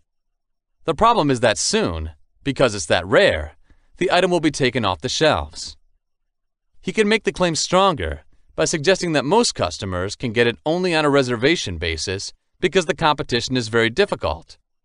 But still, fighting for the service is so worth it. To maximize consumer pressure, a store owner may declare that consumers have a specific deadline to make up their minds. Missing that deadline is the same as missing the entire opportunity to profit from the service. Now, if you were the salesman, you could even boost your pitch by saying you're willing to go out of your way and make sure your target gets a fair fighting chance to get that product. However, it should count on that effort. Insinuating that you go through the trouble of having to fill up the paperwork and stand in line can be frustrating for you. You are now sure to sell, and you would also get a good tip. Chapter 10. Manipulating someone by leading them on. There are two main tactics you have to use as you try to build relationships and get your audience to follow your lead. They are leading and pacing, which helps people to build trust and confidence in you, encouraging them to go on the course you need them to go. In most cases where you need people to agree with you and start seeing things your way, these strategies would be very beneficial. Many people think they don't want to control their emotions and thoughts, but somehow they would really need a person who can influence them in thinking which direction they're many likely willing to go in. Nevertheless, they should accept that they may not always make a conscious decision knowing what is going to do them good, but you can get them in a direction they want at a faster speed. Pacing and leading works like a dance. In order to work, it takes two people in agreement, which requires another important element: negotiation. We will not go anywhere without peace between two individuals that is not mutually beneficial to them. They'd be stuck in a rut, like in any relationship. With this, you'll realize that being able to manipulate people into your thought line is more like agreeing with them and encouraging their subconscious to make perfect sense of their behavior by helping them build a new comfort zone when they're around you. You'll also find that they're much easier to manipulate once they're confident. Mirroring, a method used to build relationships mentioned in an earlier part of this book, is a key activity you need to master to incorporate a relationship in every encounter you have with others. Mirroring is also referred to by some neuro-linguistic programming practitioners as pacing, which describes it as the process of balancing the audience acts and attitudes to instill confidence in your communication. That said, this means you can suit your audience and break down their barriers, which helps you to deliver a study. Why do you need to suit the conducts or acts of another person? Let's use the black tie event as an example. In order to attend such an event, many people would still prefer to wear formal clothes, even if the invitation did not specify that they are expected to do so. You'll find the extra time and effort to make sure they appear in their best tuxedo or dress at the event, because if they didn't, they think they'll look different from the crowd. At the same time, if you should ever go to that event in casual clothes, you'll find yourself looking over from head to toe. You'll also soon find out that if you're dressed differently, no one wants to talk to you. You would note, when you thought about that scenario, that most people would actually want to engage a similar person. Millionaires are often hanging out with billionaires, and celebrities are hanging out with other actors. It's not about promoting racism or shunning diversity, but it's just plain human nature. People tend to hang out with people they feel they can understand their lifestyle and values. If you have the unpleasant habit of smoking, you may see a silver lining to indulge in that addiction, because people who smoke with their clients or employers are mostly those who are likely to get the upper hand in closing deals and getting long-term promotions. It doesn't mean they are more knowledgeable, but they are the ones who can contribute to their target. Who knew that from a single addiction you could get that much? Mirroring or pacing simply matches your target's actions, which is important to your task. You need to know what aspect of their conduct is most important to them. If you want to build a relationship with an artist, you'd more likely listen to the kind of music they want. You'd like to take hints from your specific goal on what might make them pay attention to you. So, when they know you can speak their language, you can guide them in any direction you want them to go. So what makes your objective interpret similarity as leading to the dimension of trust? The answer is simple. There is something people want to trust that gives them comfort. The familiarity you're willing to offer them gives them thee, as it helps them escape the complicated relationship with people who have different approaches to life. People usually vote for people who can give them some reason to believe they're one of them. There's something like too much pace, however, which makes the effort to establish a relationship too evident. You'd find, for instance, that trying to talk to people about any common interest you have, or trying to buy the same clothes they wear, will soon make them annoyed by your presence. You can start with being direct to get whatever business you've done, but they may challenge what you want out of them and start raising their defenses around you. With that in mind, note that in your effort to belong, the best kind of timing is being able to get the results you want from your target without being seen as being too obvious. There are many ways to make sure your target doesn't realize you're subconsciously writing. Here are some ways that you can pace with which you can mimic your objective without being too clear that you're trying to win over it. 1. Body posture. Posture is a strong determinant of a person's mood, and being able to mimic the way a person sits or stands you in the empathizer mode. If you're trying to talk to a guy in a bar to give him something, you can sit apart from him in a few seats and order from the bartender what he's drinking. If your target is slouching, slouch too, but you do not seem to pay attention to it. It would make him recognize you from his eye corner and start an empathetic conversation. Maybe he'll tell you how your day goes. That's your start point for a discussion. 2. Figures of speech, metaphors, or phrases. You will find that every person in that room has a different choice of words to explain or name things. Some might like to use the word that things to refer to a collection of objects from which the proper term cannot be remembered, or use the word bunch. So, when you want to talk to specific individuals in that group, make sure you use the terms they repeatedly say as well. That would invite them to join your talk. 3. Personal style. Don't you ever wonder why people still tend to say, "I'm going to have what he's got," in a bar to set up a conversation? At the same time, do you find that they are most likely to be told the first word by their target? This does not only happen in the setting of the restaurant. This strategy is also very appropriate in malls and other places where two or more individuals will attempt to establish relationships with each other. 4. Tone, accent, and tempo. It's no secret that people with different speech patterns are those people who usually end up talking to each other because of their linguistic upbringing.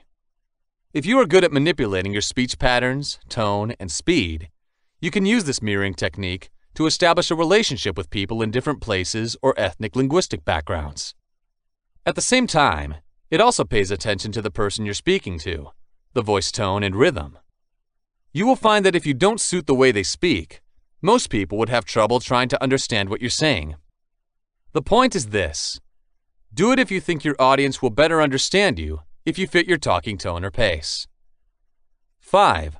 Orientation towards career, time, or life.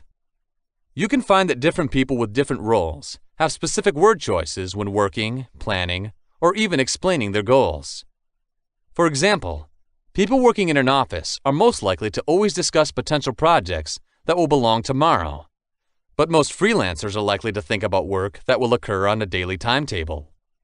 You may also note that business owners tend to think about the money they're making, while workers tend to think about the amount of salaries they're getting based on salary cutoffs. With that in mind, In terms of how they usually view money or the form of their sexuality over time, you could sell a product to these people.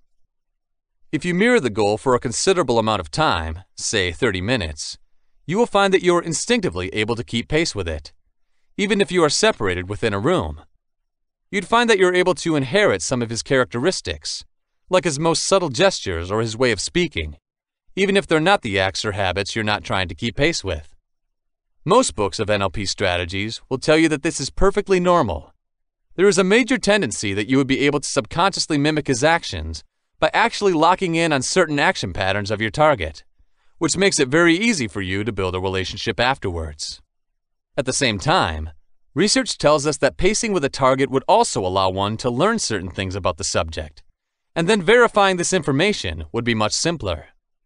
You may also think that you can develop a connection with your target, even from across the room, after pacing with a person for some time. Leading. Now here's the section you're trying to enjoy the pacing bonuses that's leading. In essence, leading refers to the act in which you can intentionally shift the acts or values of another person to a purpose you have in mind.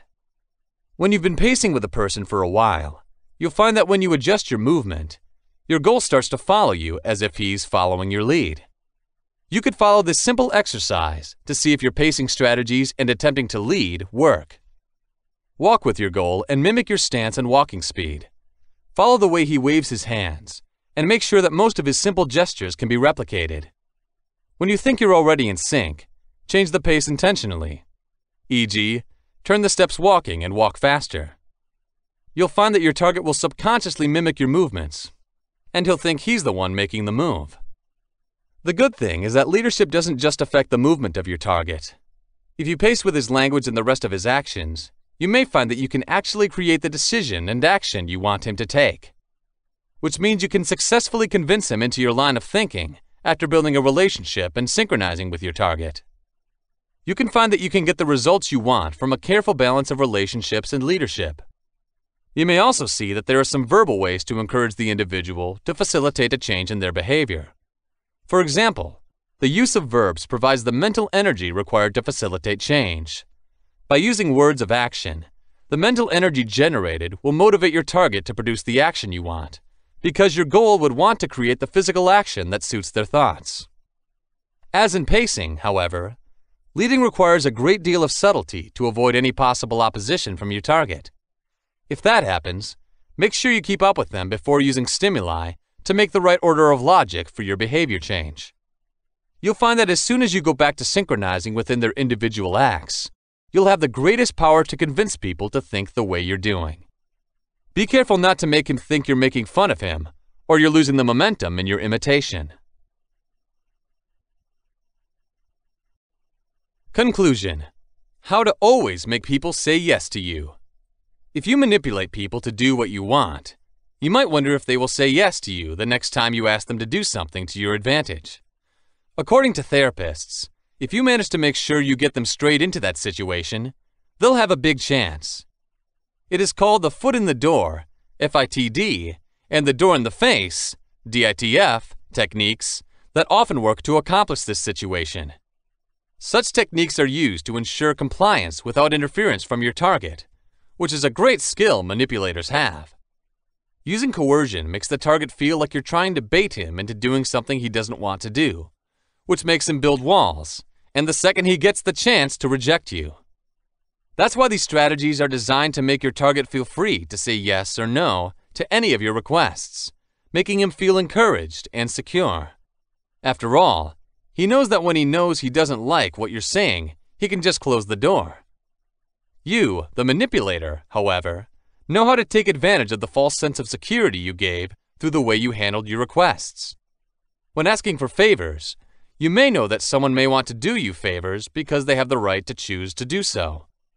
You are even going to experience your ambitions too happy to do a favor without even telling them because they think they have the means to do so. Now, without any thought, this is pure coercion. What is the technique of FITD? You may hear the term used by people who say they have a great chance to get what they want because they already have a type of leverage which opens the door to opportunity for them, hence the expression, foot in the door. For manipulators, This is a phenomenon which occurs when they succeed in creating successive demands with successive and favorable results that allow them to do so. For example, if a stranger calls you and asks you if they can come over and look at the stuff you're storing in your garage, you're probably going to say no. You would definitely find this application extremely strange, and you would think this person is just asking for too much, to the extent where you have to go out of the way and do something you just don't want to do. If that stranger is a successful manipulator, however, he may increase the likelihood that you will say yes to his query, no matter how absurd it may be, because manipulators make you feel you want to help. There was an experiment conducted in 1966 where two Stanford researchers named 4 groups of housewives who during the weekdays were alone in their homes. The 3 groups were asked to answer some of the questions they would usually use about certain kitchen items. They were contacted again after 3 days and then asked if they could be visited by some stranger at the house and list all the things they have in their kitchen. The second request was received by the 4th group, but not the first. In this study, the 4th group responded the way any person should. They did not agree to have someone come to their home and see their kitchen cabinet's contents. They didn't see any reason. Some 53% of respondents from the 3 groups who chose to respond to the survey also said yes to the second request, however. That's why the study concluded that once you manage to make someone do you a favor, the next time you ask them, there's a higher chance that you get them to do you another favor. You can also make them perform a much more complicated task at the same time, which may be completely unrelated to the first thing you asked them to do. We may be reluctant to do it, but they will still say yes to you. Why FITD works. This strategy has been a great tool in maintaining compliance with a variety of community-based applications, such as seeking donations, placing a sign in people's cars to encourage others to drive carefully, and exercising the right to vote during elections. For these campaigns, the reason it works is because it gives the individual the sense of responsibility while making them feel they are doing something valuable of their own free will. The other reason is that people are always going to have a strong sense of community and also like to establish relationships with the people they meet. You will find that you have to fill out a survey or registration form every time you make donations, which will reinforce your relationship with the organizer. Since you think you've become familiar and in some way connected to him, you're willing to do something else for him, even if that means giving away your money. But yeah, you know you've done it for a reason. You have already expressed your support as soon as you have already filled out the questionnaire, which allows them to be able to ask for more. You'll also find that when the organizer says you could choose if you don't want to, you're more willing to donate because you have a choice. Interestingly, you tend to lose the freedom to decide when you're told you can choose freely what to do. But, as you are more conscious of the world in which you volunteer, you think that doing the person or charity a favor is okay. Based on the above examples, you will find that in order to successfully execute the FITD technique, the following considerations must be considered. 1. The goal's understanding of favor's existence. 2. The partnership you'd like to create with your target. 3. The willingness of the target to perform the next favor or favors. It is very critical that you have a method to get the other person committed to the essence of the favor you want him to do for you. See how immovable agents get potential buyers' attention? They are asking them to support the booklet they are distributing. They don't pressure them to buy. They only distribute very innocuous products without asking them if they need a new house. It's very necessary now, that initial contact. This helps the agent to move on to the second stage. The target knows that the agent is just trying to do his job, and there is no harm in getting the flyer to help him out. The agent then begins by asking questions, which in turn produces a report. Instead, he asks for the phone number of the goal. That series of favors, of course, is aimed at making him go into that final favor, or asking the target to buy from him a new house. Looking at this case, you need to establish the notion that this individual is doing you a favor, and it's a simple one that doesn't damage your assets. You're constructing the sequence of favors to build your relationship. It's like bringing him into the trap of just saying yes, and you're tricking him into believing all the demands you're trying to make are simple. Place these strategically favors to make him forget the levels of difficulty that you made him do in executing the tasks. Then, let him do the job you want him to do. Therefore, It's very important to consider the target's ability to accomplish the mission. It should be fair, and he should find it easy to do. You can't ask a man strapped to buy a car from you immediately for cash. Instead, you can rely on how quickly he can get a loan, and if he can do it for you. Note that to make your target feel the demands are fair, give him easy solutions if you think it's hard for him to do the next favor. So all your favors are reasonably easy, and your targets would typically be happy to say yes to your requests and do them. At some point, if FITD does not work, people realize that they are being led to do something they are unaware of. You may not be able to get them to purchase anything from you if you're trying to sell them a mobile, and then they don't want to answer a questionnaire or get a pamphlet. You have to rethink your strategy at this stage. You can do another technique, which is the door-in-the-face technique, if FITD does not work. DITF acts as the reverse of FITD. Instead of trying to build relationships and lower your target's anxiety to allow him to satisfy a set of requests for you, you can ask him to make one request for you by focusing on something beyond his anxiety level. How DITF works. People don't always trust other people, but that doesn't mean they don't want to collaborate with them. The lack of confidence, or the fact that what you are asking them to do is awkward, might lead them to give you a fair favor, so you can get your foot out of the door. Remember the housewives listed example? If the fourth group refuses to have someone list all their kitchen cabinet's contents, then what would they think about having to answer a kitchen items questionnaire? You're likely to think they'd agree with that, most likely, because it's more rational and easier to do. If the aim of the researcher is to collect survey data from various housewives, then by adjusting his query, he would still be able to get what he wants. The argument is that the people facing the problem only wants it over and done so that they can close the door on the topic, so they are likely to comply with smaller demands that do not impact their level of anxiety. DITF's main element is the target's desire to get rid of the manipulator. But as they also try to establish a positive relationship with each other, both the target and the manipulator will think they want to do each other a favor. The goal, unable to satisfy the first demand, will say yes to the second request. On the other hand, the manipulator would do his target a favor by eliminating the frustration that he created with his first application. That said, when you use the DITF technique, there are two things you need to consider. 1. Because of anxiety levels. 2. A very fair first query that your target has the means to satisfy, but might not want to. A second demand that is more rational and simpler, which your goal is likely to satisfy. Why do you still want the target to do you a favor? It has to do with their sense of guilt. Anybody would feel guilty for not wanting to meet them when demands are very fair and they are within their means.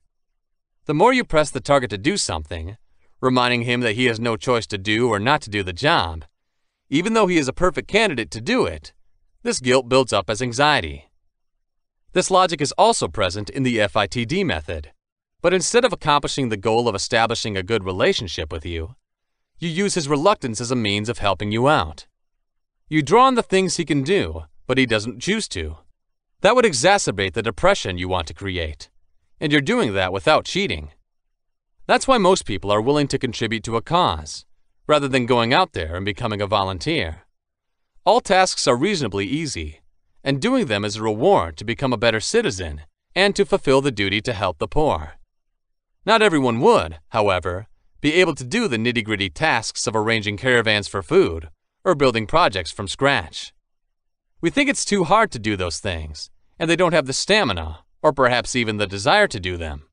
Grabbing through their pocketbooks and paying out a donation is much safer for them. They feel soothed by their guilt when they give the money, and at the same time, they receive the reward of being able to fulfill their social duty. It becomes a technique in reverse psychology, effective for both sides. All is about probability. As you consider what kind of strategies would have worked best to a given situation, you would also have to put yourself in the target's shoes. Which of the questions makes more sense if you were in his situation? Which one is more enjoyable? You'll have to go back to the very idea of building a partnership at this stage, and the concept of how to sell an idea to your target. Everybody wants to experience benefits for their acts, but the concept of what a reward is would depend on the target's profile. You can note that visual people find things they see done to be more satisfying than those who hear or are confronted with verbal information about them. You'll find that knowing people's purchasing styles will help you see what kinds of favors they're more likely to do. Through identifying the targets you encounter and instantly know their style, you make sure to get the idea of how likely your requests are, depending on the person you are dealing with. You would expect visual people to volunteer to develop the FITD strategic work and make them progress towards more difficult tasks simply because they want to see progress on their own. Nonetheless, you would expect auditors to make donations because they are likely to be pleased with other people's hearing improvement. You can use the DITF strategy to increase the likelihood that they will make a donation. The more you use this strategy, the easier it becomes for you to assess people based on the roles they are willing to perform. Of course, make sure you can clearly offer evidence that they can satisfy the demands you are asking them to increase the likelihood that they will agree with you. Providing evidence that it does not take much effort for them to perform the tasks they are asked to perform should be of second nature to you, especially if you want to increase the frequency of using either FITD or DITF manipulation techniques. The proof you put forward would serve as your counterargument to any doubt they have. With that in mind, you can increase the number of requests you can make without using coercion on your targets. This is done in ads all the time, and the idea is that people are able to do things and that they are within reach ensures that they are more likely to comply. Look closely at the TV ads, and you will see this technique being repeatedly demonstrated. This has been Body Language Secrets and How to Analyze People. 2 books in 1. Analyze body language, speed read people, personality types, manipulate and influence people with emotional and mind control. Written by Jake Smith. Narrated by Glenn Bultice. Copyright 2019 by Jake Smith. Production copyright by Jake Smith. The end. This has been Manipulation, Body Language, Dark Psychology, NLP, Mind Control and How to Analyze People. Master your emotions, influence people, brainwashing, hypnotism, stoicism, personality types and persuasion. Written by Jake Smith. Narrated by Jason Spire, Stephen Justice and Glenn Bulthus. Copyright 2019 by Jake Smith. Production copyright by Jake Smith.